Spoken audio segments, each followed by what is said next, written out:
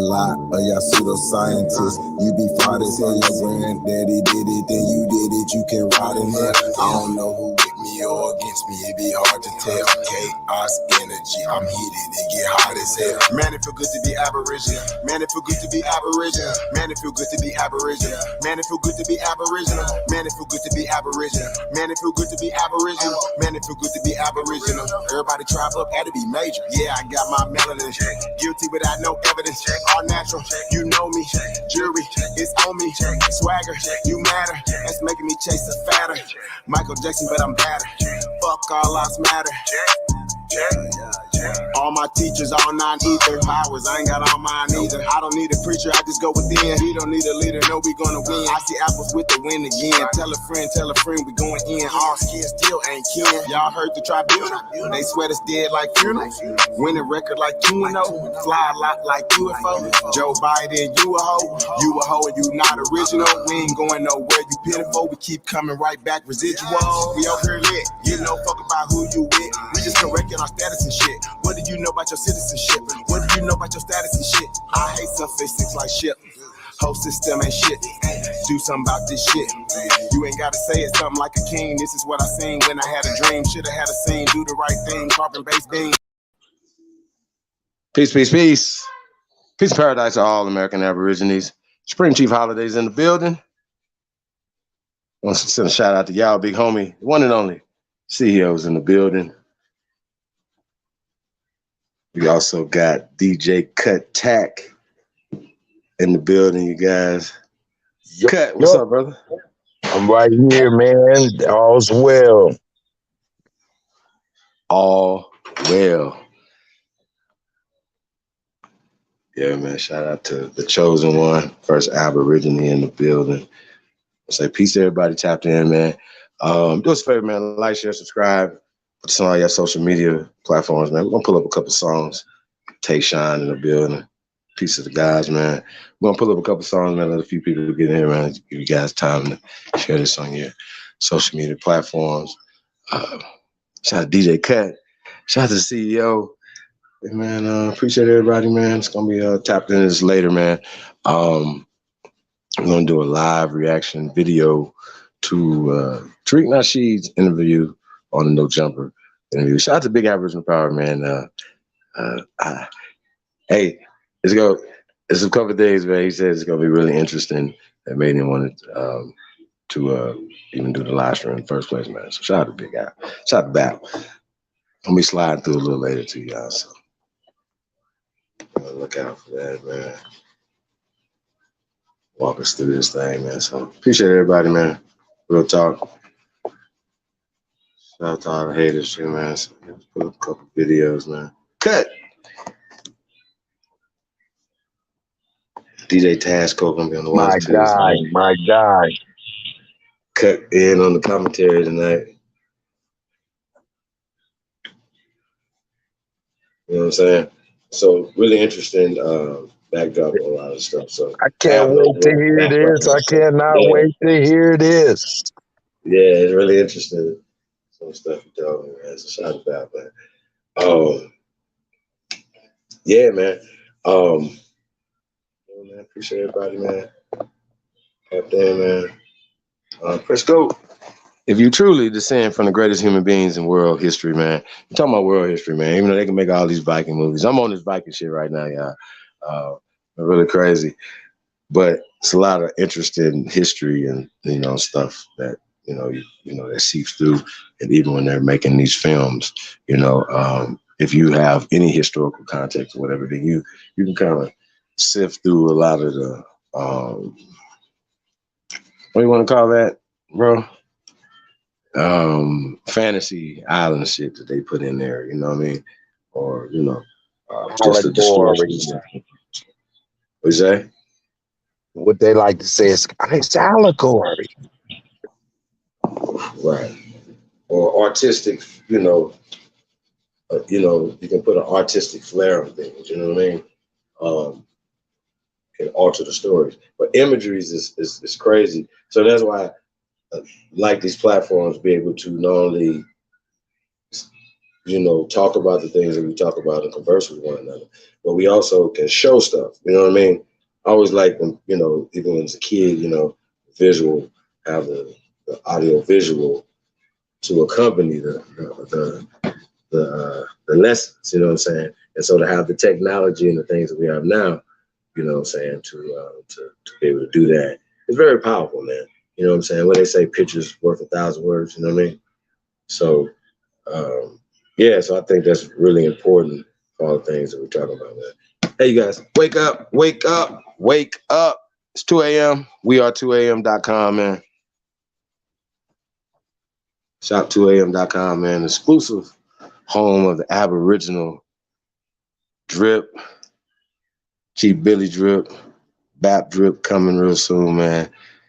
Drip check drip coming soon, man. So, got for that, man. Shout out DJ Cut. You already know, man. Cowboys and Indians too coming soon. Already. Yeah, man. You already know. Also tomorrow, man. It's the GOAT, the DJ Cut Tack show, man. 2 Eastern, man. So y'all be tuned. Stay tuned for that, man. Mix show, man. So got a few things, man. Like I said, we're gonna turn up, man. Bringing a different vibe and to the platform, man. So hope everybody appreciate it, man. Expanding the base and everything we're trying to do. So, and then you guys gotta understand that too, far as even this No Jumper interview, you gotta think about the age group of the people. I think, Cut, was you just telling me this last night? So, I think, Cut, I think that was you. Who was that? Your brother, somebody was telling me that this brother was going for a younger demographics. You know what I'm saying? No Jumper definitely is a younger demographics. You know what I'm saying? We're talking about the audience. People, okay. So y'all get to keep that in mind. Just give me some background. If you're not familiar with this particular podcast. So yeah, I'm gonna put a couple songs on you guys before we put this video up. Get into this reaction, man. Do us a favor, man. Like, share, subscribe, man. Put this on all your social media platforms. Appreciate everybody, man. I'm gonna thank you guys in advance.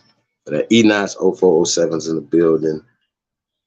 Nanya business said the Vikings was how the Aboriginals got around, but that added treachery is how they. Interesting. Snake God, Legends of Naga Charlie. Piece of the guy, man.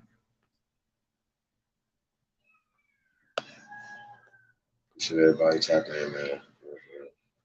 Like, share, subscribe, man.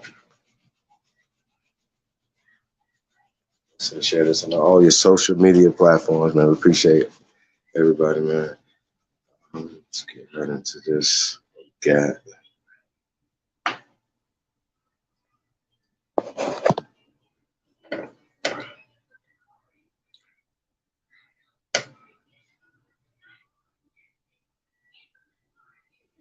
All right. Got Mr. LV Benton. I definitely can relate to this. Let's go.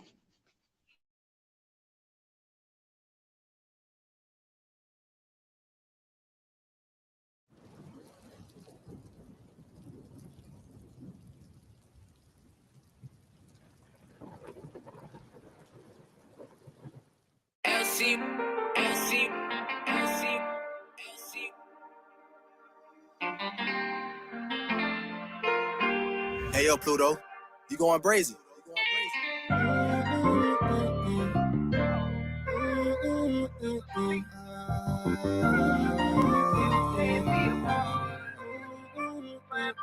At night I lay my head on my pillow, turn my back from the wall, and some nights I just cry myself to sleep, cause I got so much pain in my heart that it's tearing me apart. Pray to God that he let me find peace. Nobody could imagine the way I've been feeling. Just counting on you, God, to handle what was given. Sometimes I ask myself, do you hear me when I'm venting? Would even feel better if you had my prayers pending. That time my old lady see me down, why she tryna hold me down? No, she feel like she don't know what else to do. But all I know, my life turned around, went from smiles into frowns. Tell her pray for me and help me pull through. I've been slacking on my dream, being caught up in depression. People getting on to me, but I swear that they ain't helping. Seem like everything is took from me, my life a repossession. While looking for my break, but still ain't seeing no progression. Gotta make it easy. But this is how I'm feeling, gotta get it off my chest. I done did more of the good than the bad. Wonder how long this gon' last. Old scars still feeling like they fresh. At night I lay my head on my pillow, turn my back from the wall, and some nights I just cry myself to sleep. Cause I got so much pain in my heart that it's tearing me apart. Pray to God that he let me find peace. Nobody could imagine the way I've been feeling. Just counting on you, God, to handle what was given. Sometimes I ask myself, do you hear me when I'm venting? Would even feel better if you had my prayers pending. Tired of feeling this hurt, tired of seeing the hearse. At times I wish that I could put my life up in reverse. At times I'm feeling slept on, don't even know my worth. Then I go remind myself somebody always doing worse. Shedding tears in the shower, so I'm all alone. Cause I don't want my kids thinking daddy ain't strong. But they don't know the half of what daddy condone. They the reason that I'm standing, cause they daddy's backbone. Now I lay me down to sleep. I pray the Lord my soul he keep. And if I die before I wake, I pray the Lord before it happen that my family's straight. Amen. At night I lay my head on my pillow, turn my back from the wall, and some nights I just cry myself to sleep. Cause I got so much pain in my heart that it's tearing me apart. Pray to God that he let me find peace. Nobody could imagine the way I've been feeling. Just counting on you, God, to handle what was given. Sometimes I ask myself, do you hear me when I'm venting? Would even feel better if you had my prayers pending.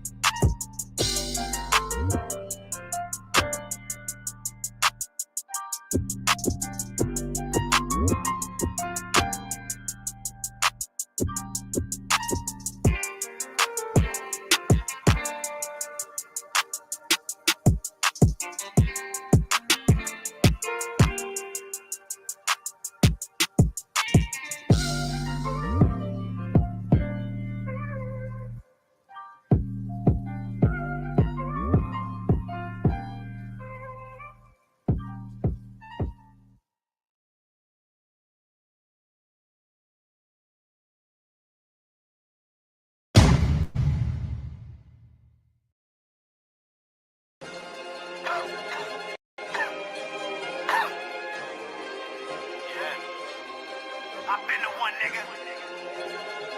CR.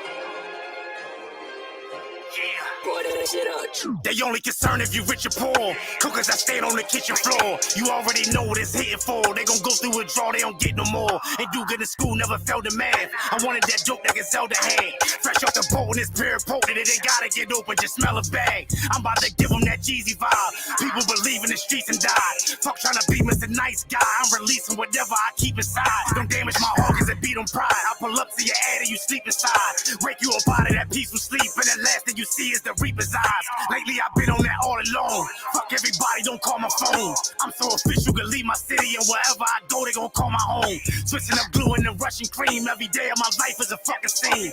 I'm with that bitch that you call your wife. Make a movie, she star in the fucking scene. You know I ain't ducking no smoking rat. I'd rather be fair than get no respect. I can get money going back and forth, so you know I get rid of opposing threats. Niggas got feminine tendencies. Don't know if they friends or they enemies. Thought they was happy with seeing me win, but niggas had visions of ending me. Do 'em like Kennedy. Nobody cares. Nobody cares. Worry about yourself, your family, the people that are important to you. That's what it comes down to. You know me, you know I'm a team player, so my niggas won't fall about green paper. We just go get it and split it up till we all in the mansion on green acres. Me ain't the only one dream chasing. I'm about to catch it in full stride. Got a genius IQ, come the street smarts. Could've went through a college or full ride. The YOLO was whiter than fluoride. Watching the game, I was courtside. Waiting for niggas to sub me in. When I get in the game, I'ma score high. Light up a back and get more fried. I'm in the clouds and I soar high. I'm trying to make it through hell on earth. Every move getting watched by the Lord's eyes. I'm not dependent on more tries. I gotta get it this go around. Ain't losing sight like I did before. Once I get some momentum, ain't slowing down. My will and my drive ain't the money closer. When you visit the trap, when you come, I'm posted. I was just eating on P&J's. Now the seats in the Beamer is honey roasted. When I was down, I ain't make excuses. I just got to a bag from the weight I'm moving. Niggas is down and they doing bad. I can tell niggas stress from the weight they losing. Niggas got feminine tendencies. Don't know if they friends or they enemies. Thought they was happy with seeing me win, but niggas had visions of enemy. They was resenting me. The people in this neighborhood see me every day that are on my side. They feel safe because they know I'm close. And it gives them more reason to love me. But North Philly, they think twice. Cheek Raw, Rap God. Sheesh. Rich or poor. Niggas been getting stacks, nigga. For the internet. Niggas been getting cash, nigga. For the internet. They was chasing after bags. Before the in the kitchen, nigga, whip it like that. Before the internet, I was really getting cash. Wasn't no counted on no camera. I was stuffed it in the stash. Hey, before the internet, we was really selling crack. We was at the Benford house. They had dolphins in the back. Hey, before the internet, we was slanging off them beepers. 911/240, that's 2 for 40 for them geekers. Kinfolk throwing up them bees, they were banging like a speaker. Look, we barely went to church, cause we was slanging to the preacher. Name green polo down, slanging thing up in my teacher. After school up in the gym, I used to bang behind the bleachers. Mama didn't know what we was, wasn't no phone, couldn't reach it. Breaking bass up in the beaker, cooking crack cocaine with creatures. Hey, before the internet, niggas been getting stacks. Nigga, before the internet, niggas been getting cash. Nigga, before the internet, niggas been getting whacked. They killed what's the name, the uncle threw his body across the track. Hey, before the internet, I was beefing with a killer. Had a shootout and a fight. It wasn't no back and forth on Twitter. Wasn't no arguing on computers. I was fucking with his sister, so I knew just what it was whenever I ran into that nigga. Hey, before the internet, they didn't have no OnlyFans. I was renting out my bitches, had them bringing back them bands. Pull that paper out that pussy, put that paper in my hand. I'm not trying to be your lover, bitch, I'm trying to be your friend. Hey, before the internet, women been getting stacks, nigga. Before the internet, pussy power, that's a fact, nigga. Before the internet, bitches ass been fat. They just utilize the web and turn computers to the trap, nigga. They just utilize the web and turn computers to the trap, nigga. Yeah, hey, we just utilize the web and turn computers to the trap, nigga.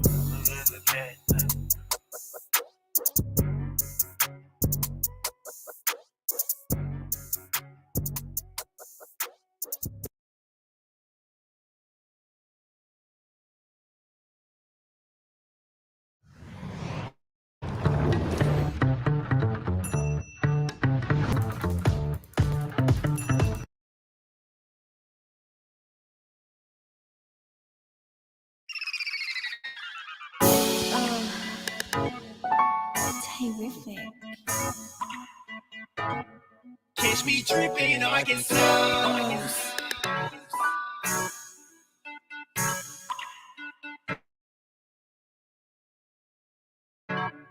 Catch me dripping. Step out the crib, look like a chick. I'm a band runner, what you expect? Watching carrots and they wrap around my neck. Looking like licks, I'm about to flex. I be feeling like the man of the year.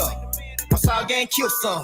I done up put too much drip on. Got your girl like damn who spilled some. Probably even got a hating that nigga all mad in the back all because he slipped on. Off top 1-0-2-100, hell no, ain't spun, yeah, I really go whipped on. Nigga soul gang so damn cold, made another nigga hold down there, do a flip on. As I walk in, hold go sniff on. I smell like a nigga paid a grip on. Add another 25 to the price of the feed. It smells just like that pipped on. Shit so strong, look stiff on.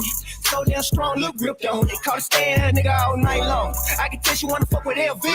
Nigga love get hit with the ice on. Fuck around and get a bitch brain freeze. Catch me dripping in Arkansas. Versace shakes, stay on my face. Play a mace.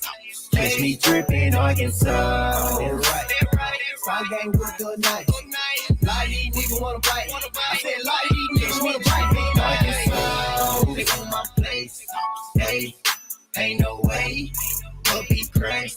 Catch me dripping Arkansas. Why these niggas better get they weight up. Catch me dripping Arkansas. They don't know nothing about getting no flavor. Catch me dripping Arkansas. First thing first, I'm a band wrong. So you know I had to drop a band on her. Cute slim waist with that ass on her. Swear I thought about putting a tongue on her. I'm ridiculous. Free for no reason, ridiculous. Put that dick up on her, she ridiculous. Yeah, drip sauce, you can see the shit. Make your bitch have a bigger Instagram niche. Just a tenfold. Sauce drip so slow. Real dope boy, edit dope bit.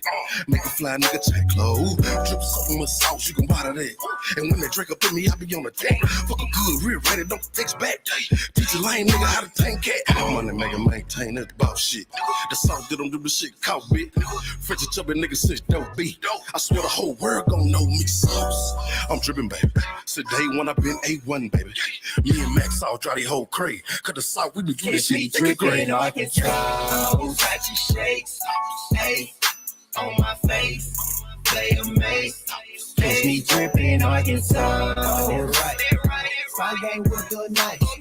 Lie these niggas wanna bite. I said lie these niggas wanna bite. Arkansas, they on my place, hey, ain't no way. Will be crazy.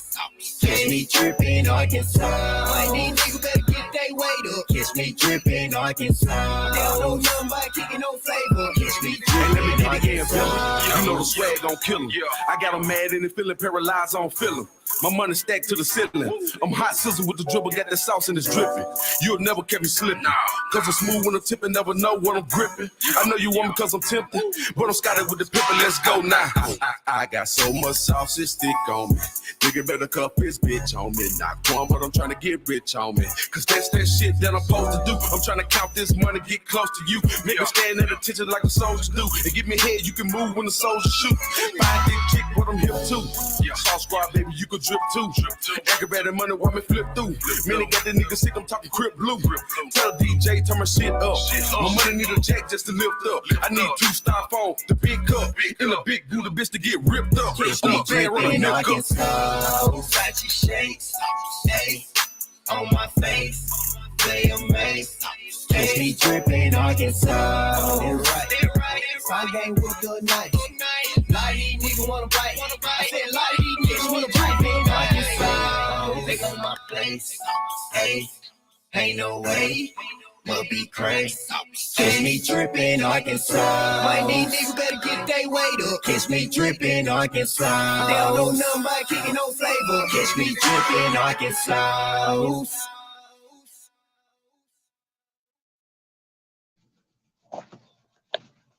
Yeah.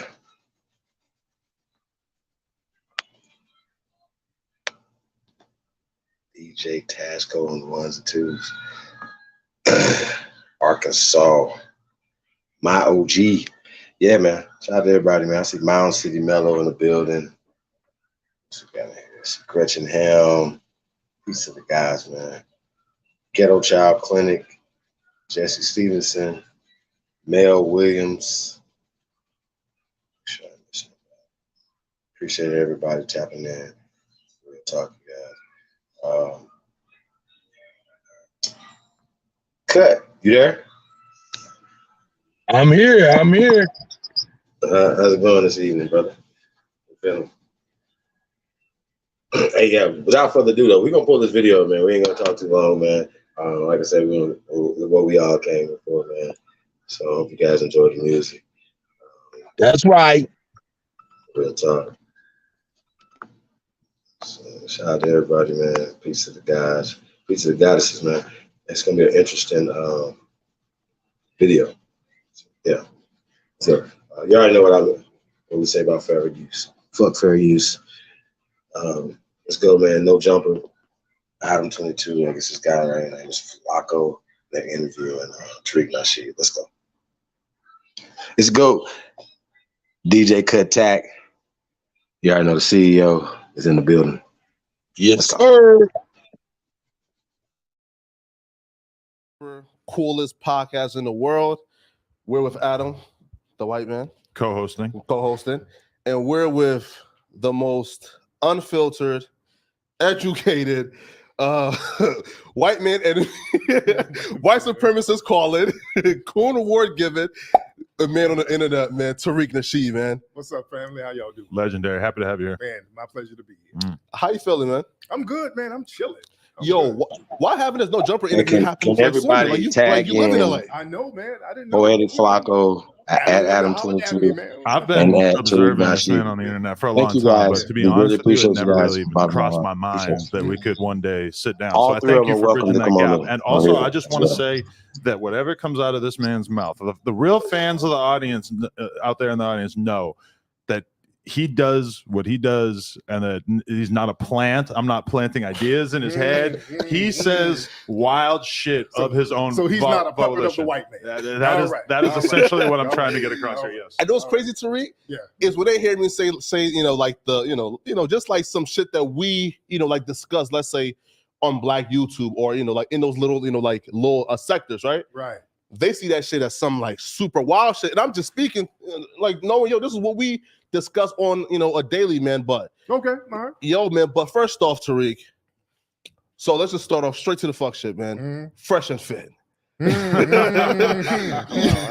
You said Myron is Team Bussy. Now, first off, explain what Team Bussy is, man. Somebody who might be moist. Somebody might be a little moist. Flexible. Yeah, somebody who might be a little sassy. Yeah. But the thing is, the problem that I had with Myron and a lot of other people is that the anti-FBA vitriol he was spitting, talking about foundational Black Americans were kind of lazy and they just don't work hard. And, this dude is from a country that failed and he had to flee from his failed country. So it looked kind of weird him saying that. So a lot of people had to check him on that. Of course. Now, you're speaking directly to like the Asian doll thing or to like them when they went ahead and like, I think they were saying they don't date darkies and, like those aspects. All of that ties in. Because a lot of people who are non-FBA, they come from places where they worship white people. So they'll come over here with a lot of vitriol towards foundational Black Americans and love and worship for white people. So they come over here and all of that ties into this white person is God thing. And then that morphs into you foundational Black Americans ain't worth a damn. So that has to be checked and straightened out. Right. Because I'm going to be honest with you, since I've become familiar with so many rappers, there have been a handful of times in which I've heard rappers speaking off the cuff, not on camera at all, and I realized how disinterested they are in dating women of their own race. So then when I see, the argument taking place on Twitter about the fact that, men get money, Black men get money, and then they don't have any interest in dating in their own kind, I mean, it's very much is a real phenomenon. But you have to understand this. A lot of rappers, almost most of them now, they're not FBA. Most of them come from immigrant backgrounds. A lot of them come from the Caribbean. Break that down, for the foundational Black Americans, just for our fans who don't know about that. Foundational Black American is a Black person who is a non-immigrant. That's a Black person who was whose lineage goes back to slavery and the founding of America. Foundational Black Americans, our people, our lineage, we literally built America. So that's the difference between just African American. African American is a real vague term that includes anybody. Right. Anybody can immigrate over here and be an African American, but we have a very distinct lineage. Right. And when I heard you break that down in terms of the whole reparations conversation, I don't really understand how anyone could argue otherwise. Right. Like if the goal is to atone for slavery, then obviously it should benefit the people who suffered from it. Exactly. That's why we had to make the delineation. Who's going to get reparations? Right. Because what they want to do is try to make it race-based, which it shouldn't be, because anybody who has brown skin can say, well, I was discriminated against, so I need to get some money. It has to be lineage-based, specifically to the people who come from the folks who were enslaved. Right. But okay, so I definitely agree in terms of, Africans, that's not our shit, my nigga, right? Like, stay the fuck out of that shit. But in terms of, like, the true definition or, like, what's defined as an FBA, there's, like, holes in it, right? Like, for example, if, let's say, like, Meghan Markle, her mother is probably mixed. I think she's mixed. And then her father is white, right? Now, she probably has, like, 25% nigga in her. Do Meghan Markle, like, qualify as an FBA? If her mother can trace her lineage back to the 1870 census, it's foundational Black American. Right, but then the thing is this, though, right? I think you said like some shit like if they're white. Now we know America is a like big old melting pot, right? There's lineages where that trace, like it's mixed up. So if let's say Josh says, "Yo, listen, like like I have like like roots to like cattle slavery. My like grandfather or was on that like plantation. Yeah. Should Josh get it? No, because he's not classified as white now. He's not a foundational Black American. See, that's a Trump-type term. It covers everything. See, African American. Elon Musk is African American. Barack Obama is African American, but he's not a foundational Black American. Nobody in his family was enslaved. You understand? Foundational Black American just covers all of that. Number one, foundational meaning the people who built the country. Only one group of people who did that, who are Black, that's us. Black, us, we're still Black. We're still classified as Black and American. That ties us to the land, of this land specifically. So that alleviates a lot of confusion. That's why we like to use that term now instead of just African American, even Black. Black is real vague. Rachel Dolezal is Black. Of course. You know what I'm saying? Well, in what is way? she Black? Yeah, I mean, she's masquerading. Hold on. They're literally Let's making a stop right legitimate here for a second. argument. Is she really That's a lot of stuff transracial? we need to cover real fast. Let's pause it. Cut. Are you paying attention? Attention with all four of my eyes.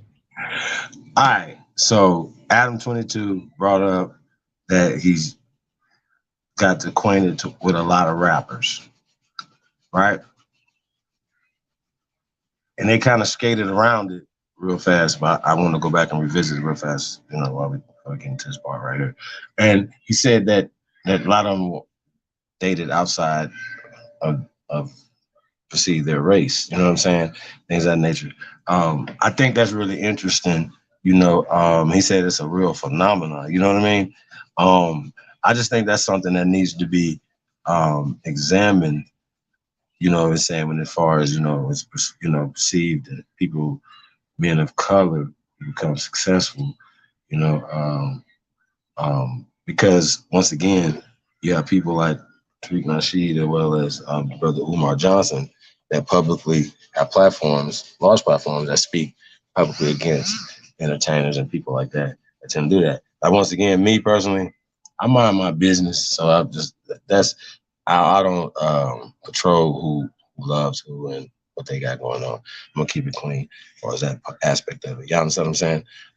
That's just my personal opinion of it. Far as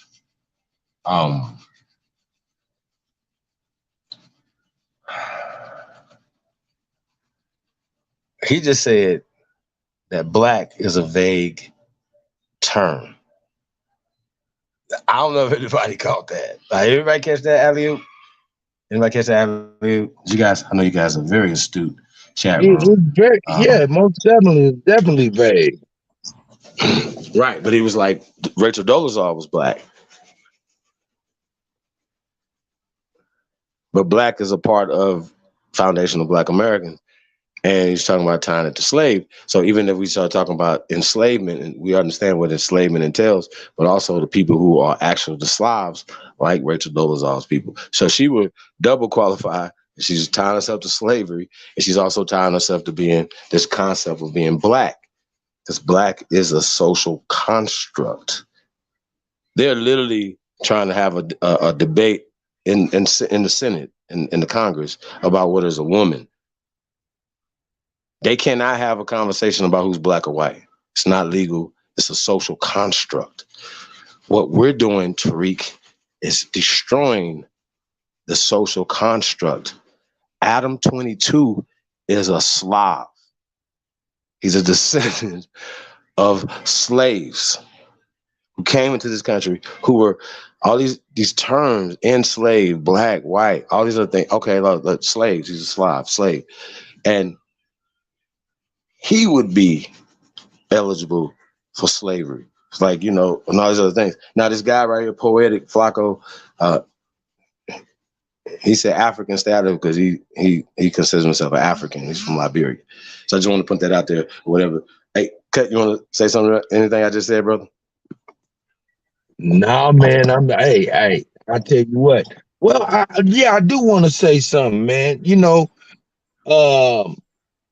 Rich people get to talking about rich people, you know what I'm saying? They know about rich people, you know what I'm saying? But us in the lower economic field can attest that, man, there's a lot of broke Negroes with some broke white hoes. That's all.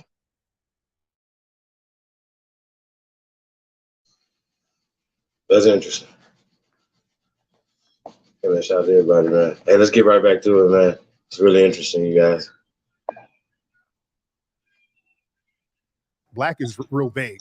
Rachel Dolezal is black. Of course. You know what I'm saying? Well, in what way? Is she black? Yeah, I mean, she's masquerading. Yeah, she's that masquerading. Okay, but yeah, now yeah. they're literally Full making black. a legitimate argument. Is she really transracial? Yeah. Because they throw the word trans out there a lot. First, it's transsexual, then it's transgender, then it's transracial. Then they're going to get into transhumanism because that's the thing that they're trying to do now. Yeah. More, mesh people in with robots and machines. So the word trans is a very vague word that covers a lot of stuff. So the transracial thing is actually very real. We kind of take it as a joke, but these people will have folks creating laws saying, well, I'm now classified as black because there's a reparations claim and I feel black, so I want to be black now. That's why we're getting in front of it saying, if you're not a foundational black American, you can't get next to the reparations claim. But I think it's the same way that you have huge amounts of young people sort of claiming to be LGBTQ because white people, straight cis people are so often forced to basically confront the horrors of their ancestors' history that it becomes, you know, viewed, or even like heterosexual people, it just becomes viewed as very, you know, negative to be in these roles. So these kids kind of flock to this identity group because it allows them to sort of LARP as marginalized. Right.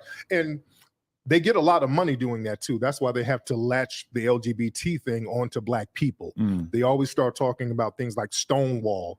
That's supposed to be their civil rights movement for the LGBT community. But Stonewall, there's been a lot of lies about it. That was a situation in New York where some black LGBT people got beat up and they fought the police back, and they made it seem like the police was attacking them because they were LGBT, which wasn't the case. There were a lot of LGBT clubs in New York at the time, so that wasn't the case. Even the guy, what was the guy who got killed? Was it Shepard? Matthew Shepard. Yeah. They tried to make that seem like a homophobic attack, but it wasn't. It was a drug deal going bad with a guy who he had a sexual relationship in the past with. So they had to make that into a homophobic situation in order to make it a hate crime. That's interesting because they do the same thing with that Pulse nightclub shooting where I believe 50 people got killed, but then it was later proven that this wasn't an intended attack on the gay community, even though it worked out that way. I mean, it's kind of strange how that has been very much memory hold because it's not something that the media wants you to talk about at all. Absolutely. So the white LGBT community, and I did a movie about them called Buck Breaking, about the racism that comes from the white LGBT community that goes back centuries, especially during slavery. They did a lot of foul stuff to black people during slavery. A lot of the slave owners were LGBT. Lord Cornbury was a governor in, I think, New Jersey, who was the one, I think in the 1600s, who helped expand slavery in the Americas. You had people like J. Edgar Hoover, who was LGBT. He decimated the black community. So the white LGBT community, they've been just as racist as the straight community. You know? Of course. And then you look at something like, remember the pink vagina hats? Yeah. That I think that kind of like universally upset, you know, feminists of color and whatnot, because it was just like a window into how petty and what silly is funny is how you guys just went to the marginalized group or gay conversation people or whatever really are. And even now, you know, with the whole monkeypox thing that's going on, and that's really targeting the gay community. I just saw in New York, the monkeypox treatments are going to the white LGBT people, and the black people who they say are being affected the most are not getting the treatment. They're being denied the treatment of that. So the racism still goes on with that. I have a question that I really want to ask Tariq this. So Flacco, since he is God here, and he's very much somebody who's not from the streets, he's never been part of a gang or anything like that. But there are a bunch of people on this channel who, you know, come from that kind of background in LA, and Flacco's gotten a lot of heat because he's been willing to say such offensive things as, you know, it is wrong to murder a defenseless 16-year-old boy or whatever. Like he's taken this anti-gangbanging stance and said some things that I thought were sort of off color. But how do you feel about that? Because it sometimes feels like in the rap game, there's a lot of bullshit that gets tolerated because people just want to, you know, respect our icons and music or whatever. Well, you know, a lot of stuff that's said in rap or by rappers, that's promoted by white record labels. So they get incentivized to say some real bogus, outrageous shit. The streets don't like that. Let's be clear. The streets don't like no 16-year-old getting killed. That makes the block hot. It messes up everybody's money. That's not good business, killing no teenager, no kids at all. Most of these rappers ain't really from no damn streets. These niggas is corny.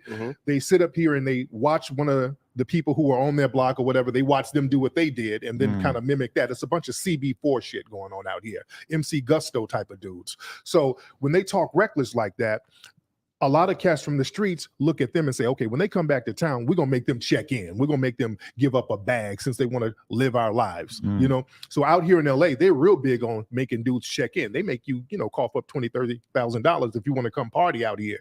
So it's real out here. People don't really play all of that false flagging type of thing and talking about street business that you're not really connected to. Yeah? But so how do you feel about him being so open about having these opinions? Because there's a lot of pressure on you to basically like fall back and just sort of fall in line and be like, yeah, I mean, all this gangster shit is just great.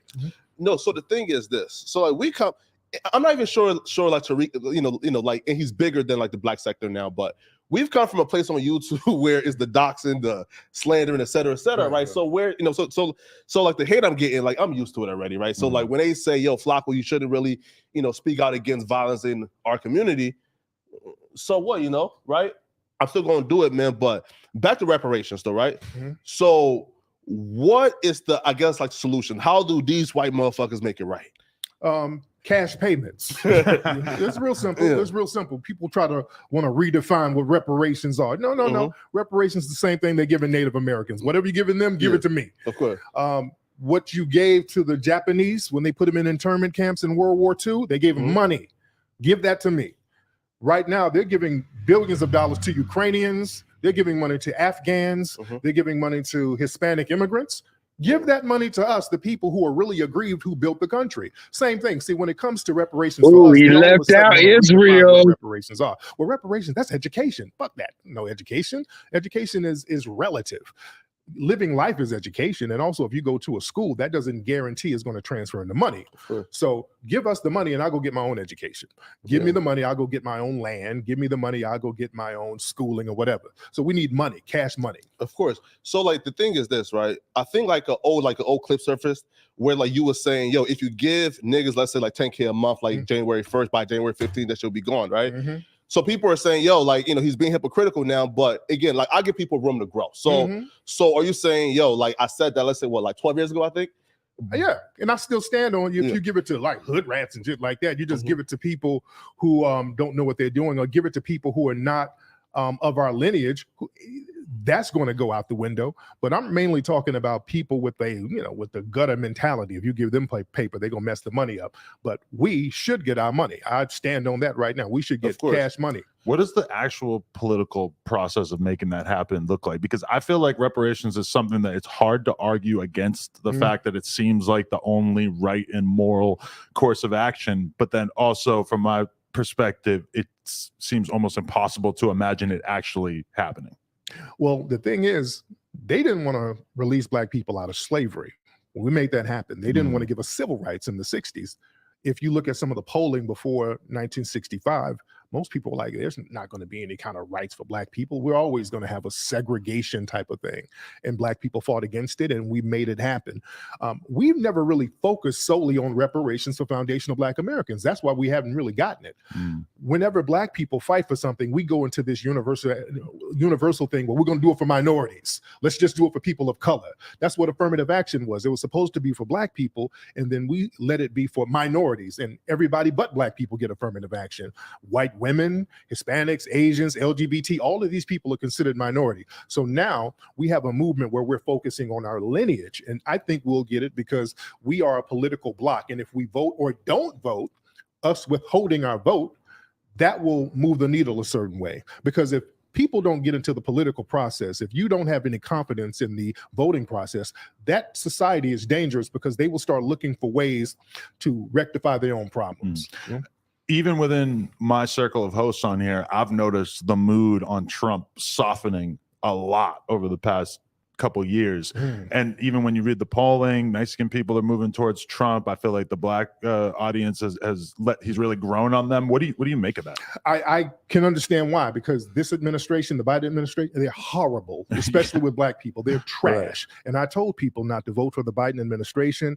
Biden tooted his ass up to Black society, didn't do anything, and they were proud to not do anything for Black society. But they ran on Trump is the boogeyman. You got to vote for me because Trump is going to get you. He's a big old racist. All right, if he's racist, fine. His racism is not even more deeper than Biden's racism. Biden has a track record of harming Black people with his policies, the crime bills, the multiple crime bills. Kamala Harris, the stuff she did out here to Black people in California was horrible. And I always point out, they try to make Trump the boogeyman. Trump didn't put any policies together that harm Black people. I'm not even a fan of Trump, but Trump did not put a policy out there that specifically harmed Black people. So they're not going to use the boogeyman tactic with Trump.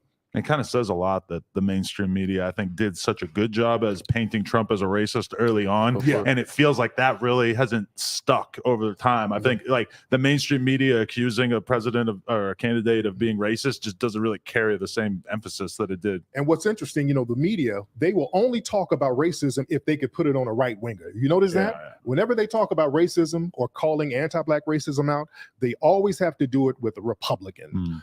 You had people like Ed Buck, who had dead Black men coming out of his house multiple times. The white media never referred to him as a racist. Big time In fact, political donor. Right, big time Democrat donor.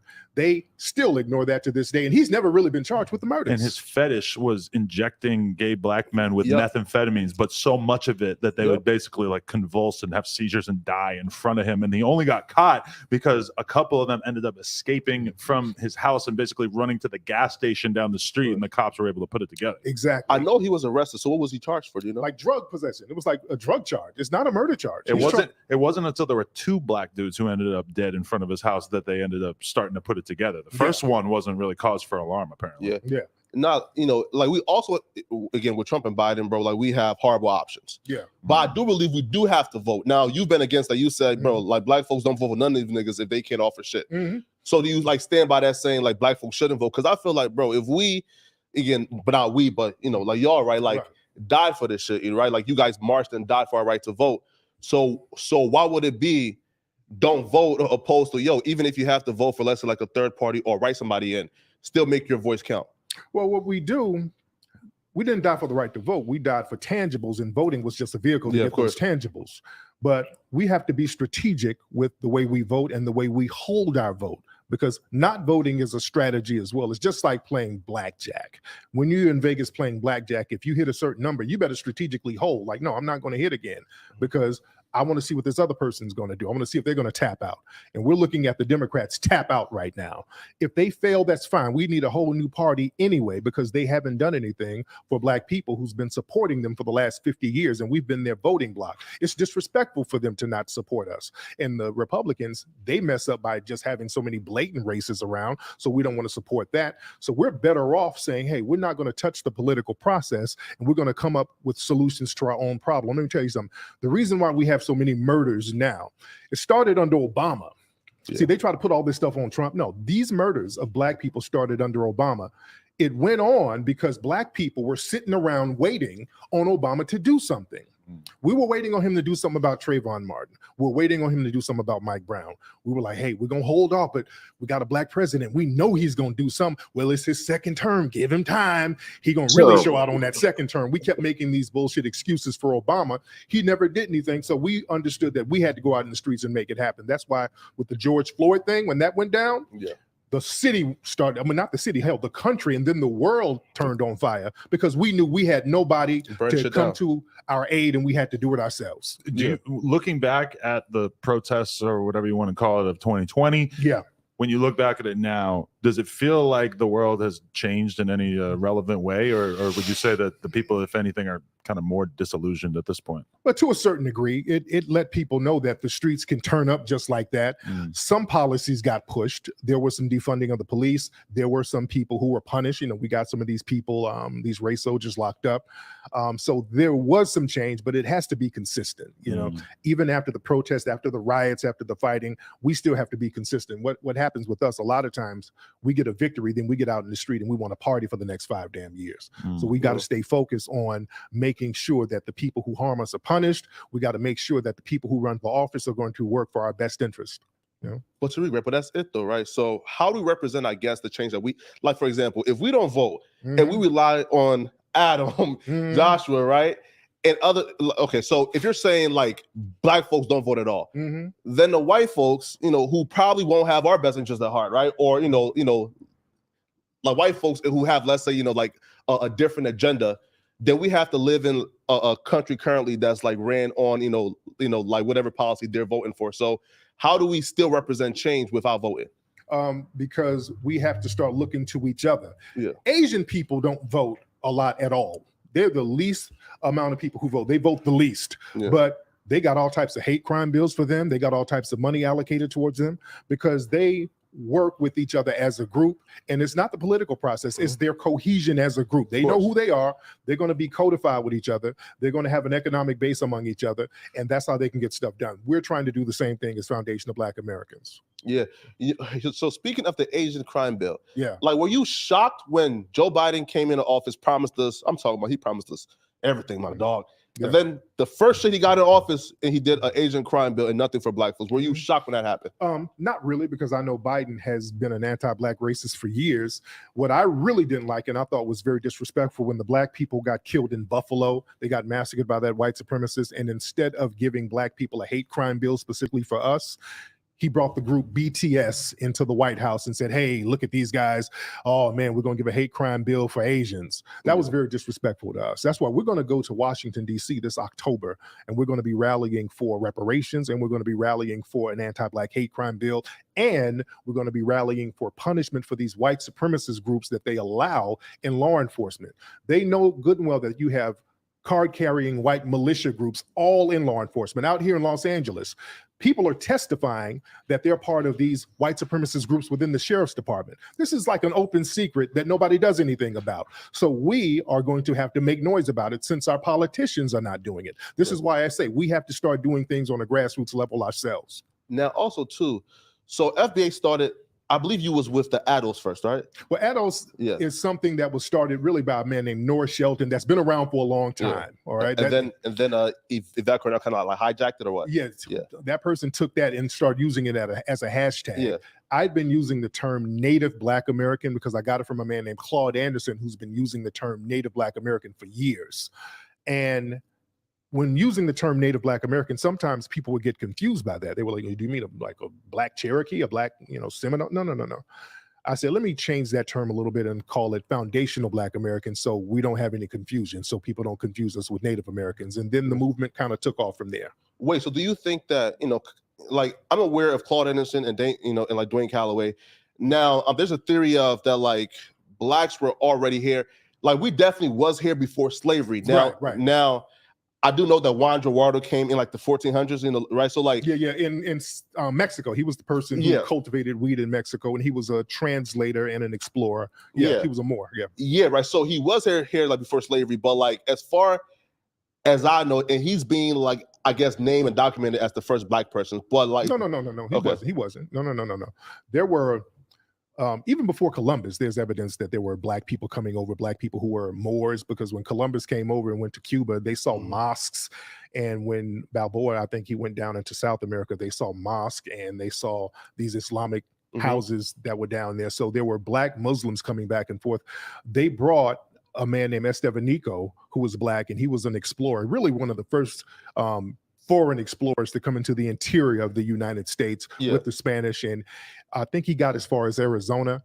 So black people have always been here with the explorers and beforehand. And they brought Estevanico because he spoke different languages. He spoke Arabic and all of this stuff. And many of the Native Americans, they knew all of these different languages too. So a lot of black people were translators. So we've been here before the Spanish. Wait. Stop right there. I definitely do agree. Now, there are kind of like the miscommunication, especially from like the weirdos like Dwayne Calloway, That's a non-fact. That's a hold on. Yeah, bro. We're going to rewind it back just a little bit. So he said that a lot of so we would know it wasn't Native Americans. We know that Negroes is a Negro continent based off of science, based off of everything, right?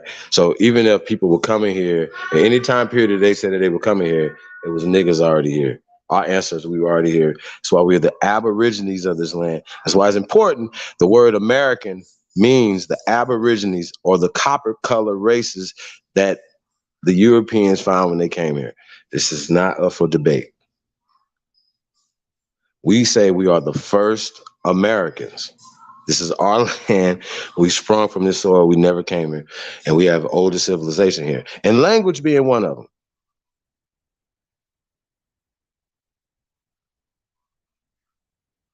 Language being one of them. Because this language, when we talk about Arabic and all this other stuff, how can we know these languages? How can we be able to speak to these people and translate these languages? Because they come from America. They didn't bring these languages here. So it's always that they came here and found shit here. It was more, whatever they think that they found here, it was more here, and it's older here in America. So you can't say, yo, that doesn't make any sense. The languages and things are older here in America. You have to do your research on that. You have to respect it or check it, or just go back and look at the shows that we've already done. We've already published these things. We've already shown this. As well as in our private builds and things that we have available.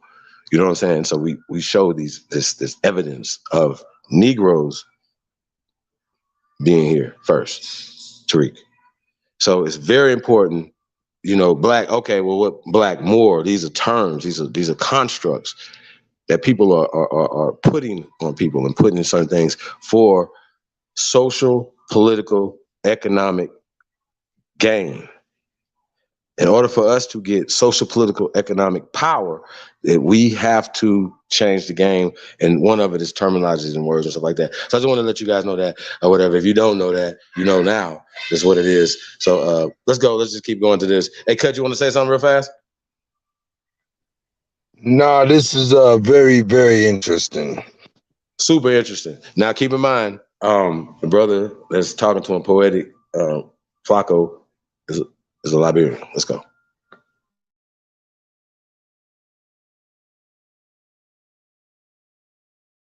All of this stuff, and many of the Native Americans, they knew all of these different languages too. So a lot of black people were translators. So we've been here before the Spanish. Yeah, here, right? So like, I definitely do agree. Now there are kind of like the miscommunication, especially from like the weirdos like Dwayne Calloway. You know, that's a non-fact. That's a troll, man. Yeah, right. Money out the water. That's a troll. Yeah, you know what I'm right. That's somebody who just says shit just to be saying it to sell books, and you know that's a troll. So we shouldn't mix troll shit up with real scholarly information. So Dwayne Calloway is the Negro and who claims that fucking Harriet Tubman never existed. Yeah, he's a fucking clown. Yeah, right? That's clown shit. Yeah. Now, but clowns like that are muddying up the water. So like, what's like so? In terms of like the percentage of African Americans who were already here versus those who got brought here, you know, right, like from Africa, like what's the percentage would you say? I think there's a high percentage because it's kind of hard to tell. Yeah. But we do know around 3 to 6% of the people brought over from Africa actually came here. That's a very small percentage. Yeah. But a lot of the people here were already Black Aboriginal people. Even when the explorers came over here, they described them. They're like, these look like the same people from Ethiopia. There's a reason why they call them. Hold on, time out. Let's stop it again. Stop it again. Time out. I got my hand up. So there were a lot. I got my hand up. Did you say Aboriginal, brother Tariq? Hey, shout out to Big Aboriginal Power, man. Now hold on, you guys. So once again, you know, when we talk about Foundation of Black American, I know it was like a little tiff that was going on with people that was slow, just wanted to have any issue. And Big Aboriginal Power was reaching out to people who were already reaching out by saying they were foundational Black Americans, right? Flying the flag, talking about they people from here, these things or whatever. Even if people say, you know, they identify themselves as Black Indians and, you know what I'm saying? And, you know, all these terms, once again, you always gonna have to come home, Tariq and everybody else, FBA, to the Aboriginal. That's where the power is. And Tariq had to come to this, you guys. Had to.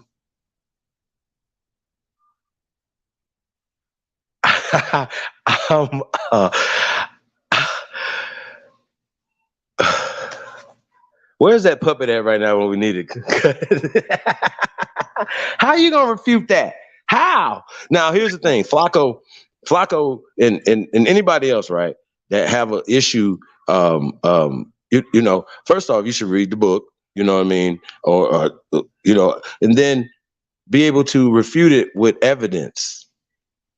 Don't just have feelings, emotions for Harriet Tubman, for instance. You know what I'm saying?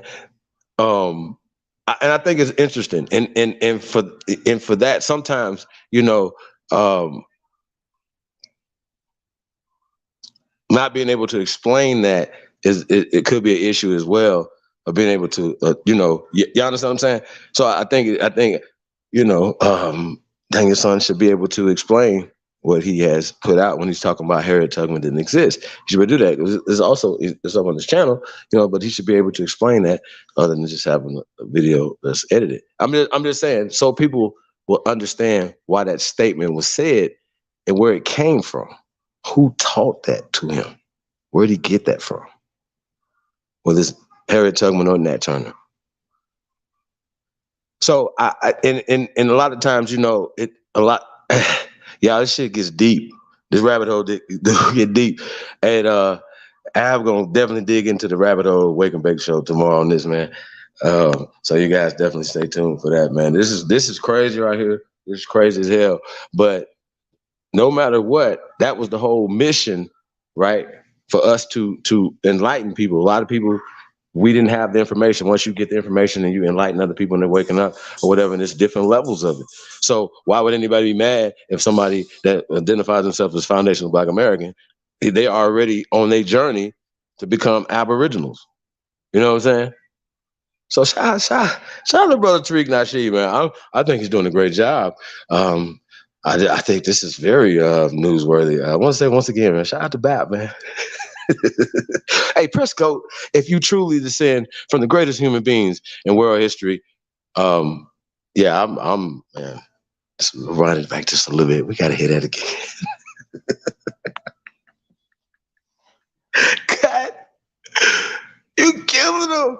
Hey, oh my God. Hey, man, I'm serious, y'all. I'm serious, man. Hey, man, I play chess. I just want y'all to know that. I really do. I would play anybody in chess. I love chess. You know what I'm saying? So I just want y'all to know that. I need y'all to keep that in the back of your mind. Y'all know who y'all are. So please leave me alone. You ain't here to build, you ain't here to love, man, and spread positive, man, and energy and stuff like that, bro. You selfish, you for yourself, you not for the collective and for the community, whatever that you came to. That was what it was about, and about division and dissension and all the things that people do, bro. That's the indoctrinizers. I don't say colonizer no more. That's a fallacy. You know what I'm saying? But we're gonna get back to all of that stuff. But it's really interesting, you know what I'm saying, this right here. So let's get back to it, you guys. Let's hit that again. Let's go. A lot of black-skinned people here, and they just enslaved them where they were. And then when the African people were brought over, they just kind of mixed everybody together and said Negro, because they wanted to erase everybody's lineage so that people wouldn't escape, so that the from Africa actually came here. That's a very small percentage. Yeah, for sure. Yeah, let's go back a little bit. People here were already Black Aboriginal like 30 seconds. The explorers came over here, they described them. They're like, these look like the same people from Ethiopia. There's a reason why they call them Indians, because they look like the dark-skinned people of India. Yeah. You know, so there were a lot of black. Well, India or Ethiopia didn't exist at this time. So these are just descriptive terms, new terms that they just wrote back in time. They wanted to erase so that's not true. Lineage so that people wouldn't escape, so that the treaties that they had with other Indian tribes, they wouldn't escape to those tribes. So they would get these people, especially the children, and completely erase their background.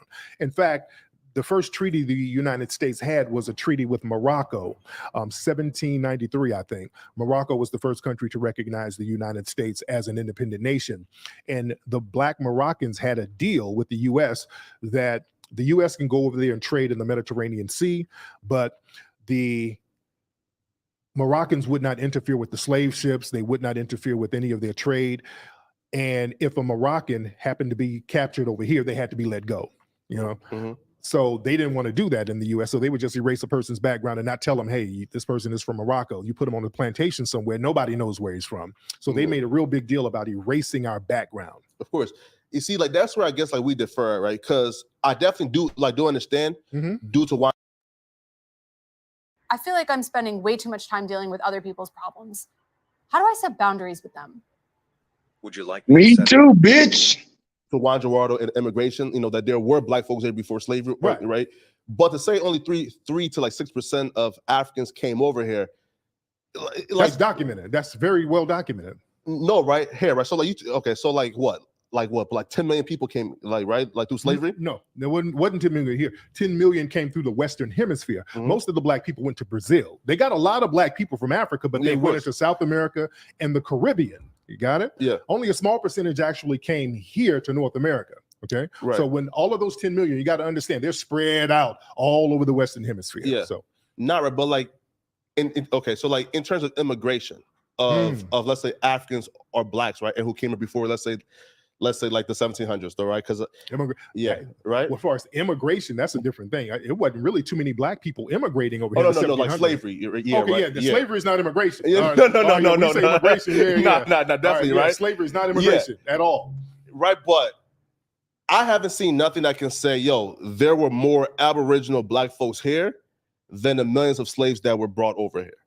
Well, the thing is, when you look at the numbers don't really add up. There were a lot of black people over here, and what they try to do, because they saw, based on the records, and they kept meticulous records of who came over here, because they had to insure people. So Lloyds of London, all of these people got meticulous records.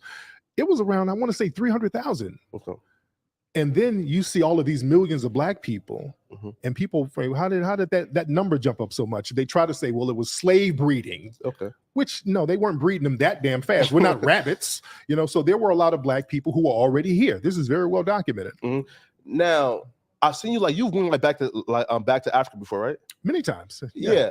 So even past interviews too, you've been real positive towards Africans in general. Still am. So why are people like Yvette Carnell calling you xenophobic? Where did that come from? That's a clown. That's a non-factor. Yeah. That's a non-factor. Yeah. People who are non-factors are not pertinent to serious conversations that we're having. This is a serious conversation. Who do they say he's xenophobic against? Just other black people who aren't foundational black Americans? Just certain people just say shit for attention, and I don't like to give it to them when we're having a real thorough conversation. We're chopping it up like true players here. Probably part of the argument against you sort of dividing the black community or whatever is that you're dividing the community and that people should be sticking together to fight for the same goal and everything, which, you hear a lot of that argument about the Democrats and the left in general. What's your approach on that? Is truth just that much more important than political viability? And see, the thing is, people get on this thing where we all got to fight together when foundational black Americans start calling everybody out for their off-code behavior. The problem is you have so many people who are non-FBA trying to speak for us, and they're misrepresenting us. And we've warned people for years, hey man, get these people out of here who's misrepresenting us. When we talk about reparations, we have somebody who's black hop up and say, well, I'm black and I don't need no reparations, man. We being lazy, looking for handouts. And then we look at the person's background. The person ain't even qualified for reparations. The person's from Ghana somewhere. So we've had so many people misrepresent us. Candace Owens, she identifies as Caribbean. This woman gets paid to go out here and denigrate black society. They use her melanin as a shield for their own racism, white society. Too many people who are non-FBA, they allow the white supremacists to use them as a shield to facilitate their racism. So when we see all of these people talking about y'all black people are lazy, y'all better stop all this crime, and then we look at these folks like, why are you talking like that around these white people? Come to find out, they're not even FBA. So we're calling all of that out because they wouldn't let us do that over there. I can't go to Nigeria or Ghana or even Jamaica and talk down on the people sitting next to white people. They would stone me to death. They don't play that game out there, and we're not playing that game now. No, definitely. We understand that part. I guess where people are saying is, there's coons everywhere, right? Trust me. I've been somebody who's been staunch against African coons. So, they exist. Define that. A coon is for example, like an African and who comes there and starts it off with, immigrants come here and do better. Black folks are just inherently lazy. Shit like that. Okay. Coons, right? They're against blacks and they feel as if the white man or the white way of living is better. Shit on their own people for their own personal benefit. Not all people, because they shit on FBAs. Yeah. Those are coon Africans. But why can't we say there are some coon Africans who come here, but that's really not the the general sense, right? For example, right? Most Africans that I know ain't on that coon shit. Just there are black coons as well. Sorry, I'm FBA coons as well. Right. So why is it not, let's both come together and say, fuck the coons. Why is it like a narrative of, yo, there's Africans or most Africans come here and shit on us? The thing is, FBA coons, we identify them, all right? Yeah. We don't even let y'all get them. We say, hold on, we got this. This is one of our niggas. Yeah, Let's of course. get him. Jesse Lee Peterson, Coon. we call him out. He was a coon. Yeah. Larry Elder, coon. We call him out. Diamond and Silk, we call them out. We get family business together before they go out here and embarrass us. So when they start talking, we say, hey, this thing is a coon. You see a Daily Beast article came out today saying that Jesse Lee Peterson's been sucking dick? Yeah. I knew Jesse was moist. I did an interview with Jesse and I said, Jesse, dude. Y'all sucking dick though, because like dudes did like a whole roundtable interview. It was like 20 niggas talking about like they had like menage a trois. Yeah, they were running they running a train on Jesse. They running a coon train on him. That's crazy. But again, our coons, we know how to call them out. The problem is the foreign coons, nobody's calling them out. Nobody's letting us know who the coons are, who's coming over here. They're just kind of blending in, and nobody's saying, hey, that person over there, man, you better watch out for him. So we have to say, hey, we're going to have to start screening for the coons, and there might be some collateral damage in that, but that's needed because nobody else is doing the job. Of course. So speaking of coons, if you had to name one name, who's the biggest coon right now in 2022? Oh man, it's an Olympics right now. Man, you got so many gold Coon Olympics. It's a Coon Olympics. We had a Coon Train Award. Hey, I think that's a good question. Who y'all got, man? Who y'all got? I actually gave Jesse his award in person. Yes, I gave I've him seen that. Yes. So yeah, we called him out, but now it's so bad now. I got the award show. Them goddamn. Hold up, pause it. Motherfucking list, To nigga. sell out. Hold up, pause it. Because a lot of times the coons will be right Pause wingers, but you have these Democratic coons out here now. So it's all over the board right There is a channel, and this man's name is AK Nation, AK Nation. He's the one right now. He's leading it in my book. Wait, is that academics? No, it's a brother out of Washington D.C. Ironically, but and he's beyond crazy. Who y'all got, man? Who is Tayshaun got Kamala, Obama, Maxine Waters, Juice got Maxine Waters, Haru got Obama. I mean, but Obama ain't even around no more. Yeah, for real. They still mad. Like 2022, man. Yeah, he's still mad about Obama. Nah, 2022, man. 2022, man. Who get the award this year, man? Who y'all got this year, man? AK Nation. You got AK Nation? Yes. You got a nomination for AK Nation. Shout out to Yan in the building. What's the guy name, man? Anthony L. Pickens Jr. in the building. Peace to the guys, man. Appreciate everybody. OG Green Machine said Caveman or Stalkers. Al Watson in the building. Sagittarius Jones. Juice. Let's say peace to the guys, man. Who we got in here, man? Hey, let's get back to this, man. This thing's getting interesting. King Solomon the first got Umar Johnson. Hey, he definitely that shit the other day, man. That boss shit, man. Shout out to the Fred Hampton Gun Club, man. Tap in, man. I seen they was over in Big Aboriginal Power chat room today, man. That's what's up. Somebody that had the thing on there. So shout out to Fred Hampton Gun Club, man. Yeah, man. That's some sucker shit right there, man. He did though at the school. Other day, man, we was playing that video, man. That was some real sucker shit. So that would definitely put him at the top of the list. Coon Train, real talk. Of those awards. Nubian DNA is in the building. AK Nation is a Nigerian tether. Damn it. Tayshaun got Drake. Really? Ketanji Brown. Yeah. I don't even know who Ketanji. I heard these names though. I don't even follow this shit. Umar Johnson, my friend. Dang. Umar the GOAT. I don't know if you mean GOAT of the Coons. You know what I'm saying? I mean, you might have to clarify that. We got Cassius Deity up in here too. Said shout out to the Wabos in the building, chicken feathers up. I think that's really interesting. If you are a person, like I said, bro, all you guys have to do is interesting because we haven't seen you guys. You guys have been on, the milk cartons, for a minute. So I think it's interesting. But thank you for coming. You got, Cash's deity. We appreciate that, man. But we don't take you guys serious at all, man. Real talk. So that's not even, we don't even know if you really exist. So if you all would be welcome to come on and speak your mind, and we will not block you. You know what I'm saying? So, so that's how we feel about it. You know what I'm saying? So we're full-blooded, brother. You can't be mixed and full-blooded. Okay?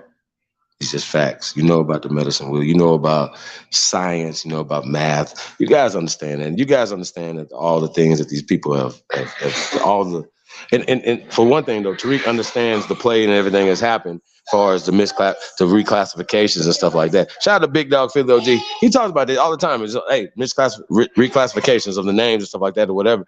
And for us to continue to use that and then separate based off of the classification and stuff of other people's descriptive terms or whatever, which lots of times takes you away from this land. So let's get back to the video, man. I just wanted to say that, man. Real talk, man. Pieces, guys, man. Press go. If you truly descend from the greatest human beings in world history, it's the GOAT. Got DJ Cut in the building. Y'all big homie, the one and only. The CEO is in the building. Let's go. Right now. So, and one time where you gave out one of these awards was during a Vlad TV interview that you apparently showed up at, and you decided that you wanted to give out one of these awards. You about to give Tommy Sotomayor the case of the beats of his life. Can you break down what happened there, and was that the end of your relationship with Vlad? Kind of, sort of, because what Vlad did, and this is what I think. I was on the show. I was on Vlad's show.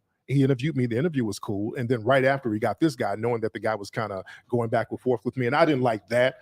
I didn't like, don't put me into some beef and then try to use me to pump up a beef. That's what I think that he was doing. So I just went down there to see what was popping. Now be real. Did Vlad give you the Addy? Like, did Vlad, no, we already had the Addy because I the address though, like the time. Okay. No. I've been there before. And plus, Tommy was tweeting about it. Yeah. He was like, hey, I'm here, Vlad, everybody. He was tweeting about it. During the video, you can hear Vlad being like, did you tweet about the fact that you were going to be here? He's like, got you. Because because that was like the narrative of Vlad TV set this up so you guys could. Tommy started accusing Vlad right away as soon as Tariq ran in there. Right.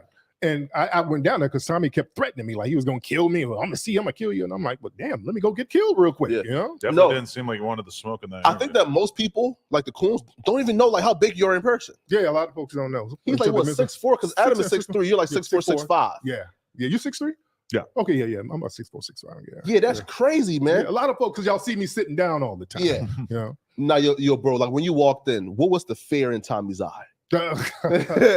Yo, was you like, damn, man, I can't even do it to him, bro, because I wouldn't go sucker, I wouldn't go sucker punch him because he would have been like, oh, I got sucker punch, But more power to him, man. I think he's going through some things right now, and I hope he's doing all right, really, because I don't like that was like almost a decade ago. So I hope that dude is doing all right, man. Folks that I've had beefs with, man, I'm not even tripping on that, like Umar and all these folks. I hope that they do good, man, because we got a bigger thing out here to deal with. Of course.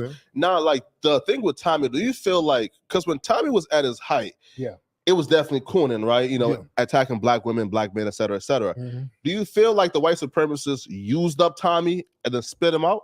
Yeah. What they do, they like to get a black person who's talking down on black society and then prop them up so they can hide their racism. They're like, hey, look at what this guy said about you folks. I didn't say it. This guy said it. That type of thing. Candace Owens got the easiest job in the world. Oh, yeah. She's a young, pretty black girl, and she's well-spoken, and she's saying literally everything that the GOP wants Americans to believe. And, think about, I heard her talking the other day about how she's doing a documentary about how George Floyd's murder was justified. Can you imagine a white guy making that documentary? Right. I mean, it would be viewed as like pure KKK hate speech. She can kind of get away with it, and there's some significant percentage of black people who are probably going to fall for this. Wait a minute. She can't get away with it, to the white supremacists, and even the people that's producing it can't get away with it. What are you talking about? This has nothing to do with that. See, once again, don't make it about you wrong. What that don't matter. Right is right, wrong is wrong. Listen. What reason on this earth for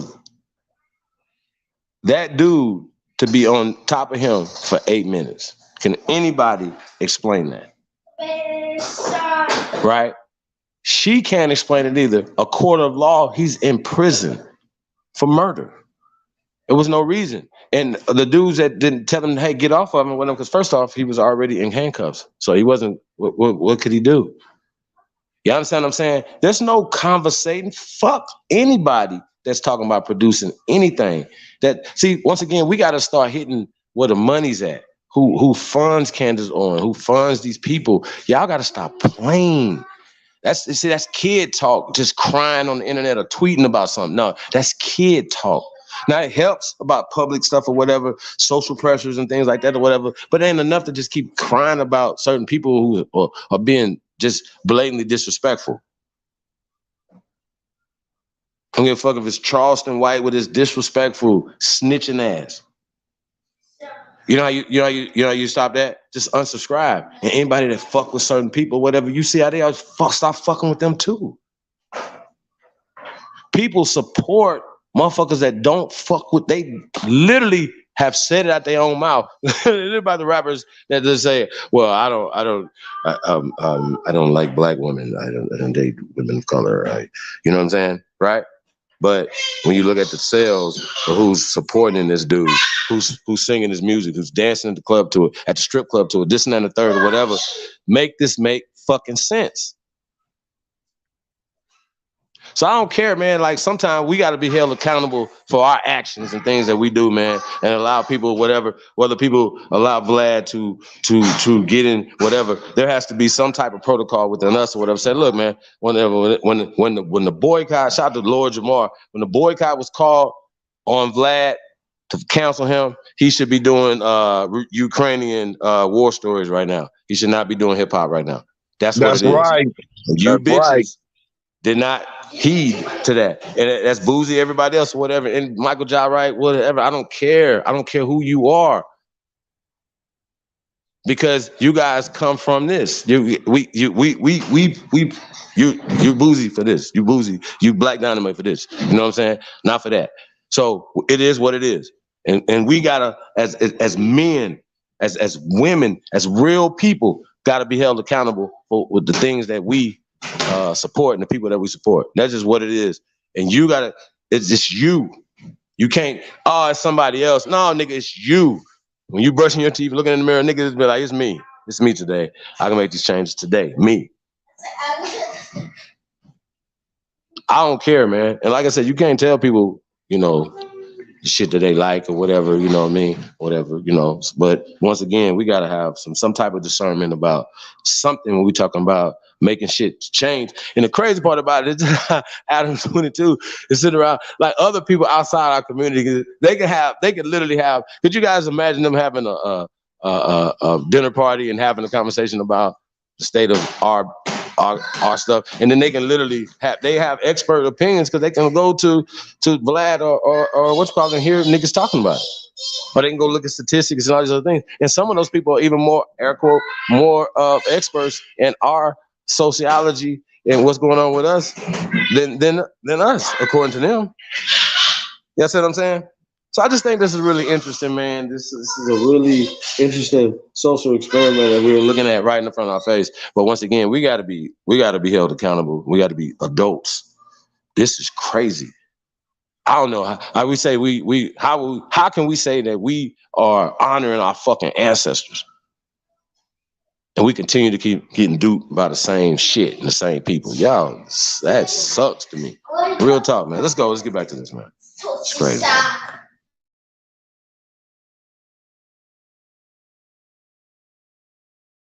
That white people can, and they have whole white think tanks that hire these people. There's a whole, that's Brandon, what's that Tatum, that police officer guy, he does the same thing. So they have a whole bunch of people on payroll to do the dirty work for them. Yo, that's crazy, man. Now also too, speak about your past, because I always call like Tariq Nasheed, like you were like the godfather of like the whole, like the manosphere giving game shit like that. Yeah. One, why do you feel like, I guess like that community kind of like erased you out of history? And do you feel like you get the credit for the manosphere in the red pill content? No, they still give me credit. They give me credit because I wrote the first book that really blew that thing up. My book, The Art of Mackin, that I wrote it in '99, came out in 2000. It was a huge seller. So that kind of kicked that whole thing off. So people still kind of acknowledge that. I just haven't written a relationship book in a long time. And you have a lot of people out here trying to feel their way around. The closest person to come to the level of what I was doing was our good brother Kevin Samuels, rest in peace to him. And he followed me and he read my stuff and he understood my work and he took it to another level because I started focusing more on the racial aspect of relationships because talking about relationships is one thing, but relationships and race, they kind of go hand in hand because you're talking about getting with people and procreating with people, and then that lends into a racial situation. So I wanted to start focusing on race. Was there anything that was part of Kevin Samuels' platform that you disagreed with? Because you had countless people who were really trying to paint him as, a black woman hater. Right. And then you have the whole other side who's basically saying he was answering a lot of these women's questions. His audience was largely women, and he was really kind of telling a lot of people shit that they needed to hear, right? No, Kevin was telling a lot of real truth, and he was telling his truth, and that's why people rock with it. Sometimes when you tell the truth, a lot of people want to get offended or pretend to be offended, but they will tune in and listen to the truth because they ultimately respect it. We've been taught in our society that you're supposed to sit here and kiss everybody's ass and you kiss women's asses and you're not supposed to tell them the truth and you're supposed to pander to them. And he just didn't do that. And especially as a black man, we're supposed to just kind of be contained. We're not supposed to wag the finger at anybody except other black men. So when we start pointing the finger at certain relationships in our community, or we start talking about white supremacy, they look at that as us being out of bounds. So that's why I think Kevin got a lot of flack because he pointed the finger at people outside of black male society. Of course. Now, speaking of Kevin Samuels, now, do you feel like the black family structure is the strongest it's ever been, or do you feel like it's declining? No, it's not the strongest it's ever been because we've had too many people infiltrate our family relationships, man. During the feminist movement in the 60s, that was a big factor that undermined us. The drug thing undermined us. The prison industrial complex undermined us. And now the white LGBT community, that's undermining us because they're promoting that heavily in black society. They're promoting non-procreative sex. They're saying that black men and black women don't need to be together. It can be two men. It can be a trans person. So that's something to undermine us ultimately. And that's very deliberate. The dominant society don't give us nothing as black people. They don't give us what we ask for. They're not giving us our reparations, our education funds, our housing funds out here in LA. Thousands of black people are homeless, but they will pour billions of dollars into us getting into same-sex relationships. So right there, we should be weary of what their agenda is. And when you look at the trans issue in particular, I feel like it's such a losing battle for people who are progressives, who you probably agree with on a lot of stuff. And then but the whole conversation just gets muddled so much. No, but I mean, you identify as like a Democrat for the most part. Even though wrong one. I hate the Democrats, and I'm not a Republican. I'm nonpartisan. I'm not anybody who's going to give me a reparations check. I'm that. Yo, how do you feel? Sorry, right? This is just on the topic. This is a clip that went viral yesterday where basically there was a professor who was brought into court to have part of this debate about abortion was debating with this dude, Holly. And this to me it stood out to me because everybody on the right seems to think that this dude is clearly the only one who's making sense. And everybody on the left seems to think that this chick just absolutely slam dunked on him. And this is a young black woman arguing with a white Republican man. You've used a phrase. I want to make sure I understand what you mean by it. You've referred to people with a capacity for pregnancy. Would that be women? Many women, cis women, have the capacity for pregnancy. Many cis women do not have the capacity for pregnancy. There are also trans men who are capable of pregnancy, as well as non-binary people who are capable of pregnancy. So this isn't really a women's rights issue. We can recognize that this impacts women while also recognizing that it impacts other groups. Those things are not mutually exclusive, Senator Hawley. Oh, so your view is that the core of this right then is about what? So I want to recognize that your line of questioning is transphobic, and it opens up trans people to violence by not recognizing that. Wow, you're saying that. I'll just cut it right there. But this to me stands out as something very clear where the layman, or really even just anybody with some common sense, is going to hear this conversation and be like, this guy seems like he's asking some reasonable questions and she's accusing him of transphobic violence. Right. And basically that sounds like a person who has been given talking points by these white liberal feminist organizations and LGBT organizations. Then again, they have to get a black face to do it. You got to get a black face to do all of this stuff so that you can tie in black oppression to the white LGBT community. And I think that woman might even be Caribbean if we look into her background, because I know she's from down in Florida. She kept using the term birthing people. She wouldn't say the word woman. This whole thing where they want to erase genders, that's a very dangerous thing because that's how they can control people. When you don't identify as a particular gender. They did that in slavery. In slavery, they erased our genders. They would put black boys in dresses and they would work the women like men. Sojourner Truth had a very famous speech saying, ain't I a woman? Y'all work me like a man. Damn, ain't I a woman like these white feminists? So this whole thing of ungendering people, especially us, that's a slave tactic, and they still do it now. Yo, and you even feel like, so the first feminist rally happened at Seneca Falls. Black women couldn't be a part of it, couldn't vote, couldn't do shit. Yeah. So why do you think that our sisters are now adopting the feminist philosophy when feminism started and they were excluded from it? A lot of our FBA sisters are not doing that. Let's be very clear. A few of them did in the 60s. Even before the first wave, they tried to get Ida B. Wells and all of these people to be down with the white feminist movement, and Ida B. Wells wasn't rocking with them. So anytime they say Ida B. Wells was a feminist, that's just really not true. She called them out because of their racism. Susan B. Anthony, Elizabeth Canton, all of these people, they were hardcore white supremacist women. They hated black people. And even the feminists in the 60s, they had that same hatred for black men too. You look at feminist lawyers today, Gloria Allred, her whole roster is going after black men, using these racist ass techniques and strategies going after brothers. A lot of FBA sisters don't rock with these white feminists because they have a history knowing that these white women can't stand them. A lot of foreign women, if you look, especially with the Black Lives Matter people and all of those folks clicked in with these white feminists, these aren't FBA women. They come from, they ain't, I'm calling them out. These are not, they ain't FBA. And they go along with that line. Tarana Burke and all of these Me Too people, they're not FBA folks. So they go along with that program because they understand those white women are trying to undermine foundational Black American society. And a lot of these non-FBA folks are down with that program. One quick question. When you saw Dr. Umar in the mall, did you think, did your mind go to, he's probably just buying incense, or did your mind go to, aha, he's getting some snow bunny pussy? I said, I know what Umar ain't doing. My mind went to giving him the benefit of the doubt. I would like to just note that. I didn't know, but I thought it was funny. Just the visuals was funny. It was the funny visual, but he cleared it up. So that's good. No, but here's why I don't agree with that, right? Because feminism was here before, again, like you guys like fought to have like, you know, like Black immigrants come here, right? So yes, we did. Yeah, right. So I do give y'all credit for that, right? Because again, without FBA, we wouldn't be here because you guys march and say, yo, bring our Black brothers over here, right? Right. So, you know, so thank you for that. But also too, feminism existed before we even got here, right? So in the white community. Nah, come on now. There wasn't no feminism in the Black community like that. How? In what? The 50s, 60s? In the Black community? Our sisters were definitely feminist. How so? You better get it. No, right? Spit it out. Right? No, listen. Again, especially in the 50s and 60s, right? It was definitely a woman empowerment thing. And they definitely were rocking with feminism back then. Not in Black society. Here, right? So you're saying that in the 50s, again, in the 50s and 60s, that Black women weren't feminist at all. Did you see footage of the 50s and 60s Black women getting hosed down with water hoses and dogs sicked on them? What privilege of feminism did they have? It was Black men and women getting attacked together in the 1960s. There was no privilege or benefits. Sisters weren't dumb thinking, okay, well, damn it, they doing this to me because I'm a woman. No, they knew what it was.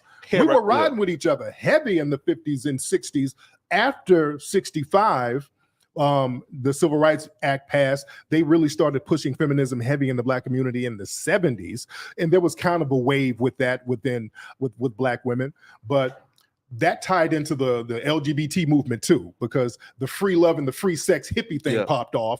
So they started saying, hey, come on, sisters, we'll lick you up and we'll hug on you and we'll have all of this interracial sex and you can be a feminist and we're all girl power. So that thing lasted for a quick minute. And then we got a wake-up call, you know, later in the 70s, seeing that, hey, this feminist thing ain't working for Black society. No, here. So like you're definitely correct when you said feminism in the 50s and 60s weren't really benefiting them, right? Why? Because again, like the white women were cool and chilling in the crib while black women were outside getting hosed down. Right. But that ideology was still around. Again, even in the 70s, right? It was but still in the 50s, there. No, but no, there Yeah, was right? no feminism in black society in the 50s. All right, None. yeah, right, cool. So, here, so like, and how about this? Let's say 1970s, right? Okay, right. It was still prevalent. At that time, we were here, but like we weren't here in droves and numbers as you see you now. were. Yeah. The feminist thing in black society coincided with the immigration movement. Yes, it did. Yes, it did. Okay. You didn't, again, you can't show feminism before 1965 in black society. You didn't have sisters running around here talking about girl power and all that stuff when they were being segregated against. Black women were still getting lynched in the 50s. You understand? Rosa Parks had to sit on the back of the bus in the damn 50s. What feminism? We knew there was no girl power, no feminine privilege in black society. We knew that. That came in the 70s, and a lot of those people, Shirley Chisholm was one of the black people, the black women who started promoting that feminism in black society. She's non-FBA. So we can point to some of the immigrant folks coming in, getting on that wave. But you know what they call it now is intersectionalism. Oh, where, yeah. I would think that the average black feminist out there would tell you that they're being pro-black and anti-racist is exactly the same as their feminism, that it's all just one big blob of oppression. Right, and they understand. We know as foundational black Americans, there is no female privilege because black men and black women are still both under the system and the subjugation of white supremacists. We got Breonna Taylor. There's no feminism that helped her. In fact, the white feminist organizations, they don't speak up for the Breonna Taylors. I agree. And the Sandra Blands and 1,000%. so many other black women who are harmed by these race soldiers. The white feminists don't say a damn thing about that. We understand that there is no feminism or no feminine privilege. All of them are practicing white supremacy against us. Here, so I believe that there was never feminist like privilege, right? In terms of black people. But I don't believe, bro, like you can just like toss that feminism shit on the non-FBA sisters. A lot of y'all, a lot of them. Yes, I am. Oh man, yo, here, right? So okay, so first off, I want to get to Hidden Colors, man. So first off, I do applaud you, right? Have you seen all of them? No, I seen. Come on, I seen probably up to 3, right? Okay. I think the last one I saw, Brother Polite was in there. Was that? Another Alpha 5, right? Yeah. Right, yeah. So first off, I want to applaud you, man, because that was the first instance where I saw a brother get the bag and actually did what he was gonna do with the bag. Of course. Right. So first off, like, what motivated you to say, "Yo, like, we need this healing"? Long live enjoying life to the very last drop. He's a big ass like Hidden Colors. Yeah, I started doing the Hidden Colors at 2010. Yeah. Remember, at that time, 2008, Hold on, 2009, let's pause it for a second. look at the movies We got that big we guy had. Richard Power in the We had building. Blindside, we Pause had for a second. Precious, The Help, The Butler, and everybody in the black community was like, damn, this stuff was wearing us the hell down. Everybody was like, man, we need something that shows us in a positive light. Hey, All can of we these pause movies this for a second? are showing us in a subservient position here. And I said, well, hell, ain't nobody gonna do it for us. Let me get the money together and do it. I said, I want to do a Pause the documentary video. talking about untold black history. At first, it was just going to be me. I was just going to do it where I'm talking about it. I said, let me step it up. Let me get some of the people that I've learned from. Dr. Francis Cress Welsing, Shahrazad Ali, James Small, Brother Kaba. So we got all of these people. We did the film. We didn't know how it was going to turn out. We put it out, became a huge seller. The series is the biggest selling Black history documentary series ever in history. Yeah, the white media don't like to give me credit for that. They always leave that out.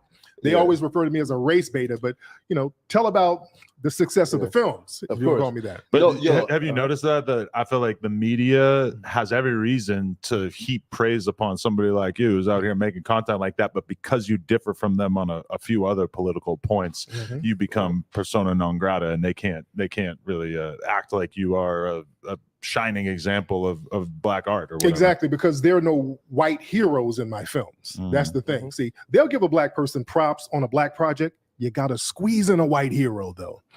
Just like with Django, black film, so to speak, but there was a white hero in the movie. The movie 12 Years a Slave, true story, black director. He was from the UK, though. if you look at that movie, they slipped in Brad Pitt. Brad Pitt was the hero. He got a letter to the North for Solomon so that he can get his freedom. So they they snuck in a white hero. A lot of folks didn't catch that little slick shit they did. Yeah. You always got to have a white hero. The movie The Help. These black women who are maids, and it was the good, benevolent white women who said, "Okay, I'm gonna let you work on weekends. I'm not gonna work you so hard. I'm gonna treat you with dignity. Oh, thank you. You is kind. You is beautiful. All that bullshit. You know what I'm saying? We got to be groveling and grateful to white people being nice to us. Thank you, Massa. Yeah.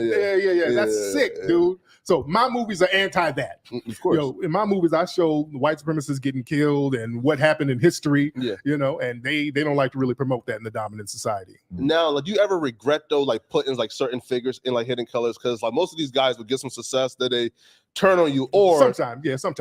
Yeah. Or you know, like guys like Brother Polite, who's currently facing some real serious charges. Like, do you ever say, you know what, like, there was an error back then, or like, do you? It wasn't an error because he wasn't facing charges when we had him in there. So if you know, I've worked with dozens of people. So if they do something later on down the line, I have no control of that. Yeah. Even if I have a beef with them, I don't regret having them in the film because I saw something in their content that I thought the community needed. You know, personal beefs, I don't trip on that. I'm not a petty nigga, man. That shit doesn't bother me at all. Like Umar, me and Umar, we have our little personal things. Yeah. Umar's a brilliant nigga. That nigga's brilliant, man. Smart. I love the message that he gives out there. I think he has a lot of genuine love and respect for the community. I always rock with that. I get on code with that. So personal beefs ain't nothing. That's just what it is. No, so like you and Umar kind of differ. So like explain to the people. So Umar Johnson is a Pan-African. You are FBA. FBA. So explain why you're not a Pan-African and like what's the difference between that? Now, for a long time, I was promoting Pan-Africanism. This whole thing is us as a whole global black family getting together and building something. Unfortunately, it's been too one-sided. The African diaspora has not reciprocated. And now a lot of the onus is on us and a lot of the weight is on us and it's bogging us down.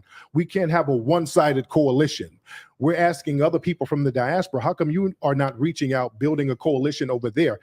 How come everybody just has to come over here and just kind of eat off of us? I've been to Africa begging for dual citizenship in certain countries and nobody's really biting, even in the Caribbean. Hey, man, why don't y'all have some dual citizenship for us? Nobody's biting. So there's not too much of an effort from the diaspora. And that's why a lot of us over here are like, okay, well, if y'all like that, we'll do us for right now. Well, here, so, you know, speaking of effort, again, like there can't be like more effort, right? Right. Now, when the George Floyd thing happened, I will give credit to like some African countries. I know in Liberia, they did march and protest for a couple of days for George Floyd, right? So, you know, there is like protests going on. And I believe, again, don't quote me on this, but during like the whole like George Floyd thing, a few African countries, I believe, like came to like the EU or somebody, right? No, or UN, right?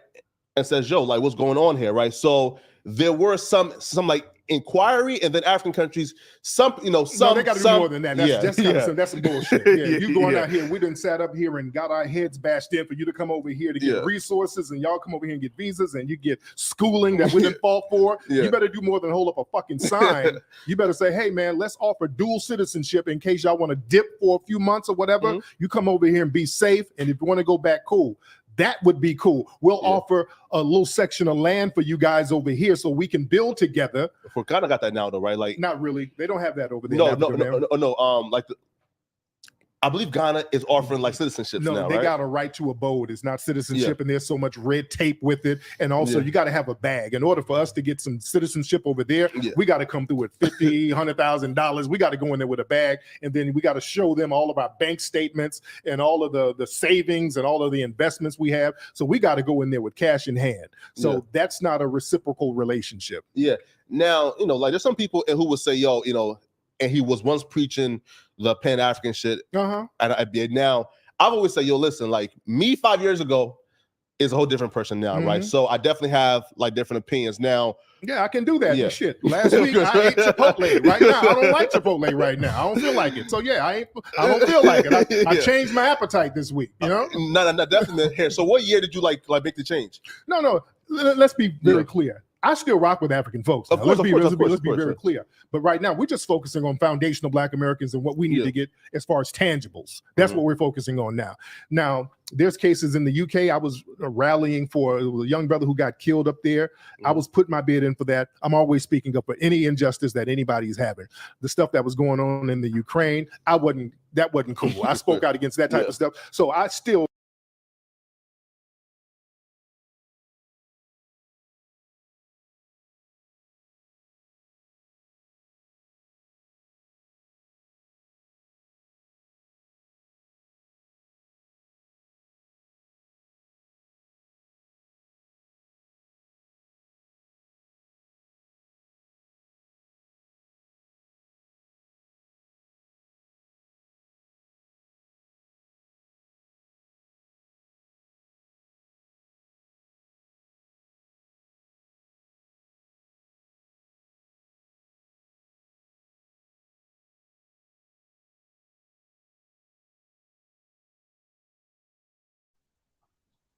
Yeah, no, we had Bap in here a little earlier. Let's just go back to the video.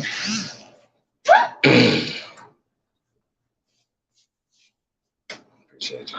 I'm gonna make sure that people are cool, but we're gonna focus on foundational Black Americans. I have a name I want to throw out there and just get your thoughts on him. Sean King. Sean King and I are very cool. We're cool. Yeah, we Is he Black? Yeah, he's Black. He's been so attacked by his own people. Man, that Negro ain't Black, man. He's Black. He's Black because white people don't like him. That's how you can tell he's not Black. You know why? White people, and I talked to Sean about this before. White people or a Black person who can pass for white, white people look at them as very dangerous because they can sneak in Black genes into white society undetected. So white society is very sensitive about Black people who can pass for white. That's why they had all of those one drop laws. Yeah. They're like, hey, look, any nigga with any drop of blood, don't come over here because we don't want you to sneak that one drop in. That's why they have a lot of problems with the Hispanic community because they need white numbers, but the Hispanic society, understand, many Hispanic countries around the Western Hemisphere, they were also slave colonies. Yeah. So there were African people there. So a lot of them have that Black bloodline. And so they don't want them sneaking that Black bloodline into white society. It's a real interesting dynamic. Nah, but okay, so with Sean King. So and his story is he said he don't know his birth father, but his mama told him that he was Black, but the man who was on his birth certificate was a white man. Right. Now, if he can't give us the lineage, the name of who the Black father is, and the only person who's on his birth certificate is a white man, how can we take his word? Sorry, how can we take his mama's word for it that he's white? No, sorry, that he's Black. Now that's where people say, yo, bro, like how can we really count Sean King as a Black man when one, he looks white, his mama is white, the man on his birth certificate is white, and then he's telling me his mama told him that his birth father was Black, and we just gonna take that as can he hit the 23andMe as proof. Right. Well, y'all can holler at him about that. Y'all can holler at him about that. I don't, I'm not. I don't work for Ancestry.com. Come on, Flacco. No, right? Do I got to go to IKEA? IKEA is like a block or two up. I get you a new chair. But Sean King, he does a lot of good stuff for the community. So he is a writer. So I'm gonna give him that. Sean King does a lot of good stuff for the community, gets a lot of good information out there, and he fights for justice. Of course. Now, again, that's the one thing I will give him, right? Yeah. He's persistent and he's for Black folks. Yes. But Rachel Dolezal was also for Black folks, right? She's for herself. No, she didn't really do anything. She was using that to get all types of minority set-asides for her damn self. So, yeah, that's different. Yeah. I have a question in terms of your advice for me. I'm a person, I kind of, might be hard to believe it, but I sort of accidentally like fell ass backwards into interviewing rappers, and then wasn't really that big of a plan for me to basically bring a lot of other different people on my platform. And now I find myself I don't think ever hired a white guy to be an on-camera personality, but I've found a lot of different Black guys like Flacco here, and I'm putting them out there and helping them grow their platforms and everything like that. As of yet, seems like the Black community maybe is tolerating my involvement in the community. What is your perspective on this business model, and what would you suggest that I keep in mind in terms of staying in the good graces of the community? What you should do, and it's good that you're giving Black people a platform, always make sure you balance the ratchetness out with constructive information, because what happens is a lot of people who are white, they'll give a platform to all the the riffraff shit that happens in the community, and then that goes to hell. That turns into World Star. You know what I'm saying? And Q, who started World Star, he's non-FBA dude. So always point that stuff out. So balance it out. Always have some balance with people who's bringing something constructive. I know people like to get hits, people like to get ratings. The beefs and all of that stuff gets a lot of clicks, but we can't go into white society showing a bunch of white hillbillies living in the Appalachian Mountains. I would get called out for doing that. If I go to a bunch of trailer parks showing these methed out white people, people will call me out for doing that, you know, because what would be the purpose of that? Right. You see, we can't just keep showing the underbelly. And it's almost impossible to even imagine you having that sort of interest, whereas we all are just very, very used to the idea that white people want to look at World Star, they want to look at Shade Room, they want to look at all this bullshit going on between black people, right? Right. And the thing is, almost every single gossip site, Shade Room, Bossip, Madame Noir, World Star are all owned by non-FBA people. Every single one of them. Even TV shows like Love and Hip Hop. That's Mona Scott. She's Haitian. They come over here from other places and show the underbelly of black society. No Jumper which makes us is look not bad FBA to a certain degree. Tariq. I can't go to Haiti By the way. and show the underbelly and be accepted by that society. In fact, I did a movie called 1804 about the history of Haiti. It's shown in schools all over Haiti. You dig? I'm going to show respect to the people over there. I don't want to show you in a negative light. What does that do for me? So we want people to have the same respect for us. Don't come over here and start showing crackheads pissing on cars.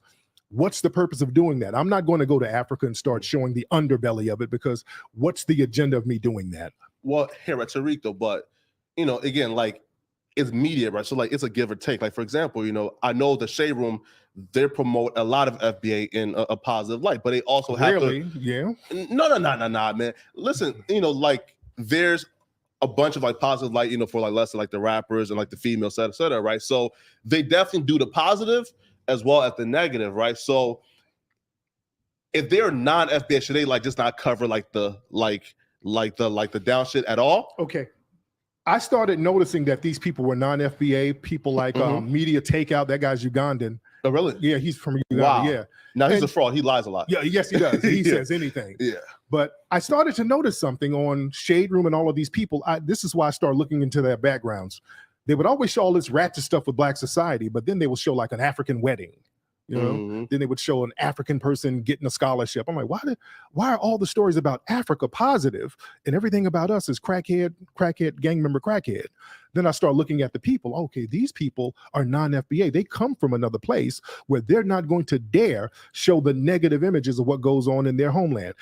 Adam earlier was talking about Cape Town. I went to Cape Town and I just had my camera out filming, and I put it on YouTube years ago, and a lot of people from over there were upset that I was showing what it really looked like. I wasn't doing it to be vitriolic. I was just showing where I was. They were like, oh, why are you showing this?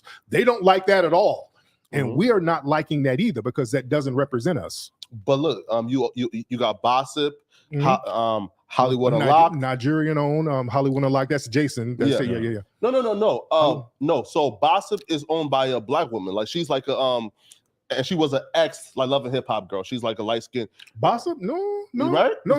Bossip been around for a long time. It's Nigerian owned Bossip, I think. Yeah. And Madame Noir and that's a Nigerian dude. Right? Okay. Yeah. Who owns that spiritual word? Yeah. Or look, Say Cheese is a black man. Hollywood Unlocked, right? Right. So there are FBA sites who are doing the exact same thing. Come on now, man. Yo, Hollywood Unlocked is worse. No. Jason is somewhat fair to a certain degree. Jason is fair. I give him his. Jason is pretty fair. You're a messy nigga, degree. Boy. Yeah, he's a queen. You know, but Jason is actually fair. I give him his credit. He seems fair to a certain degree. Wait. So you're saying like, the Shade Room is worse than Hollywood Unlocked? I don't see that, man. Yeah, Shade Room shows a lot of ratchet shit. Oh, how about this though? The Neighborhood Talk. Now that's the underbelly. Like who runs that? Because I don't see. It's a gay black man. Like he's right. And that's another thing. A lot of people, again, a lot of black LGBT people, they look at themselves as something different. 22 does black porn. Society. They think that His their background sexuality is is its own ethnic group to a certain degree. So that's another dynamic as well. Here, so what do you think about this, right? So why is the first thing when they like try to like discredit you, they go directly to the bullshit gay rumors? Because nobody says that. I mean, Michi. Well, yeah, Oh. yeah. That's a I don't want to clown. give them credit, but yeah, you feel me? That's a clown. That's a person just saying anything. Nobody has Yeah. ever said that. Of No, course. and not seriously, just somebody trolling. Of course. Nobody knows. Come on, they know that. They know, and they damn sure wouldn't say no shit like that to my face. Yeah, So because you got people, kids like that. You know? yeah, people trolling. That's none. They're just saying shit just to be saying it. But yeah, nobody ever says that at all. Yeah. You know? Now here's a question for you. So when I first, like one of the first like instances that I seen you like on like the mainstream like podcasting, was on the Brilliant Idiots. Yeah, right. And you was there kind of like having a conversation because I believe you put Andrew Schultz on the white supremacist website. Yeah, one of our people put him on the white supremacist. We had a suspected word. It didn't even say white, but we had a lot of races on there. And this was after I did Brilliant Idiots. This is way after. Okay. Way after. Okay, gotcha. So he kind of earned that status in your mind on the podcast? Yeah. Well, it was a free site where people can put stuff up, and somebody put him. I didn't put him on there, but somebody put him on there. But I had a debate with him on the Brilliant Idiots podcast. A great debate, and debunked a lot of his talking points. So. Wait, was it free or here? Right, again, like there's been a lot of rumors about that site, right? Because like it's now taken down, but there was a point where people were saying like it was like a subscription based. Or No, not at all. No, it was just like a message board where people can kind of put up information about certain folks.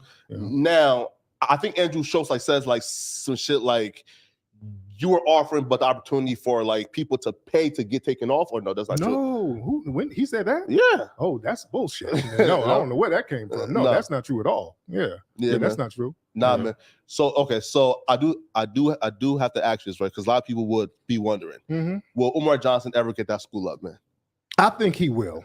I know the people, because I donated to the school a long time ago. So I hope he gets it up. Yeah, I hope he gets it up. I really hope he gets that school up. He's done he's been trying to get it for a long time, and hopefully he gets it popping. Yeah, and also too, like I convinced Adam to make a donation to the school. Well, in exchange for the interview, right? Yeah, right. No, but okay. Do you feel like Umar has been evasive about updating people on the school?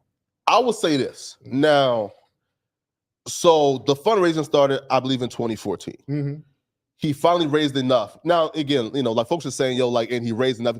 Again, if you're raising money, and he probably had enough in 2019. He bought the school 2019, you right? You gotta ask him.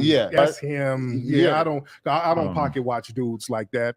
Right. So for me, right? Yeah. I don't pocket watch. Yeah, right. So for me, and he, bought the school in 2019. It's been 3 years. Now, there's a lot of difficulties that come with that, right? Yeah, I would assume. It's with like the taxes, the HVAC, right? So it's been 3 years. Now, if 10 years go by and it's still not up, I'll have to say, I don't know, man. You feel me? What's going on? Hey, holla at him, man. Holla at him about it. Again, I don't be pocket watching dudes that hard, but go ahead. Now, the coons, right? The fucking coons. Now, again, here's what here, right? So Tariq like raised money in the past, did everything with it. Like the Haiti movie was a fundraiser. The Hidden Colors was a fundraiser, right? But the FBA conventions were fundraisers. So you have a history of raising money and getting shit done with it. Absolutely. Now it's been a fucking year since you raised money for like 9 months, right? For the museum. Why the fuck are the coons impatient? Oh, look, they're trolling. Look, and I said this. When we get the museum, we're working on the documents now, it takes a minute to get buildings and and there's tenants in the building, and we got to negotiate with them and all of that stuff to get them out. When we get the museum, you're going to see a whole new set of whining and excuses. They're going to complain, ain't enough bathrooms, ain't big enough, there's no food, I don't like the books in here, it's too cold in here. So it's going to be a whole set of new excuses because the excuses are already in bad faith. It's just bad faith. Yeah, like because it's been months. Yeah, it's not even years. Right, you feel me? And these are people who don't know about real estate. They don't know business. They don't know that it takes a minute to negotiate and deal with tenants and deal with realtors and deal with finance people. You got a whole bunch of people you're dealing with. Yeah. Now, question for you, right? So there's an election coming up soon. Now, if let's say Biden and let's say Trump, like go at it again. Yeah. Now, they're never going to run Biden. Oh, no. Trump very much. Yeah, he could definitely run. Yeah. Now, after we seen, I'm talking about, bro, like Biden kids is out here like doing coke and shit now. Like, picture what Biden's gonna look like in 4 years. Yeah, man. He's gonna like, be what's going on a man? stretcher being wheeled out into those debates, bro. Yeah. I don't want to see that. Yeah. Where do we go, Tariq? Because at this point, it's a fucking laughing stock with Biden kids and Biden. And Trump to me is, the Democrats, man, I think they're done right now, man. The Democrats are going to fall flat, man. They're going to get washed because they don't have a base right now. Democrats don't have a base. They're trying to cobble together like an immigration base. But what happens School is, shootings as well. Yeah. When immigrants come over, they start voting for Trump, especially Hispanics. They start going for the right. Especially last election, bro. Bro, I was shocked when the Hispanics like voted for Trump in those numbers. I was like, what? Especially given that it was such a common theme in the news and everything that this man hates Mexicans. He said that Mexicans are rapists, etc., which was really a pretty inaccurate reading of what Trump did say in that moment, which is like him basically saying some of the people that are coming over here are criminals and murderers and rapists. But the thing is, that plays on something that a lot of people don't realize. A lot of Hispanics, they identify as white. People forget that. They don't identify as brown. There is no brown. When people say black and brown, the brown is a boogeyman. There is no brown person. Hispanics identify as white. When you look at their paperwork, they document themselves as white. They have something in Hispanic culture, mejorar la raza, meaning improve the race, meaning get white. So they're real big on maintaining a white status. And when they come over here, they find the first right-wing racist white supremacists to go hug up on and be around. Yo, but then if they're obviously, again, like most will come here and take a stance in an agenda that's anti-black, but yet again they're being grouped in as black and brown. Right? Why is that? We do that stupid shit as black people. We allow it to happen. And I tell black folks all the time, and I got Hispanic people that I'm hella cool with, no problem with them on a personal level. But when we're talking about politics, we're playing as a group. And I tell black people, stop that black and brown shit, because we got this thing where we feel like we got to have some mythological ally in order to get stuff done. And that's not the case. When Hispanics get stuff done, they don't do black and brown. It's like Hispanics, what are we getting? Nobody shares anything with us, but we got this whole thing where we got to carry everybody with us to have some kind of minority coalition that's just not there. Not definitely, man. Now, like, what's your take on like the N-word? Now, there was like a viral video recently where Roddy Ricch was performing, and his song, it was like "She Suck a Negro Soul." It was a crowd full of white. I'm talking about the pillest motherfuckers you ever see, Tariq, screaming with just a oomph. Almost any rap show I've been to in my life has this to a degree. Man.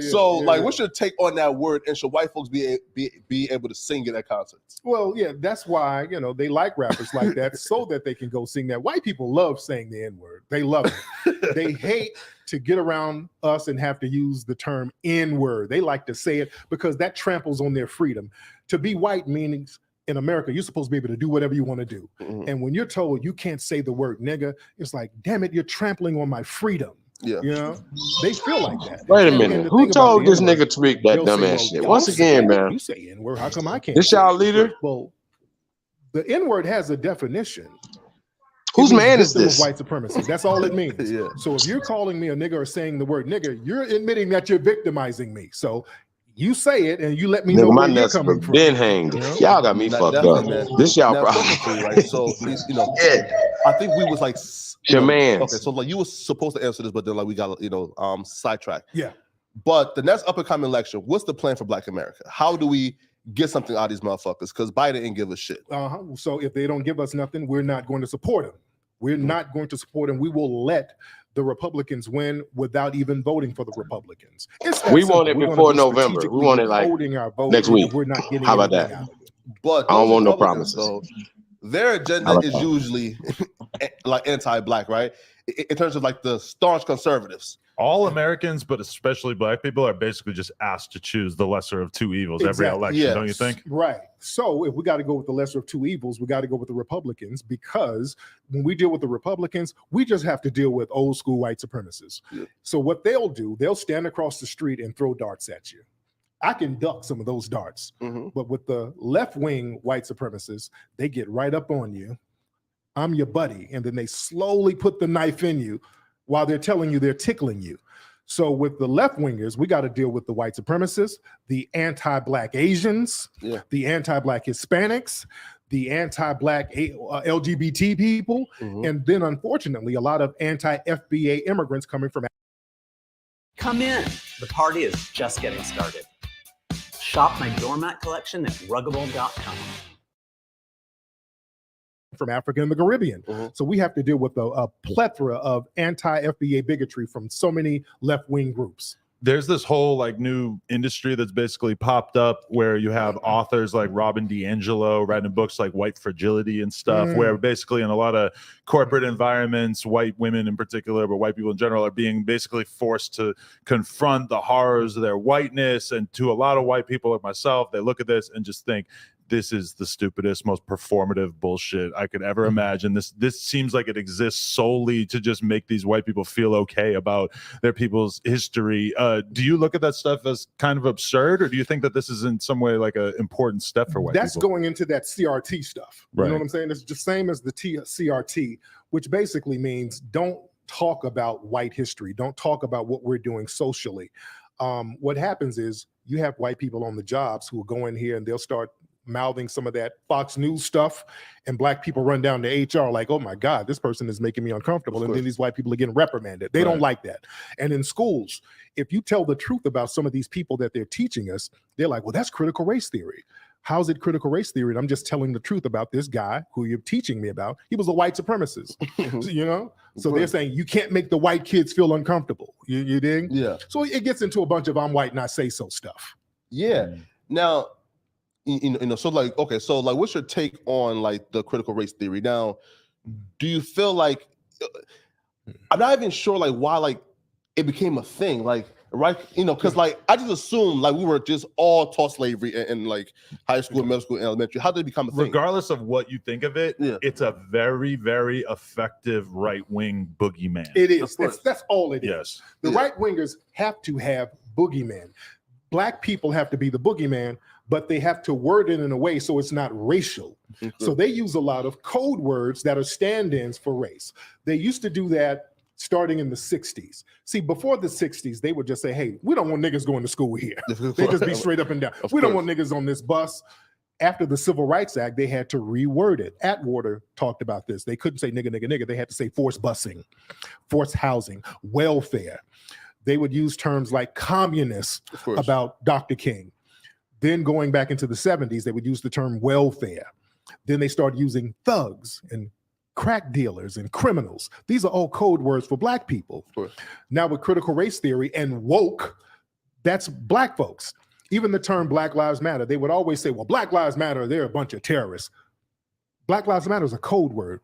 There's no real organization called Black Lives Matter. Black Lives Matter is a bunch of white liberals who put some black figureheads in the front to collect money for white liberals. There is no Black Lives Matter organization unless you're talking about first off, lesbian women ADOS, for the white Democrats. as we uncovered, George Soros was a part of Open Society and Black Lives Matter and Democratic Slush Fund, which he was a part of. So-called black so I know he tried to skate over there, but we caught you. So you was a part of that. Black person go out here and just be clear about the death of a black person, and then all of a sudden, hey, Mike Brown, oh, it's horrible. What happened to Mike Brown? And Black trans lives matter too. Then they start shifting into a sexual thing, and then they'll say, well, immigration matters too. So they'll start talking about all these other things besides the black person who got killed. Now, do you think that an LGBTQ figurehead could ever be a leader of a black movement and still keep the black interest pure without involving, like the other shit? Yeah, we got to get him on the grassroots. Though there's a brother now out of South Carolina, a brother named Marcel Dixon. He was running for office out there, and a lot of us on the grassroots supported that brother because he's a rider. He talks about black issues, immigration, reparations, and he doesn't really promote an LGBT agenda. He can't really be co-opted by the dominant society. So we do have it. We had James Baldwin. James Baldwin was a rider. He was LGBT in the 1960s. That brother was real true to the game about helping black society and not push an alternative agenda. So we do have some brothers and sisters who are on code, who have alternative lifestyles or whatever they have. And that's all we ask for anybody. If you black and if you want to have us support you, just be about the codification of having us empowered as a group. Now, why did Candace Owens block you? Oh, she blocked me for years because I would always call out her mammying and bedwenching and cooning. So yeah, she's blocked me years ago. So she hates my guts because and I was one of the first people calling her out, being connected to those white right-wing think tanks to spew all of that anti-black venom. Yo, so when did, I guess, like the white people start using, these like coons as weapons? They've been doing that since slavery. They had something called meritorious manumission, where they would actually give certain black people freedom if you go find another runaway slave, or if you told on a black person who was doing something, you would get all types of benefits and freedom. They've always been doing that. When John Brown had his raid, there was a black slave who was a coon who actually told where John Brown was, and they gave him a plaque, and I think they gave him freedom, and they still honor him to this day. Oh, I forgot what the dude's name is. But it was a coon who told on John Brown, and they still honor him. Let me ask you this question. I've been in a relationship with an Armenian woman for 6 years. Hypothetically, if I had been in a relationship with a black woman for the last 6 years, when you spoke to me or in terms of how you thought of me, how would you think of that? Would you blame me or would you blame her? And to where's the status level of this offense? Like, is it deeply upsetting to you, or is it just something that you kind of mildly don't approve of? No. It's not that I don't approve of it. It's just the action of the relationship. How is the relationship dynamic? Because what happens is, a lot of times when black men and black women, because you have brothers who will date white women and they start talking real coonish too. How are you as a black person acting with your white significant other? And what happens is, we have folks like Candace Owens, who has a white significant other, many of them, and her views against black people are that of a white supremacist. George Lucas, who did Star Wars, his lady is black. Right. She makes him do black movies. She got him to do Red Tails and all that. So I got respect for her. Right. She's not a bedwench or a mammy or a coon.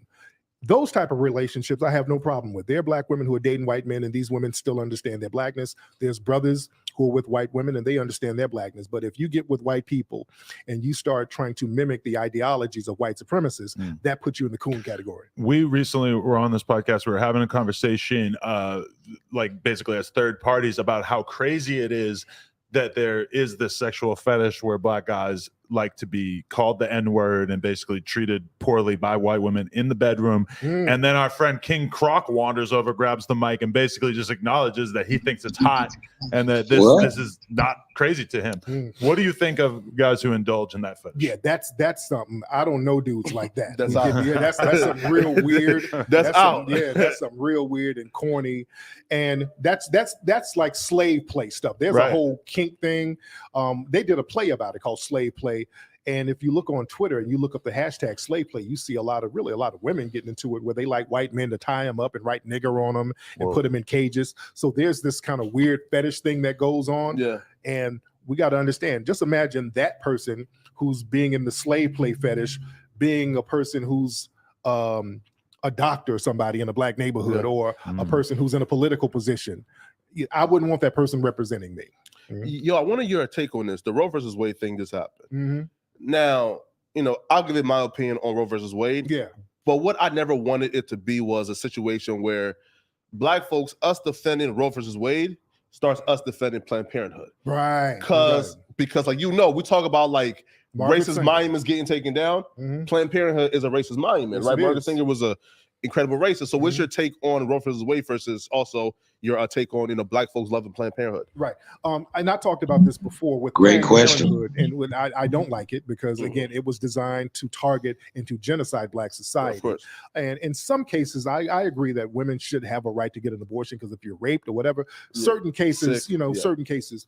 But the way Roe versus Wade got through was because of racism. The woman, Jane Roe, Norma something, I forgot what her real name is, she was going around saying some black men raped her.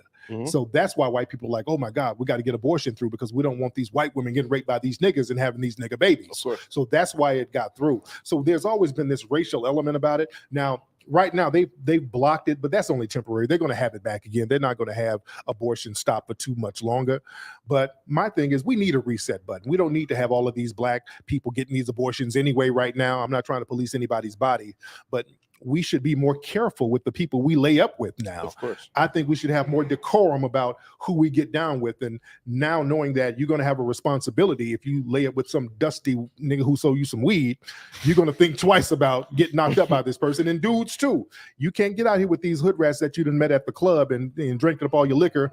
You're going to have to say, I can't knock this chick up because I'm going to be stuck for 18 years. So now let's have some decorum and clean our shit up for a minute. Yo, I definitely agree, because if you're out here as a female and you're getting back shots at the fucking trap house on the air mattress, and then you get knocked up, then you should probably think about your life. But think about what that kid's life is going to be like if he's being brought up in the crack house. I mean, this is probably like the number one person that you would want to have an abortion, right? Hell no.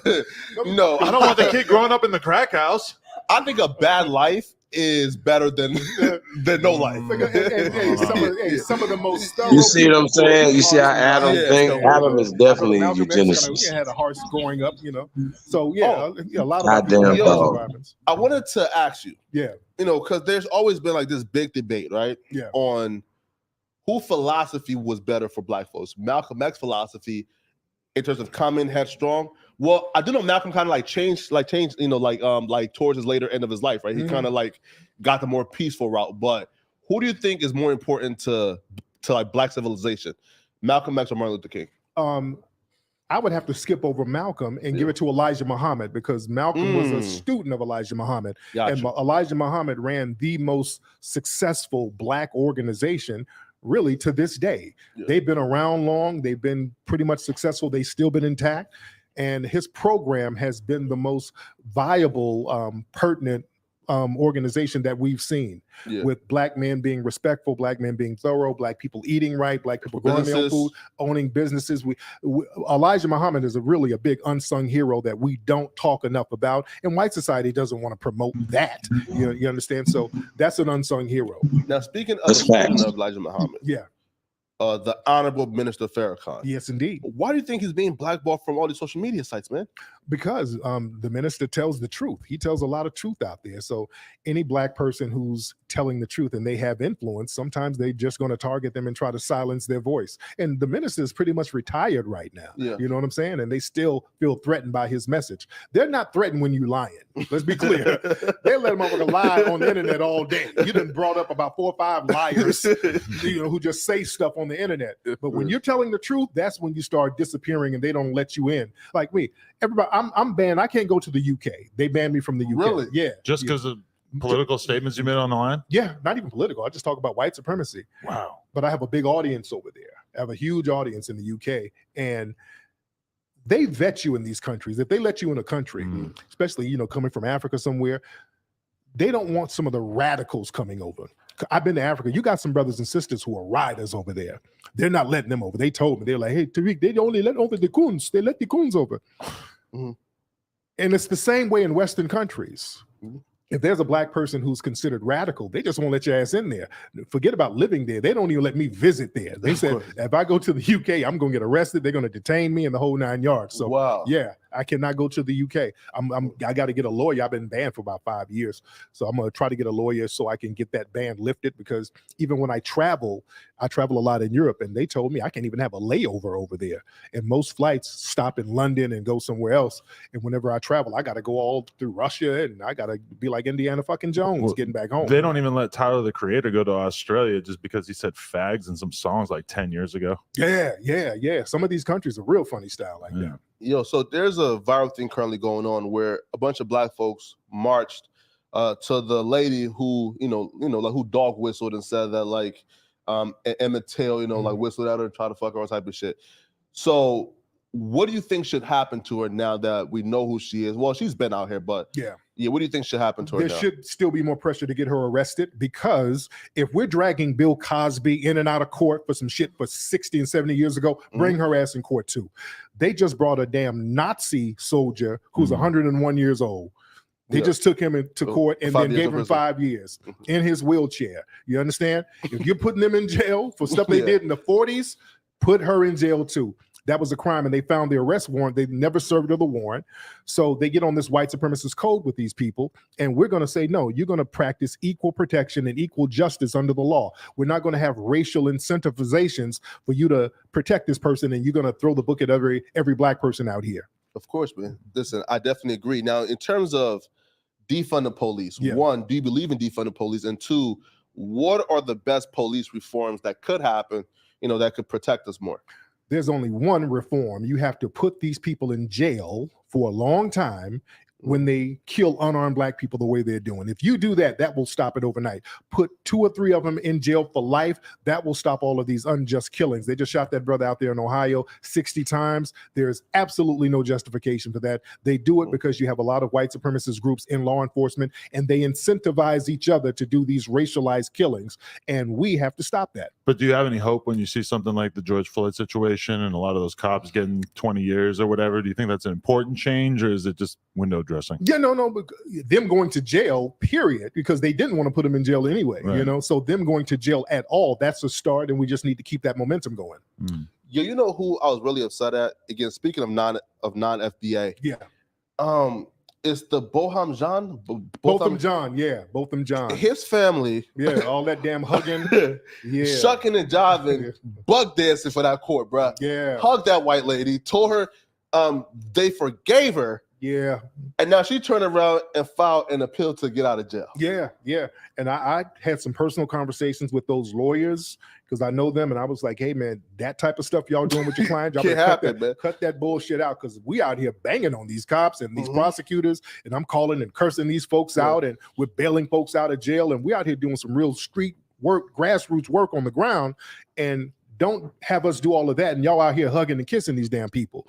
That makes the whole movement look bad. So we had to check them on that, and they kind of chilled out with all of that hugging and forgiveness talk.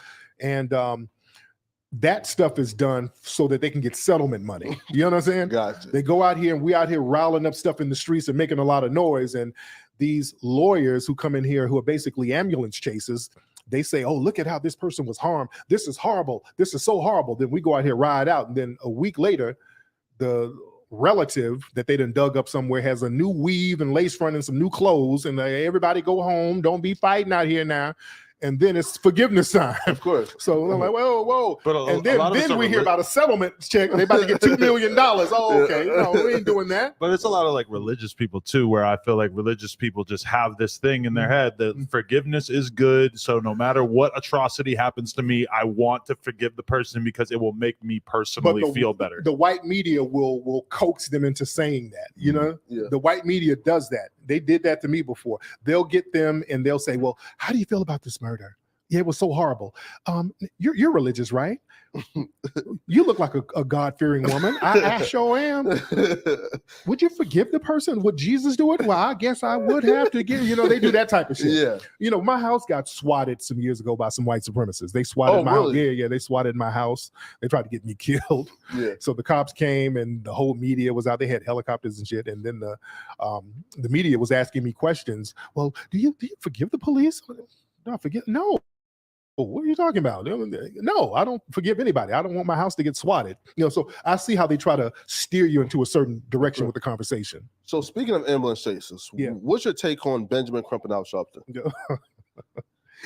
Benjamin Crump, I've had issues with Ben Crump because, again, with all of that forgiveness talk, and that ends up throwing a lot of the cases. Because when you get out here and the people are talking about forgiveness, when they go to a grand jury or a trial, the jury's like, well, hell, Crump and those guys just forgave everybody. So hell, let's forgive him too and not charge him.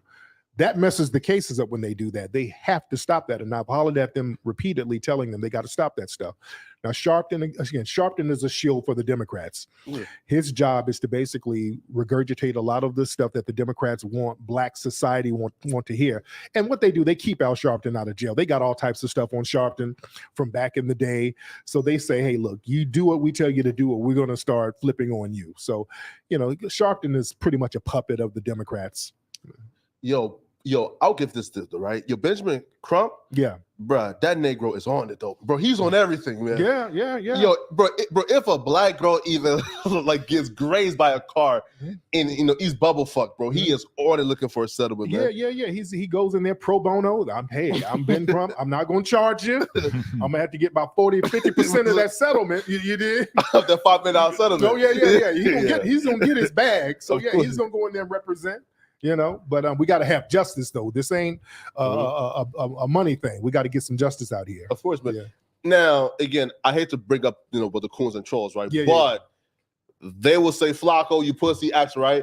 Now, I personally don't care, but they were saying that the FBA, that the Foundation Black American trademark got abandoned, open floor, It's not abandoned. Okay. Yeah, it's not abandoned. We still got the FBA trademark, and it's for clothes. So you can't Gotcha. because you can't trademark a lineage. You can't say this lineage. You can't trademark Puerto Rican as a lineage. So we have different products and we have different events under the name FBA. So there's different ways you can trademark it. You have to trademark different things. So yeah, we got that trademarked, and we had some trolls trying to do some performative things where they're gonna trademark a part of it like that. It's just trolling, dude. Yeah, because I never quite understood what was the point. Because when I seen 20 videos of it's abandoned.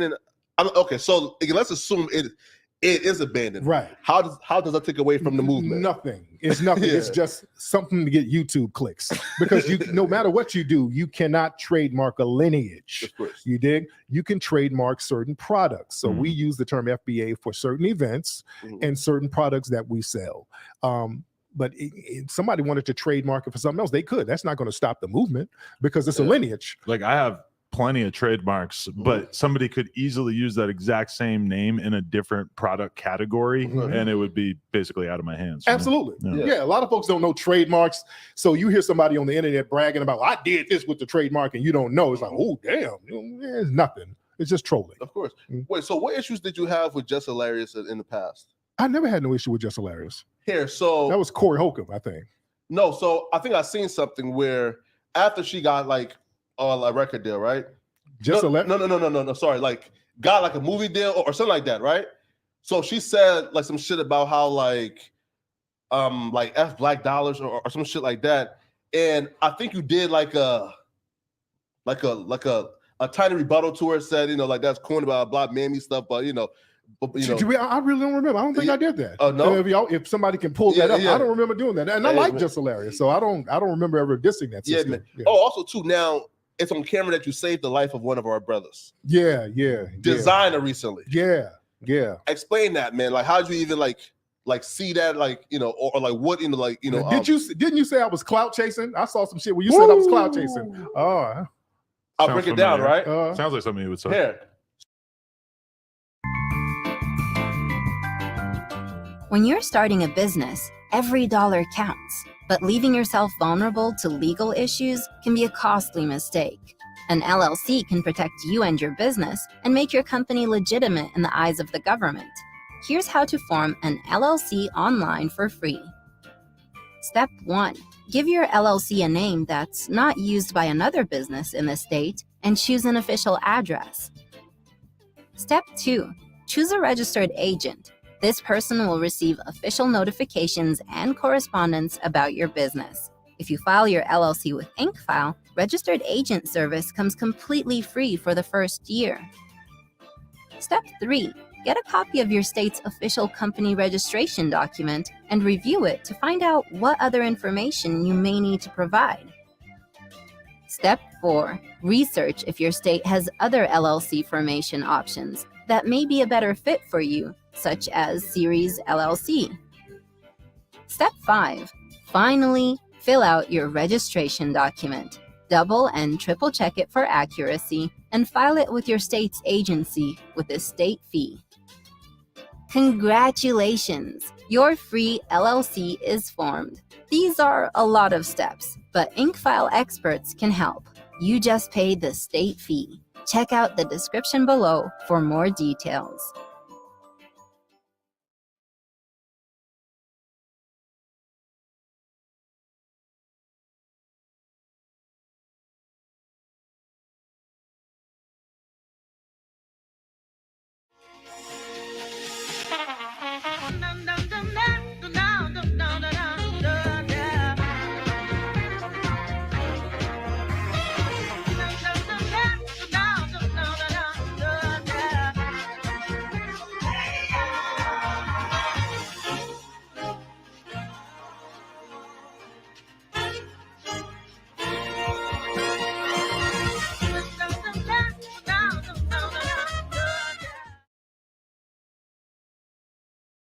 So I'm saying though, right, that like when you say like I didn't know there was designer, right? I said I don't believe you, Tariq. You feel me? Like that's like. Does he seem like the kind of guy who's paying a lot of attention to designer? He's tapped into everything. But maybe, how would I know that? And look, that was next door to my office. I live in Chatsworth.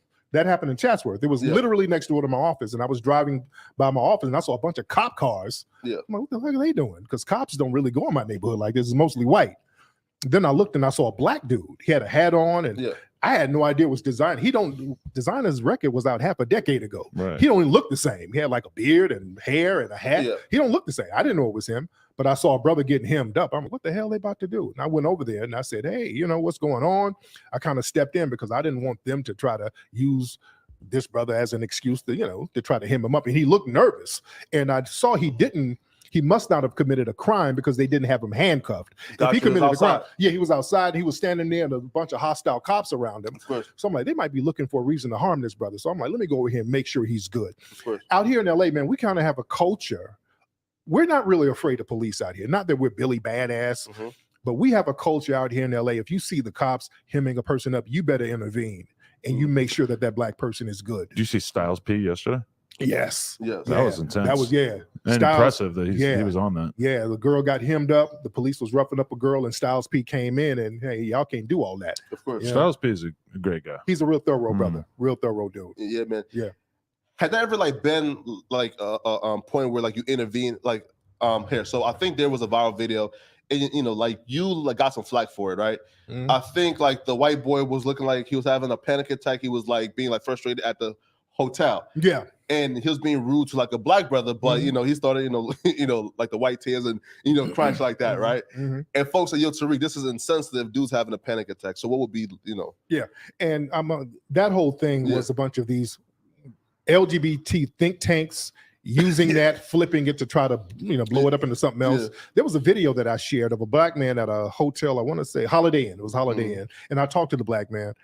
They were messing around with his money, and they didn't want to give him his refund. And then the hotel clerk started start smashing his head on shit. Right. And I posted that on my thing. All I did was post it. And a lot of people were acting like it was me in the video. They were like, well, Tariq was harassing this man. I'm like, do y'all think all niggas look the same? What are you talking about? That wasn't me in the video. So they just kind of tried to blow it up. And they were doing that right around the time my movie Buck Breaking was coming out. And the white media took it and they tried to use that. Oh, Tariq is a horrible person.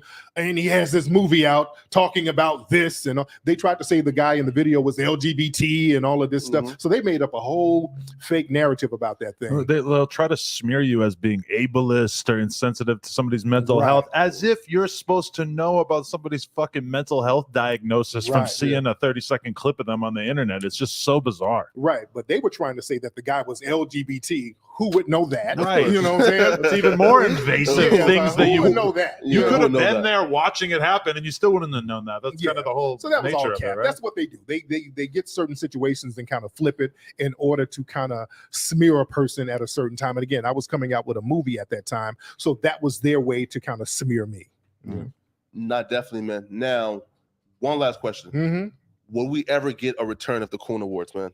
We are going to get one. The problem is there's so many coons that we would have to have a coon marathon. It would have to be a telethon like Jerry Lewis. It's so many from the right and the left, and we just don't know how to categorize all of them at this point. Yeah. It's horrible. Man, yo, listen, like so like Vlad TV, right? And he has, like recurrent, guests, bro. I would love to have you back, like again, like multiple interviews, right? Because you definitely, bro, like you definitely need to be heard more. But you haven't spoke to him since the incident with Tommy? I have not spoken to Vlad. Have not spoken, and I don't have no problem with Vlad. Vlad, I just thought at that time, hey man, I don't. Vlad has a thing with having somebody on and then having somebody on right after who they're beefing with. And to me, that's corny. I don't like shit like that. Soldier Boy and his ops as well, he did as well. Now, question for you. So Vlad has some comments against the minister. Now, he, again, to his credit, he did admit that he was wrong because he said that the minister said that Jews should be like stoned, and that wasn't true. Right. He didn't say that. He's kind of misinterpreting something he said. So now his stance was, I'm not going to apologize to the minister publicly. Do you think he's wrong for that? Like he just said, bruh, He could have apologized, and that's why certain people stopped going on the platform, like Lord Jamar and other people. Godfrey. Yeah, Godfrey. Shout out to Godfrey. That's my brother. And they were like, "Yeah, if you're gonna have that stance against the minister, we just ain't gonna rock with you."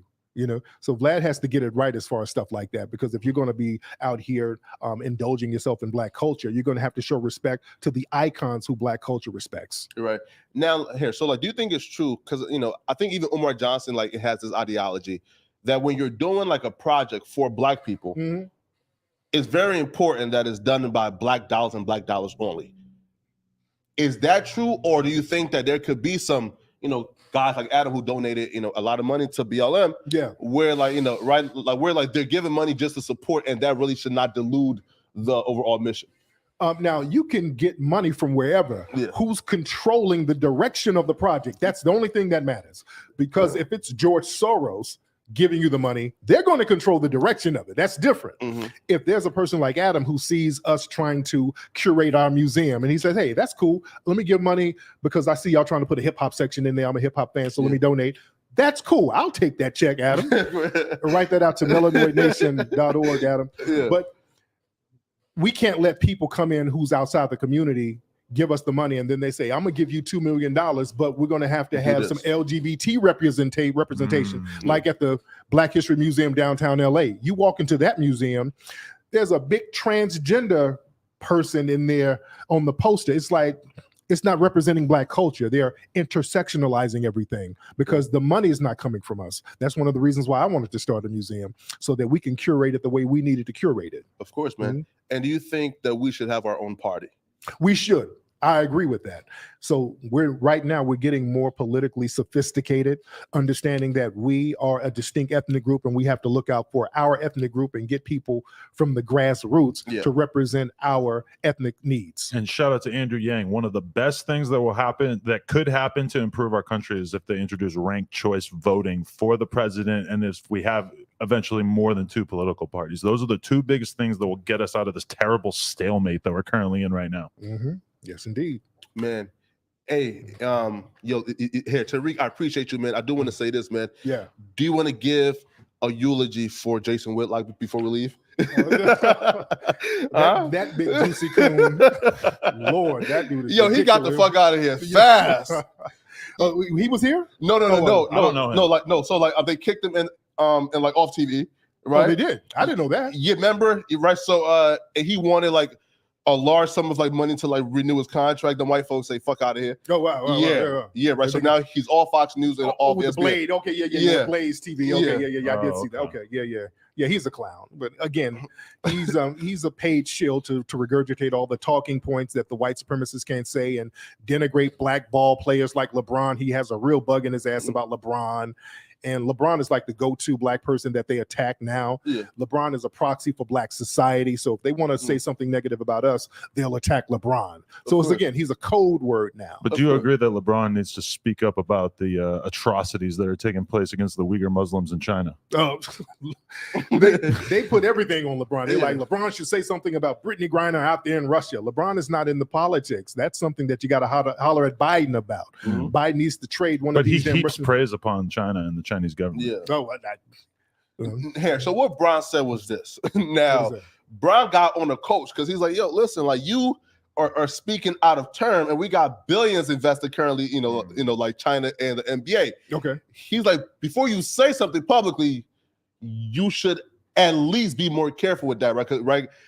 So translation, he felt like he could potentially lose money on it. Yeah, right. Because the coach was the GM of the Houston Rockets. Okay. And he was very, I guess, outspoken about like the Henny shit going on in China. Okay, got it. And he wanted Bron to speak about it. And what Bron said was, "I'm worried about my people. That ain't my business." Right?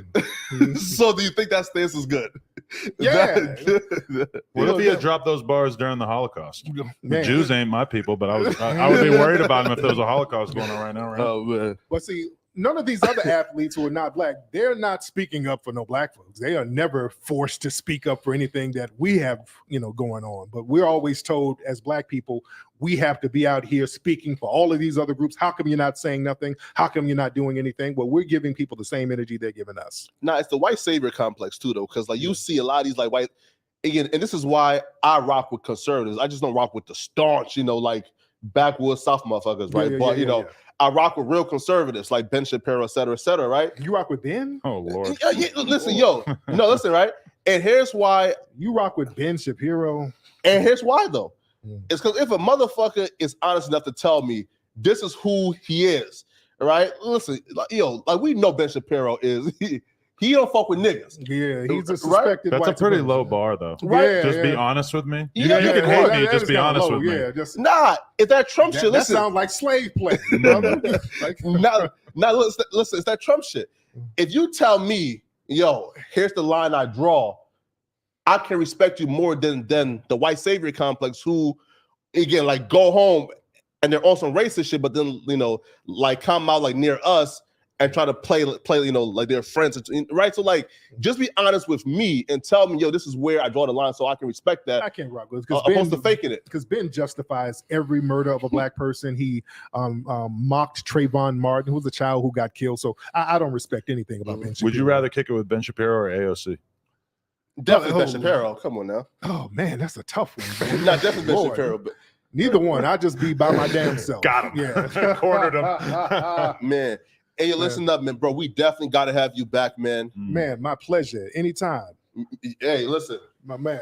Listen, I'll hold you to that, man. Anytime, right? Man. I'm here. All right, man. My man. A lot of game, and I think the people out there are going to really appreciate it. Yeah, absolutely. Man. No jumper, no coon podcast, man.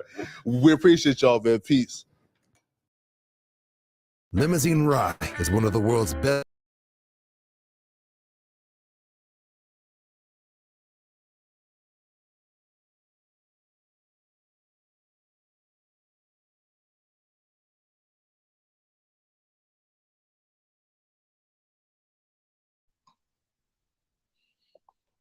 Cut. Still there? Hey, man. I'm gonna put the link in the chat room, man. Guys, man. It's really interesting.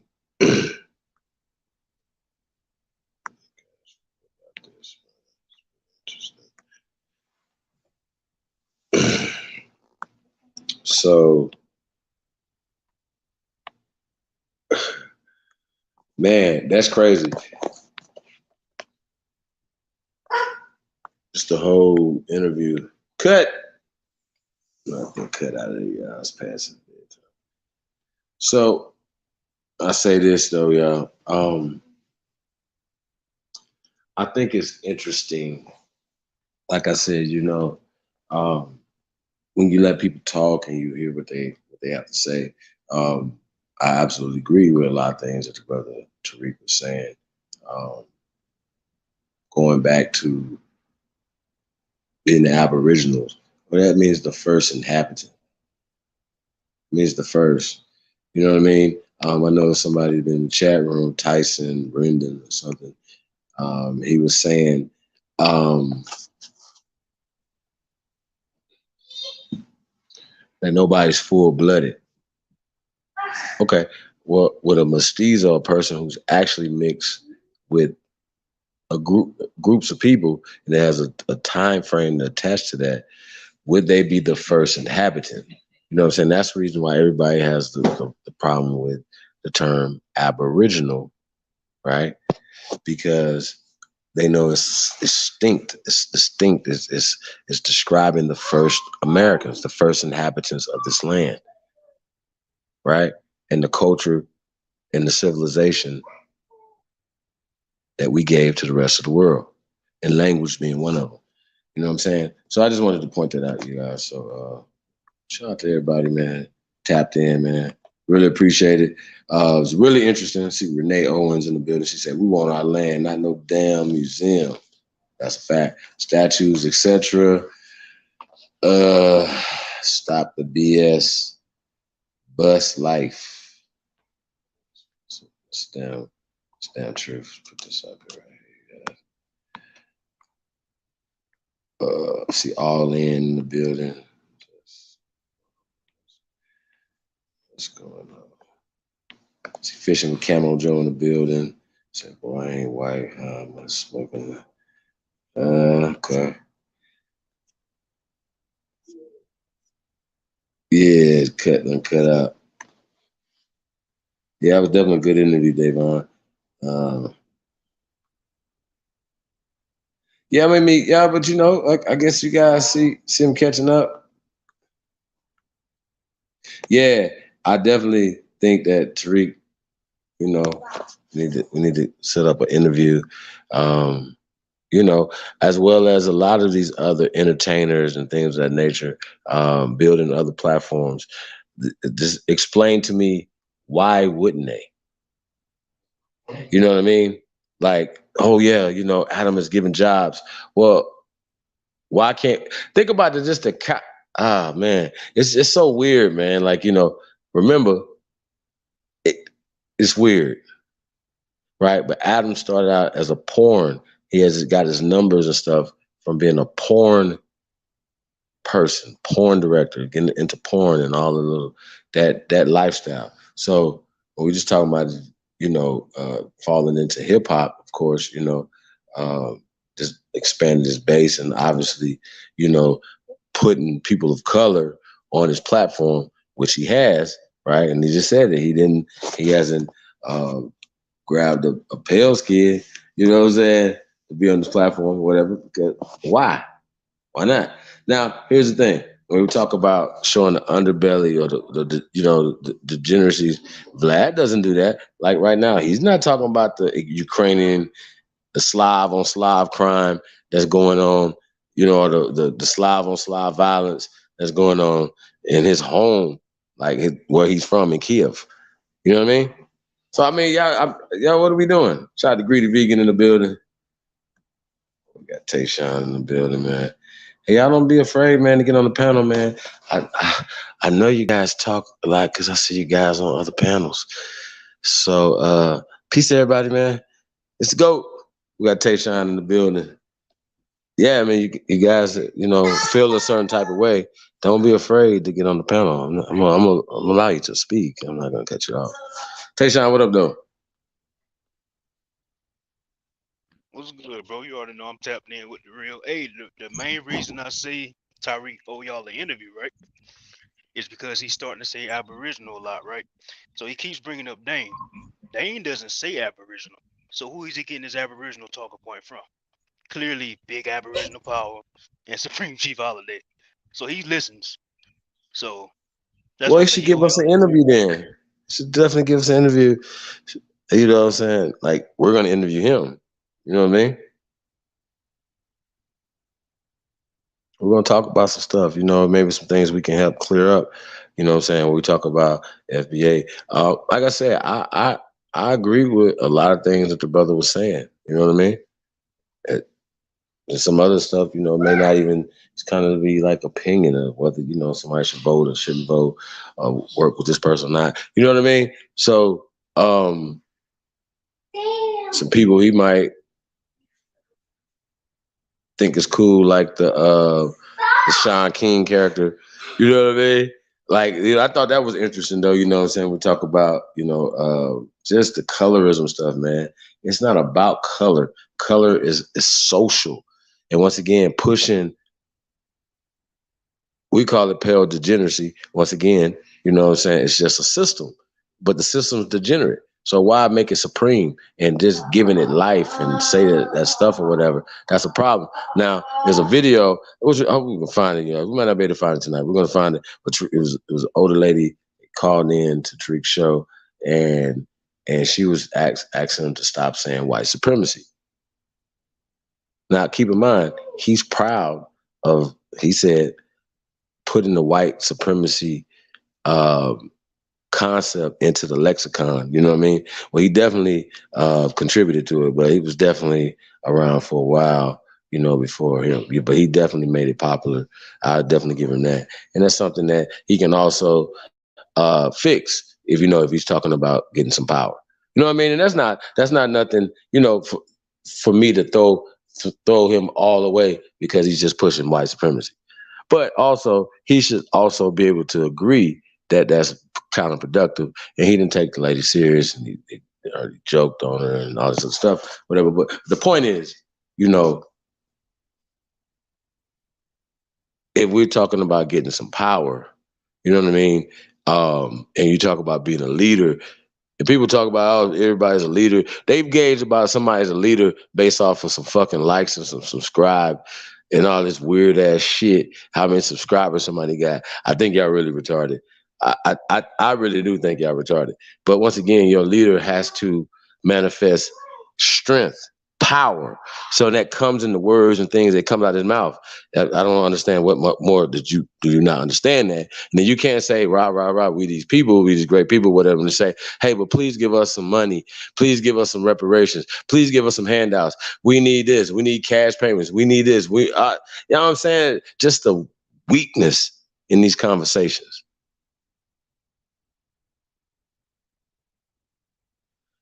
That's where I'm at with it.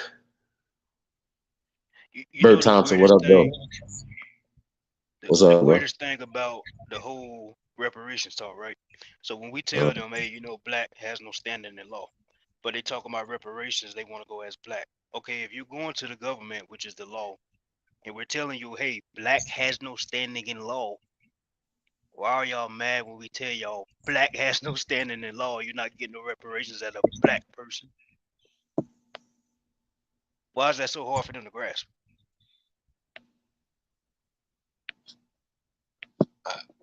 Amari Brown, what up, though?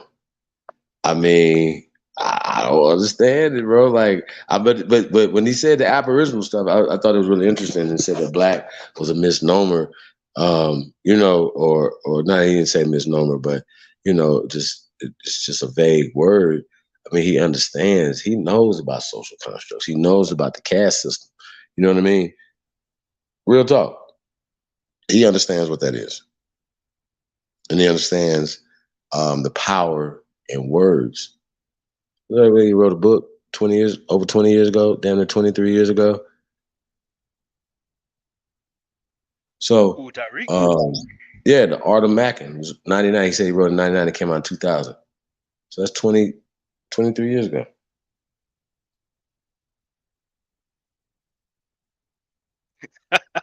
The Art of Mackin? Wow. Yeah.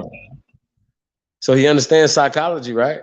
He understands the game and what's going on. So I think it's interesting when they were talking about colorism, they got off of that really fast, Tasia. They got off it really fast. You talk about the rappers are like pale skins or whatever. I just think, like I said, if that's something that's your preference and certain things or whatever, man, some stuff you just need to keep to your goddamn self. Like, you know, I still feel like, hey, man, how about this? Serena Williams, right? I used to like Serena Williams. I used to like Serena Williams, you guys. I did. I used to like the Williams sister. But when I found out they didn't like me, why would I like them? We got Epic Studies and Alabama in the building. Peace to the guys, man. How you brothers doing? How you doing, bro? Greatest of all time! It's the GOAT. Peace, big bro. Hey, man, you already know you gonna come drop some shit, man. You know what I mean? You're epic, especially epic, but I'm still on them titties, man. Don't milk shit, nigga. Don't feed nobody, nigga. That shit classic. Yo, I do want to take a serious analysis of what you and Tayshawn were kicking it about, but just first on preferences, you know, skin tone, whether you like same sex, opposite sex, you know, it's interesting how, like you just said, it should not be about somebody's bedroom activities. There's a priority on the discussion. Except that people throwing it in your face, especially when you notice they have an outside influence in the media and Hollywood and commercials, where every content must seemingly include a homosexual or lesbian couple. Now we're not supposed to comment on that, right? But it is an obvious agenda that's been foisted. And if you notice, they always use a melanated person. Now that, as a concept, I will agree with Tariq's observation on that, not necessarily in his spin on it, because he's in media. He's in LA. You know, he is a salesman. That's not a knock on him. That is who he is. Now, when people start saying that you're a hustler, which I find interesting, for some people it's used as a pejorative. If you remember, Daddy Bush called Jesse Jackson that as an outright slur, calling him the Chicago Hustler when he ran for president, right? But Trump is a grifter. Have you noticed that how they use that? Grifter and con man. Huh? Who said that? Many people do, depending on who you're listening to, referring to this man. Now, he's actually been convicted, and for extorting people in Trump University, he had to pay a $25 million fine. What would you call a person who is convicted and had to pay a fine? If that's not a grifter, I don't know what is. The actual $250 million that he raised as a supposed fund to go and attack this rigged election process. Now, you know, I'm not saying any of this to advocate or support the position of MAGA World or Donald John Trump. I'm just using it as examples, Chief.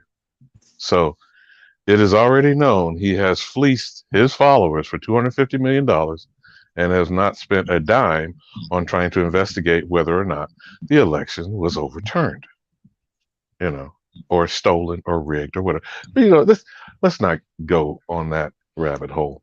I'm just saying, you know how they use the language. It is always denigrating when it's attached to quote unquote black people, because the famous scene in the movie Malcolm X for our good brother Denzel playing Honorable Minister Malcolm, that the book they call the dictionary has over 125 definitions of black or blackness, and ain't but one of them is positive. And what would that be, Chief?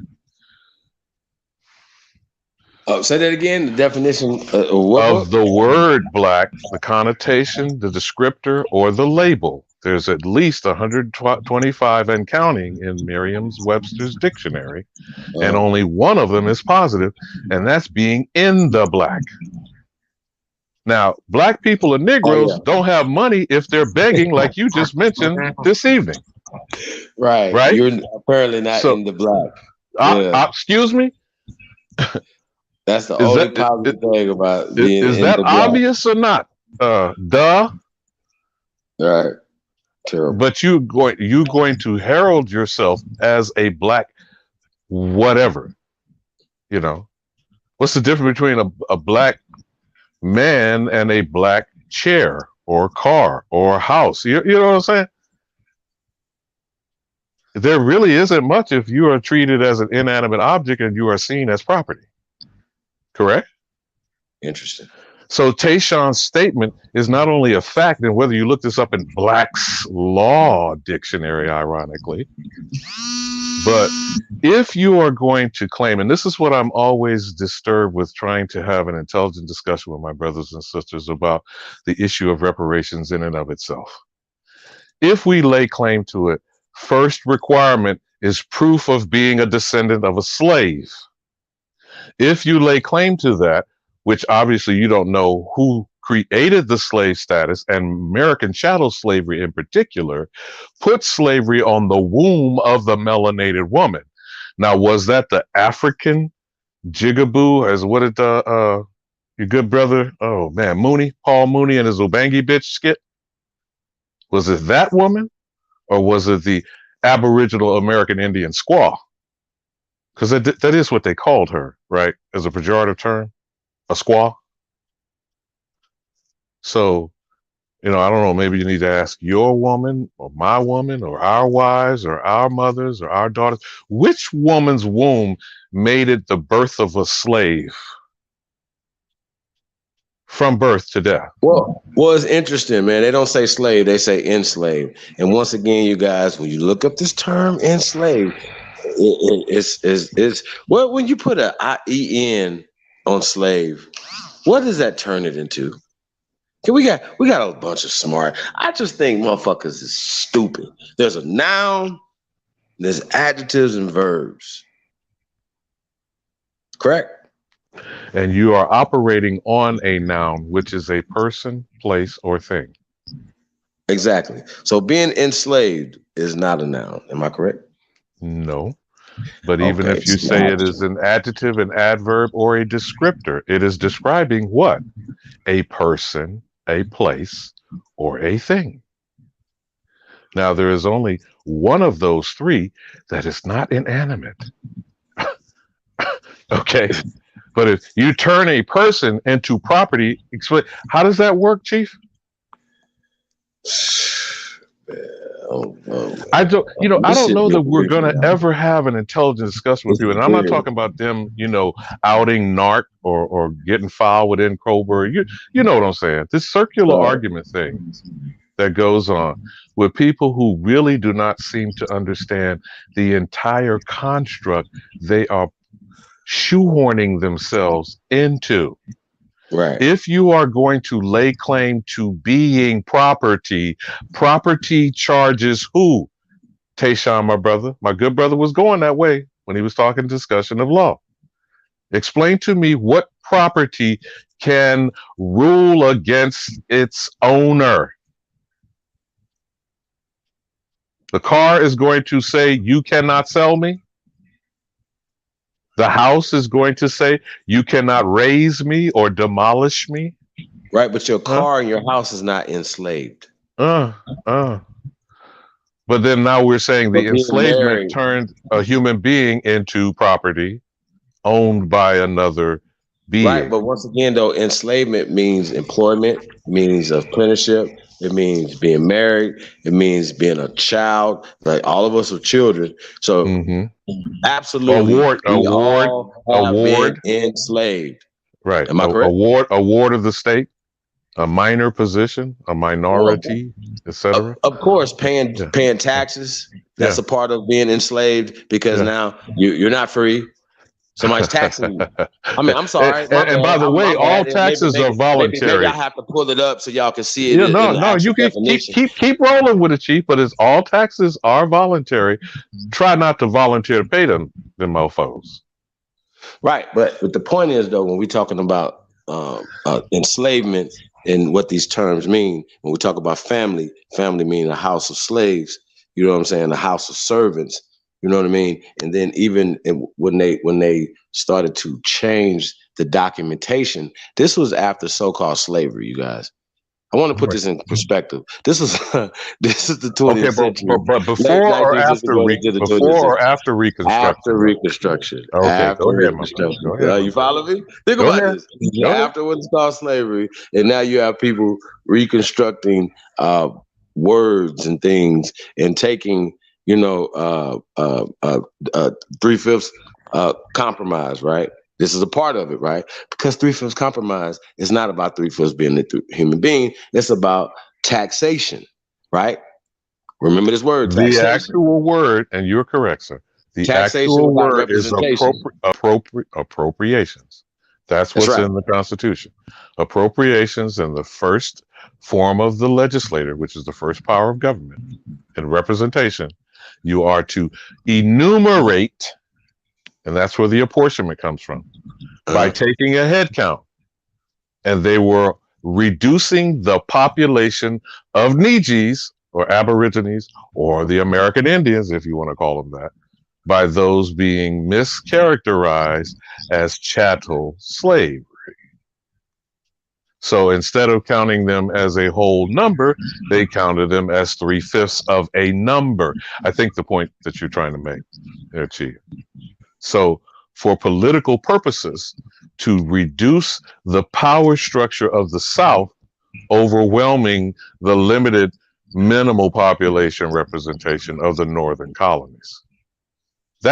We're talking about a mathematical, approximation. Right. Hey, Epic, we got Epic in the building. What's up, brother? But here's what I want to throw in as far as the conversation about reparations. Okay. When they continue to make these comparisons to whether it's the Jews or the Asians, particularly the Japanese, all of those are in response to warfare. You notice that conversation is not brought up? That's right. In both incidents, they were a compensation for war reparations. That's right. Okay. So for it to be a discussion about war reparations, how does that work with a person who's considered property? Well, first off, this whole slave narrative is not legal in American law. My bad. I'm sorry, y'all. Not when it pertains to the Aborigines, the people of this land, unless you are treason. What was the other thing? You get the point. If you are incarcerated, Well, you're talking that's about we're haven't going around the given one word, freedom. which is jurisdiction. Okay. But when you're talking about this criminal operation, which is the colonial invasion of our homeland and our ancestors, that's an act of war. Well, we know these wars happen. Right. Right. And those people who are being caught up in the narrative of slavery, Kunta Kinte, 12 Years a Slave, Jane Pittman, Right. the Uncle Tom's Cabin, etc., right, is putting themselves under the jurisdiction of criminals. So, you and I, maybe, and the people on this panel, we may not get bogged down into that conversation. But like you said, you love to be pejorative with him about Ratatouille and even with Tariq and Umar.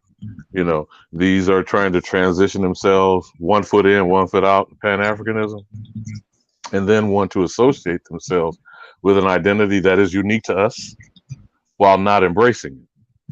Okay. Right. But then you want to get your 30 pieces of silver, negotiating some sort of, I don't know, where they are these trying to be, are they trying to be agents, or are they trying to be, and when I mean agents, I mean like a movie agent or an agent for an accountant, or you know what I'm saying? An agent as a banker or a middleman. Are they trying to be those kind of agents, or are they actual traders being collaborators with the oppressive white supremacist system that's currently Depending on who we're operating? talking about, I think everybody has different operating motivations. Yeah, I think everybody got different motivations, man. This YouTube shit is the new dope game, man. You know what I'm saying? Or the new hustle. Like, these niggas is not taking this shit serious. So for likes and it's not about popularity is doing what it nothing. sounds like you're Yeah, saying. So that's what it's about. fame, But that's what for the sake people, of being famous. Bro, listen, motherfuckers have made I can't shit on people, man. That You get your pull paper themselves how up you out get the your gutter. paper. Is that what you're Like, trying to yeah, say, you Chief? know what I'm saying? No, I'm just saying, man. Everybody's humans. You know what I'm saying? We've all come from something. You know what I'm saying? So being able to pull yourself out of a situation, out of projects, out of a bad situation, sleeping on the floors, which is how the system you know what uses I'm saying, or people like whatever. that. Whether Yeah. they're rappers, whether they're athletes, whether they are supposedly self-made men and women, which you could use the term hustler or you can use Right. the term entrepreneur. All right. But we're still operating within a system of criminality. And I don't say this to rag on them, individually or collectively as a group. I'm saying if we're going to be, and I know we have to go to a different level of maybe a higher consciousness to intelligently discuss what we're talking about, but we have to start somewhere. It's a nowhere conversation dealing with people who are thieves. First, thieves, liars, murderers, that committed genocide against our people. It's ongoing. The prison industrial complex is just an offshoot of it. The way that we are being marginalized and also being controlled through diet and through, housing patterns, ghettoizing, etc., however you want to describe it. All of that are external pressures. We haven't even have we had a chance to catch a breath, Chief? So when are we going to actually sit down? It's like circle. Remember the stupid dope cowboy Indians about circling the wagons? When engines are coming and the so-called settlers circle the wagons and they regrouped. And of course, they always succeeded to overrun the savage barbarians to come out here and stake a claim of theft. Hold on, real fast. Speaking of that, right? It's a young man in the chat room, right? He's confused about the word Indian. He said, "Are we Indians or not?" First off, nah, I'm not saying it like that. I want to definitely, and they definitely educating them in the chat room, right? Indian is a descriptive term of dark people. and nobody called themselves an Indian. There's no tribe in America or in Bharat or Hindustan, which is called India now, that called, that somebody And called please themselves tell Indian. those illiterate Right. folk that was in 1950 with British colonialism. As a matter of fact, China is not China. It's Manchuria, is it not, Chief? And it was even something before that. Exact. So, okay. MAN is not their language. It's not their Sorry for interrupting, brother. Go ahead. No. But just to edify the brother, you know what I'm saying, and we talking about, because there's a lot of confusion, and you got a lot of people out there saying, no, we're not Aboriginal, we American Indian. American, brother, you have a smartphone. Look up the definition of American. It's the Aboriginals. Then you have to look at what Aboriginal means. This means the first inhabitants. And that's us. We're the first inhabitant of the land. And it'll take you down such a finish deep the rabbit sentence, hole. Chief. Encountered by others. And whatever Absolutely. parentheses you want to use others to be, they are motherfucking. You know what? Let me throw this quickly in there for them. It is not immigration with an I, because that means invited. And we didn't invite none of these motherfuckers. These are immigrants with an E who fled. I don't care whether they want to talk about this religious persecution shit with Mayflower and the Pilgrims, or they want to talk about the latest bullshit with dumping Ukrainians and Afghanis on our ass. That's immigration with an E. You feel me, my good brother? That's right. So I don't know about you. I didn't invite no motherfuckers in my house. Okay? So when they keep talking about this land of immigrants with an I, no, it is not. Right. These are either emigres, EMIGRES, who were expelled, criminals released from prisons, debtor prisoners, or they were actually escaping whatever evil you want to describe. You notice how all these people have horror stories, don't they, Chief? They fled civil war. But that shit didn't happen until the late Poverty. 1800s. You understand what I'm saying? I feel and they bro. write themselves back into the 1600s, the 1700s, and all that shit's just fake. And so a lot of us are still pushing those same terminologies. You know what I'm saying? Because they literally for a term, whitewashing history. That's a part of it. It's all about the visuals. Like they say, well, why is it a problem for them to show a sister and a pale-skinned dude on every commercial? Now, it would be different if it wasn't not every commercial, y'all. If it was not every commercial. Now, you know what I'm saying? Damn near. If it's every commercial, now we having a problem, right? You know what I'm saying? And I think that's a problem, whatever. But once again, when people are saying, well, we're trying to do this, but there's certain agendas that is being pushed, even when we talk about the scandals flick and these commercials and stuff, because once again, if there's agendas that they want to push, why are they pushing them? Why are these agendas being pushed? And it's all a part of a system of hate. You know what I'm saying? Which is targeting. Remember the last thing I said to you guys about targeting and silhouettes? How frequently have you seen a target that had a black background with a white silhouette? Okay. If you notice, they'll take the black silhouette away and make it color coded, but they ain't gonna put a white silhouette. But there's still targets with black silhouettes. You follow what I'm saying? That's interesting. Because it is to target specifically the black male. Now, if you remember when Francis Cress Welsing talked about the concept of the gun, it was for one thing and one thing only. It was to overcome the sexual potency of the black male phallus. Terrible. Okay. And each and every time there has been gun restrictions, starting with the Black Panthers, but even before that with Nat Turner and Harper's Ferry with John Brown. When they instituted gun restrictions, is to make sure niggas don't get their hands on them. So when we understand that, which we should, meaning us who understand, we're talking about focusing on us, not on the others in parentheses, that's the whole problem that's going on here. A reparations discussion will distract us from focusing on us, because there will be others that will come up and say, we've been in chains, we've been enslaved, and now we're African American. You know the bullshit about this. What's the word they use? The way that this is being diluting It's diluting as well as diluting us. Okay? To dilute us by having other people's agendas attached to our circumstance, which is what has been done by white women and feminism, is now being currently done by same-sex marriage and LGBTQ. But each one of these others as a group try to find a ignorant Niji, American Indian or Aboriginal, to spout their agenda. I know you see this, Chief. And it's slick, but it ain't working. Hey, okay. So hey, we got Epic in here. We just got the mental ninja. Shout out to the mental ninja. Epic, you got the floor, brother.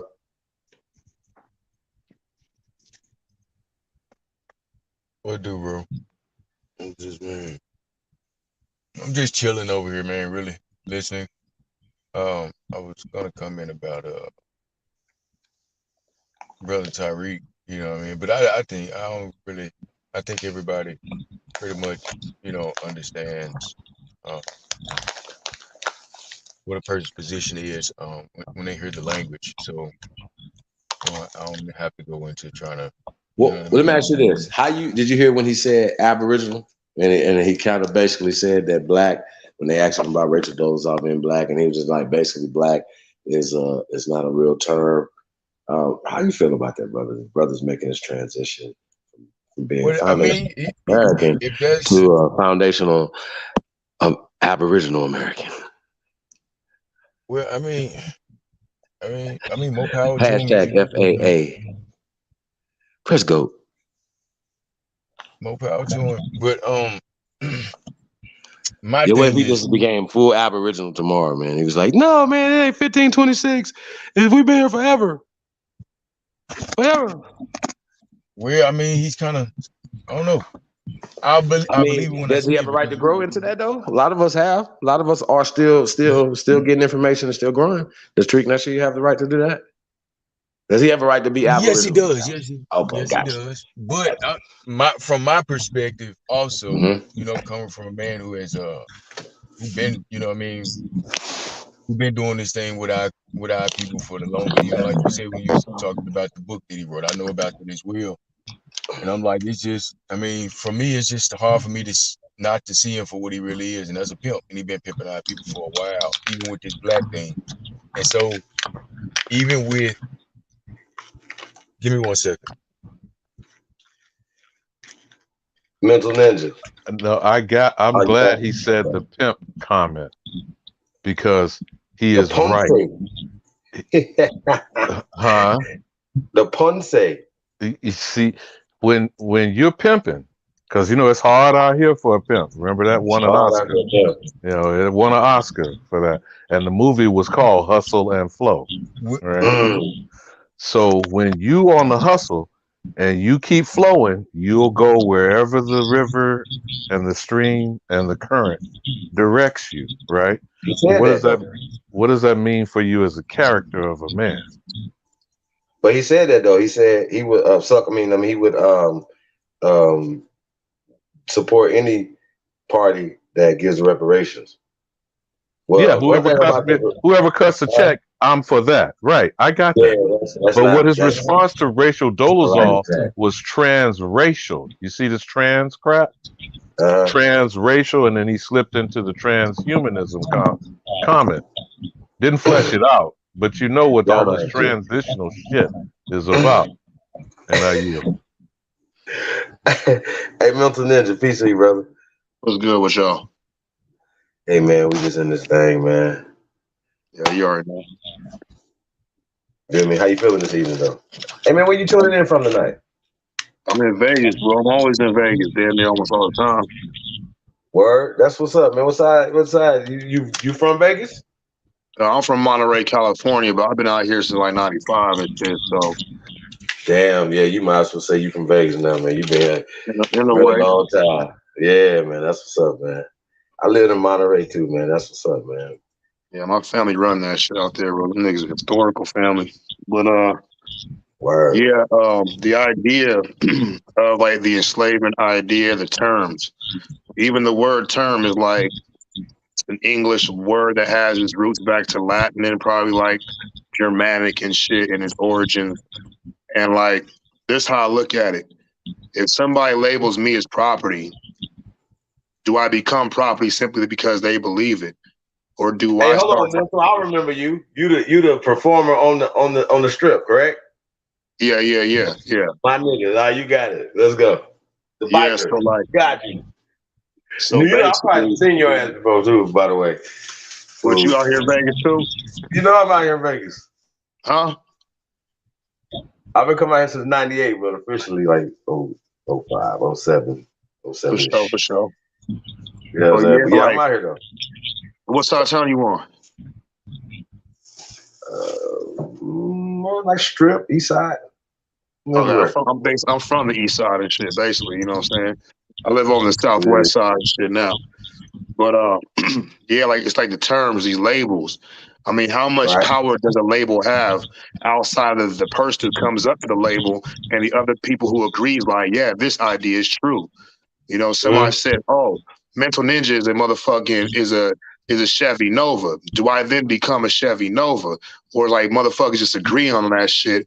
What happens is if motherfuckers say I'm enslaved, then they have to convince me that this idea is worthwhile for me to act in accordance to what they believe I am. Because if I don't accept that, and I'm like, bro, I ain't no slave, I ain't no this, I ain't no that, and then come up with my own term for myself, I could set a big rift in their mental process of how they think they can identify other people, you know. But bro, and so Vlad and Adam 22 are slaves.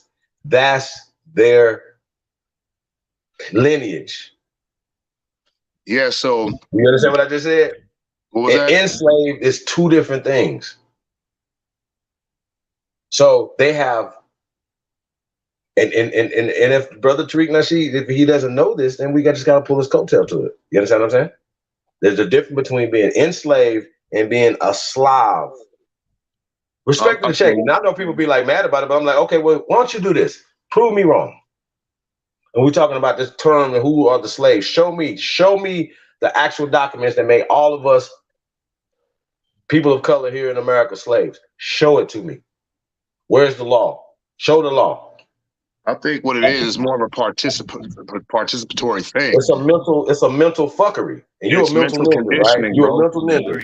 You got to really convince this motherfucker that he is a slave. He has to act. Now you got to give him what makes a slave, the definition of a slave. He's like, okay, well, I'll act that way. Because if he doesn't, you can call him whatever you want. He ain't going to be that. And this motherfucker's a dangerous person, bro. A really dangerous. You got to get rid of people who are against the fucking status quo or the label. Because if other people start thinking that, then your value of the label starts to decline. Even if you have 1,000 motherfuckers on your side that believe it too, you're gonna have to eventually go to war and get rid of these people that are against your beliefs and shit. I There's defy always that anybody to element. prove that all of us are enslaved or slaves, not enslaved. Because once again, I've already said what enslaved is. You're a part of a family dynasty, and now they're talking about all these billions of dollars. Where do you think that money they're talking about came from? That's our family wealth. That's our accumulated family wealth from our land here. Once again, we didn't come here. We from here. This is our shit. I mean, like for me, bro, I'm from California. I've been from California ever since I've been. Niggas can't put me in motherfucking Madagascar or motherfucking Atlantis or Mars or any other place other than where I'm from. Now, for me, I'm Aboriginal. I know my parents, they from this land. I know I got other family going way back from other places and shit, but the majority of us is from here. And this is the fucking thing, like the word enslaved, the EN part is to be brought into. It's like included, entrapment. You've been brought into a trap. Right, but when now, you say somebody's a Slav, aka slave, that's specific. Yeah, and that's where the etymological roots go. But what they're really talking about, you can remove the label and the actual phonetic word, and they're trying to describe a situation of being, a state of existence. And they're trying to say is that, oh, this person has been brought under conditions or has been subdued under conditions or is willfully giving themselves to a set of conditions that operate, and this is what we call it, enslaved, which will go back to enslave, whatever. But if that individual takes like some fucking Shaka Zulu type shit and like, nigga, I'll kill my own baby, fuck all you motherfuckers, you got a problem. Who Razoo boy? Hey man, come up here, man. I like to talk to you, family. Let's put this in the chat room, brother. I would like to talk to you, brother, because I need you to understand. I didn't stutter all of them, all. And I think people don't understand the concept. I don't think they understand the concept. Show us these people prior to coming to America. Like everybody from Nancy Pelosi, we started tracing the researching these people. Even from Donald Trump, these people came here in the 1920s. 1920s. I mean, what y'all talking about? Like, we got to start having some real conversations, y'all. You know what I'm saying? So Tariq said a lot of great stuff as far as being the foundation of this country, building this country, whatever, right? So it shouldn't be no argument for people who classify themselves as Native Americans, because I'm just going to ask you one question: where are your cities? You mean other than TPs and wait, well, hold on, Chief. You saying other than TPs and drunk tanks behind barbed wire? Like, that's not, not to be disrespectful, nothing. This is just real questions. We don't have to go back and forth. Where are your inventions? And then this question goes out to anybody. Where are y'all inventions? Keep calling us African Americans. That's disrespectful. Calling us all these other things. And what we have to start doing is applying pressure. So when they call us, whoever calls us African American, it should be lawsuits. They should be getting banned from. It's like what are the defamation? There should be defamation lawsuits. People call us black. That should be defamation lawsuit because it's illegal. It's not lawful in the United States. It's because it's black laws law book. That shit has nothing to do with being black. Even if the reverse is tricknology, Chief, in the Constitution, Indians not taxed is the only specific designation to a population, which does two things. We're not under their jurisdiction, and they aren't here with invitation. You feel me? That's right. When you start talking enumeration and appropriation under the Constitution, there is a specific population that does not include our ancestors. In addition, the conversation should be about contract expert. I'm sorry? The Constitution was translated to English. Yeah, I got you on that, bro. Hey, this is a trivia question for tonight. Can somebody tell us when the Constitution of the United States was translated into English? And matter of fact, what language was it fucking translated from? How about that? How about that? Tell us that. Nobody on the panel, because you probably know Obama. Okay. Well, I'll sidestep for a moment just to say this. Yeah, that's for the chat room, y'all. We're gonna let the chat room. We'll talk about what we're talking about right now. But I need to know that question. What language was it written in? Original, right? And then when was it translated to English? Now, if you believe it was written when it was written in the 1700s in English, then or whatever, then you might just be duped. You know what I'm saying? And because that's how they rewrote it after things were burnt down. You understand what I'm saying? So we're pre-1812 and post-1812 is what you're saying? Absolutely. Okay, now, in the answer to your specific question, and whether you agree or disagree, the Negro Act of 1740 in South Carolina was the first template of creating the Negro. And if you remember the bullshit from those alleged Moors and the Treaty of Peace and Friendship, where they said, I am not your Negro. So then the question then becomes, were you an American Negro or an African Negro? You see? So, and I'm saying whether we are their Negro at all. I'm just answering your question that you said about where did it get codified? It is codified in the Negro Act of 1740 in South Carolina. And check this out. Go ahead, brother. This is what it sounds like. Just because of the rhetoric that's in the media and shit now, it's the pronoun game. Oh, my pronoun is this. Oh, my pronoun is that. Oh, no, this is the pronoun we're going to give you. And at the end of the day, just because we're taught, I was taught that this is the history of America.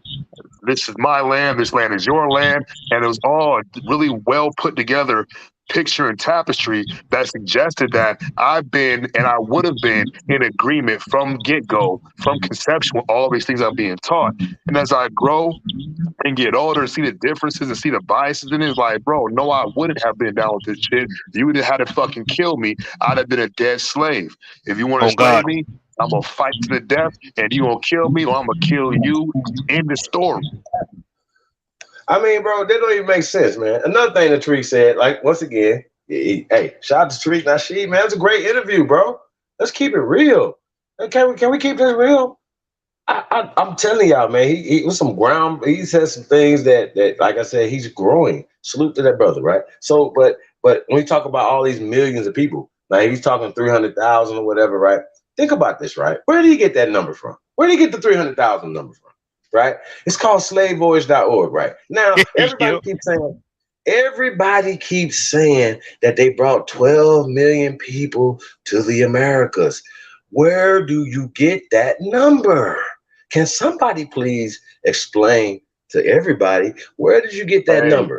It's day and And, night. and you do know, but you do know Skip Gates, the Skip Gates, their supposed resident expert, has reduced that number repeated. Like you said, not only slavevoyages.org, but he has reduced it not only from 300,000 to 90,000.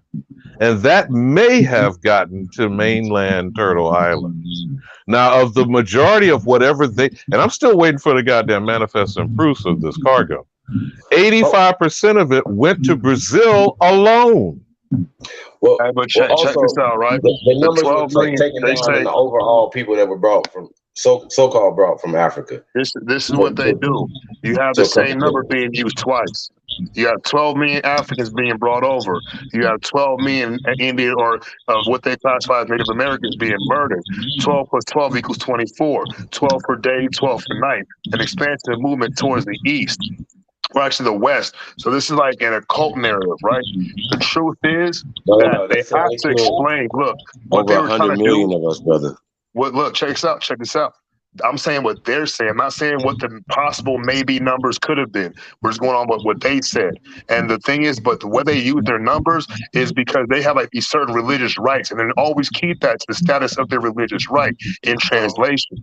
Now, this is what it really is. Most likely, maybe 75 to maybe 150,000 on the high end, 250,000 on the very high end were actually shipped and brought from Africa. But what they had to do was explain why they were the dark-skinned man already here. So what they did was they killed us on paper and educated us that throughout the fucking next 100 years to make it a truth where it becomes lost. Hey, let me add this in real quick. Let's call paper genocide real quick. We got the brother Poetic Flacco in the building. What up, though? Man. Yo, listen, man. I just want to say, bro, like I just came so I don't even know exactly like what like what's been talked about, man. But yo, man, bro, I just appreciate like you showing love and actually I'm digesting the content, reacting to the content, showing love to the content.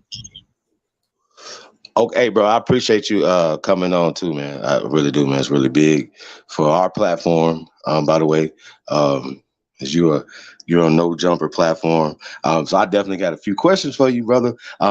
In your interview with the brother Tariq Nasheed, from my understanding, you put that together, correct? Yes. Okay. So we just did a reaction video to your interview you and Adam 22 did with the brother Tariq Nasheed. Thought it was a great interview, and so I'm glad you came through, brother. Man, definitely, man. Yo, man, so like the reason why I put that together, man, was like for example, right? Like me and Tariq, we definitely like again, man, like we differ on a bunch of things, right? But I still feel like Tariq Nasheed's voice, especially if he's representing the FBA, that needs to be heard. And I think that again, like regardless of what you might think of who Tariq Nasheed is, and like I did push back on certain things in an interview, man. But like my job, like going into that interview, bro, was to make sure that he had a fair, unbiased platform to speak to what he like to speak to his audience, and also to just give his take without too much pushback, man. So how do you guys feel like that interview went? Hey, bro, I thought it was a great interview, man. You did a great job. Allowing exactly what you said, ask great questions. Even some of the things that you were hip to, a lot of the beefs and certain things like that, man. I think it was a great interview. For me, I don't know about the other brothers and everybody else that watched. Yeah, I think it was a good interview as well. Like I said, my only issue is me knowing what I do know, especially when it comes to the language and what's really being said. I still have a problem with those things because they are a misrepresentation when it comes to the identity of our people and what actually happened with some of us, not all of us. And my problem is that a lot of these things are being put all into like this one bowl as if it all like when I do my genealogy, when I've done my genealogy, and I'm still doing it. I'm yet to find any African for one, and two, anybody that was ever owned by any so-called white person. You see what I'm saying? I'm yet to find that at all. Period. Matter of fact, what I found, my people, my family, if you would, my relatives, were all landowners, all of them. And here, we weren't from anywhere else. And my people didn't refer to themselves as black either. My people didn't refer to themselves as to none of this stuff that we hearing a lot of these so-called black leader guys claiming to be who we are with that term black. That's for one. For one, the term ain't even ancient. It ain't even old. The term ain't even 500 years old on the planet. But we black people. Epic, I have a problem with that. I want to ask the brother. I want to ask the brother Poetic, what is his background? Because he said that you had said something basically like that wasn't, as far as the reparation, you didn't have a dog in that fight, so to speak. And kind of explain that, brother. Oh yeah, definitely, right. So and like this has been like my main stance as well when it comes to like like for example, right, like the Aboriginal blacks and and like reparations though, right? Like my whole thing is, I'm from West Africa, right? I'm from Liberia. I was like born there. I came here when I was about like 2 years old, right? So I came to the States at about like 2 years old. So like my culture and everything I know is Black American culture, right? But I'm still very aware of, when it comes to like debates, like Aboriginal Black Americans, like it's not really my place to tell a nigga, like those facts are not true. Because again, like I have no dog in that fight, right? Like, it doesn't like serve me either way to tell like a Black American, bro, like I don't think that Aboriginal thing is really true. I do know there are like, let's say like the Creek freedmen, right? So I do know that some natives did acquire slaves at some point. So, like that's where like that ancestry might have gotten mixed up a little bit, right? But, hey, brother, let me ask you a question. Do you understand the difference between being a slave and an enslaved? Oh, no. All right, well, Adam 22 is a slave. Enslaved is a family member. Do you understand the difference? Vladimir from Vlad TV is a slave. Slavic. They came to America in chains. They came to America as refugees in the Freedmen Bureau, brother. They got reparations for war reparations, brother. Yeah.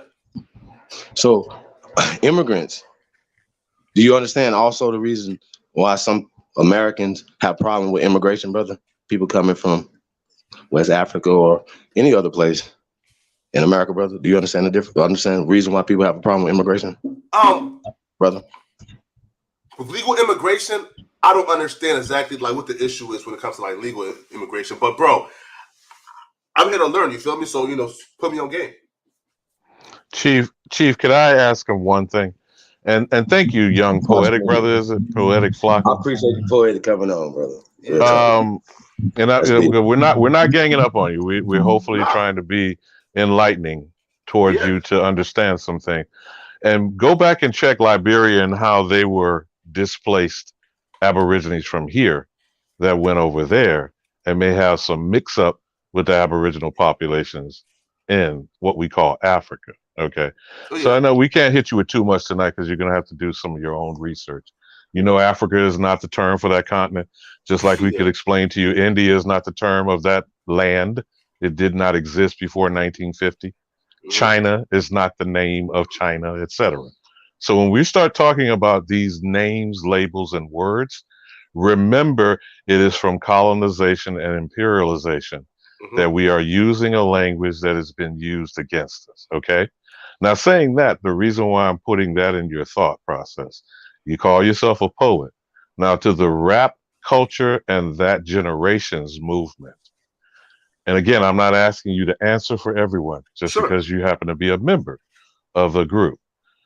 When you did this interview, and the reason I believe now, and this is my spin on Tariq taking advantage of you, is trying to make himself relevant. I don't know if you picked up on that, Chief, but by utilizing you and your platform is to try to make himself out in front. You know, Chief, you ever remember what politicians do about how they get in front of the parade? You know how that works as a dynamic? They go and co-opt. I think Poetic understand that. I think he understands that, but at the same time, he thought it was important to get to. Oh, I'm get not. Believe on me, that I am not platform. criticizing Hey him man, making shout a out to Adam platform. 22, man. Real talk. Yeah, I'm not criticizing you, Real Flacco, talk. for making the platform accessible to Tariq. I'm saying, just like you, and personally, he's not a spokesman for obviously anyone I would say confidently here on this panel. He's not a spokesman for us. He's not even a spokesman for the people he's trying to create. This term, foundational Black American, he is no different than Jesse Jackson coming out of a room and 6 Negroes pronouncing us African Americans. Are you aware of that? Just a little historical fact. Okay. Yeah, right. So okay. Go ahead. Sorry, right? No, hey, right. no, go ahead. Yeah, right. So, like, my question is, so after watching the interview, did you have a problem with what Tariq Nasheed said or what he represented, or like you just don't want him to be the face front of those discussions? No, I don't have a problem with anything that was in the content of your interview or whether you intended to do one thing or the other or his agenda being promoted in a larger way because you are giving him access to another population, probably younger audience, but without context. Do you follow what I'm saying, Flacco? Yeah. Without proper context. So what I hope, now I can't speak for the others on the panel or for Chief Holiday. I hope because you are an enlightened enough person that you came over here yourself. Those other people don't. Not even Tariq, right, Chief? And I'm not going to say this to necessarily call a person out. I'm saying you have already shown yourself to be an open-minded person. Yeah, of course. Okay. Secondly, truth crushed to earth is what is going to be rising amongst your generation. And I mean this as the millennials, the Gen Zs, and then your children. Okay? The problem, Flacco, is we have lies that are permeating and continuing to perpetuate themselves. Okay? Yeah. So when people like Chief Holiday or people that if you'll notice, they are trying to do two different tactics. They're trying to either marginalize or ignore what's considered as the Aboriginal community, or then try to mislabel us as Native Americans. Or in the case of FBA, and if you've noticed, pay very close attention to this, Flacco. They are now calling it a terrorist and hate group. Did you pick up on that, Chief? This last panel discussion that Tariq participated in with Uncle Luke, the 2 Live crew? Okay, now you may not be aware of these things, Flacco. That's why I'm trying to bring it to your attention to give you the context that I talked about. Okay. When you have other people outside of our people trying to continue to describe and define who we are and what we're about, please have your alarms go up. Okay. Yeah. And when you go and look back to your own history, particularly Liberia, Sierra Leone, the Ivory Coast, and all that type of stuff, and see that they are us here from what we call Turtle Island or North America, the mainland, transported over there, you may not even know what your Aboriginal American heritage may be. You feel what I'm saying? Because you were brought here as a baby. Hold on. Go ahead, Chief. Go ahead, That was my question I had for the brother. Hey, when did your people get to Liberia? What have you traced your roots? No. Right. So here, right. So so my like family, right, actually, like have like a big like book, right, where like we actually like trace our roots back to chattel slavery or cattle slavery, right? Wait. What do you mean? I'm sorry, bro. You have a book, right? Mm-hmm. It goes back. So you have your mother and father. They're from where you call Liberia, right? Yeah. Okay, your grandparents. You got 4 grandparents. Are they all from Liberia as well? Bro, I'm not sure exactly like how far, right? But like I do know. your grandparents. Just your grandparents. Your mom and dad.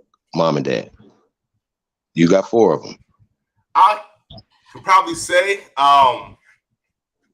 one are probably my great grandparent. Like they're what you call an Americo-Liberian, right? Meaning like they, like they came. So again, I don't know like how far back, but like whoa. Yeah. So your people came to Liberia from America.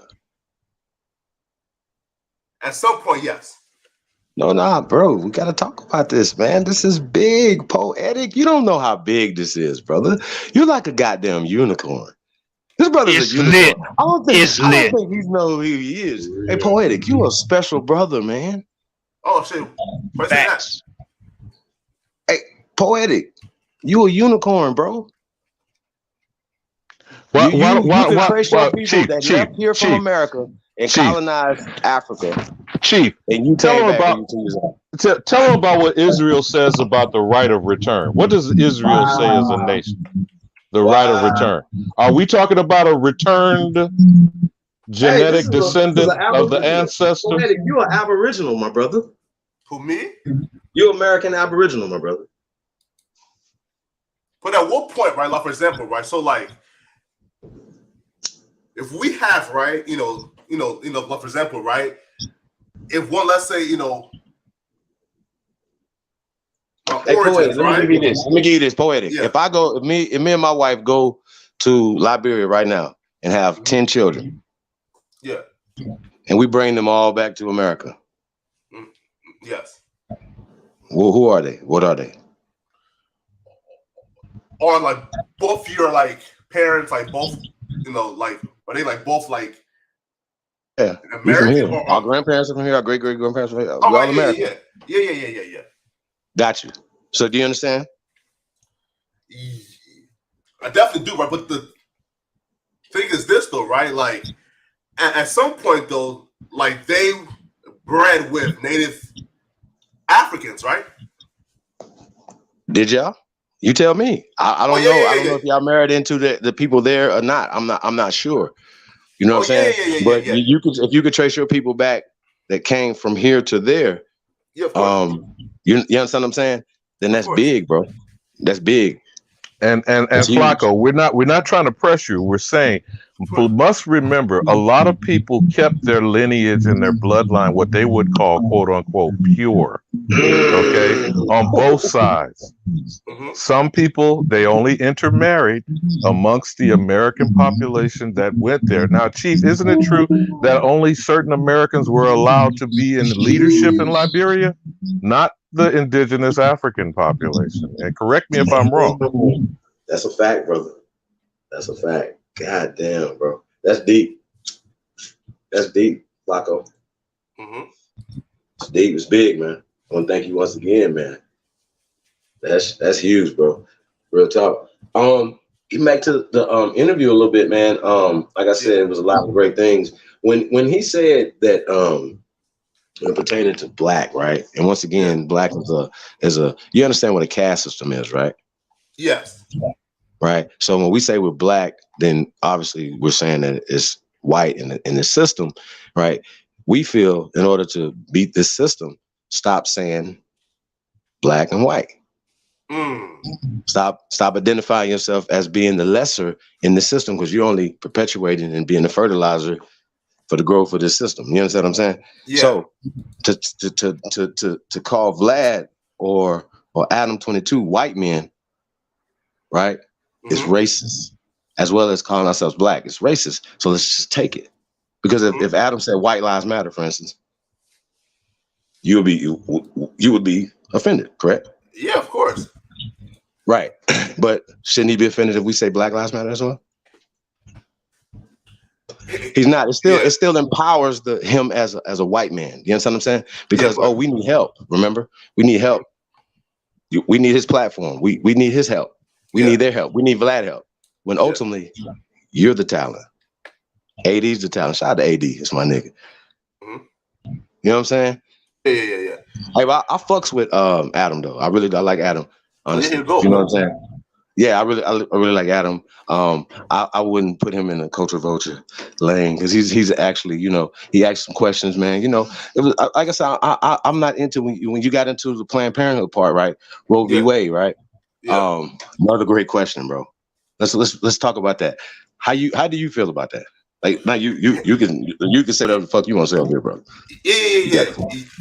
Yeah, right. So like for me, right, like I wasn't, like for example, I didn't understand why, like the fight for Roe v. Wade, why that turned into the fight for Planned Parenthood. Meaning, like, yo, I can understand if you guys want to say, yo, like, we want to, like, protect our right to abortion, cool. But once that turned into we are fighting so Planned Parenthood don't get defunded, that right there I don't understand. And here's why I don't understand it, right? If like the last like 5 years or so, like we've been marching and singing our spirituals to get them racist monuments taken down. Now, we were all saying, yo, that Robert Lee E monument and statue, that nigga should never be celebrated. Cool, take it down. However, how can we say, yo, we want all racist monuments taken down? But to me, Planned Parenthood is also a racist monument, right? Due to like the Margaret Sanger, right? Is that her name? Right. So to me, right, personally, bro, if Planned Parenthood was founded by a fucking racist, then why are we fighting to keep it funded? That right there is what I didn't understand. But in terms of Roe versus Wade, bro, like my whole mindset was, yo, Roe versus Wade didn't ban abortions. Like what Roe versus Wade did was left it up to the state. Now, I believe that the states should have rights to guide and guard themselves, right? So that's why I was for Roe versus Wade being overturned, because I don't think that the federal government should have any type of say in those type of things.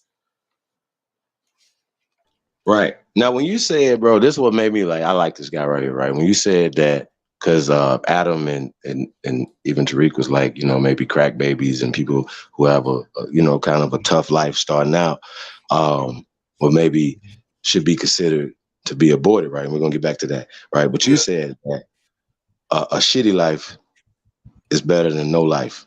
Yeah, Break that down. Break that down. Right, even like when I interviewed Adam's girlfriend or fiance currently, and she said about the exact same thing. And to me, it's like this, right? Like a bunch of us, but probably again, like there's been a lot of people who have overcame. So for us to say, yo, just because their life is going to be hard, let's take away their option of overcoming and being resilient and pushing through, right? I don't understand, but the thought process of taking their life just because we predict that it's going to be hard. And also too, there's also like way other options of saying, yo, like even if you believe that the life that you're going to give to your kid is going to be tough, yo, like just bro, like yo, then like give them up for adoption, right? So I just didn't quite understand like why anybody like would think that them let's say growing up in an impoverished crib or them growing up with like drug addict parents, why would that be worse than them just outright dying and not having a chance at life? Now, Flacco, I don't know if you know the word eugenics or even understand the concept of it as an agenda. What you just described is what eugenics' platform was from Margaret Sanger, but she started it with poor, quote unquote, white trash that were described as imbeciles and morons. I know, Chief, you know about this. The original intent of Planned Parenthood under Margaret Sanger's eugenics program was to proscribe and remove the wombs of women in poor, stricken Appalachia. Now, you may not be aware of that, Flacco, but just your instinctive aversion to it. I just want to give you that to give you some support for what you're stating, whether you were aware of it or not. Now, eugenics as an agenda is to target your children's future, period. Now, the other bogus thing about Planned Parenthood, many people aren't aware, there was a so-called melanated woman, Faye Waddleton, was the president for more than 20 years. But the other statistics that they pitch and perpetuate, and you could possibly correct me on this, Chief, of the 1 million aborted babies every year, 500,000 are supposedly Black female teenagers. Now, I don't know whether that's true or not, but let's just, for the sake of it, say half of that number is true. For the last 10 years, that's 2.5 million of those not existing for you and your generation to be preparing them to do what, my good brother Flacco? And I yield. Oh, wait. Is that towards me? No, I'm just saying, if you took the number of the last decade, 250,000 of the aborted babies were melanated teenage girls. That's 2.5 million people you don't have in your sphere of influence to do what would you think going forward as a generation? You feel what I'm saying? Yeah, man. Bro, thing is also too is like, yo, man, like if we're already like behind the 8 ball, right? You know, because again, you know, like there's been systems set up to, you know, so that we could fail. If we're already behind the 8 ball, then like what better way for us to overcome than to produce more, right? You know, so I just personally never been like a fan of Planned Parenthood or even abortions in general, right? But I do believe though that like my faith should not be, I guess, like thrown on to other people, right? So I've always said, yo, listen, I don't like abortions, cool. But one thing I do know for sure, though, is even if, you know, it's not my place to throw my beliefs on others, Planned Parenthood should not be a fucking site for us to fund, like at all. Yeah. Let me put one last log on this for you, Chief, to hand it over to you. You got it, Have you heard of these women called divestors? Anyone on the panel? I know Cynthia G, right? Oh yeah, he knows. Yeah, Cynthia G. So you do understand what this divestor group of, I don't know what you want to call it. Do you want to call them lesbian, man-hating? But again, these are women, and this is my spin. Hold on a second. This is my spin. You can correct me if I'm wrong. My spin is they feel that white supremacy as a system is so targeted against Black males, specifically Black male babies should be aborted. Now I'm gonna hand off that baton, and I yield on that. Ooh. Yeah, man. Well, you know, like Cynthia G, like when I haven't listened to her like too deeply, like when I do listen to her though, she does seem really anti-Black males and she's really pro-white men. So I guess I don't know in her stance on that yet, man, but she does, you know, put down like the Black males a lot. Well, yeah, man, I mean, it's it gets kind of bad. Hey, so one thing that you talked about, right, and we can, and it kind of goes segues, and we could touch on the abortion stuff or whatever, right? But you said that you run in the conservative circles, right? Now, what is interesting about our ancestors, right? Maybe you didn't notice that we are conservatives, and that we started the Republican Party. You know what I'm saying? And so instinctively, you know what I'm saying, when we talk about conservatism and leaning more towards some of the rhetoric and stuff that comes from the Republican side, walk us through your, kind of identifying with some of these people like Shapiro and some other people, brother. Mm-hmm. No, yo, honestly, right, bro. I think I even, said this too, right? Like, even like, bro, like, take away like the free shit, right? And just, and just speak about the basic principles, right? Of, like, we don't trust the government, take away government, like overreach of their powers. That right there is what most Black folks believe. Because, bro, like, why would you even like trust the federal government who, like who put you in this system, right? So that's one. Two, bro, man, like most black folks here, we're really religious. We're not rocking with this like liberal, flexible bullshit, right? So like when you're taking again, just us being real religious, conservative in nature, we don't believe in the federal government having an overreach of power. I guess I don't see how the Democrats have been able to convince us for years to go against our like natural nature and to vote for them. Because if we just take policies and what they stand for, we align more with niggas like Ben Shapiro than fucking AOC. Feel me, right? So, I just don't know how the Democrats now. I do know Lyndon B. Johnson did say that he had a plan to make niggas vote for Democrats for the next 50 years. But, I just don't know, I just don't know how they did it, man.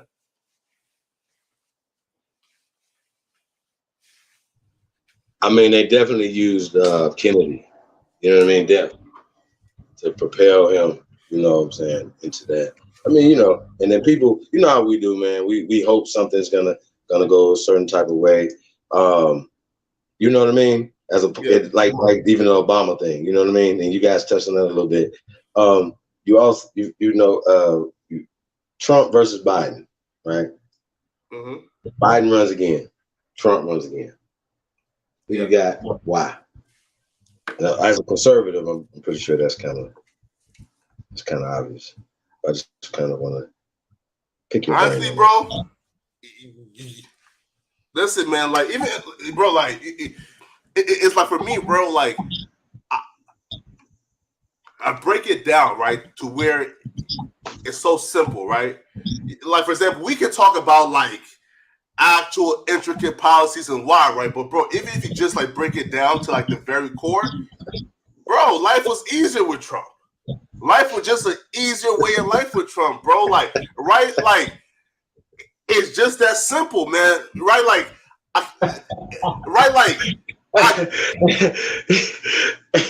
getting the PP loans was easy to man, come on, man, bro. Listen, man. Gas prices was down. Shit was just an easier way of life, man. So I don't even want to, right? Like, there's no point, like, in trying to like break down policies like the common man, right? Because, bro, like most of us, especially me, like, I can't even like dive deep into like what took place like 5 years ago and what senator recommended what, bro. Like, all that mumbo jumbo is cool, bro. But if you just break it down to a simple term of life was just easier, my nigga. Man. Hey, it was, man. I mean, all the spookism stuff that was going on in the media, they did a great job when we talk about. I'll be right back, bro. Well, but I have to do one qualifying point on this, Flacco, and I just chalk it up to you being young.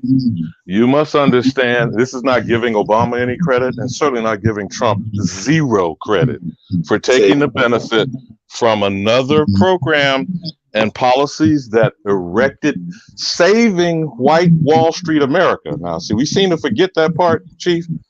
Taken to the brink in 2008 and 2009. And almost a financial ruin. He believes top down. He believes that. He believes top down. Yeah, but to give Trump credit for anything, as and I'm not holding it against you, Flacco, personally. This man had no policies whatsoever. The court was designed and actually fixed by McConnell, and the tax cuts came from Paul Ryan. Now I get that person at the top kind of thing. That person at the top gets credit or gets blamed as far as the way things seem to go. But I just wanted to give you something to think on. So just go a little deeper and understand how these systems and policies actually got implemented. And I yield. Right. Waiting on the brother to come back. Got a couple questions pertaining to the interview. It was super dope, man. But we could chop it up about these policies and stuff. Even when we talk about having a stacked conservative court, right? Now, certain illegal laws that are on the books, like Roe v. Wade, Plessy versus Ferguson. It's a lot of things that are going to be up on the chopping block because they're unconstitutional, guys. And so they just open up a big Pandora's box, because even when we talk about who are not to be taxed, right? American Aborigine, American Negro, it's changed to Indian. Indian is just another descriptive term of the Negro, are not to be taxed and enumerated. Why is this happening? I know it's a lot of other conversation that we had, but that's the conversation that we had. And we're going to talk about Chief, let me about the people that you're taxing illegally as the first form of reparation, restitution. Let me flavor it for Flacco to deal with his generation on it. What he just said, Flacco, if you're not put in a head count, because the census just happened in 2020, if you're not to be under a head count and you're not to be taxed, how conservative a position do you think that would be for this upcoming generation, where they have tax-free existence? I'm not trying to put words in your mouth, Chief, but I want to try to focus this in a way, hopefully for him. I'm definitely there. You got it, Flacco? He might be still gone. He said he would step away for a second. Oh, so he's muted. But I think I didn't want to step on what you was the knowledge you was slinging. I'm right there. Chief. I'm right there with you. That was alley-oop. I threw it on the backboard. Slam dunk. So I'm about to sprung it. I said, no, I'm gonna throw it on the backboard. Let him get it. Hey, so when you were going down with Plessy and Dred Scott and all this shit that came out with Taney, Chief Justice Taney said the black man has no rights. Finish it, my brother. Finish it, Chief.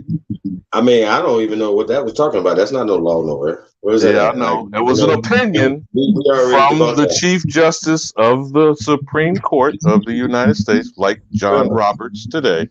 The Chief Justice said he was a dissenting judge, so his word ain't got nothing to do with that. Was in the newspaper article that that they said it was a part of the dissenting judge. Once again, it's just about what people say. But you know what, though, Chief? That's like saying the Willie Lynch letter didn't exist, but then the content of the letter is the behavior of so-called cracked out, ghettoized, poverty-stricken most people around here think 3/5 human beings mean that niggas is 3/5 of humans. Think about it. The 3/5 clause is 3/5 human being. Think about it. Think about that. Who said that? Who's the first nigga that said that? There ain't nobody said the 3/5 compromise that had anything to do with being 3/5 of a human. When they were appropriating, as we said about enumeration from the Constitution, and we're still dealing with that, by the way, right now. Okay, so all right. Let's do two parallels here, Chief. The Emancipation Proclamation emancipated slaves and niggas outside of the jurisdiction, right? No, that's emancipation. Like when you turn 18, you emancipate from your parents. That's it. Hey, Flacco. Hey, man, I'm not about to play with these kids out here, man. I whoop kids, man. Fuck out of here, man. I whoop other people's kids. You hear me? How about that? Hey, Flacco, you wild though, man. You was going in, man. Hey, man. Hey, Flacco, I want to get off the politics stuff when we get on the bullshit, because you got right into the bullshit, right? And we can talk politics all day, man, conservative stuff and this and that and the third, right? But a couple things, man, that you talked about, right? That was interesting. What Adam brought it up when he said that it's interesting. That's a phenomenon that a bunch of the rappers that he's become acquainted with don't date in their race. They outside the race. Now, don't tell us no rappers that do it, because we don't want to do that to them, right? It's not really about that, right? But what's your perspective on that? Or like, huh? Oh, yo, listen, man. Like, honestly, bro, like,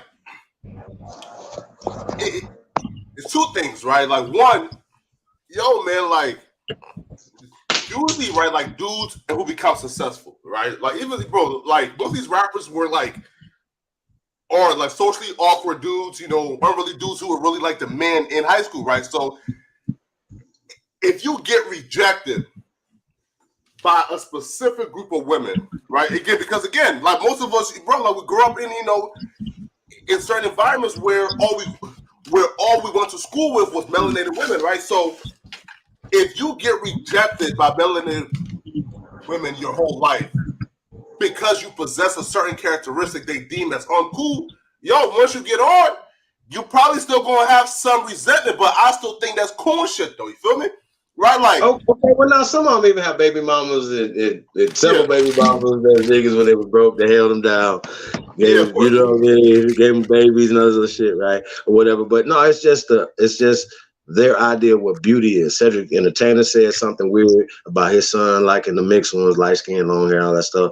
LeBron James, Lil Bronny, you know what I'm saying? Stuff like that. Now, once again, we're not here to tell the kids and the next generations behind us to perpetuate the same hate that was given to us in the caste system. You understand what I'm saying? But once again, what is LeBron James' son, for instance, Bronny?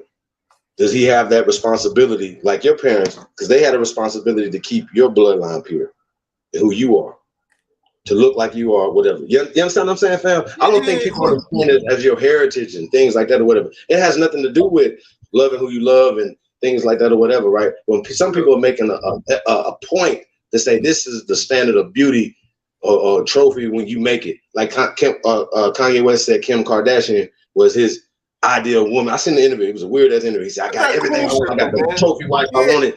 Really? This is the one? Talk about it, man. Let's go. These niggas are just butter biscuit eating coons, bro. Bro, listen, my nigga. Bro, listen, bro. Fam, how can how can Kim be your standard of fucking beauty, nigga, when Halle Berry exists, when Beyonce exists, when Rihanna, bro, fam, again, bro, look at this, right, bro? Like the top tier of women, right? Like the Lori Harvey's, et cetera, bro. Bro, there's not a race that can fuck with our top tier women, bro. I'm talking about, listen. That's the whole fact. Bro, listen, right, bro, look. Take our top 10% of women and compare it to any other race. Who can fuck with our women, bro? That caramel skin, that chocolate skin, bro. Those lips, voluptuous. Body is naturally like that, bro. Who can fuck with us, right? So when Negroes say, yo, I get on and Kim Kardashian, who made her body to imitate the black woman, that's my ideal wife, that's my dream girl, that's my Marilyn Monroe. Get your cool ass out of here, bro. Right, bro? These niggas, I don't know what system of brainwash they went through, bro, but like to say after you get $100 million that your dream woman is a pale bitch, fuck out of here, bro. Hey, that's man, real. I gotta get this man. Hey, Tayshawn, I gotta get this guy an old double head salute right here. I just want to say right quick. That's a fact. I like my women navy black with nappy ass hair. I love it. Yeah, he woke Tayshawn up. He woke Tayshawn. I love it. My wife chocolate as hell. I love it. I know, man. That's what's up, man. Hey, Flaco, and look, bro, and everybody has a preference. Once again, love who they love and like who they like. But once again, though, it's kind of disingenuous. But Chief, we're not when you're saying standard of beauty, that's not choice. See, standard of beauty. You know what? Yesterday, this afternoon, there was a documentary called Aftershock that I just watched on Hulu, and I'm gonna drop this nugget on y'all for the contemplation. This sister in this documentary said, a black woman giving birth in this society today is like a black man having a police roll up on it. Pause for effect. We'll say it one more time. In this documentary, talking about maternal mortality, that a black woman giving birth in this society today is like a black man's chances of a police rolling up on him. And I yield. Wait. Look, guys. Coon alert. We got a Negro in the chat saying I love them all. Love what all, my brother? Love what all, my brother? We talking about... Turn up, Flacco. Turn up. Coon alert. He already know. Got a coon in the chat right now, my brother. What's going on, man?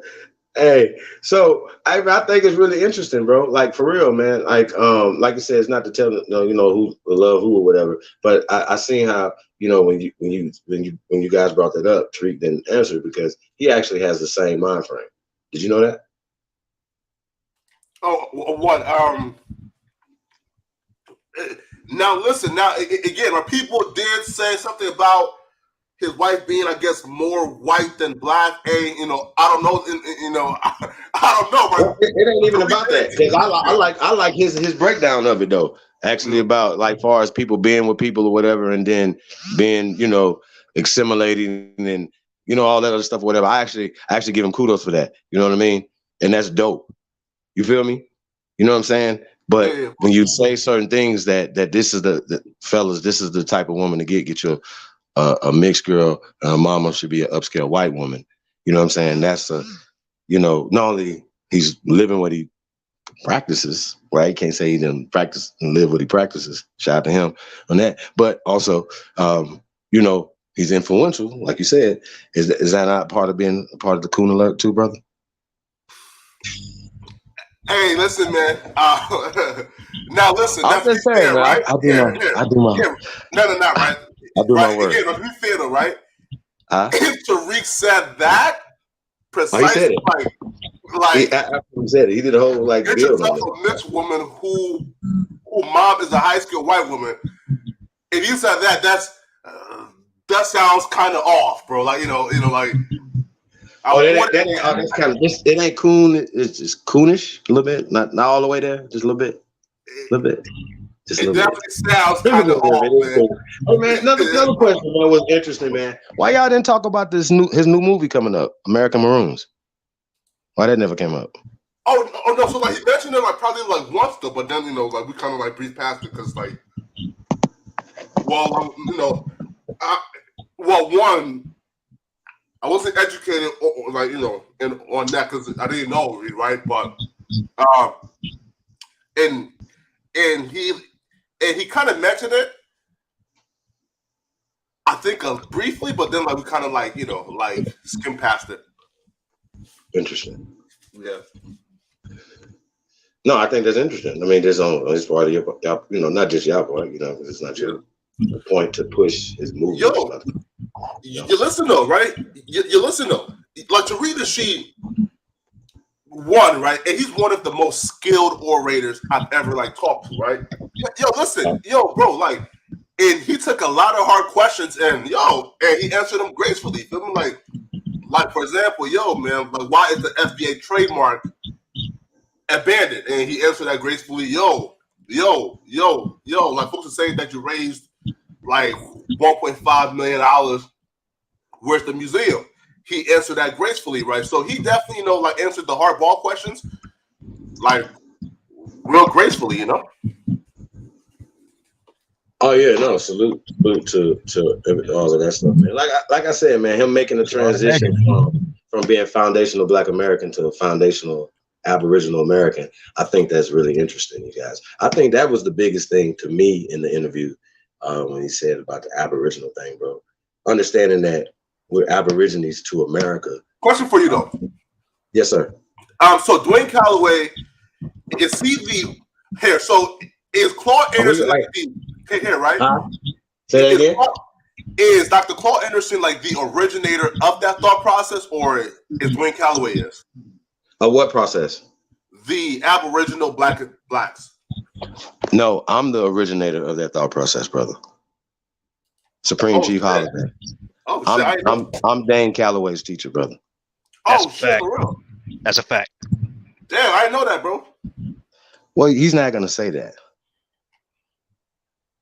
Damn. He stole, bro.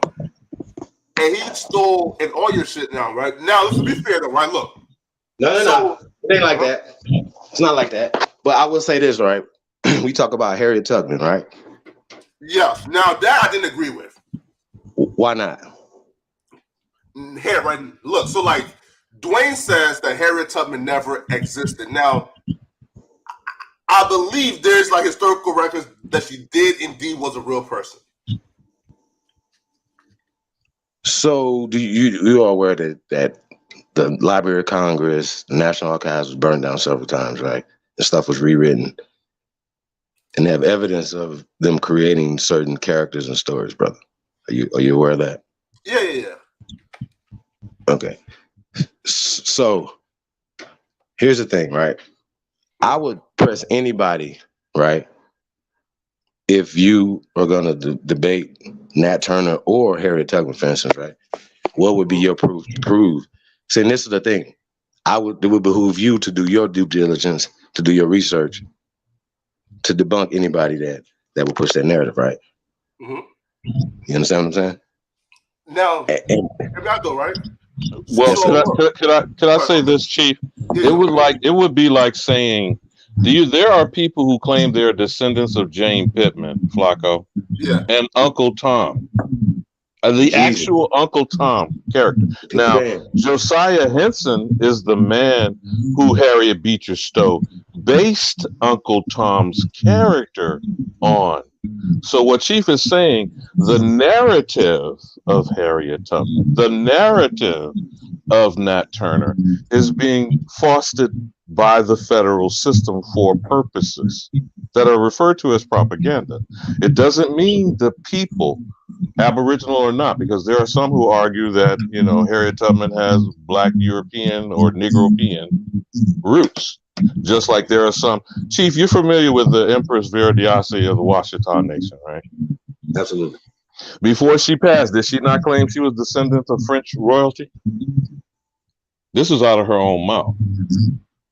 So now when people say certain things, Flacco, and that's the reason why the Chief is encouraging you to look at your own story, which means only you can map out who your lineage and your people are that make up who you are walking the face of this earth today. You got it, Flacco? Yeah. So when other people keep trying to give you a narrative, what's the agenda? And I'm not just talking about for us as a people. It's mighty suspicious. Now, this is just me. This is just me speaking for me, not for others on the panel. It's highly suspicious for a lot of foreigners coming here to my shit on my doorstep. That's like coming in my house and trying to tell me I'm from another block, another county, another state, or another country. You feel what I'm saying now, Flacco? Yes. And while they're invading my fucking house, they stealing the food out of my refrigerator. They're raping my woman. They're incarcerating my children. And I'm not supposed to have a problem with that?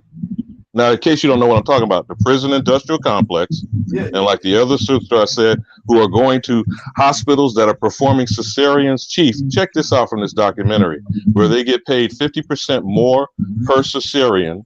And the time frame of cesareans happen in 45 minutes, and vaginal births take an average of close to 2 to 3 hours.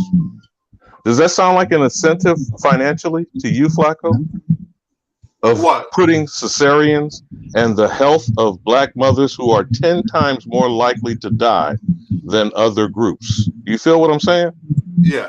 So when you start looking at the policies, the agendas, and the direct negative outcome that comes to us, ain't shit nobody got to say to me from someplace else about nothing. You feel me now, Flacco? Yeah. Facts. Yeah, first. And when they come here, they all agree to shit on us. And I don't care where the immigrant group is. I'm not directing this at you or your immigrant parents or anyone else. But I'm just saying, when you stop and look at things objectively, who told them, other than the State Department, to go set up shop in the ghetto when they get hot off the boat or step down off a plane? And in the case of motherfucking Ukrainians and Afghanis, they're being airlifted to this bitch with 6 figures bags, right, Chief? Yeah, that's a fact. Hey, so Flacco though, getting, not just about the information, you know what I mean, but a lot of stuff. These stories of slavery, you said your people went to Liberia and slaves, right? Chattel slavery. Who told you that? Those people were free. The Marigo Liberians that came from America there were free people, bro. They was never slaves. Where'd you get that story from? Well, here, so like my parents, though, right? Like I definitely gotta, like actually, get like educated, right? And like entire story, right? But like we do know though, like we can like trace our peoples. Well, who will owe your people reparations then, brother? Huh? Who will owe your people reparations? Nobody. If your people uses it, if you're American, when would you ever? How would you ever an African? Well, like, here's why though, right? Because like like we mixed though, right? When did you naturalize? When did your people naturalize, brother? Watch this, bro. I can't even. I don't know what that means. That's what the fuck I'm saying, y'all. This brother has never had to naturalize into this country. He's not no fucking immigrant. His people never had to go through no. Hey man, we swear America is American. This is an American fucking colony. We can go there without a passport right now. What are y'all talking about? It's like going to Puerto Rico. Hey man, listen. I'm sorry, man. You gotta have a news flash, man. There's a lot of shit going on. When we talk about slavery, it just put on a whole people for where? Show us. People were coming back and forth to work. Willingly coming back and forth. So when we talk about enslavement, we're talking about employment. We're talking about apprenticeship. We're talking about getting to services. You know what I'm saying? Partnerships, stuff like that. All these things happen in different laws were different. So now when you start saying, oh, this was a slave, fugitive slave law, Negro slave law, and all this other stuff, you get to reading this, don't even say that. Well, slave is not in here, or, blah, blah, blah. What? Wait a minute. And they're just talking about, obviously, if your children ran away right now, you're going to send the slave catchers after them. Are you definitely responsible by law about what your children who are under you in charge of by way of these people? You know what I'm saying? Think about it, man. Like, it's a system. It's only, it's smoke and mirrors. And I thought it was interesting when they talk about the Holocaust. People always love pulling that up, man. I think that's really interesting. Even when we talk about just the time period that this happened and where it happened at. Yeah. Why is it always deflecting from the American Holocaust that's still happening right now? Mm-hmm. And the remedies that should be happening right now. And some of the things that's supposed to stop happening. Stop calling us African Americans. We're not African Americans. We're not black. You're not white. We're Americans. Now let's get the building. You know what I'm saying? All the hate, it starts from all of that stuff. And some people are benefiting from that on both sides. It's a lot of race baiters on both sides, bro. And they get paid for that. So when we talk about Candace Owens, another character, what's your perspective on her, bro? She's a conservative, and you're a conservative. And bro. You have a lot of the same views, man. You talk about gangbangers, killing people and stuff, man. It's hey, can't nobody say you wrong, though. Can't nobody say you wrong. Think about it.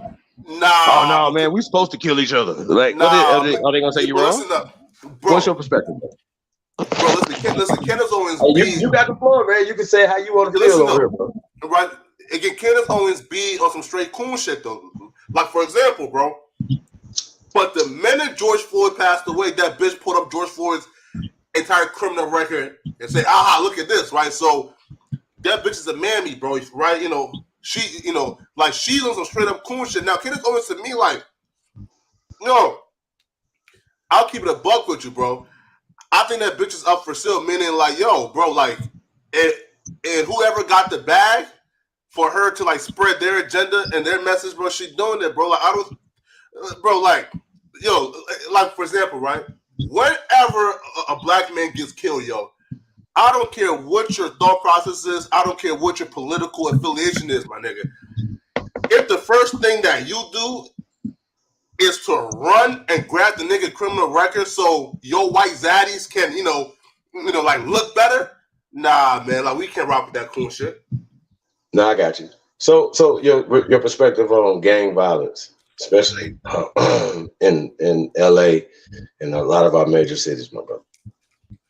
Yeah, right. So for me, bro, like, I just don't understand it, man. Like, and also too is like, yo, like, like, look, like for example, if 90% of the community is pure, I mean, yo, bro, like, it's just hardworking families just trying to get by, right? If 90% of the communities are pure, and it's just 10% of people who is fucking this shit up for us, why don't we come together and completely ostracize and speak out and disavow that 10%? Why is me disavowing the 10% that's fucking shit up for us? Why do people see that as controversial, as cool shit? I just never understood that. I don't even think there's a adult that can disagree with you. Man, shit, bro. Listen, listen. When I said that shit, bro, I'm just keeping it real, man. That doesn't make any sense. Nobody thinks that makes any sense, bro. Like, you know, even from what any of these organizations, we're gonna say that have been were formed for, it wasn't none of the stuff that it is as we speak right now. You understand what I'm saying? But then we gotta understand it's just still a lot of youth that just wild right now. They don't have any guidance or even the guidance that they have, or some of these rappers, for instance, and ball players who don't have a moral compass, brother. You know what I mean? You know, across the board. Yeah, yo, man. Like, also too, bro. Even if you like take it back to like Candace Owens, bro. Like Candace Owens is not shooting, huh? And they're making songs about it. What? Candace Owens is not killing people. I'm sorry. Oh yeah, no. Facts are right, but like for Candace Owens, man, like, and here's always been like my, you know, like my niggas in Tampa Bay going to graveyards and niggas in over here doing these doing songs. Major artists are doing major songs that are put out by major record labels. You know what I'm saying? I mean, what do you think Adams feel like his responsibility as No Jumper platform to the gang violence and stuff? Because I think it's interesting that he has you on there and that you do have that stance, my brother. I think that your voice in that space is big. What do you think Adams' responsibility to our culture? Because he seems that he's really sincere about wanting to be a good guest in the culture, my brother. Yo, I think Adam has like no like responsibilities though, right? In fact, no. Here, so Adam's only responsibility is if Adam is profiting from the culture, then he has to put on voices of the culture, right? Like for like me, AD, T-Rel, Gina Abuse, House Phone, right? So, and he's doing that by hiring black talent, right? By hiring, fuck black talent. By hiring melanated host, right? So, if he's doing his job by just passing the torch and giving us, first off, and he pays us all very well, right? And we profit, in different ways, right? Like percentages and shit like that, right? So his only job is to put on us, right? Now, do I think that Adam, the white man, is responsible to be out here, like grabbing his like marching boots and marching and singing, like old Negro spirituals to stop black on black crime? No, right? That's not his place. Nor do I think that anybody, real black man, should even feel comfortable with a white man having a prominent voice in terms of leading the fight, for black on black crime, right?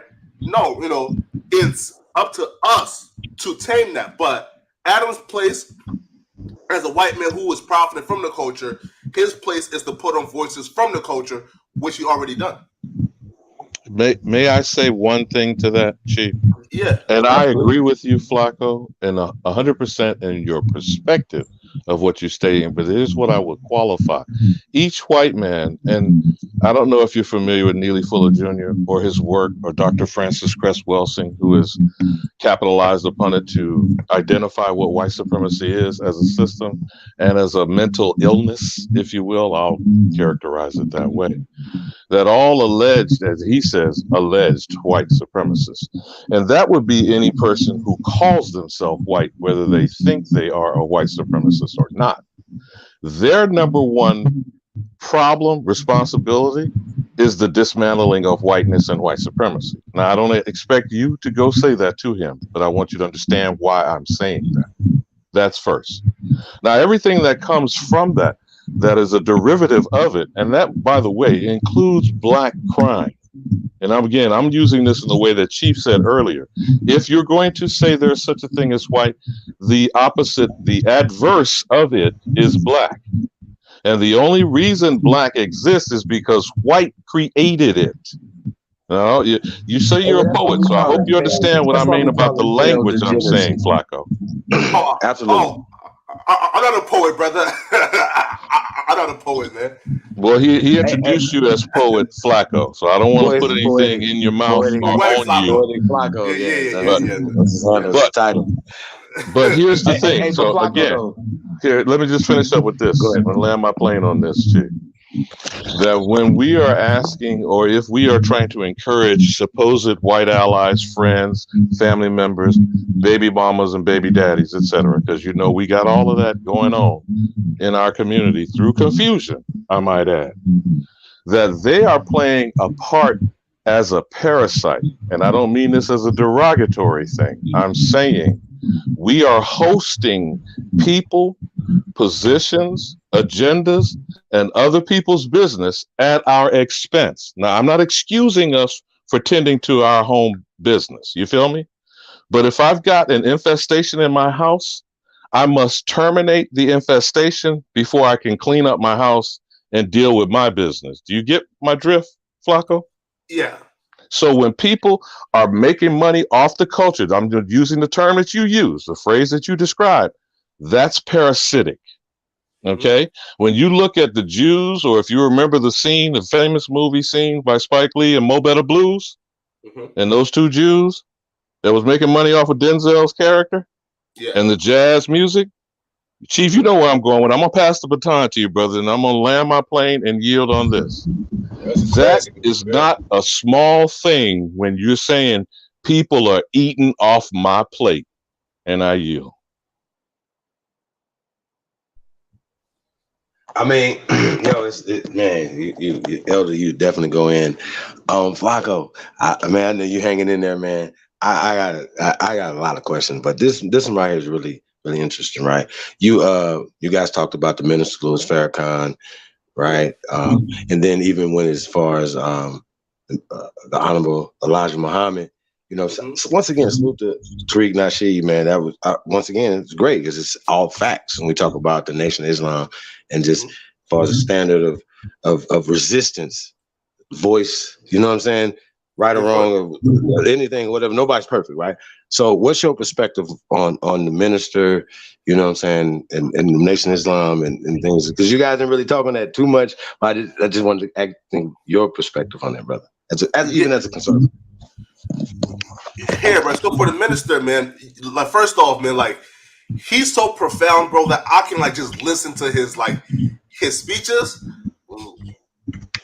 like albums, bro. Right? It's like he's so filled with knowledge. He's so entertaining, man. Like I can just listen to just like his entire speeches, bro. So for me, like regarding him, man, I think that he's been dealt a very bad hand by today, by the present day society in terms of Twitter banning him, Facebook banning him, YouTube banning him, right? And you usually get banned only when you're telling the truth.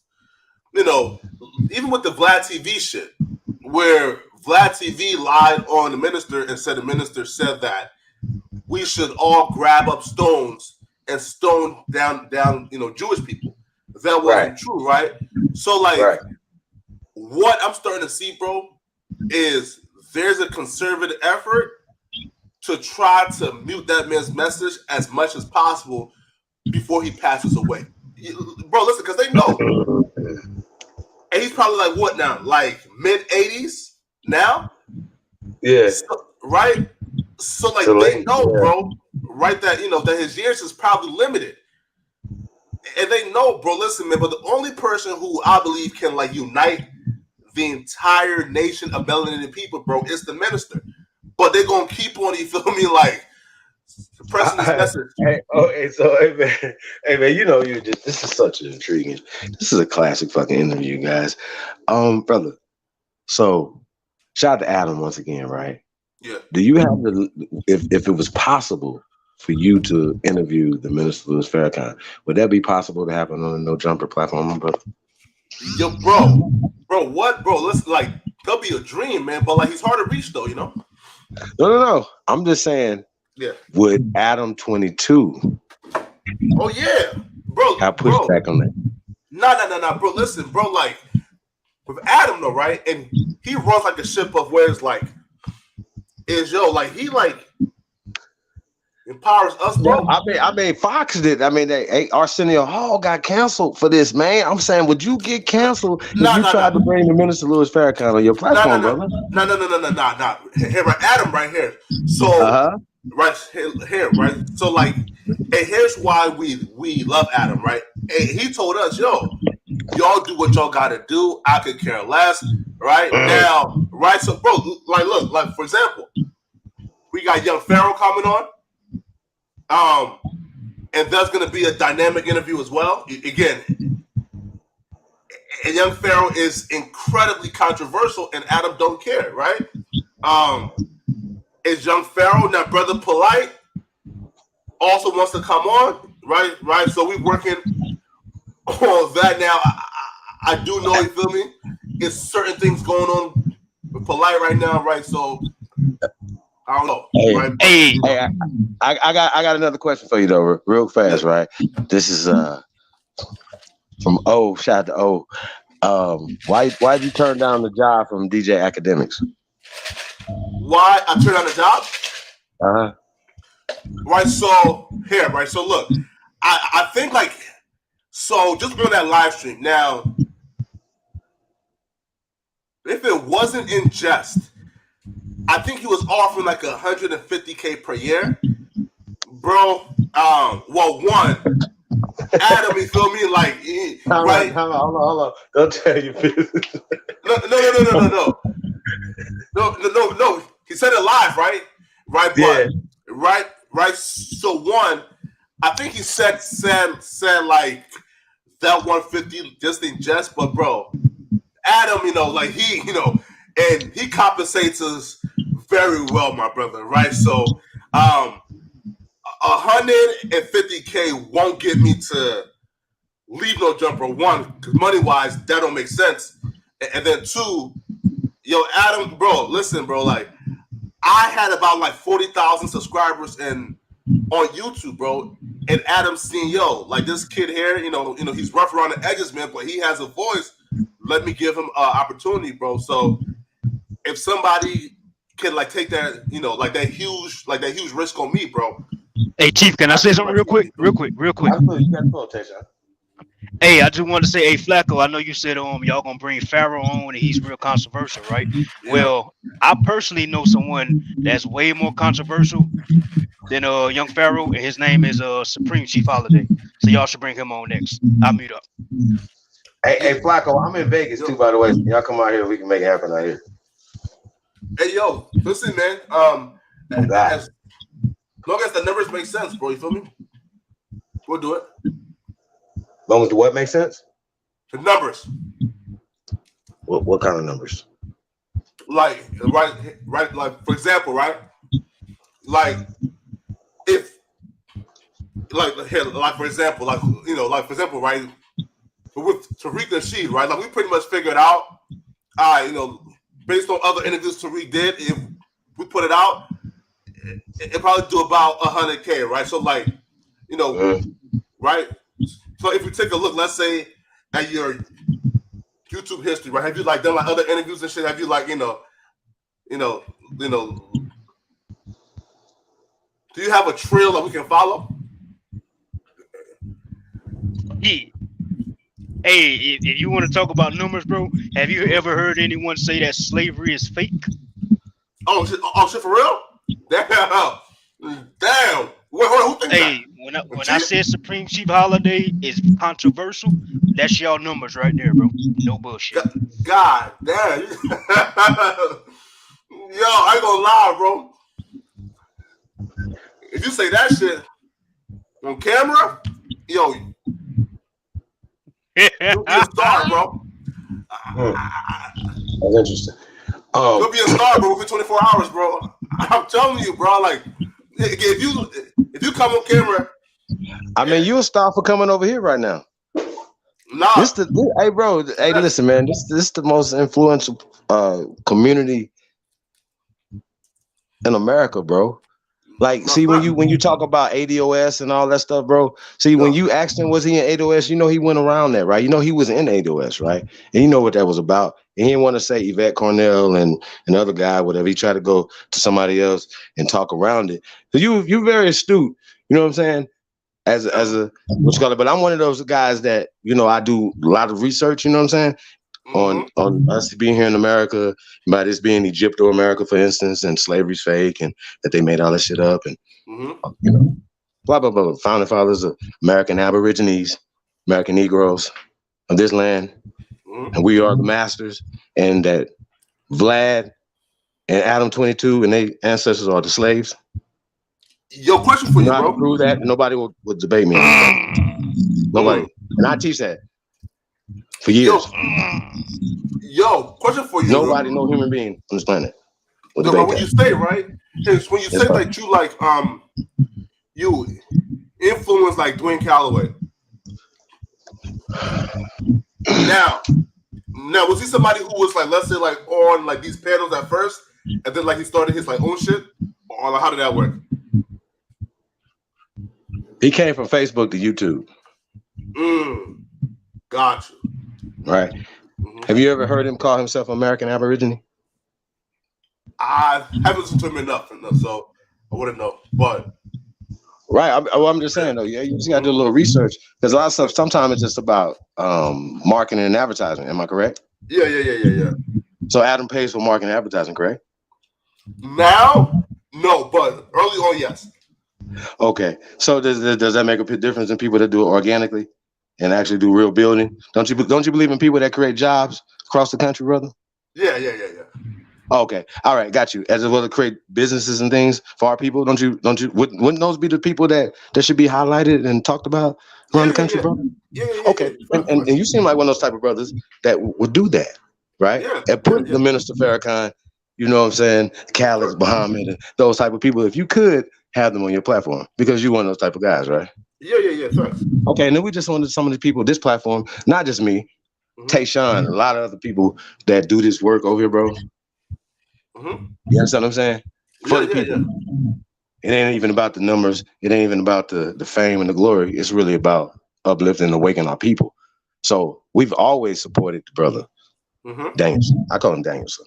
I'm Mr. Miyagi, though. Yeah. You understand what I'm saying? Yeah. So when you said it has to be an architect or something or whatever, so then don't you think that story should be told to the American people? Yeah. We do too. And we're doing a movie coming out at the end of the year called The First Americans, right? Oh, sure. The untold truths of the Aborigines of America, brother. Oh, wow. You dig? Yo, that's dope as fuck, my brother. We definitely got to get you in the movie, though, bro. Because you're a unicorn. I'm telling you, this guy's a unicorn. I'm telling you. You're a fucking unicorn. Man, with documented evidence, bro. Never seen before shit, man. Documented evidence of we've been here and that this is Egypto-America, that, right? Egypt is in America. This is America. The Americans. And it's older and way more vast than what is called Egypt now.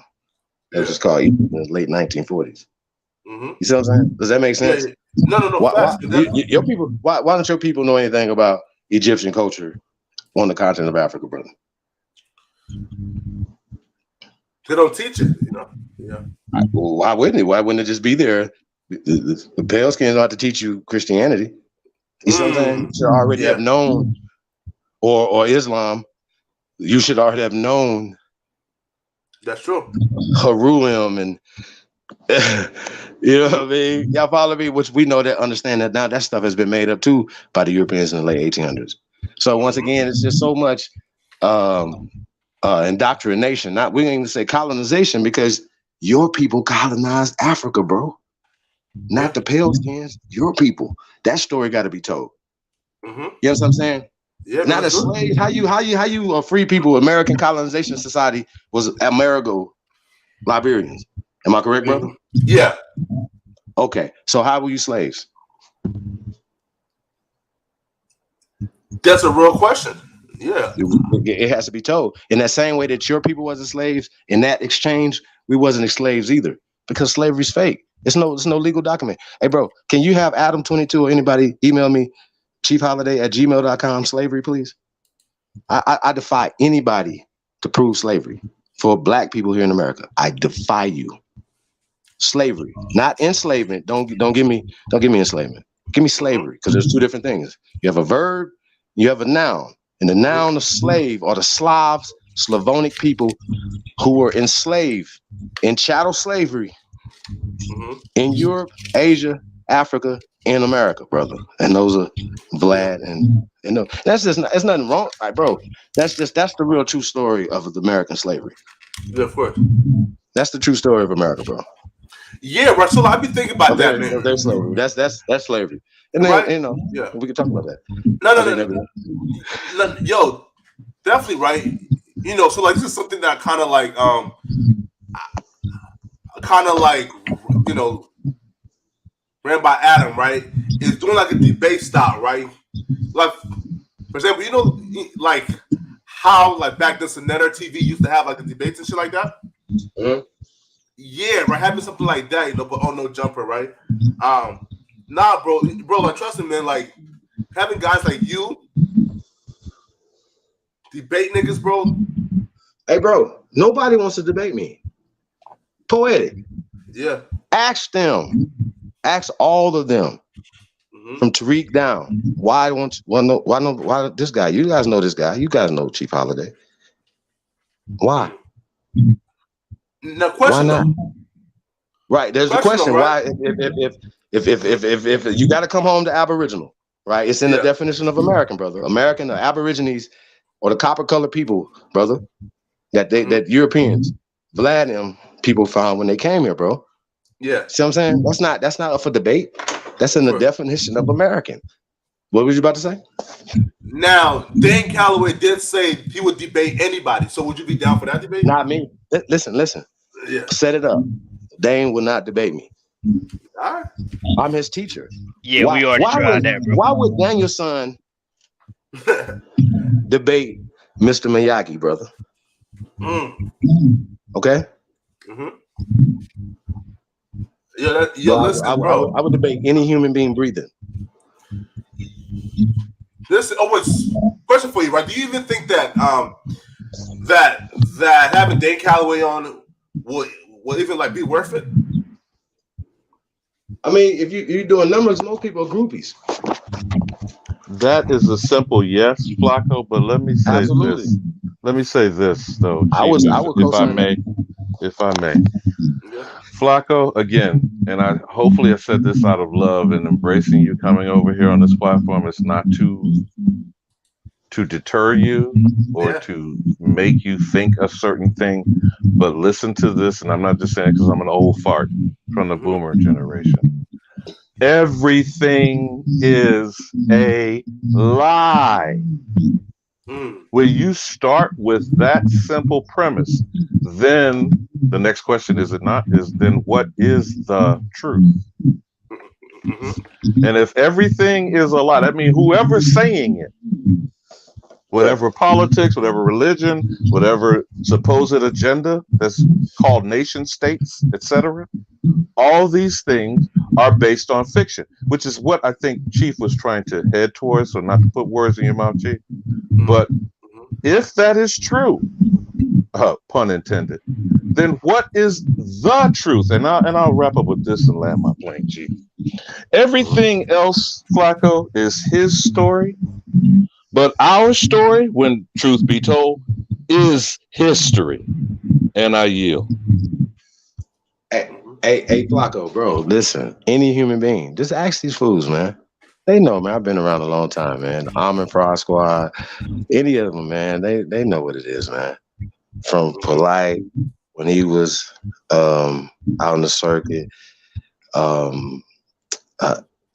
SETI, we hunting down SETI right now. I would debate SETI, Dane Calloway, and Young Pharaoh at the same time. Okay. What do you guys know? That's all due with all sincerity, bro, my brother. Okay. The GOAT. And I ain't even like that dude, man. But for me to keep it real with you, not to play around, you know what I'm saying? Just ask them, and then let's make it happen. We don't have to go back and forth. They can come to Vegas. We can make a real production out of this. Yo, what do you guys like here, right? Face to face, mano mano. Yeah, but it's a question for you guys, right? So, like, what do you guys like differ on? We are from here. We sprung from the soil. Shout out to my brother Thompson one. Thompson one can BAP. Matter of fact, Big Aboriginal Power. I would defer to Big Aboriginal Power to come on. No jumper, brother. Yeah, no, that's my brother. Yeah, absolutely. You understand what I'm saying? Yeah, definitely, right. So my question is though, right? Yes, sir. Is what do you let's say for example, like you, Pharaoh, Dane Calloway, like what don't you guys, I guess, agree on? Like what, like like for example, right? If listening to let's say Pharaoh and Dane Calloway over the years, like what do you guys like disagree on? I don't necessarily disagree. You know what I mean? You feel me? Pharaoh kind of broke away. I don't know if you know from the whole African mindset. You know what I mean? And start talking about more. We from here. Well, if anybody that's doing any type of research, man, should come to that conclusion. You understand what I'm saying? And so, I wouldn't even be like I said, if I seen Dane Calloway on No Jumper, I think that would be great for the culture. You understand what I'm saying? Getting the word out about who we are from this land. We can debate the nuances. You understand what I'm saying? I'm more for about the culture. So I've always supported those brothers, whether it's Pharaoh, Dane, even Seti for that matter. You understand what I'm saying? Or anybody. So are my differences, whether you call yourself a Moor or you call yourself a Hebrew, whatever, the main thing is that we all come from this soil. And we say we sprung from this soil, that we are the Tanchans, that we never came here. And anybody that ever came here said who was here, remember? Yeah. Any explorer, anybody, any bones, you know what I'm saying? That we talk about, because you're not gonna find your ancestors' bones thousands of years ago in Africa. Your ancestors' bones are gonna be here in America. And we can prove that we have thousands of year old bones here of Negroes in the soil here in the ground. So we say we come from this soil, brother. And we are loyal to this soil. And we have been duped through racial integrity acts that changed our identity in the last 100 years, or 5 times. So calling us African American, socially, politically, economically, takes us away from this land. So our job as American Aborigines, we're the ancestors who have awakened, and we're talking. The ancestors are speaking through us. You know what I'm saying? So it ain't about me, bro. It ain't about trying to be famous, be on nobody's podcast. I ain't even for that. You know what I'm saying? Yeah. But for the culture, for what we trying to do, yeah, we would definitely take this to the next level. And if I gotta fuck off a few fools, you know what I'm saying, to get there, you know what I'm saying, we could do that too. You know what I mean? Chief. Hey, bro, if you want a flag, Flacco, you want a tag, his story is not our story. Are you feeling what I'm saying, Flacco? His story is not our story. Are you feeling that? Yeah. His story. Okay. Living legend. Hey, so when they talk, bro, like I said, we could do that. But once again, when it talks, it's just the work speaks for itself, bro.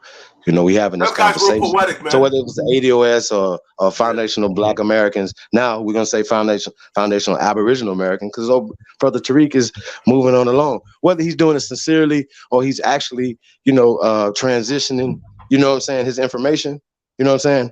But reparations is due for terrorism, for displacement, for paper genocide, bro, for illegal taxation, you know what I'm saying, without representation, all the 3/5 compromise that they say is 3/5 human and all this other shit, bro, all that's fake, man. This is fake. It's Fantasy Island. And so I challenge any human being on slavery, whether it pertains to the African, so-called American here in America. I'll debunk all that anytime, any day. And that's why none of these fools, Umar Johnson, I debate Umar Johnson. I debate Tariq Nasheed, Umar Johnson at the same time. Anybody, any of them, all of them, brother. And I will fuck them off. Listen. I put that on my mom. Listen up. Shout out to my mom. I'm definitely going to work, you feel me, like, on saying that up, though, right? Because that will make an interesting debate, you feel me? Like, a debate on whether or not slavery ever existed. That would be major. You feel me? Especially if we get like, you know, Omar Johnson or like Tariq Nasheed or, you know, like, you know, Pharaoh. Hey, whenever you bring Chief Holiday on, you gonna get 1 million views instantly. It's gonna be 1,000 Aborigines in the chat dropping flag emojis, bows and arrow emoji, bro. We roll deep over here, bro. We is not playing. Yo, bro, Hey listen, man, hey bro, like I said, man, it's about the culture, man. You know what I'm saying? You big for coming over here, man. Like I said, this is big for us, man. It's an honor, you know what I'm saying, to bring your energy. And once again, I'm gonna support you, what you doing, cause you understand what I'm saying, fam? That's what it's about, man. Hey, we did a video earlier about Kevin Hart and Jay-Z, right? You know what I'm saying? Yeah. And you know, two guys that came up from nothing to where they at now, right? And people talk about access. And now you're giving a little bit more access, right? You feel me? And even as being as controversial you are, it can sometimes close access to some of the things that you're trying to get to. Kind of like, is there some things that you think that you may compromise just to get access to a certain door, brother? You, me, like for example, right? You know, like while we're on YouTube, right? You know, like for example, right? Like even with COVID, yo, bro, like a bunch of us sold out, right? Like we had to stop speaking about the vaccine, about COVID, et cetera, because if we spoke about the danger of that vaccine, yo, like your channel got clipped, right? So you feel me?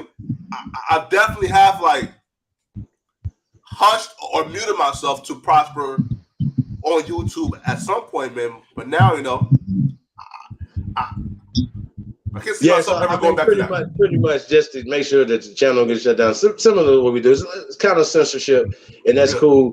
You know what I'm saying? Like far as getting strikes for medical, you know, stuff like that or whatever. And it's just really weird. For real, you know what I mean? Yeah, man, it's really weird. I just think that's interesting, man. For real.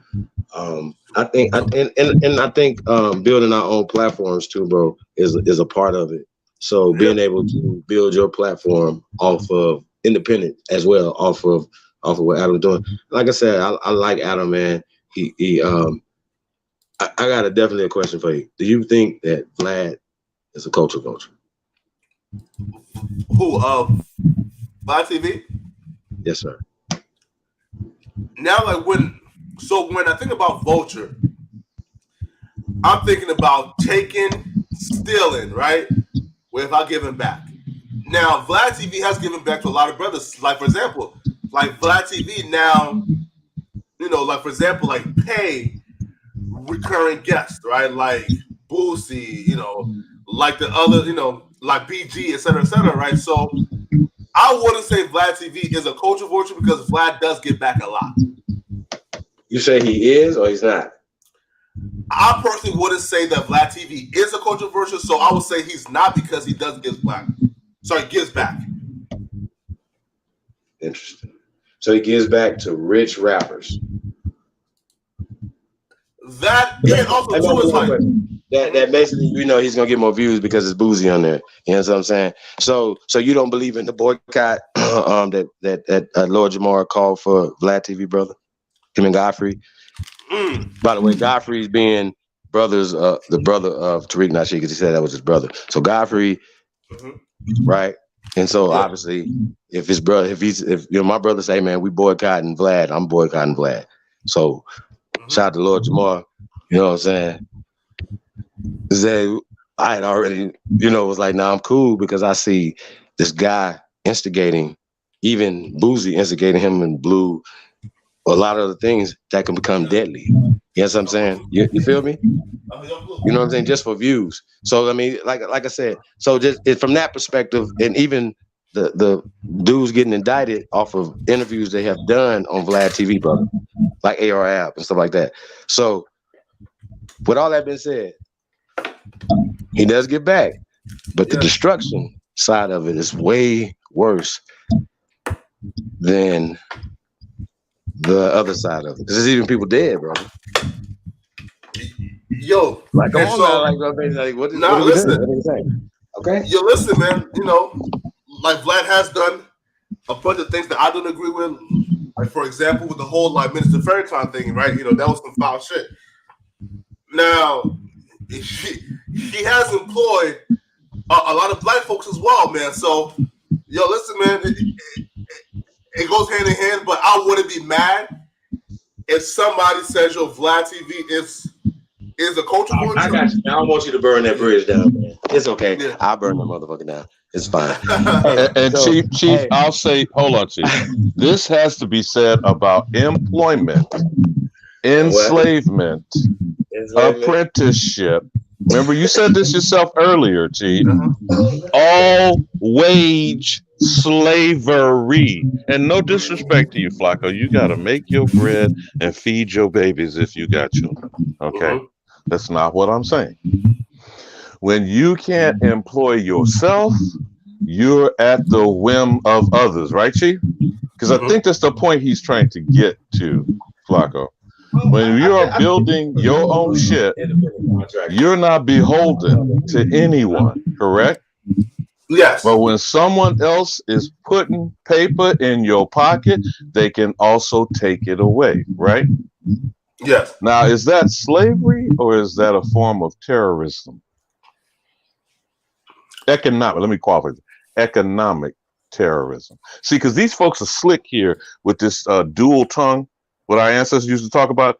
White man speak with forked tongue, right, Chief? Greatest of all time. Okay? So good young blood. No disrespect to you, man. Like I said, I know I'm an old fart. I'm in the boomer generation. We kind of taught our children and grandchildren to go to school and get a job. So if you want to lay that on anybody, put it on my old gray ass head. Okay? But it's out of ignorance. Do you feel what I'm saying, Flacco? Yeah. We must come to a point of enlightenment. You understand where I'm going with this? Yeah. Hey, bro. Hey, but feel me on this though. We all on YouTube. You know what I'm saying? So just you follow me as an independent contractor, whatever.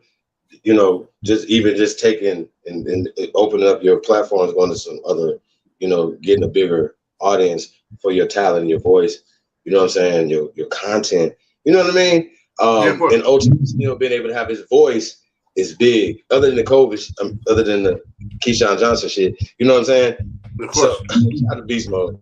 That's what I'm saying though. Like it don't make sense to me. Like I said, it's chess, not checkers. So I don't want to hold his feet all the way to the fire because he is young and even trying to burn down bridges. I can go in on the Culture Vulture thing. And once again, being able for you to say, okay, I can have guests over here, like Professor Griff, for instance, you know what I'm saying, on your show, whereas you seen how they shut Nick Cannon down, and you ain't, as far as us trying to compare our, you know, as far as money or even power in Hollywood or even in the industry with Nick Cannon, you know what I'm saying? Nick Cannon's a mogul, and you can see how they can play with people like that. You know what I'm saying? These guys that are moguls or even 100, 200, 400 millionaires, even some of these guys are billionaires, still have to go to Texas and apologize, you know, and say they're gonna eat beef again and shit. You know what I'm saying? Like, really? I thought that was the weirdest shit ever. You're gonna sue me? Okay. You say, okay, slander, hurt your shit or whatever, cool. That's fine. But you're not gonna make me say I'm gonna eat some shit again, I'm gonna apologize, fuck y'all. You know what I'm saying? You feel me? I just thought that was really weird because ultimately everybody still have a right to speak in America, the freedom of speech. You know what I'm saying? You feel me? And these people have used money and they influence and power to not only to censor shit, but direct traffic, direct the culture, bro. And they've been doing this for decades, long before we were born. You know what I'm saying? Of course. Yeah, of course.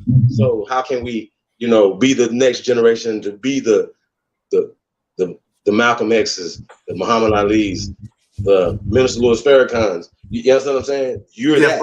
You're the future, bro. You understand what I'm saying? that's the big part about this thing, man, about the internet and be able to do this. And to be able to have allies like Adam, bro. You know what I'm saying? So salute to Adam, man, for really being able to open up his platform. People like yourself, 80, and all the other brothers and sisters is giving opportunities, man. I think it's dope. Real talk. And Adam's wild, dude. Nah, say the F word. We won't say that over here. Hey, check it out, though, man. Hey, wow. Hey, check it out, though, man. Listen up, man. I'm finna pull like my personal email. You feel me? Private chat, all right? And then I'm finna call it a night, man, because right now it's like 12:23. So here, man. So check out my personal email, man. That's how you reach me, all right, brother? I got you in the back chat. Yeah. It's in private chat. In the private chat, okay, I got you. Yeah, we're gonna tap in for sure. Yeah, man. Here. My phone number's there too, all right? For sure. All right, bro. Peace out, man. Love. I won. Truth, the greatest of all time. True. What's up, my nigga? I see you over here educating. Hey, man, we just doing our thing, man.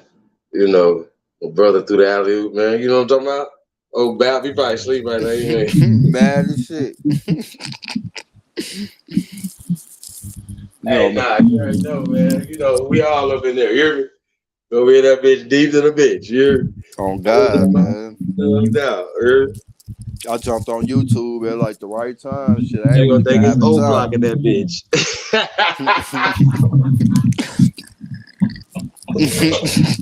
Who that? 111? What up, bro? What's going on, bro? Yeah, hear me? We move like the Wu-Tang around this bitch. You hear me? Y'all fucked up. Hey, man, let's go, man. True, man. What's up, man? How you feeling, man? You still in the city? Yeah, man. I'm still up here, man. Shit crazy, man. You feel me? You trying to stay the fuck out the way. Finna get to head back home. Yeah, that's what's up, man. Got y'all boy. He done bounced back out again.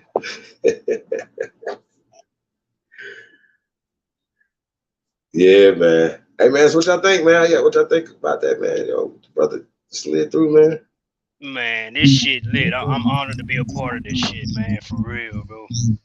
This was history being made tonight. On God. Yeah, that's what's up. That's dope. Yeah, definitely a good look, bro. Real talk. Yeah, man. Yeah, man. I don't know, man. We're gonna do our thing, man. Ain't nothing, man. Nothing to giant, man. You know what I'm talking about? Peace to everybody, man. I appreciate everybody, man. Appreciate all the love, man. We get all the hate too, man.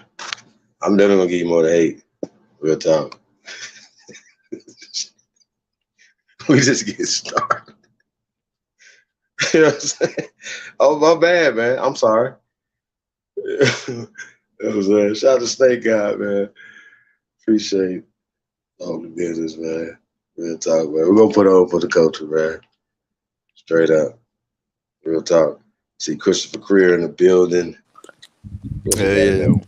Somebody was in the chat talking about some Breed Dane Calloway. Snipe. Get your goof ass out of here, nigga. Bro, I ain't no hater at all, man. Hey, y'all know who that is? Y'all know who that is, though? Dane Calloway. Nah, that's that Nidger dude, yo. Nidger or something like that. That's what that is. Nah, but niggas talking about bringing y'all on this shit. Motherfucker, in so many words. Fuck that. I don't bring that, man. Hey, look, nigga, get your goof ass up out of here. We don't do that. That's just like a nigga coming on your block. You know, you selling t-shirts and shit. Nigga checking your shit out. Nigga like, look at my shirt, bitch. Nah, get the fuck on. Hey, people be talking about jealous. I don't even understand about jealous tendencies and things like that or whatever. When there's an unfact, let me know what I said. You know what I'm saying? Then we can have that conversation. Because, yeah, I would love for him to go in there and talk about Harriet Tubman in that tournament. I would love to see that. Yeah, I would love to see that shit too, nigga. I would love to see that. I'm not about to get over here or whatever. So I try to edify the brother a little fast or whatever, you know what I'm saying, about it. You know what I'm saying? But I've actually debated somebody on that. His name Garfield. Y'all remember that? Yeah. I'm still undefeated, undisputed in all weight motherfucking classes. How about that? Fuck you mean? You know what I'm saying? So people be talking, I'll be like, all right, whatever. Show me where it's at. Let's do it.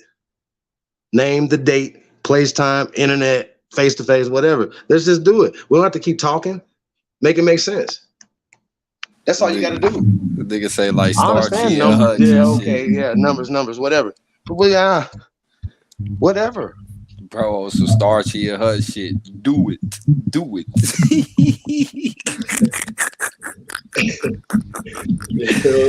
Nigga, I'm drunk and high, man. Let me mute up. Yeah, man. Hey, man. We own it, man. Real talk. Cordero Miles is in the building. Anytime to get into Hessian versus Haitians. That's really interesting.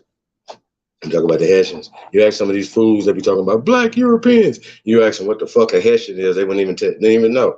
And then they so stupid. You'll think that they're going to do some research on these air quote tribes, whatever. But even just talking to that brother, man, and he's saying that his people just asking somebody about their lineage, not Harry Tubman or Jesse Jackson shit. You know, they shit. You know what I'm saying? He'd be like, man, my people came to Liberia and settled, you know, there. And he just came back when he was 2 years old. So am I wrong for saying that he's an American Aborigine? I'm glad to see he came back. We That's need right. all the ones that went over there to come back, but just not on that fuck shit. I'm talking about the ones that got duped over there. And that brother don't seem to be on the fuck shit, because even when he talk about the gang violence, let's say for instance, you from Chicago, bro. You love your city, man. You don't want. Could you imagine peace in Chicago? I love to see that shit, bro. What? Can we see that in our lifetime, bro? We got to do that, bro. Even if I could just, even we could just take it back to nigga the times of the early 90s and shit, bro. Peace in Newark. Hey, Chief, you got a lot of feedback on your end. Peace in Newark. Peace in Atlanta. But Chicago could be the example. Man, them niggas tried to make an example of me today. Nigga, I had to get the fuck on. Nah, man, that ain't a good look, bro. You know what I'm saying? Hey, I'm good right now, y'all. Testing. Mic check. 1, 2, 1. I'll go out and come back in if I got to. Nah, you good, bro. You good, bro. Y'all was so far away, man. I think it's only when somebody else talking, you unmuted. That's when I hear. Yeah, man, that's crazy, man. So Aboriginal turtle, man. Nah, nobody's jealous, bro. But once again, we've always put the links out here for people to always, you know, they don't mind jumping up when, you know, when they can get a platform to showcase themselves and things like that or whatever. But refute any of the claims that people are saying. Refute what I'm saying. I'm Mr. Miyagi. He's Danielson. Nah, that nigga just mad because I motherfucker put so his that ass ain't in that's timeout. a lie. You know what I'm saying? That's a lie. He just mad because I put him in timeout, and like I say, bro, it's a time and place for everything. If you see me in the spot selling shirts, nigga, and somebody checking my shit out, you don't just walk up and be like, "Nah, check out my shit, nigga." That's disrespectful. Hey, Sit Fish, your ass. I got the pictures. Oh God, you know what I'm saying? Oh, what y'all talking about, man? Y'all be talking crazy. Shamel Thomas, peace. Yeah, man, peace to everybody in the building, man. Hey, no, man, we ain't taking no prisoners, man. Y'all already know, man. Why? Why should we? Should we? You shouldn't take no prisoners. I live by the 48 laws of power. Destroy and destroy absolutely. I'm on my motherfucking Viking shit right now, Truth. That nigga Cass in the back, man. The ceiling couldn't get up. Oh, yeah, you tried to be all right, man. Y'all eat a little bit. Hey, he said he wanted to debate me. I mean, shit, let's set a 2,500, King Cash. Like, I'm not playing with you niggas. 2,500. We could debate whatever you want to debate, bro. You pick the topic, you pick the date, you pick the time, and nigga, you put the moderators too. 2,500, King Cash. Ain't no more talk. Fuck you and not a coincidence. Police ass niggas.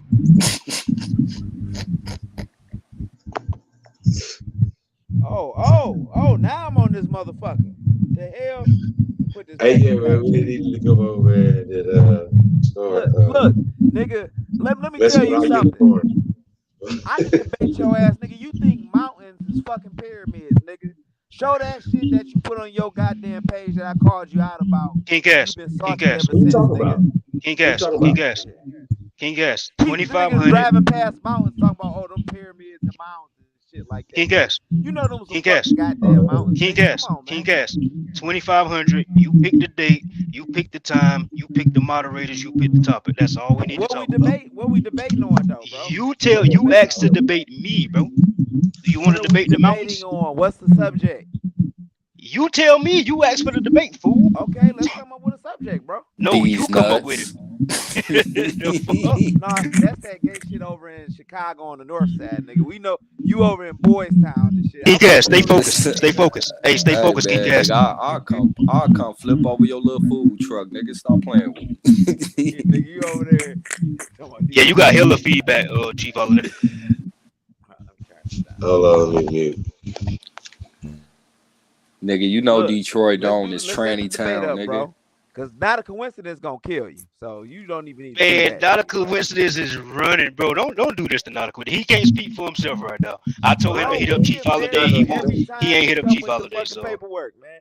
okay, so why he ain't debate me, bro? Like, come on, man. I'm not running. I'm here. Hey, y'all, I got an idea, man. I'm telling y'all, it's gonna be so crazy, y'all. Y'all gonna be like, this shit crazy. This nigga Chief is crazy. Like, this nigga right here, he don't want no smoke, man. We gotta find somebody that really, you know what? You know what I think debate you though? For real, Pan-Africanism. I think he really would. You talking about Brandon, Pan-African Strikes Back? Yeah, I think he really would. Set it up. Man, that's the None of LGBT Pan-African. Hey, Chief Holiday, Pan-African Strikes Back had you running, bro. Like on this show, you remember that? Running from where? Bro, I don't Y'all debate. on the show First off, I don't debate. So what are you talking about? Come on, man. What are you debating? What are you talking about? Show, man. You pull it up. We pull it up all the time. There's nothing that you're talking about. Like That's nothing when that. I called y'all out about saying goddamn English is a Native American language. King Cash. Where'd it come from? Tell him to debate Chief Holiday. That's a debate right there. Nah, it's up. Just tell us where it come from right now. There we go. Okay. Where all you gotta do is where it come from, sir. Where does it come from? Just tell the people. You have a fucking smartphone and you're so dumb. Tell us where American English come from, sir. It comes from a German. I keep telling you, Germanic language, German bro. and German and English sound alike? You got German. You got Latin. You got Latin. Do German sound like English? Do German sound like he English? don't. First off, he don't know, so it's fine. So we don't have to go back and forth, bro. Like it don't matter, man. Listen, I'm gonna let y'all know. We've been playing around. Well, dealing with Latin. I'm giving you the origins. You won't let me give you the origins. I'm telling you the exact origins. Origins of what? I can tell you. The origins of English, bro. You dealing with Celtic. You dealing with Latin. You said American English, German. Okay. So I mean, where does American English come from? American English comes from. So English before it was England, called German, what was it called? Bro, Germanic. We talking about Germanic. That's what I'm saying. What? Okay, what does that mean? What does that mean? It's Germanic. They're related languages, bro. Like you might go somewhere. It's like a motherfucker saying tomato, tomato, or whatever. Right. No, so nigga, wait. Hold on. So these dramatic people came to America, correct? Yes, they did. I'm gonna walk you through it. I'm gonna walk you slow ass through it. So when they came here, right, the people here were speaking languages, correct? Yes, they were speaking their native American. Oh, yeah, hold on, wait. They were speaking languages, correct? Right. All right. So do you think that they mix languages together to create the language that we speaking today, brother? Bro, we got As a hold on, to be able to talk to each other, to We got trade with each other, brother. Wait.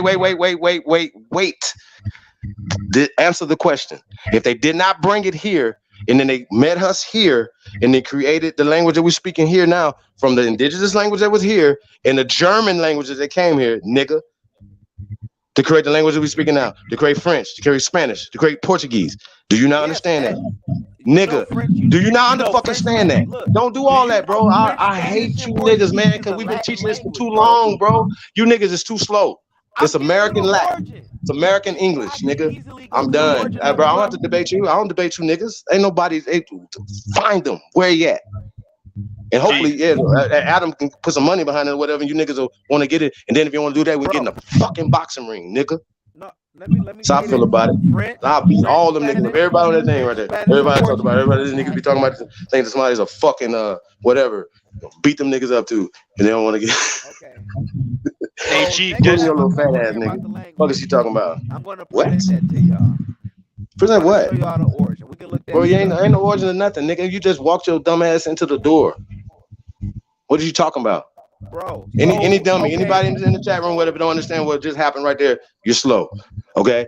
Listen, we were already speaking languages. That's how we built shit here, whatever. We already speaking languages. And then even when Tariq Nasheed was talking about, check this out, he was talking about, oh yeah, we were speaking all these different languages and we can translate shit. I thought that was really interesting, or whatever, right? These people were still speaking German in the 1900s. So what the fuck y'all think they were speaking in the 1600s, 1700s, and they wrote the Constitution in Germantown for themselves? I wait. Bro, they speak English. Sir, you're slow. Sir, you're slow. Man, we're not even talking about Australia, sir. We're not about to get confused. We're not about to get confused. We're right here in America, sir. Right here in America, we're not about to get confused. Hey, bro, we're not gonna go remedial school. We don't do that over here. This is big boy school over here. 9. I'll give you an example. Source of what? Ain't no example of nothing. Ain't no more talk about that. Let's talk about something else. How about them Lions? King Gas, we not about to talk to you for free. 2,500 or nothing. 2,500. King Gas.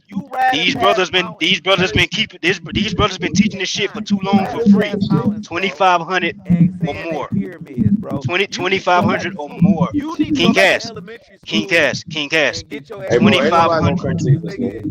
You rather pass mountains on the highway talking about the pyramids, bro. Okay, let's debate that. Let's debate that for 2,500, King Gas. Let's debate that. Debate it. When you want to do it? Show you how they use explosives. King Gas, when do you want to do it? When do you want to set it up? When you want to set it up? You know what dynamite is, bro? It's fat. Let's set it up. You want to set it up on a Saturday or Sunday or something? This is a smart chat room, man. I really appreciate you guys. I really do. You guys, once again, we can't put out no bullshit over here, Tayshawn, and he should know that, because we got a lot of people over here that really do some research, like yourself, to say, man, them niggas talking some bullshit. Let me look that shit up. Just like the Confederate flag, for instance, that you fly. We've had this conversation. You know what I'm saying? And I think it's empowering. Not the right and exact knowledge is power. And that's all it's about, man. That's all it's about, man. They're never gonna be able to stop the rise of the Aborigines. Hey, they never gonna be able to stop it. Can I ask this nigga a question real quick? Absolutely. Hey, Chief, you still got feedback. Go ahead, Chief. Everything. Hey, Mr. Christmas. What's that? I know you little light skinned ass stuff. Name me one word in German that sounds similar to any word in English. I said it was a Germanic language. I know, nigga, and I know what Germanic means. German, nigga. German is the origin of Germanic. So give me one word in German or Germanic. Oh my God, bro. I asked you a simple question. I said, name me one word in Germanic that sounds like one word in American. English. I know, nigga. That's the point, nigga. You can't find one word in Germanic that sounds similar to one English word. So how could one come from the other when you cannot find no fucking connection with it in sound or the way that the shit is spelled, nigga? What is the thing too though, bro? Like they even started transforming the script. Like even when we talk about slavery, for instance, right? It was with an F, flavored, because family, all this is all in the same family. Slavery is all in the same family, and that's how, like I said, hey, when we're able to do it, sometimes, man, sensationalizing some things like, hey, slavery's fake. You know what I'm saying? It gets people attention. You follow me? It makes people get emotional. You know what I'm saying? And then you say, why are you emotional? What do you have to offer? Why are you emotional? I just asked your brother, why are you emotional about, why are you calling Daniel's son a weirdo about Harriet Tubman and you haven't did any research on it? You see what I'm saying? And Oh he yeah, should, Tariq called him once out on again, that, be bro. able to say, man, I'm going to go out here, whatever, and speak to any media outlet, anybody, and defend his stance on that position or any other position. You know what I'm saying? So I'm not saying I disagree. Sometimes it's just about sucker shit. You know what I'm saying? Honor. You know what I mean? And I don't think a lot of you understand that. It ain't about jealousy. Sometimes it's about honor. And so we warriors, and the only way that we can refute lies and slander a lot of people and thievery, y'all understand what I'm saying? And we have to understand that there has to be, we already understand that there's a group of people that work for the government, right? Who push misinformation and directing the traffic. That's not what we're here for. We're here to get this information to all our people and to get remedies. So yeah, why not get on these platforms and be able to take it to the next level? You know what So I'm saying? Chief, you think Harriet Tubman was made up? Let me ask you a question. What's your proof she existed? Bro, history books. The same history books y'all read. The same history books I read, bro.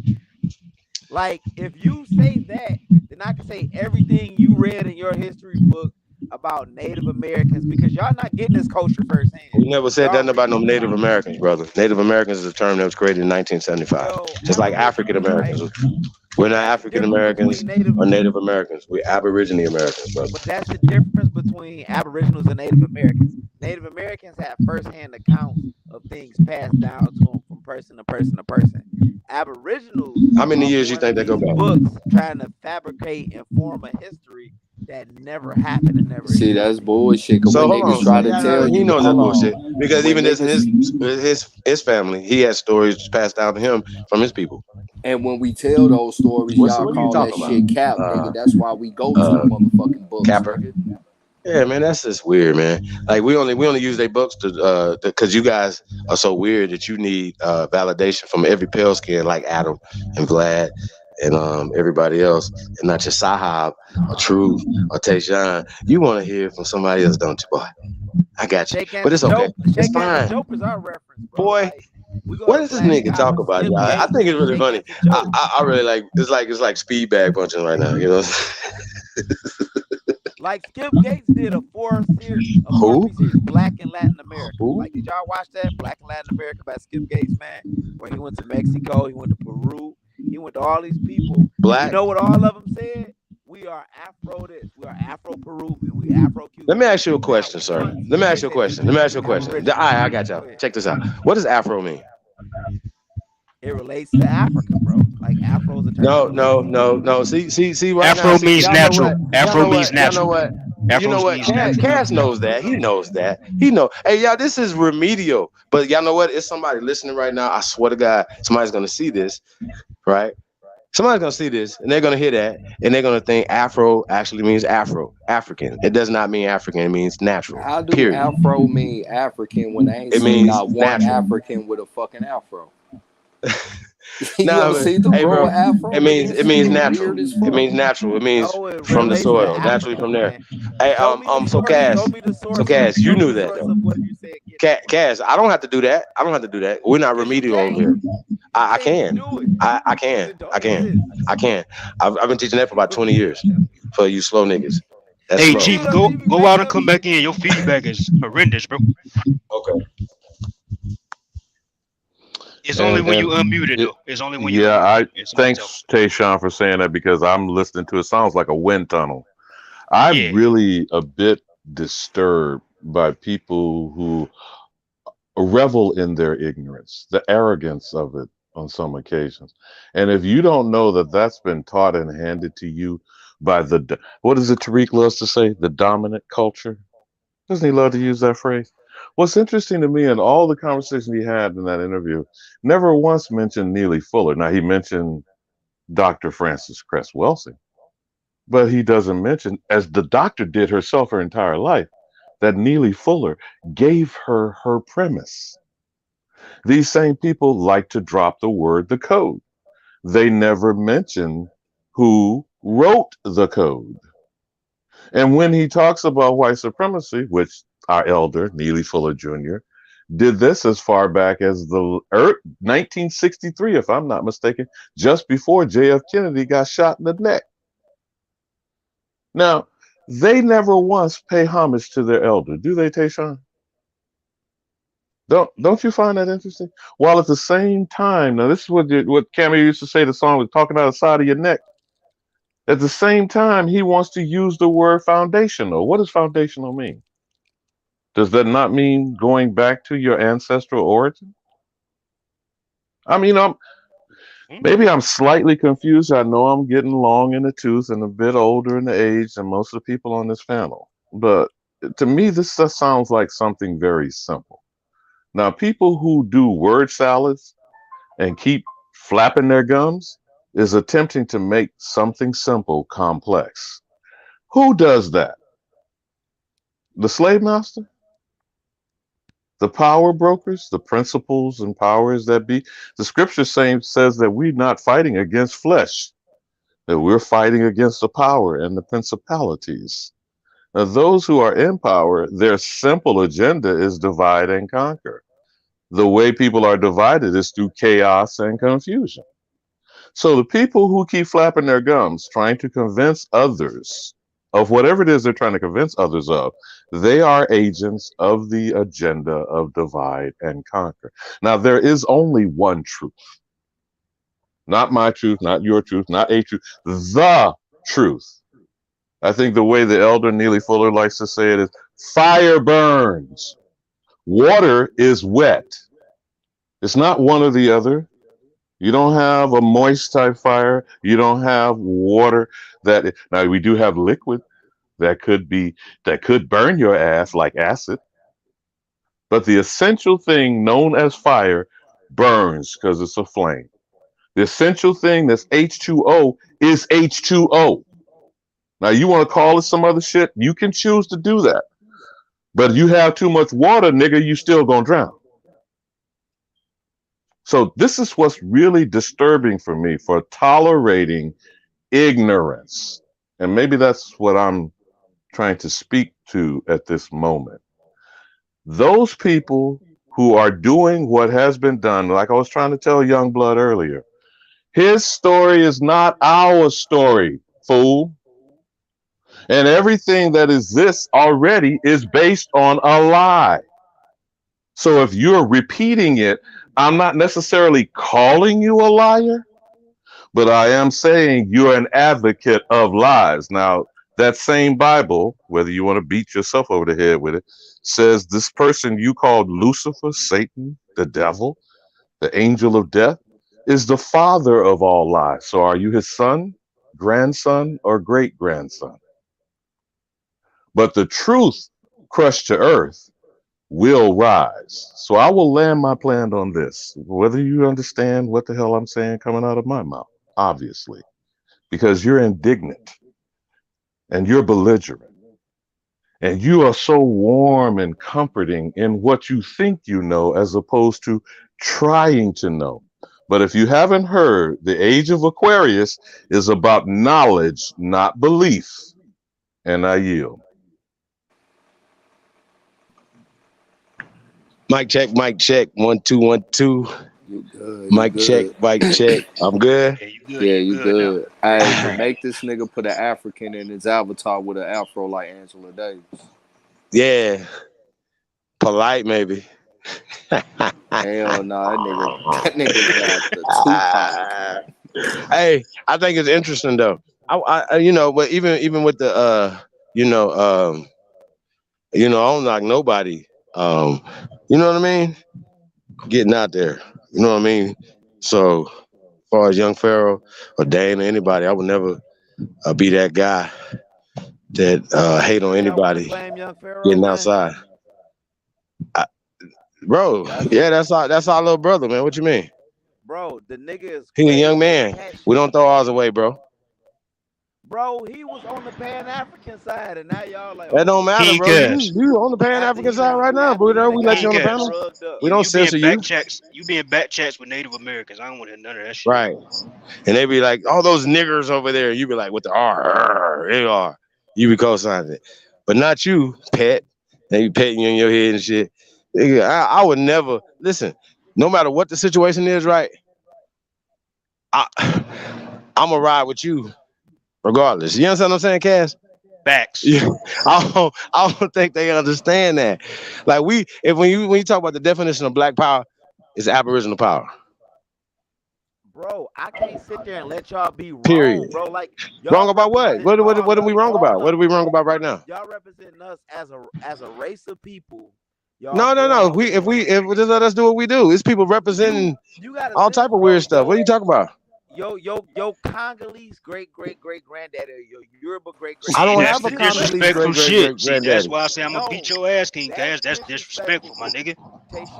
Stop I telling don't have niggas they that. African, bro. God damn, dog. You Stop can't telling prove people we they're African. Why you African, trying to bro. tell us we African? Tayshawn, look how much you hate yourself. Bro, I don't Bro, give a that fuck ain't about even it. I hate, bro. hate you. Like, I hate you. I hate you. fam. That ain't got. We don't even hate Africans. It's people here.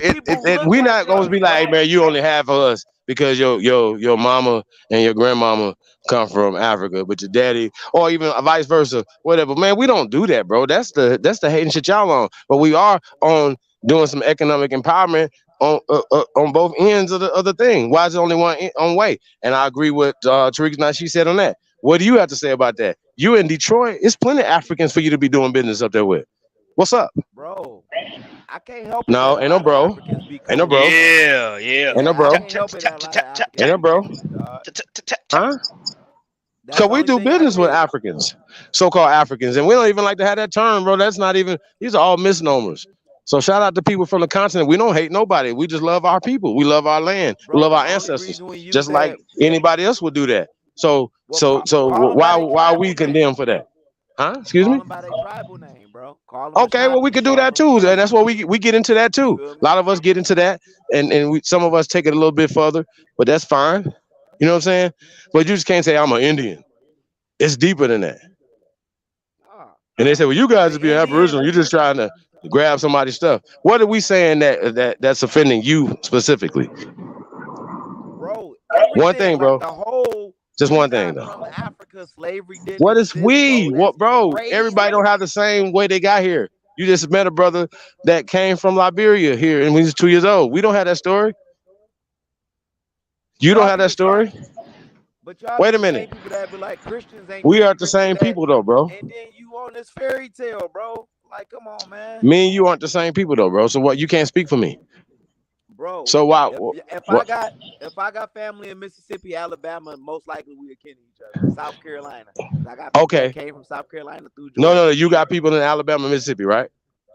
Yeah, and South Carolina that came. How do you know that? How do you know that? Because my folks from here is from down there, like my family. Oh, okay, but so how do you know though? So somebody told you that you was from down there? Yeah, well, the elders was alive. The elders say we came up here from Mississippi. We came up here. Hold on, stop right there. So you know that your people came from Detroit, from Mississippi, right? Yeah. Did your people ever tell you that you came from Africa? Bro, no, they didn't say that. Hold on, wait.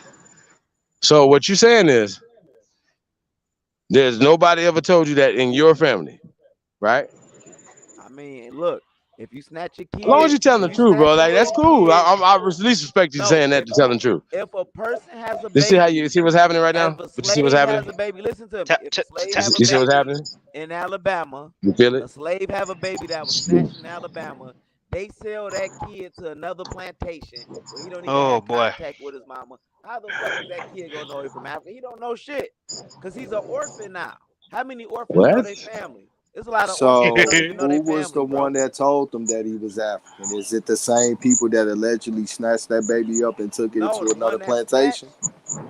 snatched, the first person that snatched know they from Africa. But we talking about a slave that had a baby after that. That African may have had a baby and they snatched that baby and sold it to another Man, you African. African. sound I mean, stupid as what, fuck. bro? Like, I don't, man, that don't even make sense, man. We're not even talking about it. Now you just telling It us to talk happens about their with tribe, orphans, though. bro. Now you telling us about their tribe, but then now you telling us about Africans. Come on, bro. But do you Like, know stop how doing many all that. orphans? Stop double Do you talking. know how That many don't work over orphans here. don't know their family, bro? Do you Orphans. know how many orphans that don't know their parents and What know that the got to do with origin of where they come anything? from?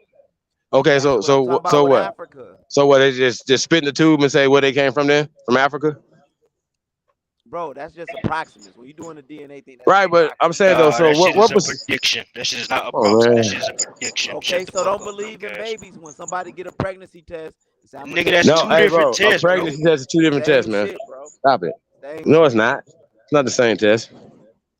It's not the same test at all.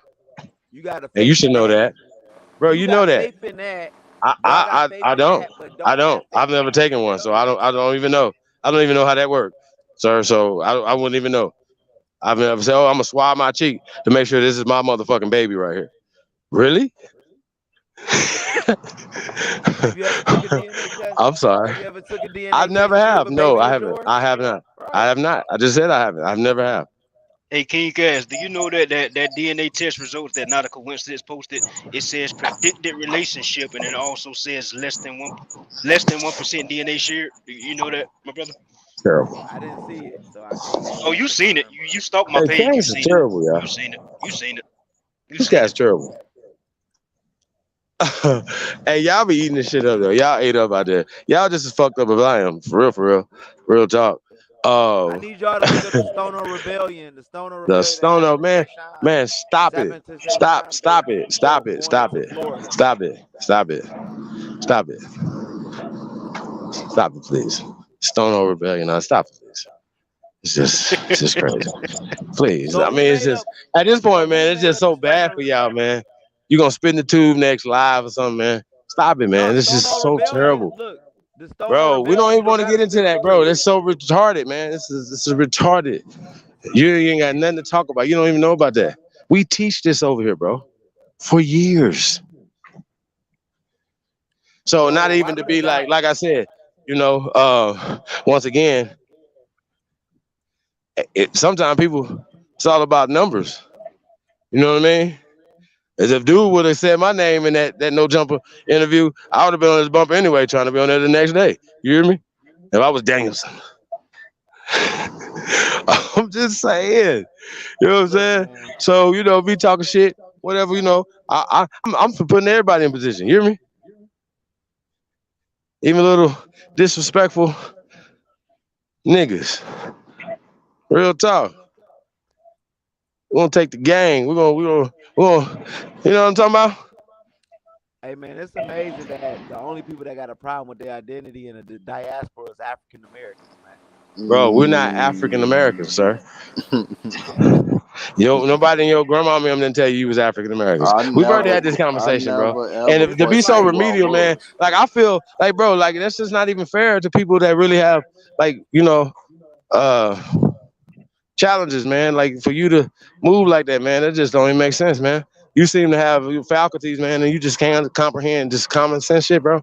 Even after somebody show you, that don't even you make go to sense, man. Cuba, you go to Cuba, Bro, you just gonna they go somewhere else know right the now in the whitest conversation? looking Cuba know he got He African blood, retarded, man. bro. He retarded. Like, The bro, they whitest not the looking original Cuban, people there, bro. The original people in Cuba are niggas. We're done. bro. What was I you talking know some about? black Cubans here. They Yeah, don't Big I talk don't Poppy care that in about there. all different that. than We don't care Big shit. about who Poppy. you know, whatever. That's David the part don't Ortiz. matter, bro. Right. That the part, none of that matters. The original people here in America, in the Americas, North, South, Central, and the conjoining islands is niggas. I don't know if y'all want to accept that. Whoever don't want to accept that, that's fine. But guess what you're gonna not do? Is debunk me. That's what you're not Bro, gonna I do. can get a Cuban on here to You're never debunk gonna be me. able to debunk me, bro. Ever. I can get a Cuban. I can get a I don't care Haitian. who you can get. I I can don't get care. You a can get a Haitian Cuban, a Mambo. Haitian. You can go get whoever you want to get. It doesn't. That's Right. all that doesn't matter, bro. Bring him and tell him None of that matters. 2,500 for the debate. Period. None of that matters. Yeah. None of that matter. Tayshawn, prove to me the 2500. Prove to me that those mountains you was looking at was bigger. Okay, when are we gonna debate, King Gas? Okay, we can do it Sunday. I want you to prove that those I'm mountains. gonna be on the road Sunday. I gotta know a few weeks in advance. I drive trucks, bro. Okay, Drive trucks. This nigga's not talking about nothing. Real talk. You want to do it on the 22nd of August? Because I know not a coincidence ain't gonna debate me. Say on the Motherfucking 22nd of Native August. American lapdog ass. If I'm not nigga. doing the festival, I can do it. I can do it like that.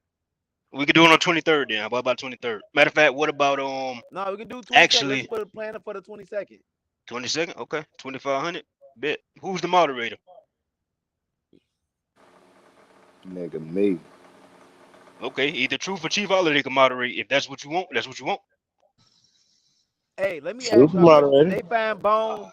Did they find bones around those King Cass, pyramids? we're setting up the debate. King Cass, we're setting up the debate right now. Don't ask me shit else. Who's gonna moderate? Truth or Chief Holiday? Which one?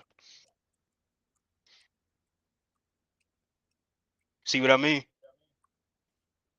Right, because you about to lose 2500, bro. Who's gonna moderate? That's the question I asked you, bro.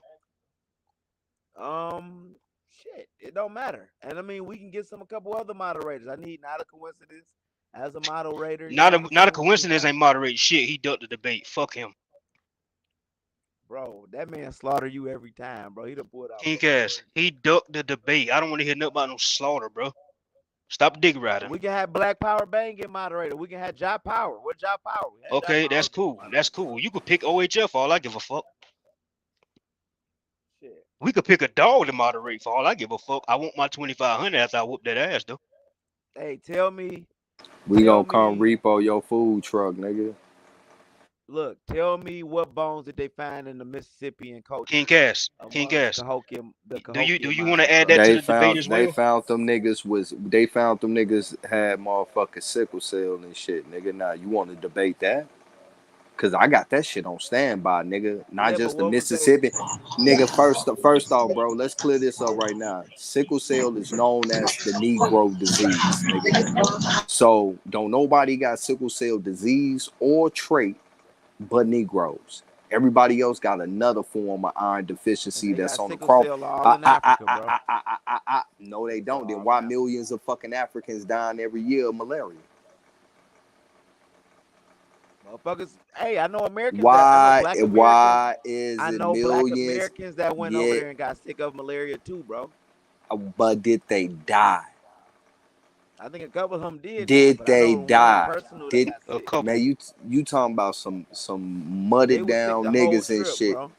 Once again, bro, why are millions of Africans dying from fucking malaria, and why did they use 2 niggas from America to test malaria out of fucking Africa? Why did they get some Africans to do it, nigga? Bro, because every nigga over there don't got sickle cell. No, that's bullshit, nigga. The only place where you find niggas with sickle cell at is the very same places where niggas from over here went and helped the white man colonize that, nigga.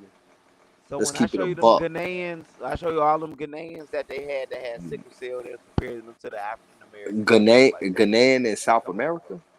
You talking about Guyana?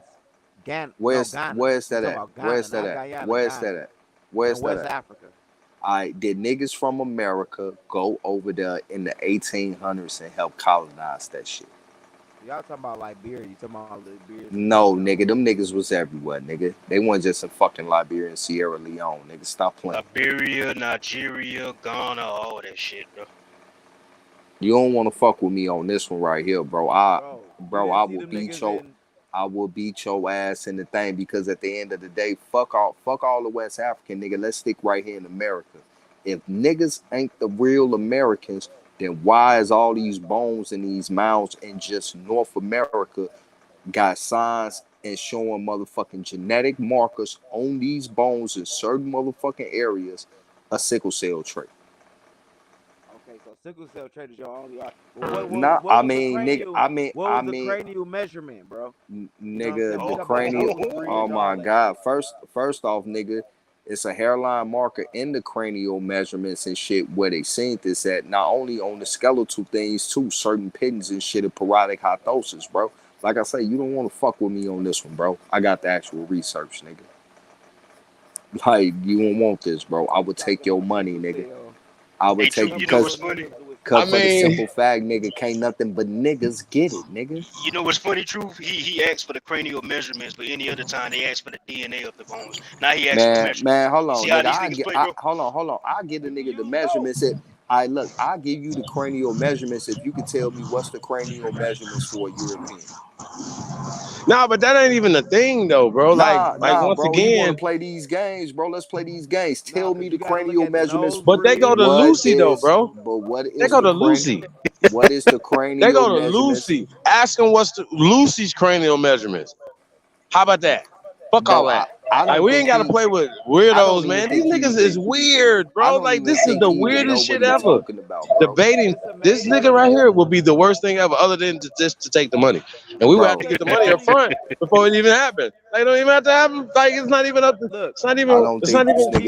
It's never gonna happen. I don't think this nigga. Why don't none of the Almond Frost Squad or Team Osiris or any of these little debate leagues? Can't anybody ask this question? Out of all us over here, y'all, why haven't they never asked none of us to be in their little debate leagues? Hey, look, the Kennewick man. So I think we need to start our own debate league, and then dare anybody ain't look like no nigga. to get in it. They ain't look like no Native American either, nigga. Them too, nigga. We'll stomp everybody. He was a Eurasian. Real talk. I can't even debate. They won't even debate. They were like, no, we can't. We're not gonna do it. So I'm not gonna debate. Just We just set it up. We try to go get some people. Go get some PhDs, some niggas in Native American studies, some niggas in African American studies. You know what I'm saying? Like, for real, we just gotta think outside the box, man. Real talk. Like, cause this guy right here, this is a waste of time. I don't even think he know what he talking about, bro. Skittles. I mean, hey, look. Anybody. Kennewick man don't look like no nigga. Bro, you asked me, but look, bro, you asked me. Y'all mean to go dig some motherfuckers up? You asked me for a cranial measurement, my nigga. Oh, too early, too soon. My bad. So hey, if you asking me for a cranial measurement, I need to know. That I want to see Lucy. I want to know what's the cranial measurement of a European since you going there. Nah, I want to know the cranial measurement of Lucy. That's their ancestor in Africa. I didn't bring up Lucy. Yeah, well, okay. Well, who your ancestors in Africa? Who told you? Yoruba, the Fulani. Yoruba, no, ain't nobody told you that in your family though, sir. And you don't even know the origin of that stuff. Which, once again, we've already educated you much on that. Y'all suck, man. We did our paperwork. Paperwork on what? The DNA test, you go on DNA test. No, you go on Ancestry.com. We got our paperwork in our family. Don't know goddamn Native Americans pop up. You know who pop up? Okay, we not Native Americans, King Cass. We're not Native Americans, so. Listen, an African nigga. I'm talking about me personally. I don't know what you're going with y'all. Okay, well, speak for yourself then. You're not a Native American. So, okay. Indian coming up, crackers and niggas pop up. That's it. Okay. So, no, here's the key. Here's the key thing, right? What tribes did your grandparents say you guys were associated to? How about that? The ones that they said everybody, oh, Cherokee and all that. No. Stop. I gotta edify him real quick, y'all. All right, so check this out. Cherokee is a language. And that's what a lot of old people used to say. Well, we Cherokee, we black. I'm sorry, what'd you say? We Choctaw. Right, but what are they saying though? What does that mean? So they're saying they're from here, right? They're saying they're associated with the original people of this land. Do you not understand that? Cherokee does not that spoke these languages. No. Do you understand what I just said? Sir, catch up, man. You've been around too long to be this slow. Catch up. Your grandparents said that you are from this land. They told you where you're from. They told you the tribes that you was associated with. Now, maybe they didn't understand or whatever to be able to, dude. By the time you got it. French names. So your grandparents told you you was American. So have we not had this conversation already in the beginning of this conversation with this mutt? I'm telling you, an African popped up in the goddamn Ibrahim Sudi. He was in Mississippi. What? An African popped up where? Ibrahim Sudi was in Mississippi. He was a slave. So one nigga came and his sperm just made all your people in Mississippi? Or was his motherfuckers there already? They had big families, bro.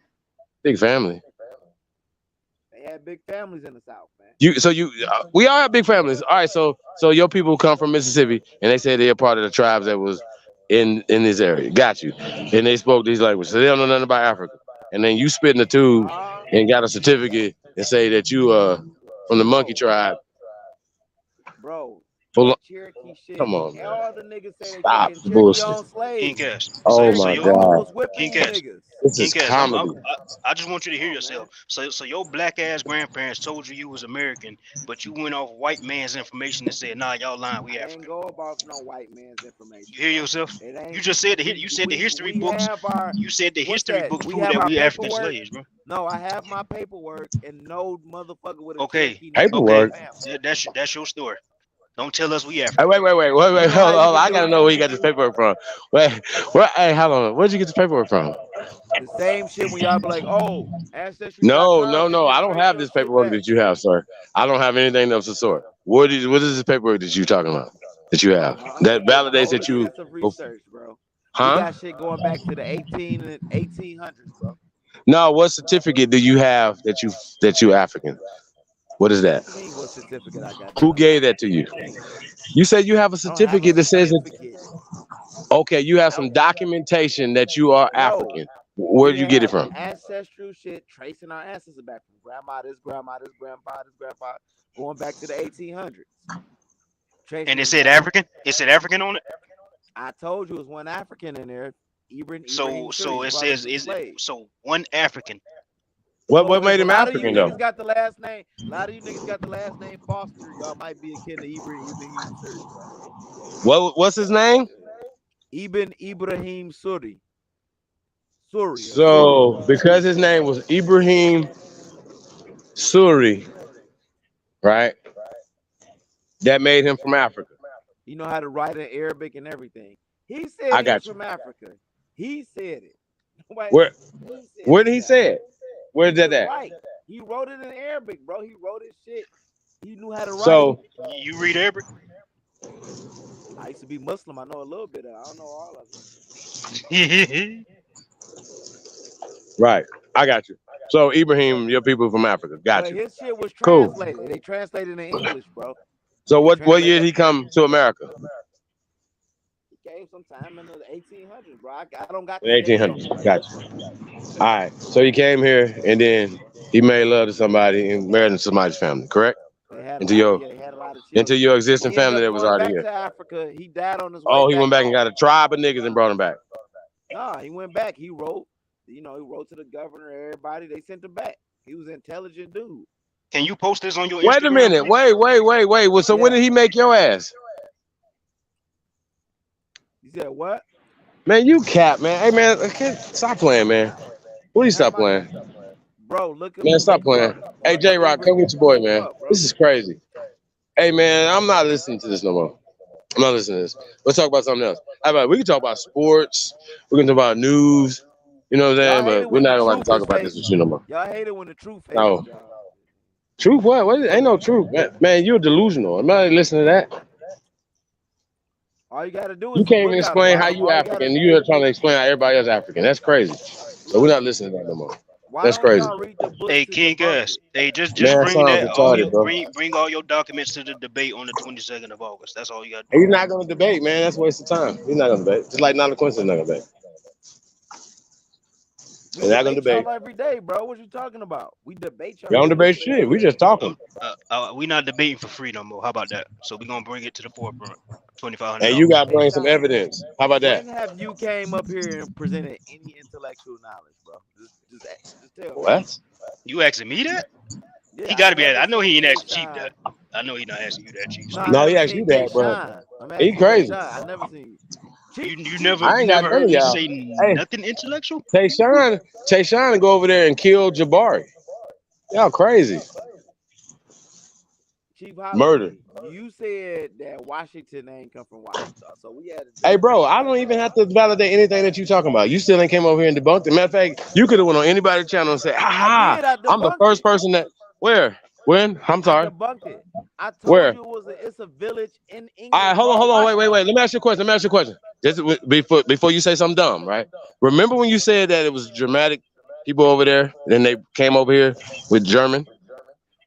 Yeah, did they go back? Oh, wait, dude. Did they go back? Did they go back home with the new language? Yes or no? What you mean? They go back home from where?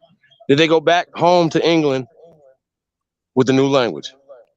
They had the same language. Like I can Nigga, understand a nigga in I'm England gonna today, say this brother. again. Do you not understand what you just said, sir? If they left there speaking German, at some point No, they took back Germanic, bro. English. Germanic. You gotta remember. You gotta remember the When did they start Visigoths. speaking English in You remember Germany? those? I You mean, remember hold like the on. When they started Visigoths, speaking English in England, brother? I need the date bro? and the Well, year. we know about old English I don't maybe know in the why this is so hard for these weirdos. We know about old English in the 15, 1600s. No, we're not. You don't even know what old English is. You don't even know what that means. So back to what we're talking about. When was English? Bro, that's like saying And what is called England now, sir? when did this When piece did of they start speaking grass? it? When did that become? When did this piece of grass develop? Hey, bro, you know what? This ain't even worth having this conversation, bro. For real. Cause you ask It ain't outlandish that. stuff. When did they But start then speaking English? outlandish. Like You don't know. You don't. I know the answer to the question. It might be outlandish. You don't know the answer to the question. okay, You when should know did they that. been speaking? But you should know this Okay, before you say the stuff okay, that you so say out your mouth. I don't know. I don't See, know. So when did they you start shouldn't speaking it? say it out your mouth though. You saying stuff that's absolute without even knowing those Haven't answers to taught those me, questions. but you haven't What? taught me when they start speaking it. Okay, you supposed to say, well, hey, Bro, brother, at this you miss time, classes. this is when it's That's on you. Chief, you be dancing, man. You just gotta admit it, bro. You Dancing? be Where I dance dancing, at? man. We Where I corner dance at? you every time. You should Corner even never where? come What in are you my talking mouth. about? Okay, If you explain. if you can't prove that English is an Aboriginal language, you gotta stop doing it because it You don't make proved it sense, already, bro. You retarded. I don't understand bro. what's wrong with you. So why are people in Australia speaking English? I can understand them. They're in Australia. They're not Okay, over okay. there. They've been It comes from there there. Hold on, it since comes from the there. 1800s, It comes 1700s. from there.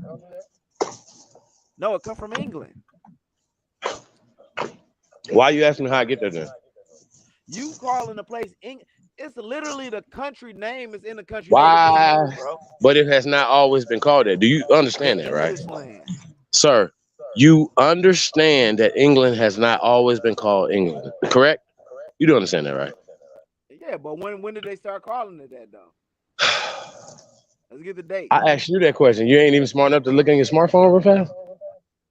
I can't click off, bro. If I click off, Oh, we okay. lose the show. All right, well, listen. Do some homework, man. Come back with the answers to these questions. You should know this. But you should also know Hey, that you look. said that they left. I got you. They left there, came here speaking German. So that No, they means that they didn't. spoke English, I got you. bro. I got you. I I got never you. Is said that. Washington? Look, Is I never Washington said that. German, sir? Is Washington Washington comes from German? it No, no, comes no, no, from no, no, no, Welsh. no, no, It's no, no, no, no, no, Germanic. no, no, no, no, no, no. It I'm comes just from gonna a walk you through Welsh it. I'm just gonna walk you language. through it. I'm just gonna walk you through it, bro, because you're slow. So is Washington German? No, it comes from a Welsh language. No, it's Germanic, but it comes from a I'm Welsh language. no, no, no, no, no, no, no. Germanic. It's no. So you're saying it is Germanic. German? You saying it is German? Germanic. Oh, okay. So explain. It's Germanic. They're related languages. I You got the sprechen Sie Deutsch. Visigoths. I got you. I sprechen Sie Deutsch. So go ahead. Tell me how Washington is German, brother. Bro, Washington is Welsh. Welsh is a Germanic language. Washington No, comes from Welsh. see now you The Welsh people that spoke dancing. Welsh moved in that area. You can look. Okay, I looked it up. is You what is challenged me. Welsh? Where's Welsh from? I don't know what I forgot what the fuck Welsh is Okay, from. I where's know the Welsh is a W language. in Welsh come from, brother? What is you talking about? So back to Washington. Is Washington German? Show us how it's German. How is the W? What's the W sound in what do you call in German? Germanic. German and See, Germanic is different. Just what like you is got the the W Visigoths. sound You in remember all those German? tribes that attacked Got Rome? you, The sir. What is the Visigoths and all German these different people sound? that came What is down, the the W sound in Anglo-Saxons. German vowels, brother? He don't want to answer this question because he don't know. So it's V, V, V, V. I was in Austria. I was in Austria, bro. And that's a corruption, and that's a new 20th century rendition. Hey, it's too above your head, brother. But the point is, they didn't bring Washington to America, sir. Bro, it's a village in England. You want me to show you the village that's in England right now? That's How old is the named village, brother? Washington, bro. What is the age of the village, brother? It preceded. That's where his family comes from. No, no, no, That's why he no, has no, the no, no, name, no, bro. no, no. You don't have to do that. You don't have to do that. How old is the village? I don't know. I gotta go look at the dates again. See that you should have all this in your before you make these claims. But I can Just like you admit talk. I don't know the Oh date, my but God, I've seen I it, think bro. this is I've read retarded, it. y'all. Hey man, can we talk about something else? Okay, I'm going to give you the dates. So I owe you the dates, right? Yeah, All right, yeah. We need some homework. YFBY is in the building. He said, I think they use your DNA to create bio weapons. Man, they throw that shit in the trash, bro. See how y'all just making that up, bro. See how y'all just making it up. King Cash, Yeah, I my think home, See how so. y'all just make my stuff up. Hey, King Cash, Big King Chief, Cash, I think so. my hometown, Bridgenet, South Carolina, predates Great Britain, my brother. I just wanted to let you know that. Okay, do you know how old Great Britain is, bro? Do you know when they got their name in Great Britain? You know when that became Great Britain? When did it become Great Britain? 1800s, brother. Hey, man. I mean, the That British American Isles. Colonization Society is a mystery, man. Real talk. That's a mystery that I actually think I decoded it. Because once again, it's always like if we're in position, even 100 years after that, right? So we weren't in position in the early 1800s? No, it's slavery, man. Nigga, slavery's fake. Exactly. Like, how? What made you come up with the conclusion that slavery was fake, bro? Like, when did What you make you start can't saying, you know debunk what, me? What make you can't debunk me? bro? It's thousands of books, history books, talking about some Name shit. one that's a non-fictional. What do you mean it's non-fictional? Yeah, high school book is Just high name school one. book is non-fictional. All you have to do is name one slave book that's non-fictional right now for everybody, Cass. Come on, man. And I'll read it. Just for you. Can you name one? Yeah, come on. I think this is interesting. He's not gonna be able to name one book. And that's a goddamn shame. One Look up non-fictional slave, sir. One non-fictional slave book. That's all I ask you to do. Watch That's a slave book that's Birth of a non-fictional. Nation. Watch Birth of a Birth of Nation. I'm not. Yeah, Juice. What up, though?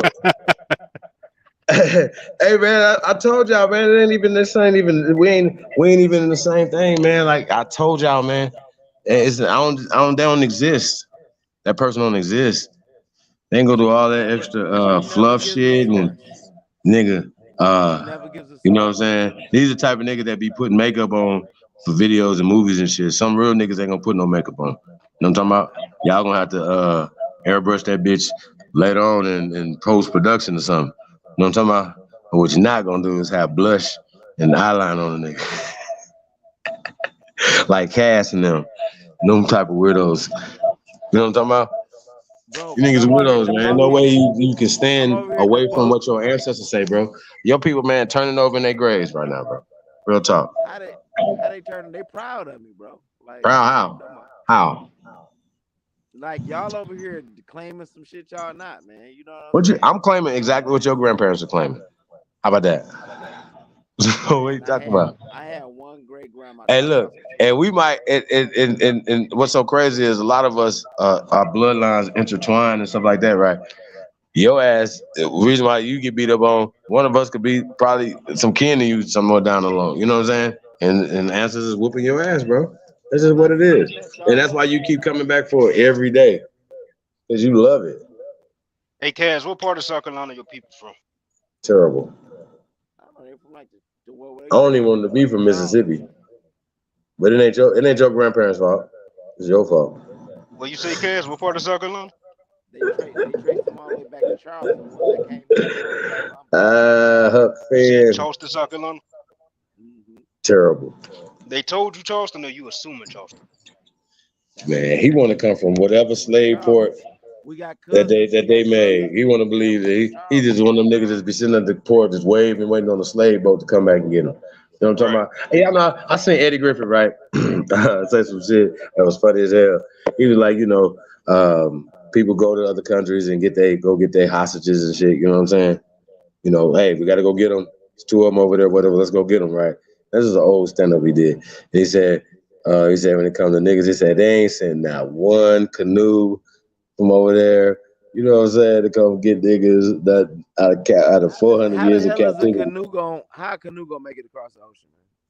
Hey, bro, Like it the was a little joke. punk ass canoe. But he said ain't nobody said nothing. But you believe that these pilgrims, right, Vikings, then did all this great stuff, and these motherfuckers didn't know how to navigate, how to Bro, the build Vikings nothing, was building grow ships, anything. bro. The Vikings was building ships Where? like a motherfucker. Where? So Bro, Cass, you believe Where? that Africans didn't leave Africa till some crackers snatched them up, bro? Nah, he believed that the Vikings was building ships before the so-called Africans in the Mali Empire and the Sangay Empire. I go on and on and on and on. He's weird, man. That sounds retarded. Plus, we went everywhere first and set up shop everywhere. Americans, you're going to respect that or check it. Debunk that. You can't debunk nothing I teach, bro. Bro, who set up shop? Nothing. Y'all or the white man? What? White man? What are you talking about? There's no such thing as white man. Did the white man set up? I mean, the Europeans No set such up thing as a shop white man. everywhere. No, we set up shop everywhere. I just said, bro, we set up shop everywhere. America, Americans. We're the ancient ones. We're the medicine men. We're the I don't see civilization y'all giver. practicing. We're the I don't word see giver. y'all We're the practicing lawgiver. medicine men Sir, ceremonies, bro. I'm excuse. How not? How you know? How you know? I don't see it. How do you know? It has to look like what to you? I mean, show and prove, bro. Show and prove. You really just said show and prove, my nigga. Crazy. Yeah, Show and this proof. nigga Nigga, we've been doing it, man. You don't see the awakening. Hey, listen. Why you think that you guys think we such a problem? Why do you think that? Nah, y'all look. Let me tell you something. It's Why do you not think a your agency think that we such y'all a problem? breaking. Look, the Aboriginal community is breaking down. Tariq the winner his own camp.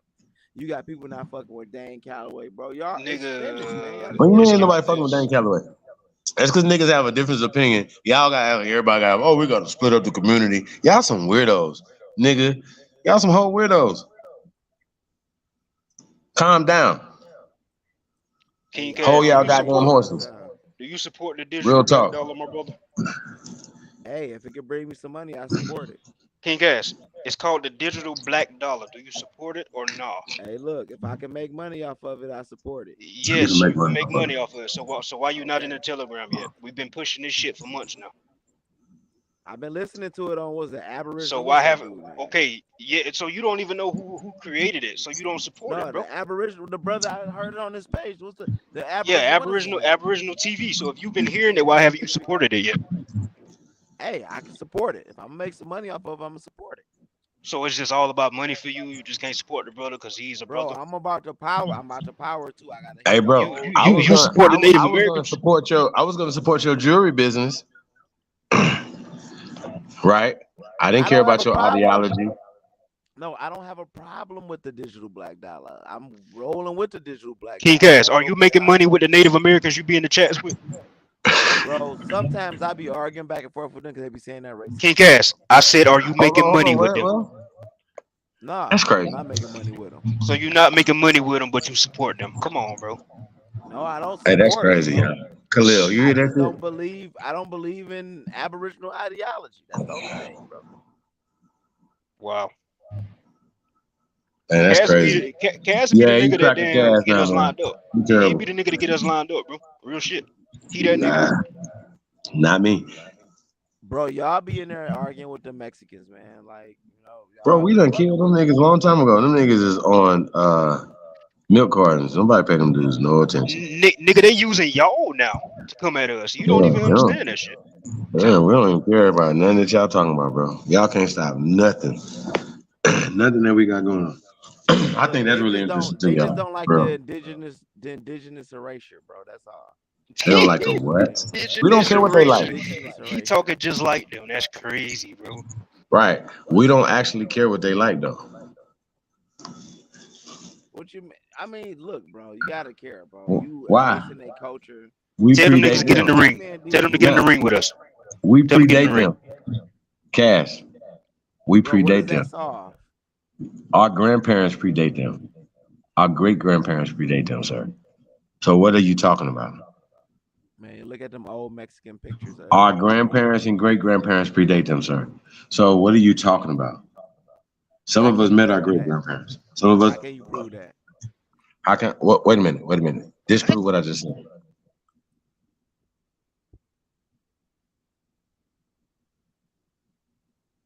Hold on. Crickets. Those, you said disprove it? Mm-hmm. You said disprove it? Bro. Get sleepy, man. My ass get sleepy because I done lost my train of thought. Yeah. Your ass getting sleepy for this ass whooping you getting. Man, Bro, lead them Mexicans to lead them Native Americans alone. We ain't gotta bring them up. That's on you. We don't discriminate against anybody.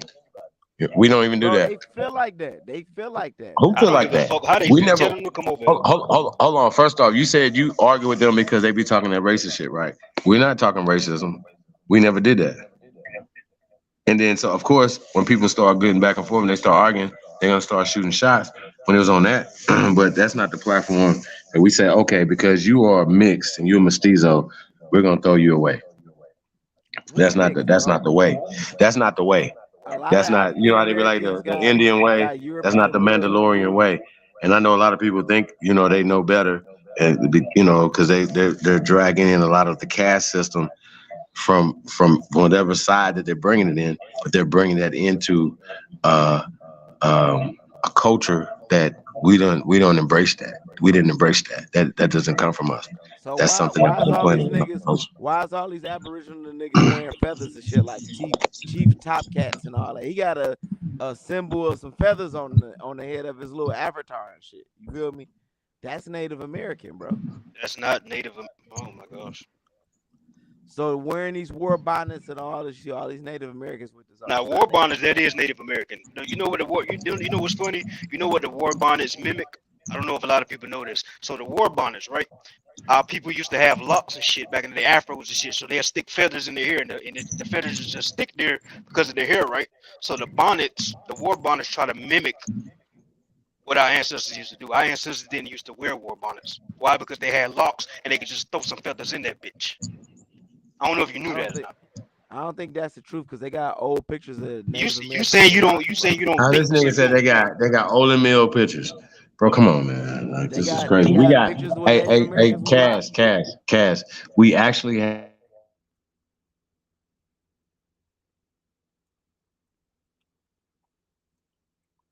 Oh, he done went out. I think you fell off, Chief. I'm logging out, man. I got to work tomorrow, y'all. Let's set that debate meticulously cornrows, meticulously carved in this stone. These lips, these eyes, these nose, was meticulously. Even this afro on this one, which I love. That's one of my favorite Olmecs. You know what I'm saying? With the afro that you like to talk about, right?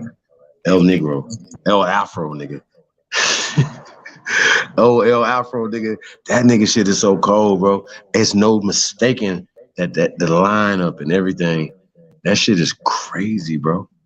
And you mean to tell me that you don't get it? You don't understand? When you can't show me none of that type of nothing on the continent of Africa that represents you and your people. When we can show you this right here in America. That's crazy. In North America, to be exact. North America, to be exact. In North America. Show me an Olmec head that got long straight hair carved into it. Maybe they shaved, bro. Maybe they shaved. Oh boy, here we go. What, bro? We just said about the afro. What about the afro? What about the locks? What about the locks? What about the mummies with the locks and the gold teeth? And what about? Yeah, Native Americans. What about the pyramids? What about the pyramids? What about this? What about that? I mean, I can go on and on and on and on and on, bro. Like, what are we saying, man? What don't you get? What don't you understand? This is the ancient world. We're the ancient ones. Bro, you haven't brought sources. I don't get why you don't bring sources. I said it. I'm the source. Man. Hey, look. I speak for my ancestors. I speak for my ancestors. Tomorrow, bro. Anybody gonna respect that? You ain't going nowhere. You done wasted our time. We about to waste your time. You ain't going to sleep, nigga. I'm gonna beat him to sleep. Hey, y'all can respect that to check it though. I speak for my ancestors. You can speak for yours or whatever, but I speak for my ancestors, and that is what it is. You know what I'm saying? And we say tap in. We ain't talking about just tune in. No, we're talking about tap into your bloodline. Tap into your memories, man. You know what I'm saying? Trust you've been here. You know what I'm saying? These fools just put us to sleep, and we are the ones that woke up. These fools just sleep. That's on them. They ran up out of here. Real talk, man. Shout out to everybody, man. Tapped in, man. Told y'all, man, stop being scary, man. Get on. Yeah, all these people that be having all these issues, man. I don't think you guys really are real people, man. Real talk. Hey, I think I wanna have a conversation though about the N-word tomorrow. You know, because a lot of us use it a lot, man. Because they were talking about that like in concerts, right? And I really didn't get into it with the brother Poetic. You know what I'm saying? But we'll probably get into it when we do another build or something. You know what I'm talking about? Anyway, we was talking about like, you know, him and Adam and we're talking about concerts, you know what I'm saying? It's predominantly pale kids, right? They're singing the words to the songs, right? And so people are saying nigga, right? Now we know, even in the context of the song, you know what I'm saying? Even if they say they're gonna blow a nigga head off, right? Just think about it. Because even when they were talking about some of the lyrics, they were talking about, you know, doing some violence, right? So I want to have that conversation to, you know, with not only us, you know what I'm saying, we can have that conversation amongst us, but also have the conversation with people like Adam, as well as Vlad, as well as even some of these new guys, even like Jesse the other day, because, you know, I noticed in the chat room when they were going in on Taz, Jesse Stevenson, you know, you've seen that guy, whatever, right? But I wanted to absolutely talk to him about, he had called Taz, and you know, it's just observation, but he had called Taz a whole ass nigga. You know, the N-I-G-G-A. He didn't have the E-R like Cass and his friends be talking about, but he had the N-I-G-G-A. Now, is it good for our pale friends to say N-I-G-G-A? In songs, they singing, you know, Pusha P or whoever, you know what I'm talking about? Or 21 or whoever, you know, is it okay for y'all pale friends to talk about you a whole ass nigga? OG, although I got to put the link in the chat room. I need to get y'all opinion on this. This is a real opinion. I got an interesting take. And I got an interesting take on that. all takes are welcome because I have an interesting take on this, you guys. I really do, but I don't want to skew nobody's take. You know, I want you guys, but I have a real interesting take on that. So what's yours though? My take might be similar to yours. So personally, I say no, they shouldn't say it, but I wouldn't get mad if they say it because I look at it like this. We allow these people to call us black, right? Clearly, my skin isn't black. To me, being called black is more racist than a cracker calling me a nigga. Because I mean, if we gonna play the whole Indian Negro thing, I mean, I guess technically I would be a nigga, right? I'm dark skinned, right? I'm not black, but I'm a nigga. I'm Indian. I'm dark skinned. I'm copper colored. So that's my take on it.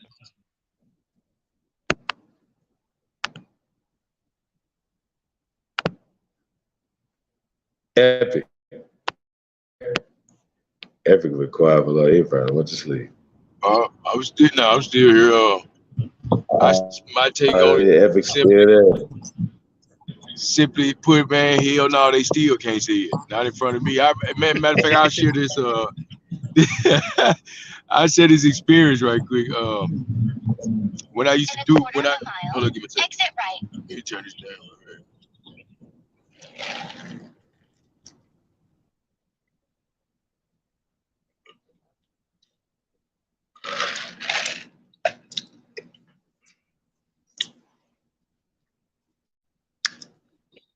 And I mean, if a white person called me a nigga, I got so many comebacks: cracker, honky, mayonnaise, pale degenerate, No. slob. But hold on. We don't have a problem saying that publicly. Yeah, I say it every day in front of crackers. So I mean, George Jefferson was my hero. Y'all remember him? That's my. But I'm gonna keep it real with y'all. I like Archie Bunker too.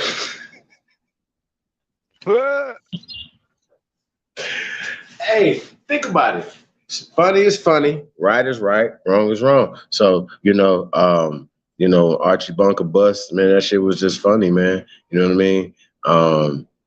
And me not even really even understanding racism as a kid, you know what I'm saying? At that particular time, just the shit. He didn't like nobody. You know what I'm saying? But he liked George, and George liked him. Think about it. I'm telling you, man.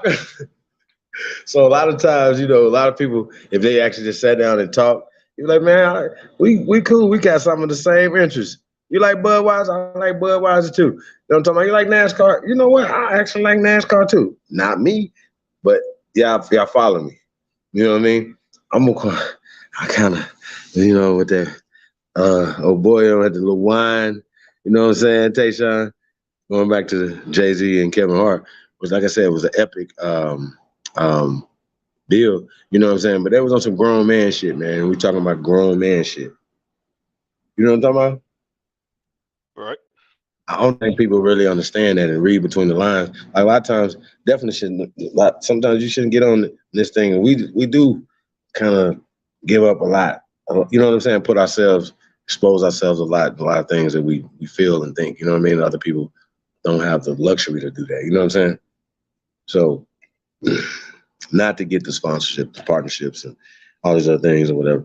But there's definitely a lane for truth tellers and people who will push that line. You know what I'm saying? So, yeah, man, it's chess, not checkers, y'all. It's chess, not checkers. Who got takers if I come through? Okay, we got Big Chief, Fuck You Crackers in the building. Now, this guy has the best name on YouTube. Oh God, I love it. You know what I'm saying? Real talk. Peace, bro. How you feeling, man? Salute to the guys. Peace, guy. How you feeling, man? So, I kind of give my perspective on the question that you posed about using the N-word. And I personally feel that it's like evidence. You know what I'm saying? Like it connects back to telling who we are. So the more we use it, it can never be erased. Even if everybody started using it, we already know who it originally was coined for. So it's like it's verbal evidence to me. You know what I'm saying? Because it traces back to the American Indian. Even though if you look it up, it's gonna say Native American now because it's been changed. You know what I'm saying?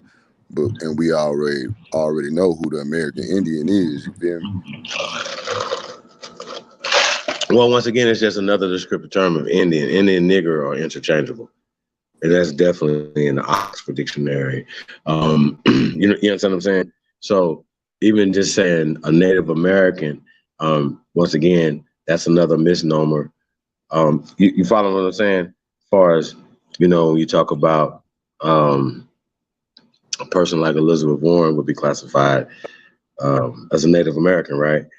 And a lot of other people in different hues or whatever, but those people would not be classified as Indians. If you Right, that's understand what I'm saying.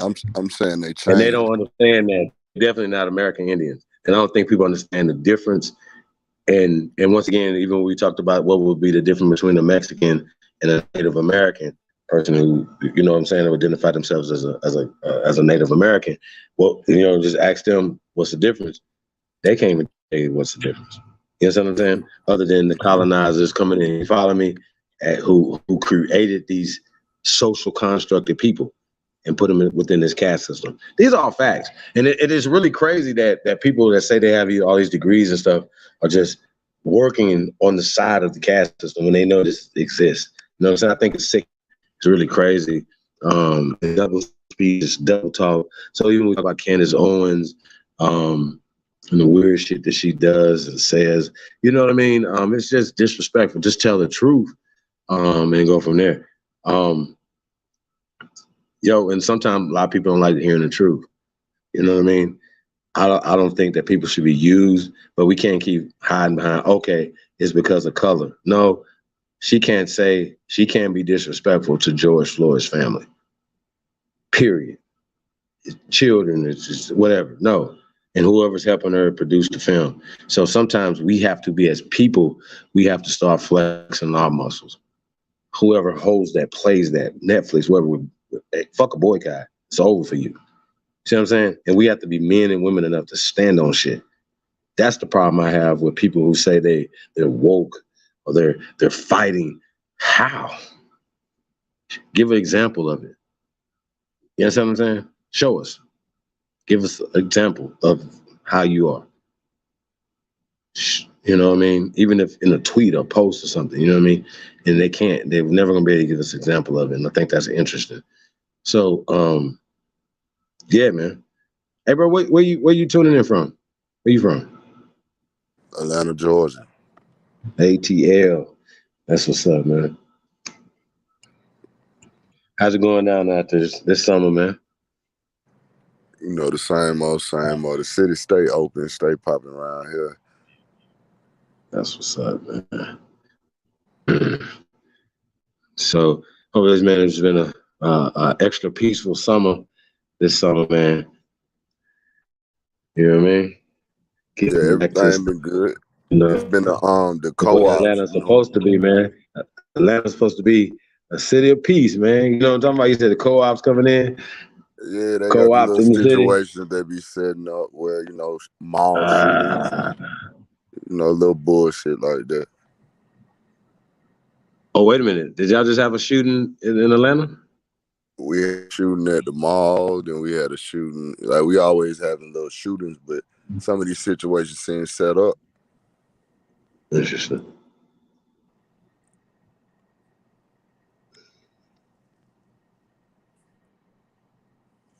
Yeah, I think we got a story tomorrow, man, on a situation that happened. No, I think that was in Houston, but yeah, I want to think I heard something about a shooting that happened in Buckhead. I'm not sure, so I might be getting it confused with the Houston story. But yeah, man, it's a lot going on out here, man. Y'all gotta be careful, man. I try to stay inside as much as possible, stay out the way as much as possible. You know what I mean? But shit, people still getting sick, you know. You know what I mean? So there's a lot going on, man. So, you just gotta be careful, man, and protect yourself, protect your family, Then obviously, definitely start trying to protect the community as much as we can. Hey man, what do you guys think about the brother Poetic, man? What y'all think about that brother? I'm honestly, at first I thought he was a tether bear, you know what I'm saying? But as he talked tonight, it seemed like he might really be for the people a little bit, you know what I'm saying? He might really be, one of the best for just melanated people all together, I kind of got that vibe from him. Yeah, me too. I feel like he might be a little confused though. Yeah, well, I'm about to say he seemed a little confused, but he finding his way though.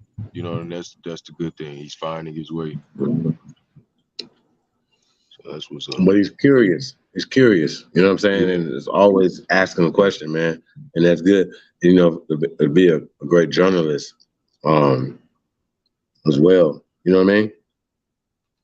Yeah, indeed. Doing your research, really taking this serious, working on your craft.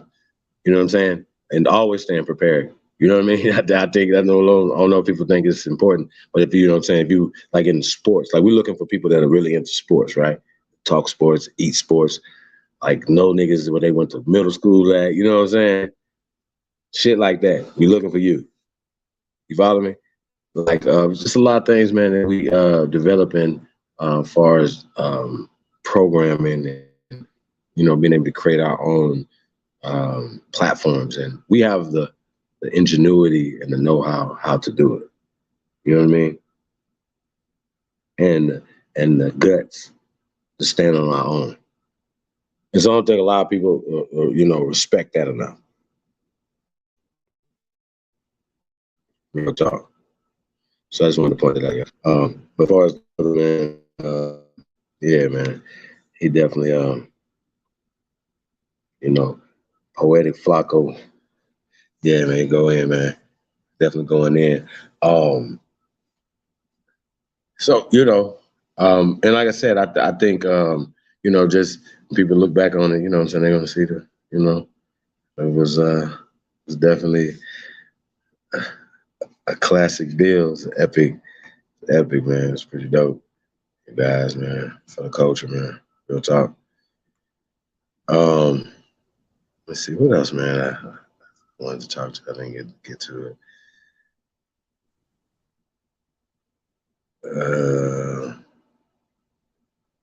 It was something else, man.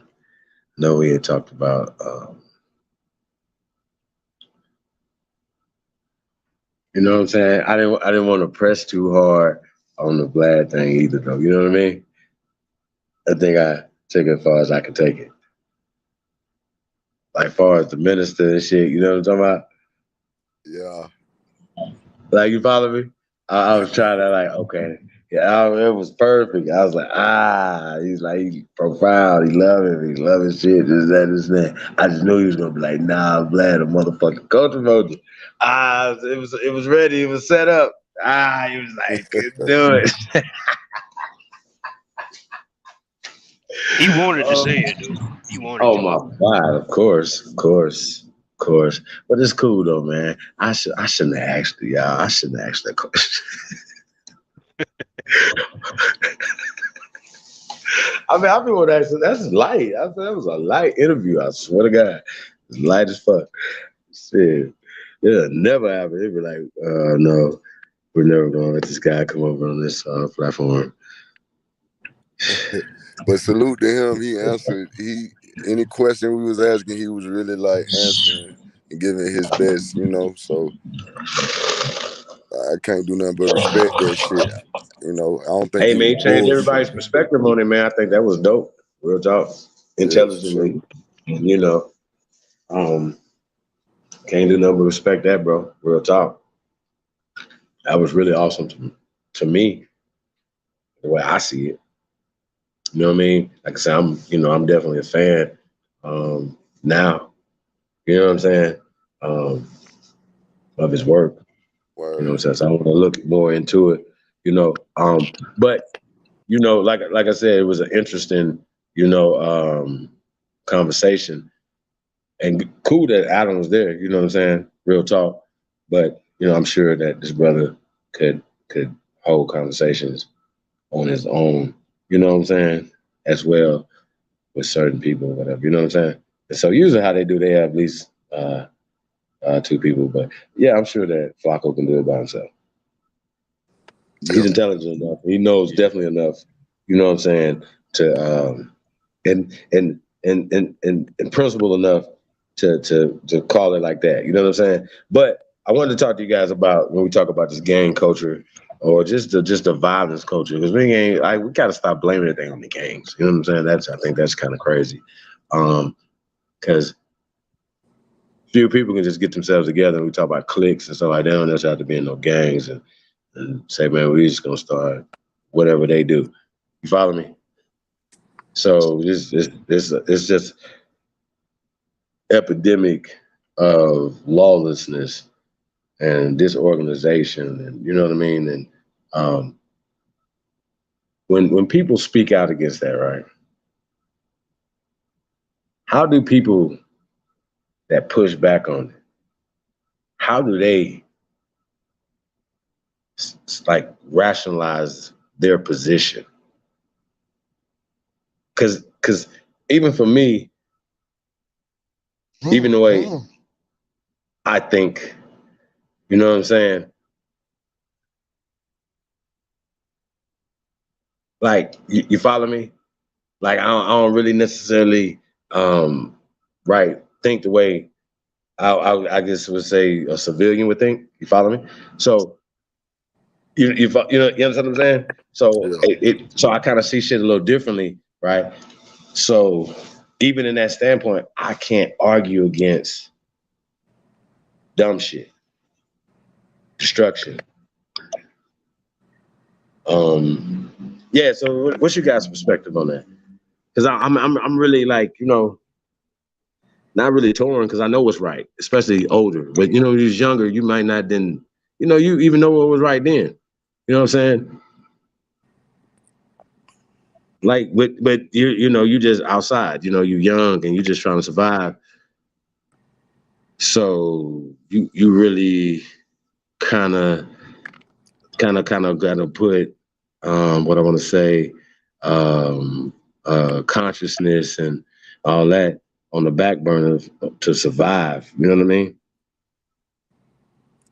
And a lot of these war zones, you know what I'm saying? Because that's what we got to call them. Because even in war zones in countries like Kiev, where Vlad is from, you know what I'm saying? Turns out that it'd be still more murders in some of our major cities here in America. Think about that. So, what can we do to increase the peace?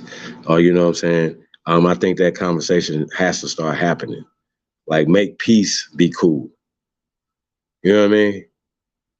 Like, we can go back and forth and have some fun on the internet and jab at each other. The Danielson said and Ratatouille and all that other shit. But ultimately, though, we're talking about real stuff that's really going on outside. What can be done to do this? And there's formulas out there. You know what I'm saying? And it's a partnership with politicians who are about the people. You know what I'm saying? And as well as public and private companies and things that are working with the American people to say, okay, listen, if you guys can keep the peace within your own selves and your community, then these things can happen. You know what I'm saying? These buildings, these jobs, these contracts. You know what I'm saying? Streamlining a lot of these contracts, private as well as public contracts. You know what I'm saying? Loosening up the restrictions and things that they have. You know what I'm saying? These are the things, right, that they're putting trillions of dollars into that we need to be, not need.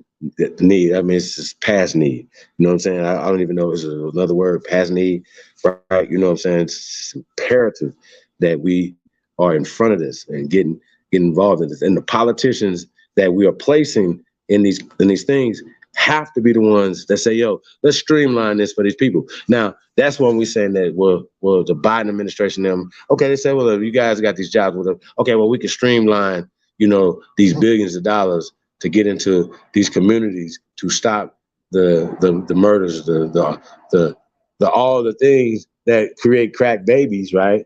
That they want to abort. So their solution to that problem is abort them, or anybody that's going to be like them, or just this condition, instead of changing the motherfucking condition.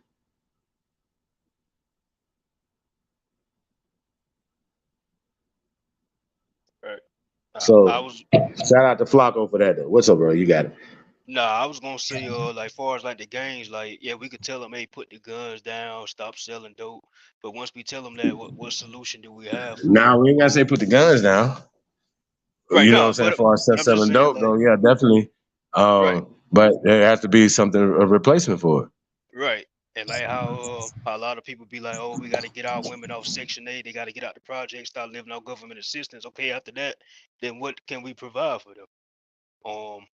Like a lot of people in the streets, rather they in a gang or not, a lot of people in the streets they don't feel love.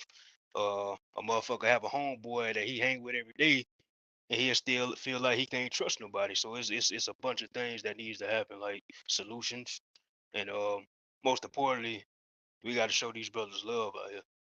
And so that's another reason why I rock with Bap so hard, man. Cause like when I linked up with him, like he really be in the streets, like talking to the people, bro. Like showing them love. Like, yeah, you know, we aboriginals, this and that. Like showing them love. Like that's what it's gonna take. But we can't just be like, hey, y'all gotta stop this, y'all gotta stop that. And once y'all stop, just stop. Like, what's the solution for it? So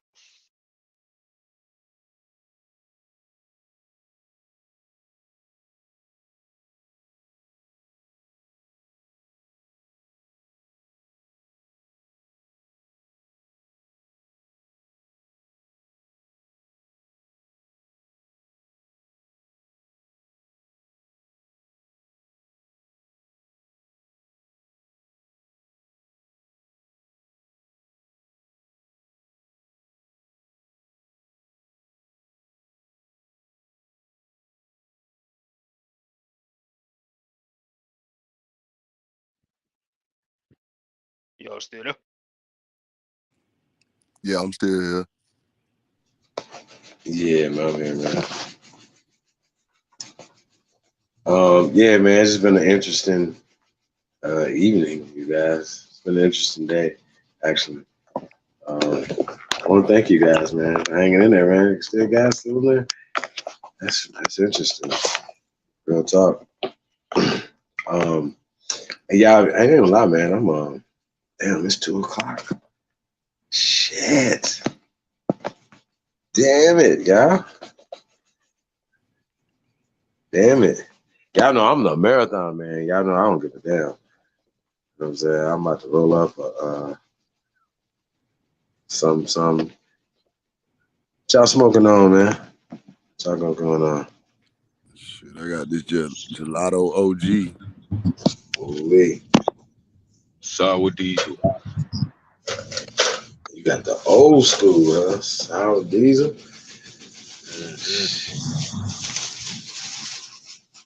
Yeah, I mean, the OG. That's just like a staple, you know what I mean?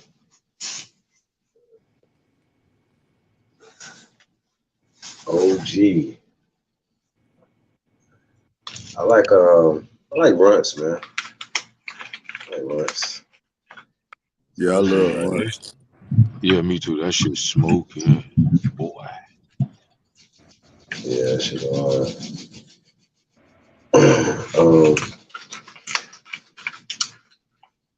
But yeah, man. So we're gonna definitely see Gretchen in the building.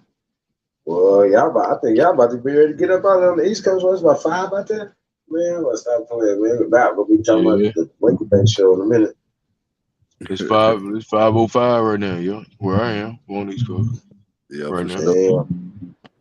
Yeah. We was having some fun though, man. We really having some fun. Yeah, I ain't gonna lie. I mean, shit, that was pretty dope, man. Shout out to Flacco, man, coming through, man. That was pretty lit. Yeah, shout out to that brother. Northwest 20th Street. Yeah, shout out to that brother. Shout out to the CEO, man. Yeah, man, I ain't gonna be too much longer. I don't think, man. Y'all never know, man. Follow me. Appreciate everybody tapped in, man. Do us a favor, man. Like, share, subscribe, man. Put this on all your social media platforms, man. Hey, y'all, man. Listen, man. We just gonna keep making history. You know what I'm saying? You know what I'm saying, Tayshaun? Yes, sir. Real talk. Just gonna keep making history, man. Real talk. So, yeah. Man, we might need to start doing like the Hebrew Israelites, man. We gotta go in the corner, yo. I mean, we essentially are right now, though. You know what I mean? Think about it. You ain't gonna have this many people standing on the corner for these many hours that we hold people watching these streams, interacting with us, whatever. Nah, niggas is at home drinking some wine, chilling. We cooking dinner. You know what I mean? Niggas is laying down. All type of shit, man. Certain shit. So it's like there's a flip side to everything. You know what I mean? Yeah, that's facts. That's facts. Like, how do we take, these airways and exposure to these people, you know what I'm saying, make it make sense. Tariq Nasheed saying that the black, as far as being, I'm gonna use this word, you know what I'm saying, paraphrasing. I'm gonna use this word when I'm paraphrasing, being a non-factor, right? And then we Aboriginal. You guys, that, my friends, is the line of the day. I don't think nobody's paying attention. If you don't understand how big that is for the Aboriginal culture, the movement, I don't know what to tell y'all. Think about it.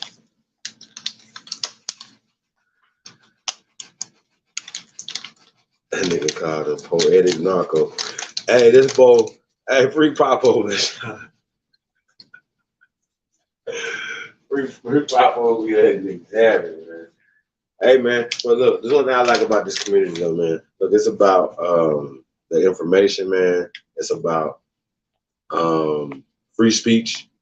Like, y'all know, man, we had a pale degenerate, over here trying to push, their stories and all this other mythology on us, and this Racklow Lothbrok story on niggas, you know what I mean?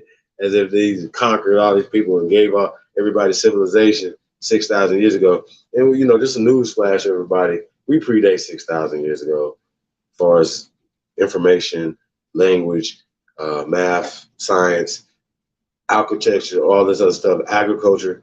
We were already doing that prior to 6,000 years ago.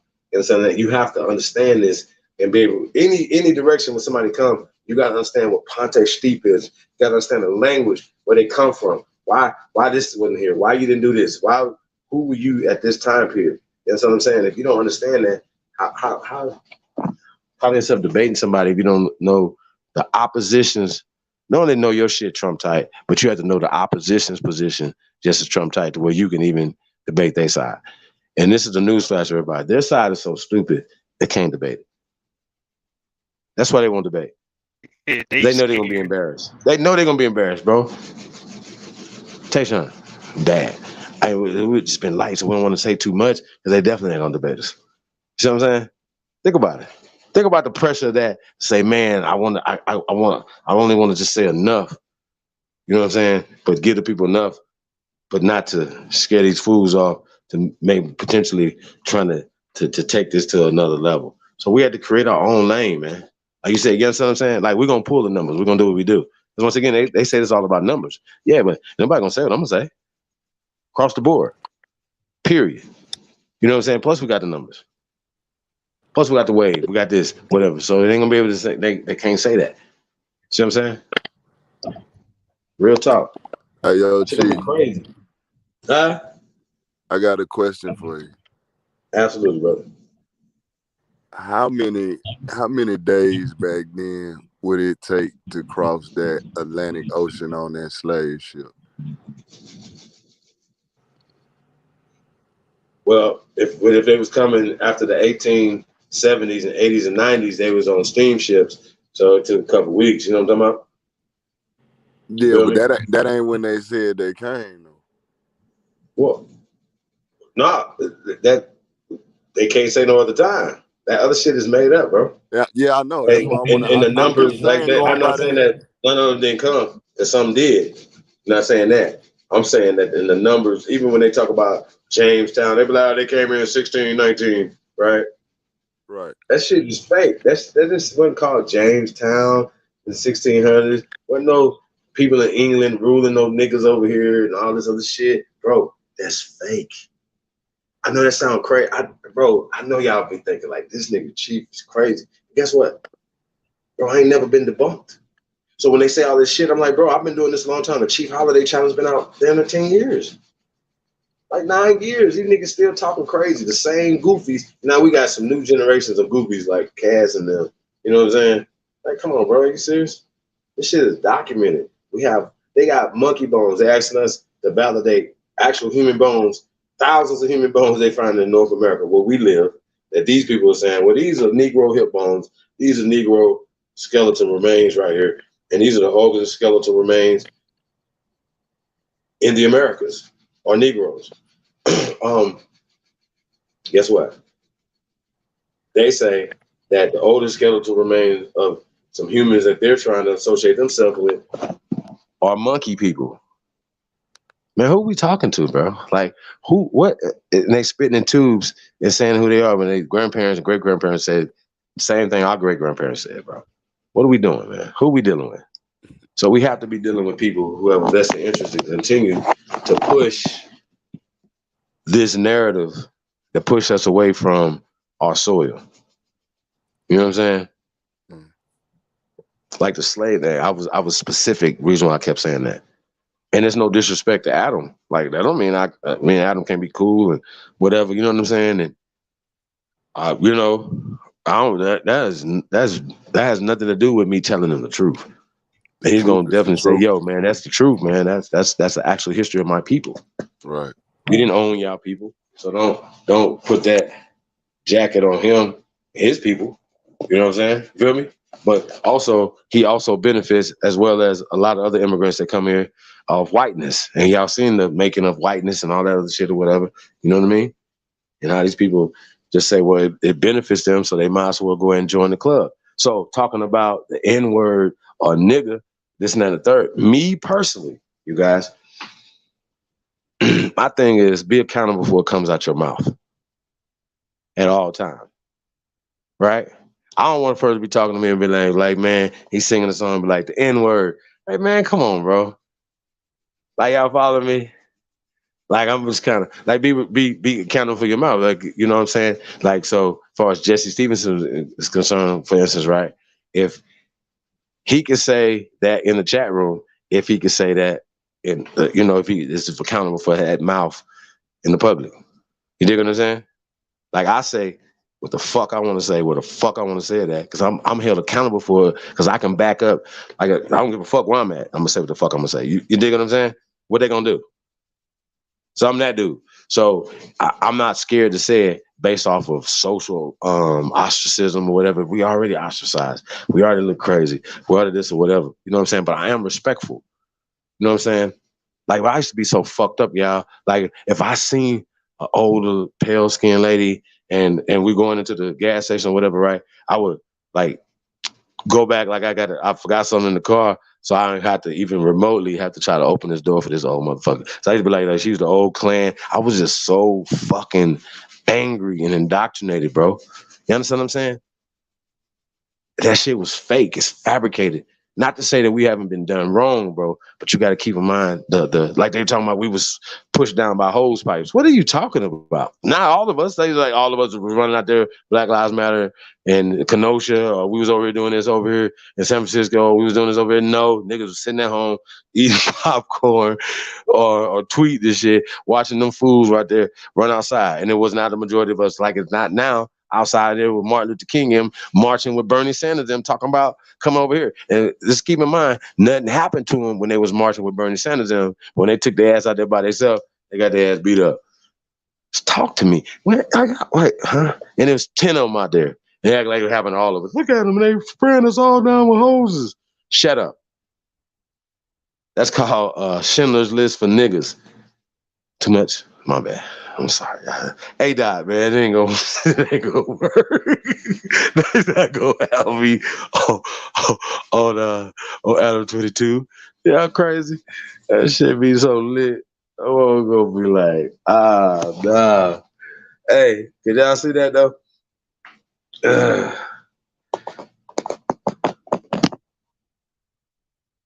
He said they want controversy and numbers, and don't get no more controversy than saying slavery is Man, fake, listen, man. man. That's why. Man, listen, we do numbers over here, man. It'll be so crazy. They'll be like, being cut? And the CEO? Stop it. Y'all serious right now? For real? Think about it. Shit, Bap need his own show over there. Oh God. I can see that though. I think I'd like to make that happen. That'd be dope. But me, yo, I'm gonna be real with y'all. I'm kind of more like a nigga that can't. I just can't. You know? Hey, you hear me? Say, Sean, I'm just that guy, man. I'm sorry, y'all. Call me old fashioned. You hear me? I'm just not gonna do it. It ain't for me. They be like, well, you can get paid $350 base salary. Tayshaun. Yes, sir. What? Will you go work? Will you go do a podcast on No Jumper? Would I do it? Yeah. Man, they gonna have to pay me, man, because they want I was gonna controversy. say, I'm gonna pay you. gonna make it controversial, You come bro. on there I'm gonna with take it there. your Confederate flag. Yeah, flying your That's what I'm Confederate saying. flag high. I'm gonna take it there. Yeah. Oh yeah. Terrible. I might get a Confederate flag outfit for that day, bro. Like I'm gonna take it there. Hey, Tayshaun. I don't think I could do it, bro. I don't know. I think the only way like this, like for real, for the culture, it wouldn't be for the money. Like, damn, you know what? If this right here, you know what I mean? It can open more doors, probably for more people that I love. You know what I mean? So that would be my reasoning, y'all, to for real, that I would ever consider anything like that. And no ego for sure, like say, man, fuck that, man. We can do it on our own. Nah, but yeah, just imagine, Sam, you can take to your own website 1 million or your own network 2 million. Shit, 100,000. You hear me? Y'all understand what we talking about? I mean, shit. The only reason I Not say only they have to pay political me. power, economic empowerment, based off of content, talent, togetherness, cooperation. Do y'all understand what we are dealing with? Y'all understand? How about this? Do y'all understand the information that we're dealing with, Tayshaun? Yeah, absolutely. Epic. These babies. Big Chief. What'd you say? Big Chief. Epic. The information. This is just the tip of the iceberg.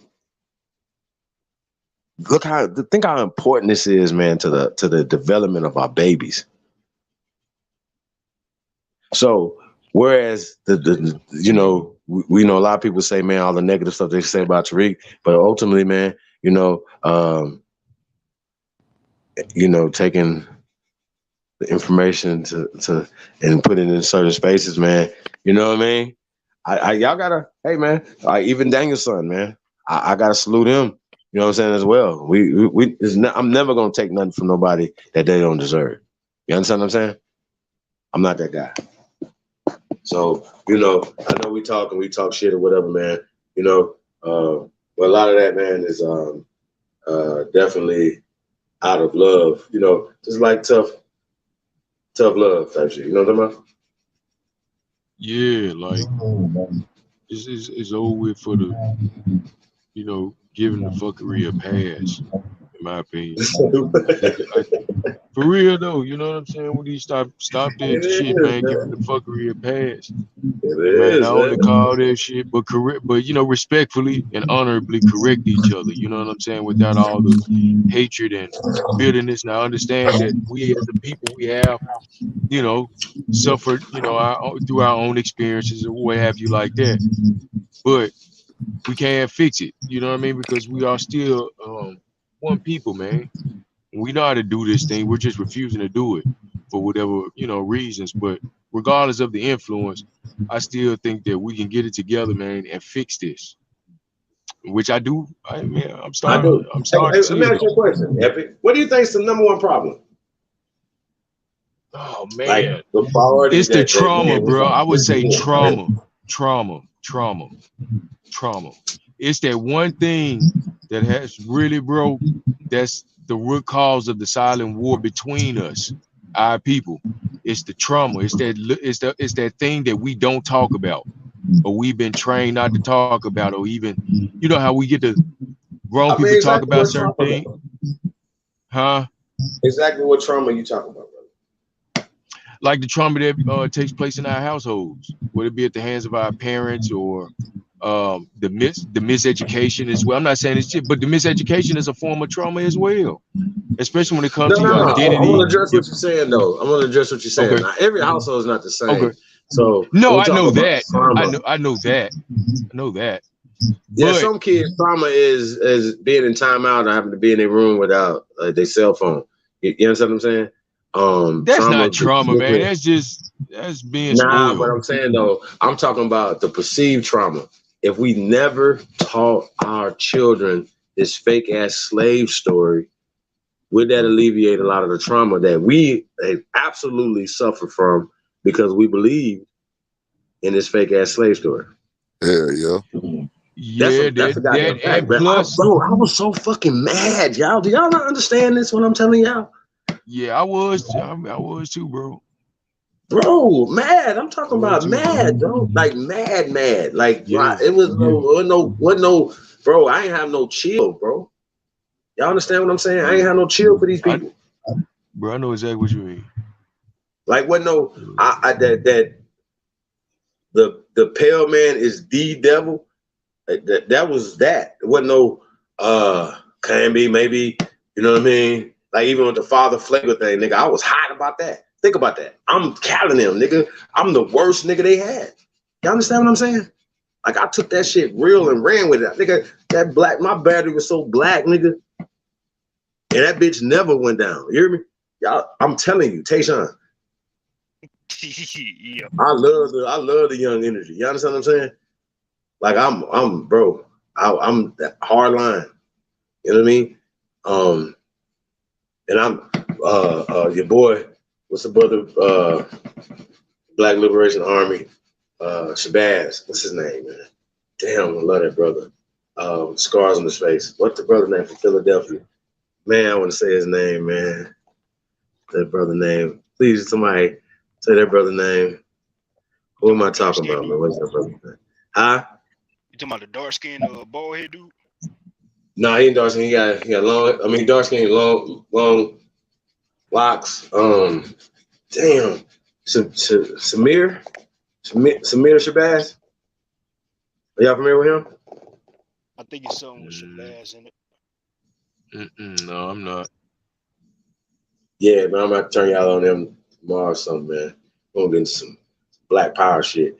You know what I'm talking about? But listen, when we talk about, when people say, well, when we say Aboriginal power is black power, we're not saying that we're talking about just this whole concept. We know that that concept has been placed on a certain group of people. I'm talking about the concept of black power, when we specifically talking about this imaginary thing, right? So let's don't call it black power. In order to get power, let's just call it power.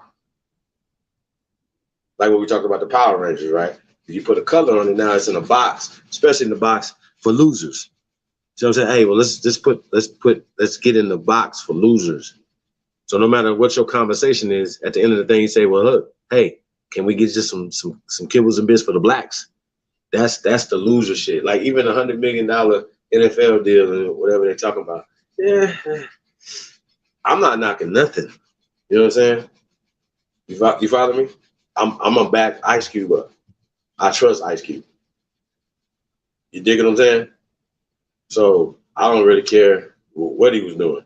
You know what I'm saying? I'm gonna back that up because he has a track record. You know what I'm saying? Of pushing the line and moving in that direction. So when they talk about in that regard, we did that story earlier when they were talking about what about our communities and this and that and the third or whatever. You know what I mean? I just think that's really interesting. The black conversation is the problem. You know what I'm saying? We talk about urban and things of that nature, whatever. Investing in these babies stops the murders. Investing in these families stop the hopelessness that causes crack babies and causes all the things that it caused, bro. We understand where this comes from. So being able to say, you know what, how can we solve this? All right, well, let's put some billions of dollars behind it, right? Because they put this in other countries to make those countries, you understand what I'm saying? Right? Monthly, annually. So why not just do it for America? Go in debt, even more. That's what you're doing. Why not invest in America? How about that for a hashtag? Invest in America. Invest American investment. This is our money. Why not invest in Americans in America? How about that? Is that not a novel conversation? Don't talk about hate no more. Let's talk about black and white. Let's just talk about investing in America and Americans. Now, if they say they got trillions of dollars for that, then how can we get as much of the trillions of dollars as possible? Stop saying, okay, we need kibbles and bits. No, we don't want kibbles and bits. We need them T's. Let's start talking T's.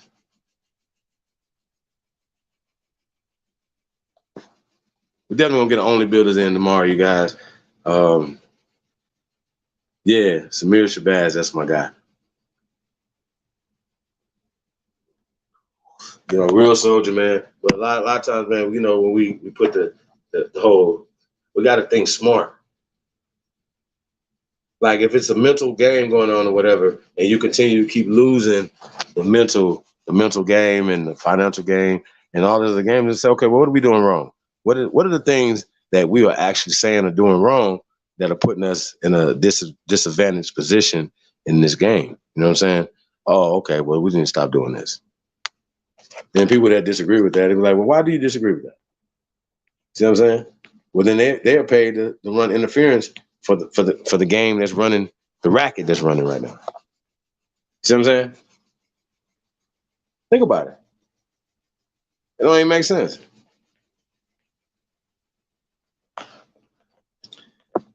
Yeah, man, y'all starting to wind down, huh? I'm here. Yeah. Yeah. Man, it was an epic build, man. I don't even, how many hours we going, man? Get the hell. I'm out here. But Chief, what you didn't finish your thought about the trauma I had spoken about. You was about to go in about the trauma. Me, or you want to go in with elaborate a little more on these set? Or you want me to talk about it? I mean, you can. I mean, I was just saying you were talking about it, but we kind of ended up. Oh yeah, I probably went all over the place, man. I mean, bro, like no, you good. I was just reminding you. When we talk about trauma, though, man, like it's fabricated. Like I really believed in the sharks for swimming different. Then I had to think about it one day. I probably was high as a kite. I said, man, how the fuck they know what the pattern of sharks was swimming back in them days? And then when did Jacques Cousteau go down and say, well, now they swimming like this now? You feel me? When they had the submarines for this, it just was stupid. And I just invested so much pride in being the descendant of the people who survived the Middle Passage. Like, man, we the hardest motherfuckers on the planet, nigga. We went through this, piss and shit. Nigga, we were swimming and piss and shit. And then we did, like, bro, like, how can you take pride in something like that? Think about it. You know what I'm saying? And then my people never gave me that story. I got that from African American studies. I got that from all these people who were saying that they are smart and you're supposed to believe in Hershovik's him. They didn't tell me it was Hershovik's him. It was just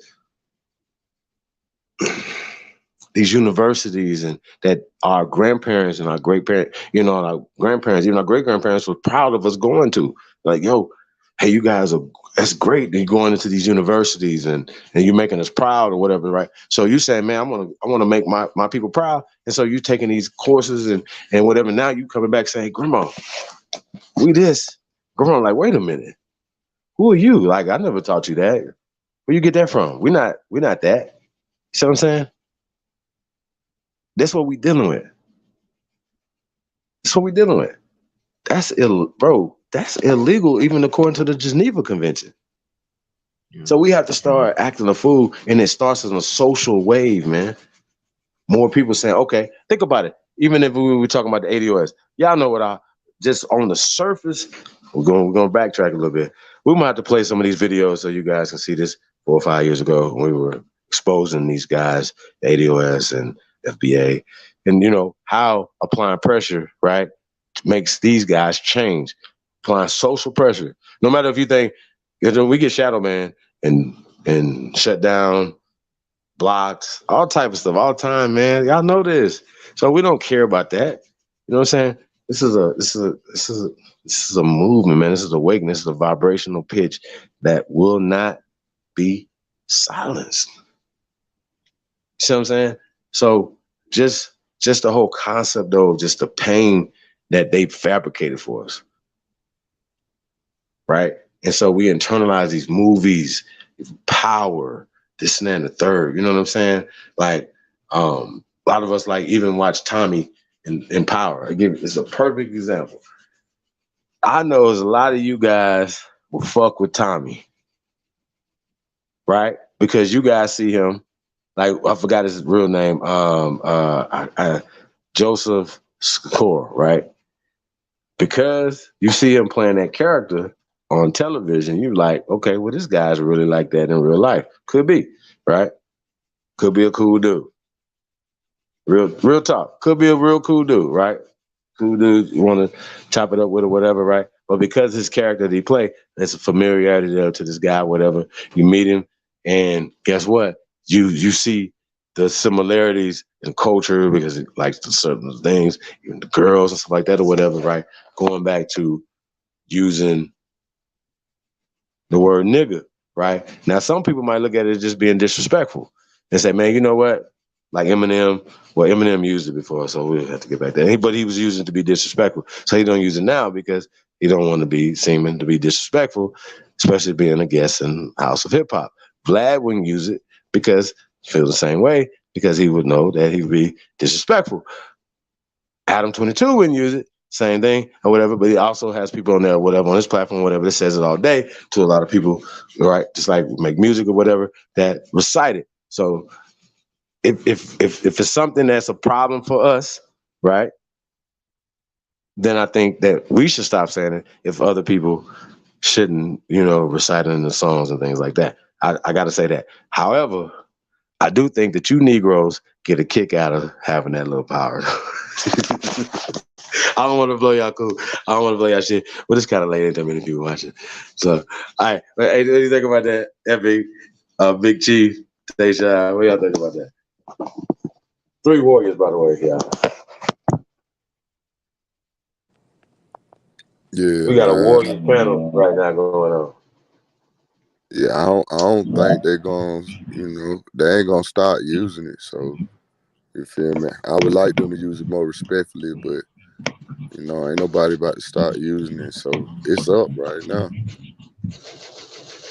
No, they don't say that like that. That's not a No, thing. not them. I'm talking about the board. us. You ain't, you might hear it every once in a while, like the dude that got uppercut, like the video we see, he called the dude the other day, gave uppercut and shit. You know what I'm talking about? Slapped him up in the restaurant. Y'all remember that? We showed that video? Yeah, so I mean, I was speaking for like us, Come on, man. I don't think we ain't slowing down on using. Right. Well, okay. Well, then we can't be mad when these new generations of kids is coming up and they're like, man, we cool. We don't care about that.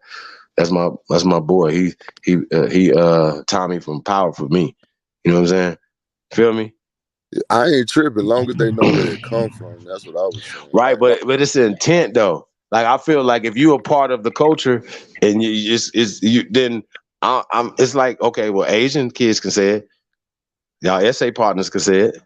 So why y'all Tommy friends can't say it? Why Tommy can't say it from Power? Right. Explain. And Tommy even explained that why he don't say it in the show. So let's talk about it. We gotta talk about it. I just recently had a conversation with my homeboys about that. I was like, shit, if this word nigga is supposed to be so racist and it's such derogatory term, I said, why do we use it so much? And they just got quiet. They was thinking. I was like, well, shit, we can't get mad if a quote unquote white person say it. And I was like, well, shit, if we gonna get mad about them saying it, why not just throw a racist term All at right. them? Don't get mad. Call them my homie. How about this? If we call ourselves Nietzsche's, right? Now what we have done is just turn some vowels and a couple consonants, right? Back. Instead of G's, right? Instead of, right? Some J's. Niji, right? Instead of an A, I, Niji. Follow me. And we say, hey, shout out to my Nijis. You know what I'm saying? What up, my Niji? It's a term of endearment. If we said that nigga, right, naga is a term of endearment, right? Let's follow me. And Niji is, now, are we going to allow them to say, hey, man, we're using Niji now. We making Niji the operative word to describe us if we saying is never ignorant, getting goals accomplished. You know what I'm saying? This is a positive thing. This is a term of endearment. This is not a derogatory term. So if anybody's singing this term, Niji, right, they're going to be singing it in a positive term. What do you guys think about that as a solution to the nigger dilemma, the N-word? Would that be something that you guys would be cool with, that your Tommy friend can call you a Niji? What up, my Niji? You gotta think about that. Me personally, Chief, I done already really kind of made that transition of, replacing, nigga with Niji. I already do that. So, I kind of already got that same idea, that you just put out there. I thought about that and I was like, well, okay, let's just switch it up, man. And then, and like you said, to hear a so-called white person, say it like that, the whole thing would be changed or be switched up. And nobody wouldn't have any reason to feel, displaced or, uncomfortable about anything, really. There's no racism, so-called racism, as we know it, attached to the term. We establish it as a good one. You know what I mean? But, and also, even if, a so-called white person would use that term, when people hear it, they'll know Niji replies to the Negro. That's about the so-called Negro, so-called black But could man. we just change the I in N-I-G-G? Could we just change the N-I-G-G-I and that still be called Niji? I don't know. Would it? I mean, bro, I thought GG would be. Here's my point, right? My pushback is on nigga, right? Is if it's a term of endearment for us, and it's a thing that we said this is inclusive, and we including you in, right? And we are selective in who we include in. Y'all know that. Y'all know that. So, and sometimes, and not too many people have that pass. Y'all follow me? I can't even name them. What's their name? What's the pale skin that got the pass to say nigga publicly? What's his name? Even as a term of endearment, what is his name? Can somebody put that in the chat room? Like I said, they still can't. I think this is they really still interesting. can't And say it these in people front of got me. all this power, though. Hold on. And these people supreme, Epic. They supreme. And you mean to tell me that they can't poke their chest out and say, fuck you niggas? Like, not even in any term, like not even in the positive term, like nigga, fuck you niggas. Like you niggas is talking about this Black Lives Matter shit. Like y'all lucky I wasn't Donald Trump, man. I'd have told y'all, fuck you niggas, man. That's just some racist ass shit. He actually said that though. He actually said that. He just didn't say fuck you niggas. You know what I mean? Like he couldn't go all the way there. But yeah, me, opposite. Y'all better hope I don't become the president. This is gonna be a problem. I think I'm gonna run for president one time, man. I think it makes sense. It's fucking. Why not? Why not, Epic? You should run too. We all should run. Fuck it. Fuck it. Run for governor. We should start running. Running for these jobs. Mayors. Man. Whenever I move back to South Carolina, I'm running for a city seat whenever I get back. That's what's up, man. Yeah, man, we need them jobs, man. Shout out to DJ ZPE in the building. Hey, man, Niji, man, N-I-G-G-I, man. Make that make sense. Now, if y'all tell me, right, now, if that doesn't solve the problem of just changing the I, I mean, the A to an I, right? Fuck, you ain't got to put the J's in there. Just Niggi, right? That's Niji. Am I saying something wrong? You don't even have to edit that. Like when we do music and stuff, like in your songs, you don't even got to edit it. You just say, okay, wherever you got nigga at, you got Niji. No, that's not Niji, bro. Niggi is not Niji. That's Niggy. That's double G, so it's gonna be the good sound, not the long j sound like a J. So I think you should leave the J. Yeah, you should leave the J in to be more grammatically correct with it, if you will. Grammatically correct. I mean, I get it. I understand. You know what I'm saying? You feel me? But I'm trying to. You know what I mean? I mean, we can make it Niji. We already make up our own words anyway. So Yeah, shit, that's what I'm saying. Like, you know, like especially when we're writing, you know what I'm saying? Like, you can make words rhyme that don't rhyme. Like just off our tonality or lingo or something like that. You know what I mean? So you can make two words rhyme that they ain't supposed to rhyme, but because of the way you said it, you know, in your slang or accent. You know what I mean? So sometimes an accent will make something rhyme. Like I think that's really interesting when artists do that, man. Like I as a producer, man, you know, when I hear you guys, you know, as artists, man, and stuff you guys do, I'm really a fan of the craft. You know what I'm saying? Shout out to Cut, man. Engineering the things that we're doing, man, and you know, like we really get into this music and really do it, man. And it comes out in the quality of it. That's how it works. It's no shortcut in that. You know what I'm saying? So to be able to bring sounds out and to get the feeling and you know what I'm saying, and whatever. So, you know, I just respect the artists and, you know, and just the craft of it, man. But also, you know, even more so for me, the business side of it. It should be called business music instead of music business. So, you know, we're definitely going to be working on the educational aspect of, you know, of the entertainment business, you know what I mean, as well, man. So, you know, as being a viable outlet, you know what I'm saying, for us, you know what I mean? So, yeah, creating our own platforms. But Niji, though, it's interesting. I think it's an interesting concept, man. You know, maybe to change the dynamics of that conversation, man. You know, hey, we gotta talk about the best rapper alive topic y'all brought up earlier too. But I got my best rapper. Let's get it. Yeah, let's talk about it. What's your matter of fact? You brought it up, bro. You go first.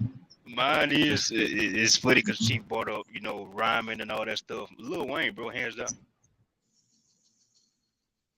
That I didn't bring Wayne up. I didn't bring Wayne up, but I definitely was gonna bring Wayne up. Who is your favorite, Chief? Man, I mean, we ain't talking about favorite right now. We talking about who is we could say is the best rapper alive. All right, best one. All right, best one. All right, best one. And just one. It can't be two, right? Me, man. I mean, just one. Just one. Man. I ain't gonna lie, man. Lil Wayne, man. Man, this dude is he's special. He's special. Like I'm just going back when he was a little boy. Think about what he was doing. Think about BG. How about this? BG, Turk, and Juvenile. What?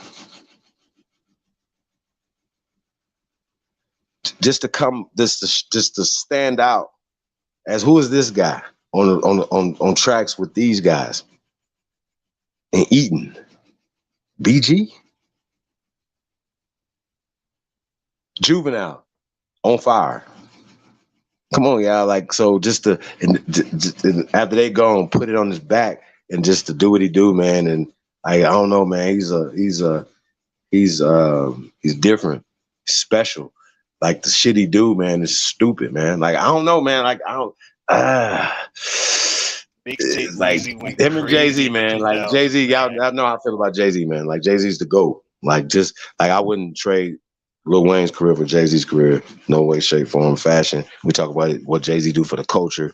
Nigga, he can start wearing certain type of something right now and everybody niggas just start wearing the shit. You know what I'm saying? You feel me? So yeah, I drink certain things or whatever. Like he just the culture. Like, you know what I'm saying? He's the GOAT. Period. Right? Wayne, we're talking about just the best rapper.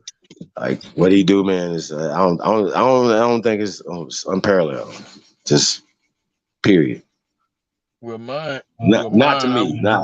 Just to me. That's just Lil Wayne is just stupid to me. Well, mine would be Black Thought. I think Black Thought is the best rapper alive. Black Thought. Yeah. I mean, is it going back to when we talk about Jay-Z or whatever? Yeah, you know, once again, I can't tell you as far as whatever. I just think it'll be so much pressure, you know, on Black Thought. I don't think nobody can touch him. I don't think nobody can touch him. Wayne's pressure. Hey man, I remember he was at Cypher with Eminem, man. He was under pressure, man.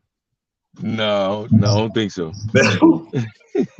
Oh no. Hey, Black Thought was under pressure, man. But like I listen to Black Thought. That was one of the best ciphers ever. Dude, hey bro, that was one of the best ciphers ever in recorded history, man. I gotta say that. You know what I'm saying? Black Thought from a different planet, man. Bro, he is, man. He's a guy. He's a rap guy. I'm not gonna take that from you. I'm not. Who y'all got in the chat room, man? Chief, who you got? Chosen one, who you got? He gonna have Tom Tom, somebody out of D-Town. Shout out to Big Tuck, man. We just showed this last summer, man.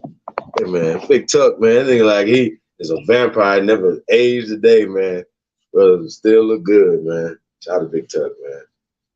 Real talk. Who you got, Big Chief? Big Chief fucking crackers. Who you got? Who you got? Who y'all got, man? I'm a rock with that boy J. Cole. Ooh.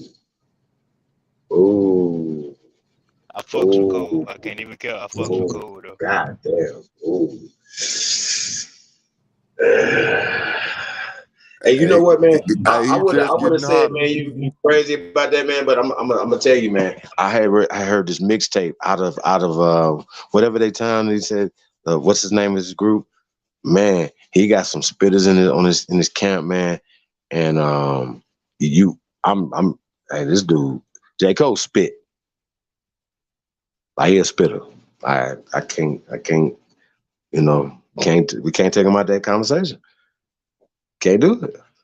You got to be in that conversation. I respect that. I respect J. Cole. I respect that. I sound got Scarface. Still right now today, the best spit alive, best rapper alive.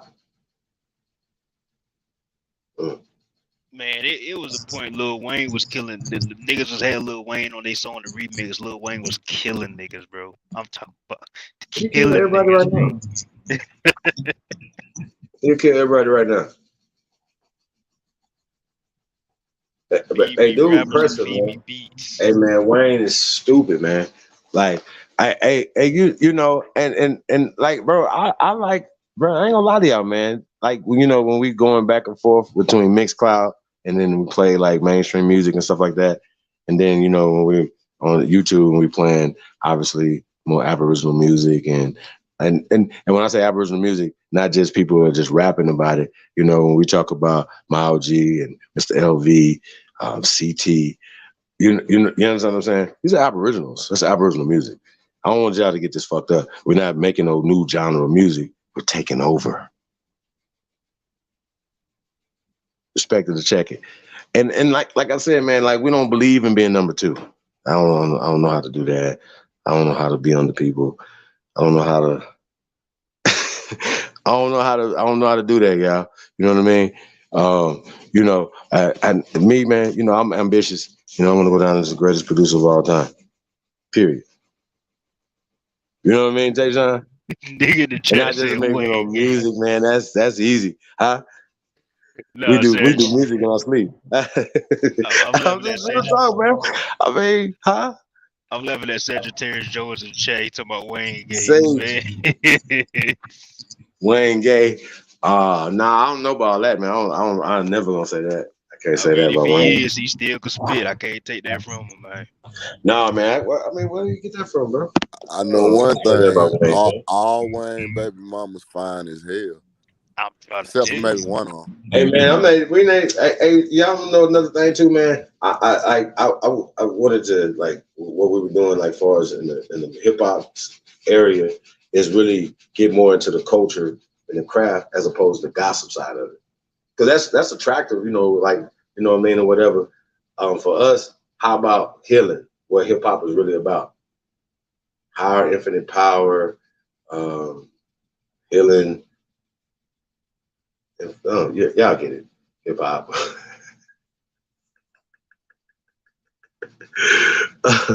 You know what I'm saying? Hey, y'all, it's late, man, or early, whatever.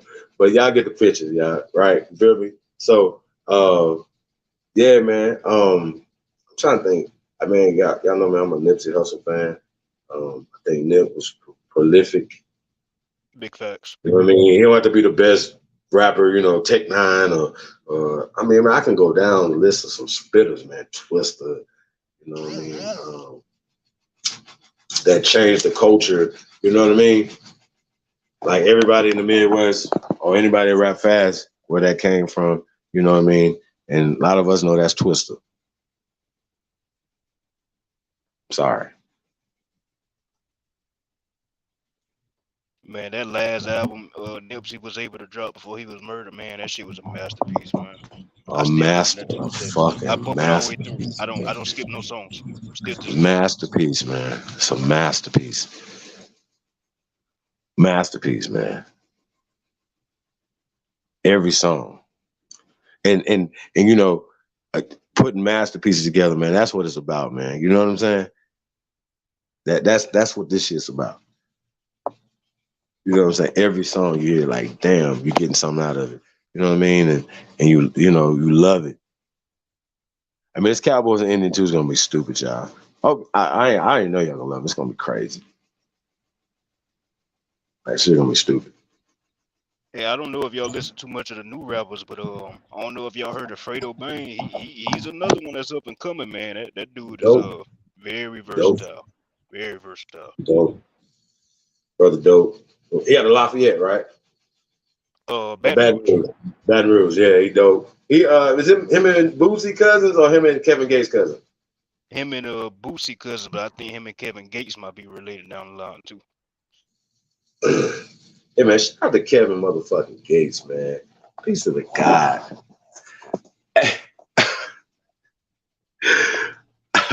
Kevin be going the fuck in, man. You know what I'm saying? And yeah, you got one of the dudes, man, just like he ain't from this time.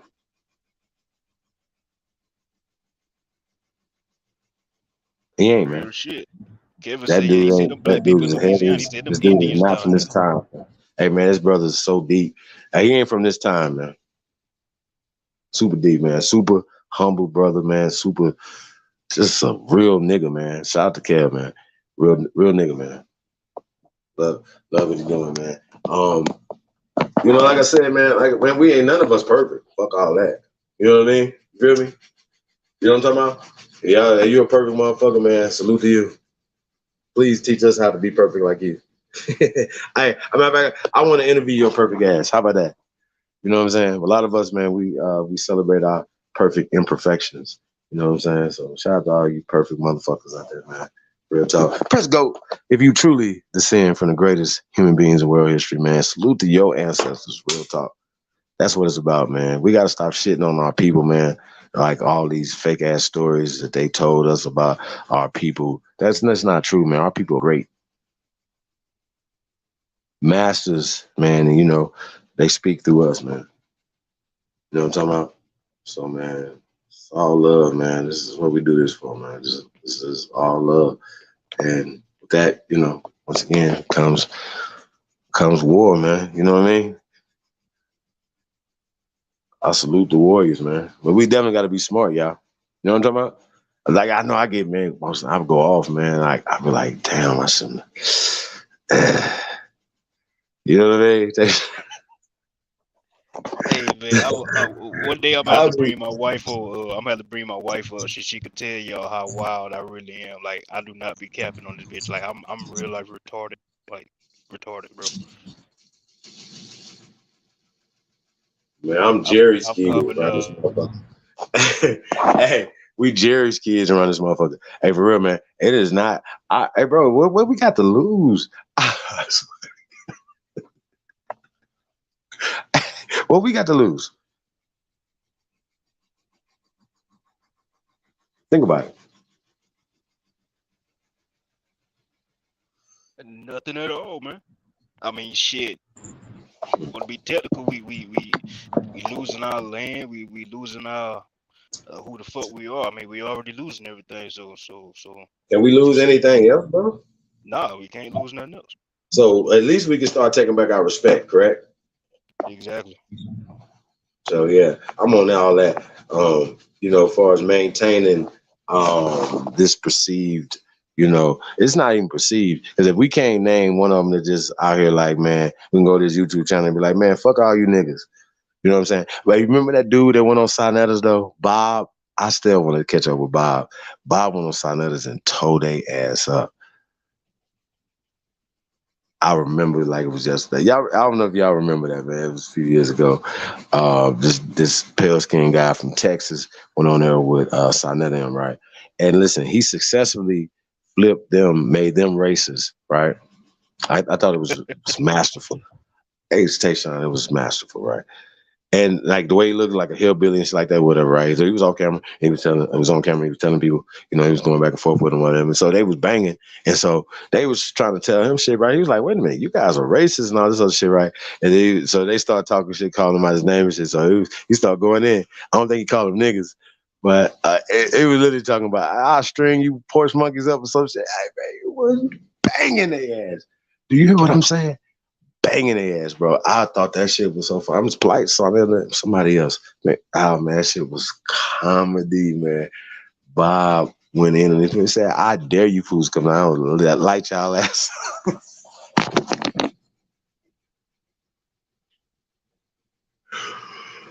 Oh my God. Bob let their ass have it, man. That shit was I gotta see that. classic. I gotta see that. Hey man, I know somebody to figure that shit out. That shit classic, man. Oh my God. But it was a classic. Like once again, you're using they can reverse the racism on you because you're pushing the narrative. See what I'm saying? And that's all he did. He just reversed it on them. He said, "You guys are racist." So then he just started defending himself after that. Shit was classic, man. They so stupid. They didn't even see the play. Because that's the only play they got. This is the playbook. We're going I right, dive left, dive right. 51 trap, 38 jet. Hey, matter of fact, Tech Bobo, nigga, the first one, nigga. Even the other one at 10 yards. You remember that one? I actually play that game, y'all. I still play that game. It's shit crazy. Hey, 10-yard fight. That's it. 10-yard fight. You got like just to get the 10 yards. Yeah, man, that's my shit. Hey, that shit. That's them niggas, man. Them niggas ain't even tech no more, bro. Them niggas is 10-yard fight. Here is the only play that you have. Oh my God. This is comedy. You ain't even playing against human beings. You playing against the damn computer, man. That shit's crazy. That's these niggas. Real talk. Niggas, as a matter of fact, ping pong, like the little dots, like the first fucking Atari game with the little ping back and forth. That's these niggas, man. It's terrible. Terrible, I say. Terrible information. Terrible. Roots.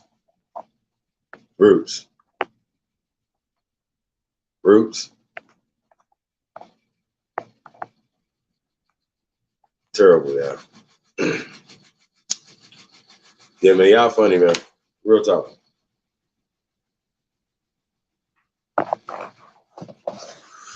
But the best rapper alive though, man. We settled that, or we just kind of. Man, I'm standing with Wayne, man. It's hard to go against Wayne, bro. I'm sticking with Black Thought, man. I'm sticking with mine too. J. Cole, yeah. And anybody got Kendrick Lamar in the running? Kanye in the running? Well, if we're talking, top 3 or top 5, but we were just saying just one. We only had to go with one, but yes, of course, Kendrick up there in the top. Yeah, Kanye, one of my favorites. Yeah, Kendrick in my top 3, as a matter of fact. With that one, huh? Man. That one for me is Black Thought. I mean, if we saying right now, man, like I could talk about, okay, man, we got Wayne and these people, right? But I'm gonna be real with y'all, man. Like for me, right now, man, it's my OG.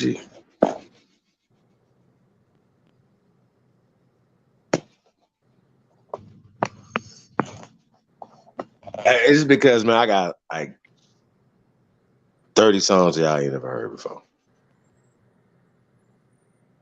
He be talking that shit though. He definitely be talking that shit. Nah, I can't even bring back old shit like 10 years ago. Like yo, man, it's just like it's crazy, y'all. Like it's gonna be crazy, man. Like I said, man, it's gonna be crazy, man. It's just crazy, and it's just a lot more that come with that. That's just kind of where I'm at with it. And then, and for me, like, and just even when in my top 5, and I said this before, and it's interchangeable. You got Threads, you got Trey, you got Ja. These brothers spitting, man. I can't listen to some this other stuff, man. It ain't making sense no more.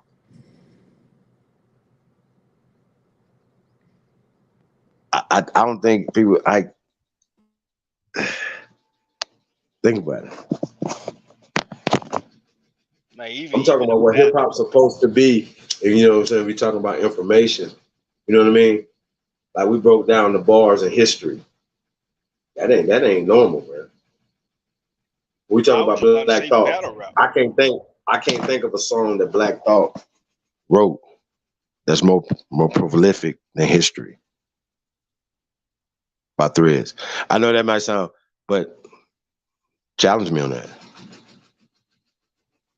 Even better, nigga. I'm still in shock Matter of fact, about Turtle how good Island. this nigga. Matter of fact, and then we ain't even talking about status. Paper on paper on paper. Wasn't genocide. We was killed on paper. Buried us alive inside of the paper pages. They know who we are. They hate us because they ain't us. On God. Black Thought. I mean, I'm saying when we talk about Wayne, one song.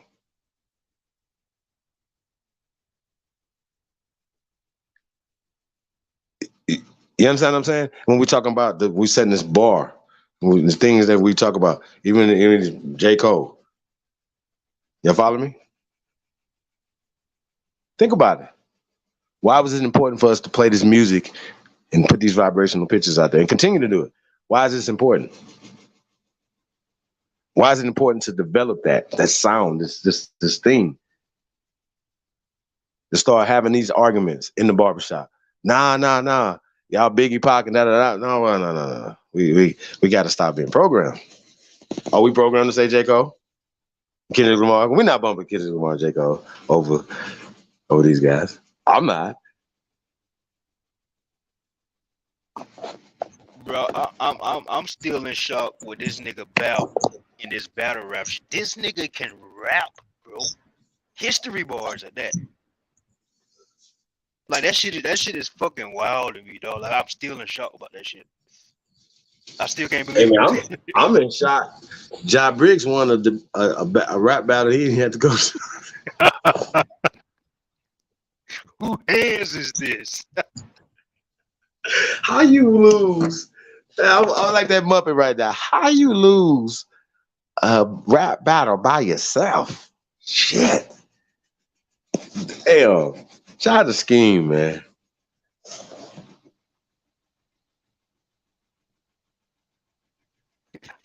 Real talk. Yeah, man. Real talk, y'all. Hey, man, I ain't shit, man. Just know that, man. So don't be, the bar is so low. I ain't shit. So don't be mad. We out here something, you're like, oh, bro, that bro for your little fellas. You knew it. You know I wasn't shit.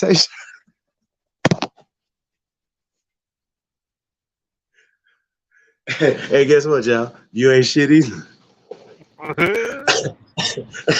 Hey, most of y'all think just like me. Y'all just don't be, can't say it. Like you said, you were talking about honky. And your boys just like, you's free? You can say it. Yo, bro, nigga, them niggas looked at me like they seen the code. They looked at me like, what, nigga? Hey, man, I know some honkies that got 100% honky tatted on them. That's a badge of honor. Think about that.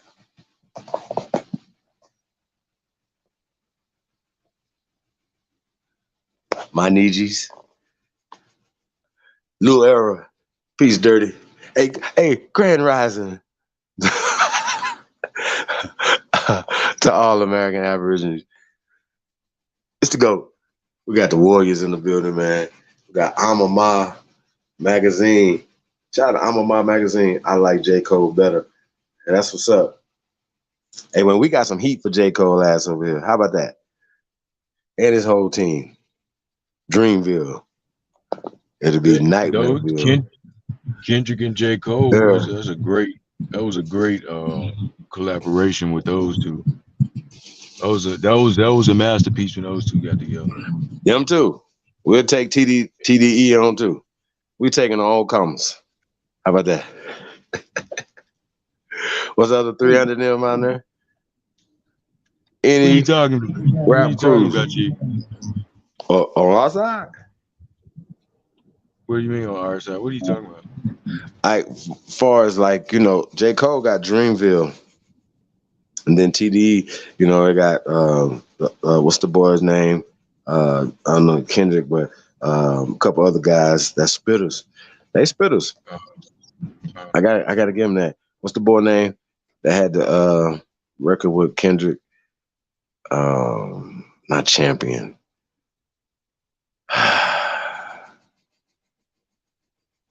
Y'all know what I'm talking about, though, man. Yeah, man. So they got some spitters, man. Y'all know, Migos and everybody, man. Yeah, anybody, all comers. Any spitters. Yeah, Grand Rising, everybody. My magazine. What kind of magazine is that? My magazine. And where are you located at? OG Green Machine in the building. Anti everything. I don't know. Why you talking about Goldilocks? I knew you was about to say that shit. Nigga. Hey, man, y'all know I don't get. I'm ignorant. Real talk. Ignorant. In real life. You be tripping. Is it? What did he say? My bad. Yeah, shout out to Trey Ali, man. We definitely got some spit. Trey Ali go hard, man. How the hell you close to God? You don't know it's you. That shit go over a lot of niggas' heads. Like, how you close to Hey, God? bro. You don't know you God. But going back to what I'm saying though, like when we talk about the evolution of bars, the evolution of content, bro. This information is just once again just the tip of the iceberg, even with the songs. You know what I'm saying? So it's just a lot of new music coming, man, and just man, it's crazy. It's a natural lifestyle magazine. That's what's up. Somebody got Nas, Illmatic. He rapped as Gun, and yeah, hey, Snake Guy. Well, I gotta say, That has to be one of the most ingenious rhymes ever.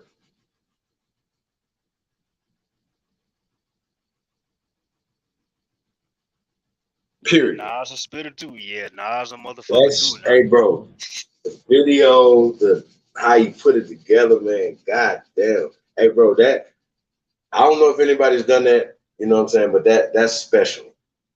That right there is has to put you in that conversation. You know what I mean? Just that alone. That's God status, man. Like I don't know what to tell. Hey, when Curry went crazy in that one, like I think it was like Game 3 in Boston in the fourth quarter, he just turned it on. And when I told y'all that was the end of the series right there, when God mode, man, that's that. It's next level. You know what I mean? And that particular song, nobody can do that. And make it make sense. Terrible.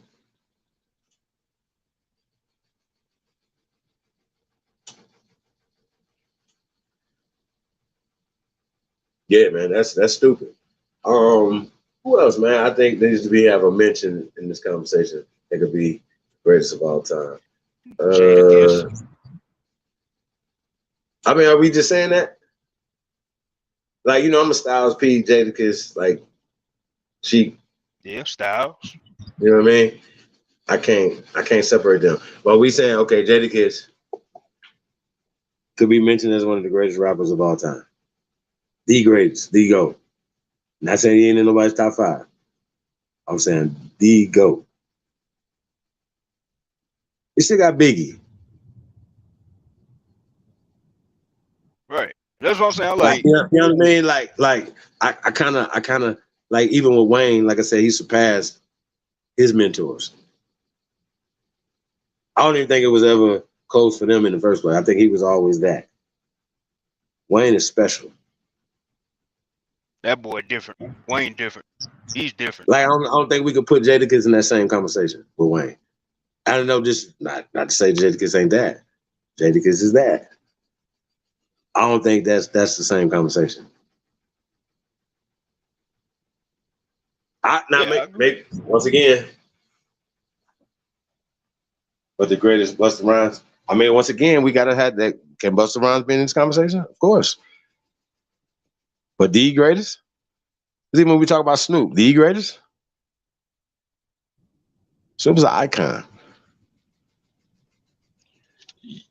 Yeah, and I think that's what Shit, people Game be is getting a it mixed spitter. up here. Like, Hey, how about this? Game is a spitter. I like Game. I mean, a lot of people could be in the conversation, but I Game was mean, a spitter. me personally, What I don't Game think did nobody fucking what with Game Wayne. did for the West Coast is Game put the West Coast back on. Am I saying something wrong? Yeah, I give him that.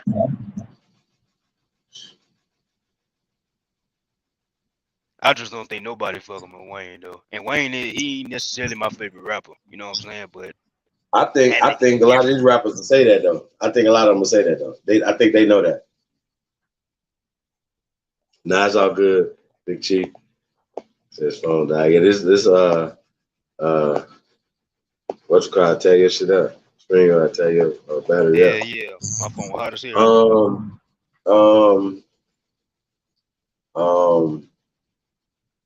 I like another spitter, man. Y'all might want to check out Tito Lopez.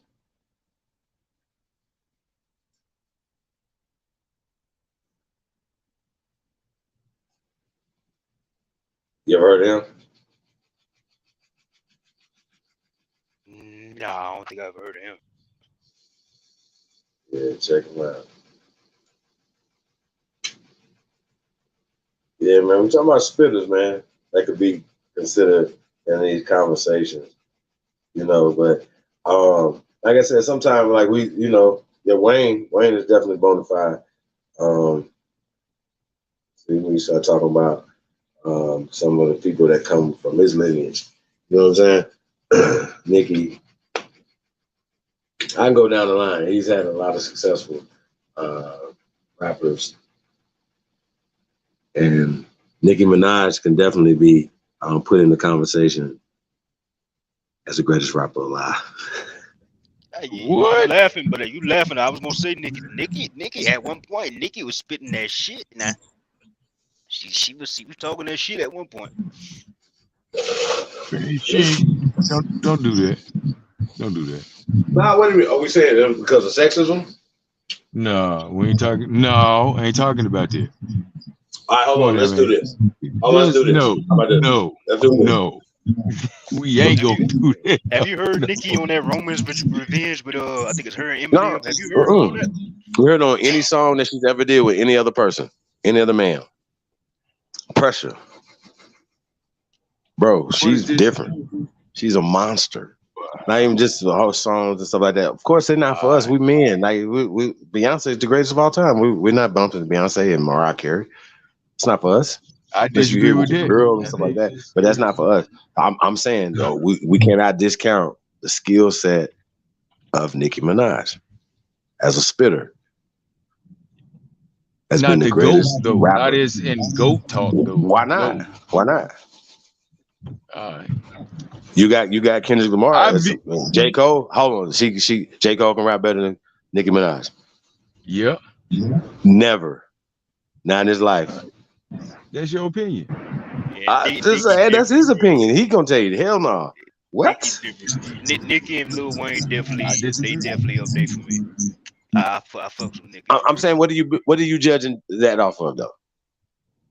Well, what a person. Well, I judge it off not just lyricism. What is what a person talking about, the skill and being able to put all of that together, and the syllables and everything to masterfully get that off.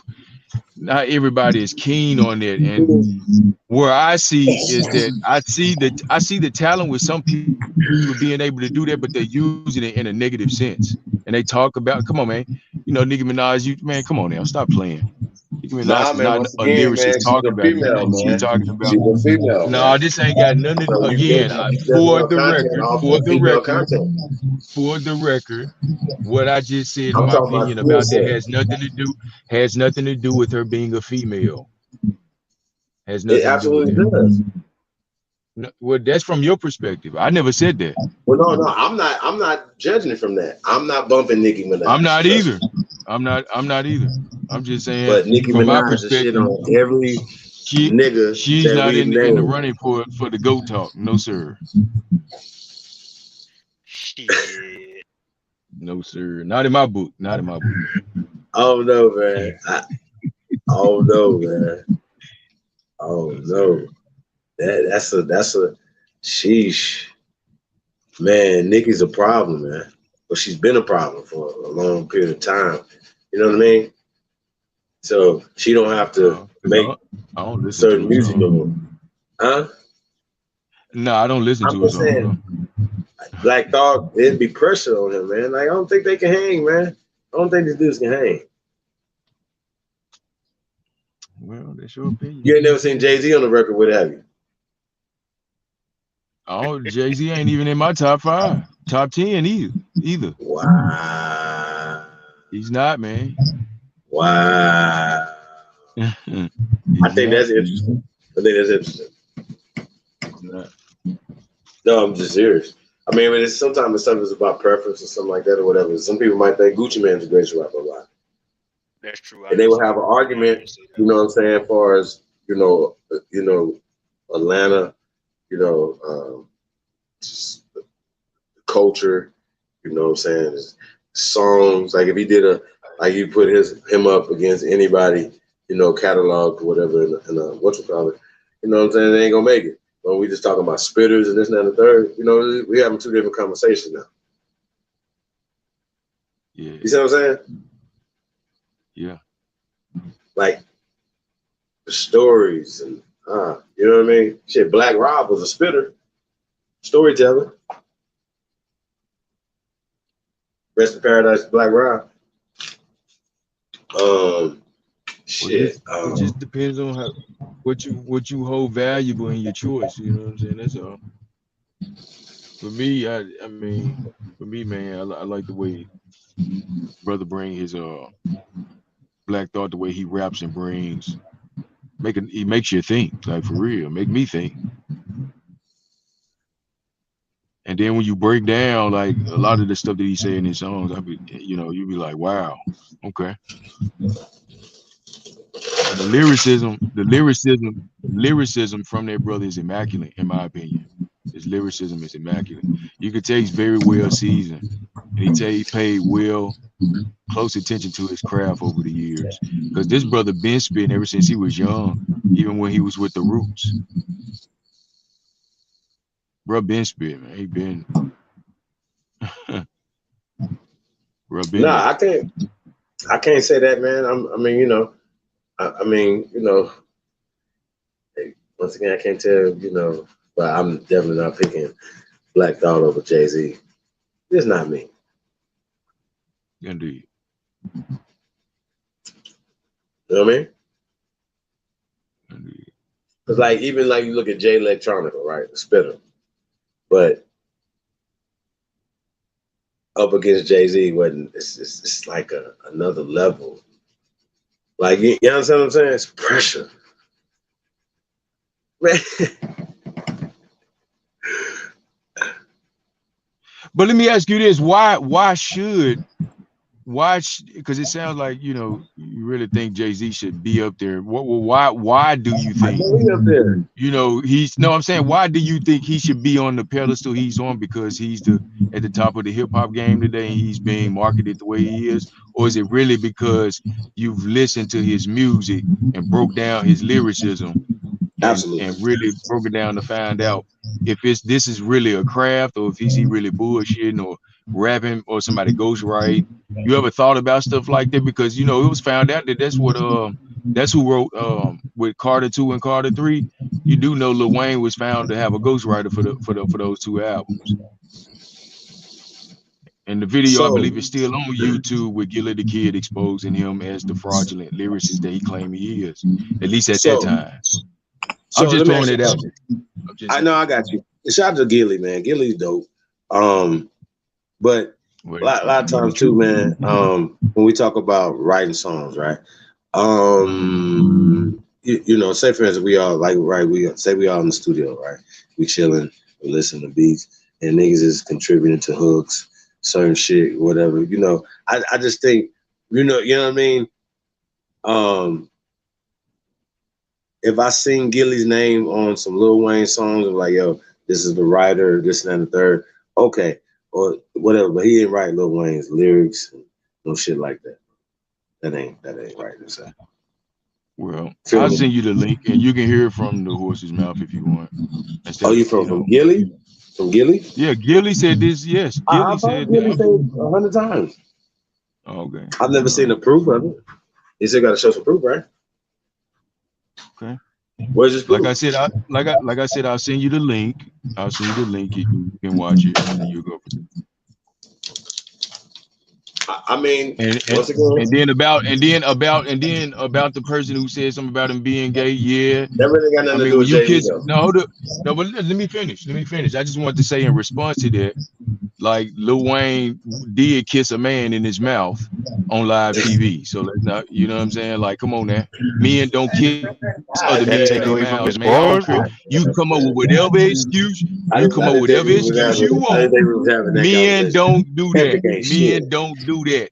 What they got to do with his lyrics, though? What they got to do with his lyrics, though? I'm just responding to what the person said in the chat. I'm just responding to what the person said in the chat about the man being gay. Yes, there has to be some truth to it when you kiss a grown man in his mouth on TV. Damn. Live TV on top of that. Cocaine on the wood grain in the building. Cocaine, who you got? Who the greatest rapper alive? Said Jay been at the top for 20 summers. Other rappers has been relevant for that long. No, never. Not especially in the wars coming up. Bro, the song him and Biggie went crazy, man. Like back to back, going back to back, man. Hey, man, Biggie. It's Biggie. Jay. Stupid. Go back to the Reasonable Doubt. just put that boy in, start to finish. Game. Still not in my My top. brother He's said not he in was my top 10. 26. He's No, not in my that's top 10. honorable. I mean, bro. Once again, I can't knock that. You know what I mean? I know some So I know some brothers in the hood spitting harder than that brother, man. I mean, I'm not saying he 9. trash, but I know some brothers in the hood right now. I want to hear him. I want to hear Yes. them. Oh my God. I want to hear them guys. Real talk. Cause I mean, man, you know, You will soon. I want to hear them. You will soon. You know what I'm saying? Hey man, this is so much talent out here, man, and so you know, I feel like it's our duty to find them and to give them a platform to showcase themselves, and that's what we're doing by building these platforms and the things that we're doing, you guys. So definitely appreciate you guys supporting, man, and everything we're doing, man. We're gonna definitely you know, stay on top of this this new phenomenon, this foundational American Aborigines, you know what I'm saying? Foundational Aborigine Americans. It's not FBA no more, man. So shout out to Tariq Nasheed, man. For real, that brother is coming right on along. Very swell. I love it. For my era, KRS-One is the GOAT. See, you know what? He could have been talked about, man, but he supported Greek Bambaataa. You know what I mean? And I just can't respect that, man. We ripped these guys off the wall. You know what I'm saying? The Mount Rushmore. I'm just saying, they got to come down. My bad. It's just like that for me. But yeah, KRS-One's a fucking monster. Been a monster. Nah, but yeah, that's how I feel, man. And it's just my opinion. You know, it's like some people still like R. Kelly. R. Kelly don't get no motherfucking play around me. No. Probably made off of R. Kelly. Y'all got 8,000 other singers y'all can play. You know what I'm saying? Tank, all type of niggas, man. You know what I'm talking about? So you mean to tell me you weren't made off of R. Kelly's song? I wasn't. How you know? I wasn't. I'm too old. How you know? How you know? R. Kelly wasn't singing when I was created. Oh, okay. Indeed. You know what I mean?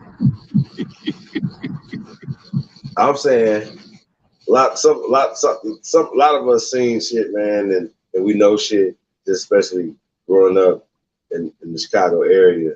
That you know what I'm saying? Like, yeah, man, is he that good of a artist, a musician, a singer?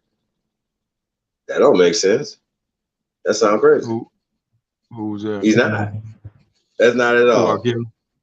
Yeah, we got Aaron Hall. I was like, man, we got Aaron Hall already. We don't need him. Think about it. Tell me I'm wrong. I think he's a great songwriter and singer. Yeah. That nigga ain't made nothing good since motherfucking 12 Play. Stop it. Well. Huh? Name another album that was better. Tell me that Chocolate Factory and all that shit or whatever. Don't do it. Yeah, I'm hip to music. I've been in the studio, R. Kelly. I know this guy. I didn't know all that at the time. You know what I mean? But yeah, real weirdo. Narcissistic. I think they all Wants to play everything. Wants to do everything. Daisy Dame. But one thing from me, for one, getting it, and two, being in circles with people with it as well. Money, just like alcohol, it don't really change. It reveals you, and just like you say, it's all that arrogance, and all that shit. Yeah. Hey, I can guarantee you, they all got that about themselves. Hey, but don't you gotta be arrogant to be a rapper? It's only Ain't that a part of the job description? Say it again. Being arrogant is a part of the job description of being a rapper. There may be for publicity and the purpose of your image, depending on what kind of image you present. If that's what make you money, then that's what you gonna When roll you're a with. rapper. That's why they write these big ass juries and all this other shit. You know what I'm saying? Yeah. Think about it. Yeah. They want to be the biggest, have the biggest jury on and do all these other things. You know, you feel me? As opposed to investing in things that's gonna actually appreciate, as opposed to depreciate. You know what I'm saying? I hope their people are telling them that while they're going to Johnny Dang, you know what I mean, and doing business. I'm never gonna do that, but I ain't gonna tell y'all what I'm gonna do. However, me, you know, I own the jewelry store, you know, and I did stuff like that or whatever since I was a teenager. You know what I mean? So for me, there was be no other way to be in it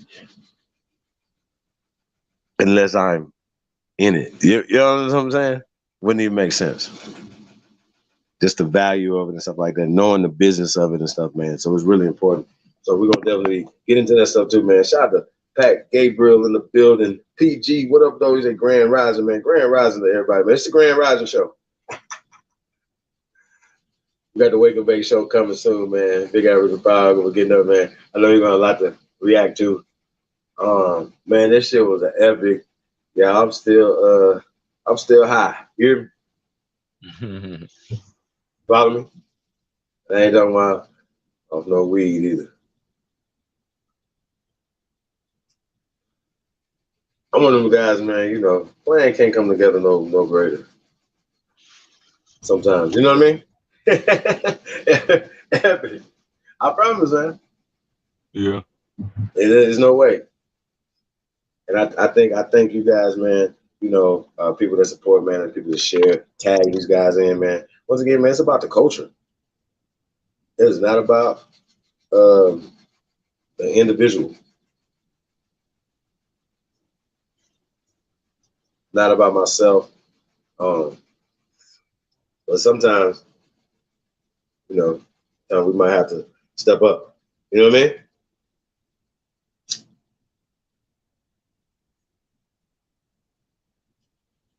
But yeah, I want to say shout out to Poetic Flacco though, man, coming through, man. That shit was epic. It was dope, man. Brother is very like I said, man, he changed you guys' mindset about it, man. You know what I'm talking about? Think about it. A lot of people was calling him a tether and all this other shit, man. So yeah, man, it was a good look, man, to come on and be able to express himself. And then you know, you feel me? I think that's I think it was his next level, man. Real talk. It's a great interview. Yeah. Yeah.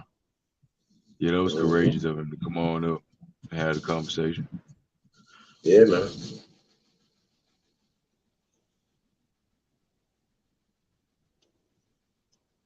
But yeah, that's why too. That's why I was talking about what I was talking about as far as pushing people to you know, doing their own family genealogy, find out if the history that you've been told is really your family's history. You know what I mean? And I found thus far when I've done my own research about my own family history, I didn't find any of what I was taught in school. And besides, and even this, I was gonna say this too, bro. My folks never told us we were ever from Africa. But then again, we were never told that we were from here either. You see what I'm saying? And right. so, Hold on though. Well, why would you have to tell yourself something where you're already from? No, I'm talking, but that's what I'm talking about. That's what I'm talking about. We're being taught in school that we're from Africa. You see what I'm saying? Our parents didn't know that. Our parents didn't know. Let me speak for myself. Wait. Let me ask you a question. Are we actually getting taught that though in school? Think about it. Yes, and when I don't know what it is now. When I was going to school, that's what they were teaching. That's what they were teaching. Wow. That our ancestors were slaves from Africa. They taught that at school. That's what they were teaching us. That so-called black people were descendants in Tennessee, in Mississippi. Say that again. Right, but think about it though. They didn't enslave y'all and they didn't tell y'all they enslaved y'all in Africa. You would have been slaves here in America, or enslaved here in America. Once again, how they changed it up. They didn't teach us that. They didn't teach us. No, listen, Why listen else what I'm would we saying. think? That's why we were thinking that we were from Listen what I'm Africa saying. because of what we were Listen what I'm being taught in saying. school. The word enslavement is different from slavery, from slaves. I know that. I'm telling you what we were being taught in school. I know exactly what you're talking What? about. I get it. Yeah, But I what just I'm want saying to, is, and everybody got different school systems and different books and stuff like that or whatever. So definitely some things have been added in there. But do you know how illegal that is for them to teach us that we're from Africa in the school systems, bro? I got to see that. I got to see what school system is doing that because because when you take African American studies, it's an elective. You chose to take that. It's not in school where you're learning this. They're yes, teaching this, bro. bro, This and is something yes. different. Bro, I'm not saying that. I'm this not you. saying you're not telling the truth, bro. I'm not saying that. I Yeah, just said when I oh, went to school. okay, all right. Because I'm the one that experienced it. Me and my brothers, we experienced it. We all Absolutely, went to you the same experienced it, bro. school, so Hey, we know did what you have these people teachers of taught us. So color or when you had we, pale skin teachers? huh? You had teachers of color or pale skin teachers? I only had one. No, I had a handful because man, it was a handful of foreigners as a teacher. But growing up in like middle school, elementary and middle school, it was mostly Americans. Oh, okay, so stop right there. So, and they were educated in college, right? But the principal was always a so-called white person. Of course, I'm talking about your teachers, though. Yeah, for the See what most I'm part, saying? they were Americans. Gotcha. You see what I'm For the saying? most part. And you Yeah. see what I'm saying? So we trace that back and we understand that those people were part of a system that were placed there. A lot of them were fraternities, baby boulets, you guys. So you were actually, you understand my point? And so now they can't say, well, they taught us this. This is some stuff that, teachers have, discrepancy to teach their young children and to give you, when you're doing Thanksgiving and, oh, we're going to do Kwanzaa now, all that bullshit. You understand what I'm saying? Or talk about roots and all this other shit, man. All that shit is fake. Once again, where is the non-fictional slave book? I'll wait. They need to wait too. Old Huck Finn ass niggas. PG, come get your niggas, man. These niggas crazy. Pressing apartheid system. Oh God. They thought But that in my I they that in my remember spirit. the images from some of them books when Hey, man, y'all went to some them folks. slave ass. Like for real, man. Hey, nah, but Like think for about it real, though, man. man. Think about it though. Nah, I'm just saying though, man. We have went on automatic pilot, but it's a system. You know what I'm saying? Even when we talk about Professor James Smalls being funded, these people being funded by the Carnegie type people, the Ford Foundations, the Rockefellers, and all these other people. We know right now that anybody that's being funded by these same people are not working for the best interest of our people today. And so we know that they wasn't working for our best interest of our people back in those days, even in City College in New York, before a lot of us was born. Y'all know this was happening. And he had millions of dollars to indoctrinate our people. Because he know he was indoctrinated. He knows this now. Shout out to Professor James Moss. But this is just facts, man. This is no slander on him, his greatness or anything that he's achieved. But, he could definitely tell us where some of these bones are at. You know what I'm talking about? Oh yeah, as a matter of fact, too, Chief. My little cousins, because I told them this was gonna happen because I still remember my experience. That's why at home we also teach our children who they are at home because I told them at a very young age. I said you're gonna hear the lies and the stories about your ancestors coming from Africa. And when I asked my little cousins at the school they were going to if they said they're already teaching us that. Damn. I said, well, see, you already know that I'm not lying. I haven't been to your school not one day, and I'm already knowing what they're teaching you because they taught me the same thing. But I said, that's what me, your father, your mother, you know what I'm saying, your folks over here, this is what we're here for. Go learning whatever you're learning in that school system for whatever purpose. But when you come home, you're going to get the real. Hey, what is that purpose, though? Well, from what I see, man, it's to make them docile and to keep them docile so they can be, good employees later on. Go to college, get a degree, only to go work for somebody else and make somebody else rich and wealthy. Instead of, you know what I'm saying? Like me, I'm not teaching my son to go fill out any application or to go to school to get a degree only to go work for somebody else. I'm teaching my son to be an entrepreneur, find out what it is that you want to do and master that, and we fund it and turn it into your cash cow, if you will. You don't have to, you know what I'm saying, relinquish your potential and your greatness just to meet the requirements of some job and be employed by somebody else to make them rich and wealthy. You know what I'm saying? So that's a whole fact. Yeah, for real, man. So I'm teaching my son, man. Teaching mine, man. Hey, entrepreneurship.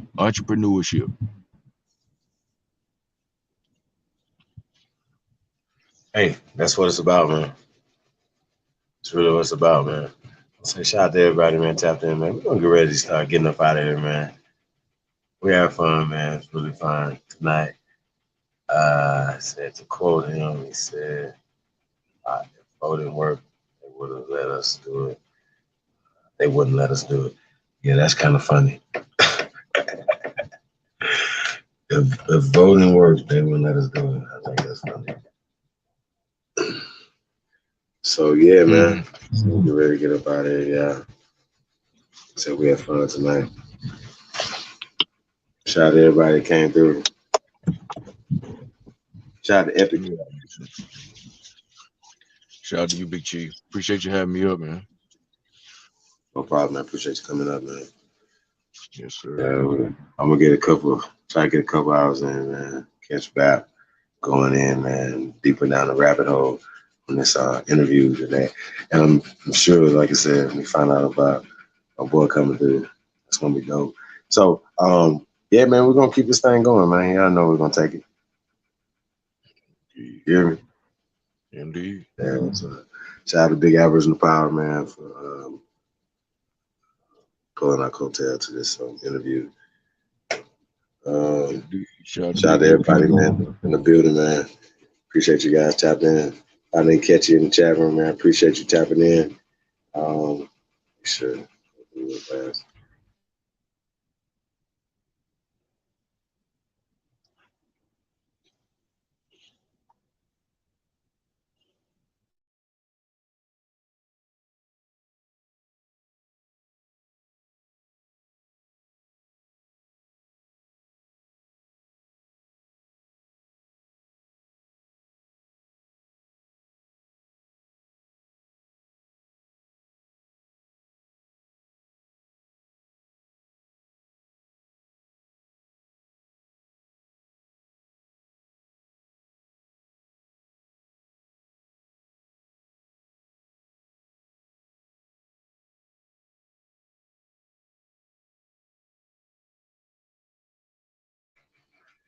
We are out.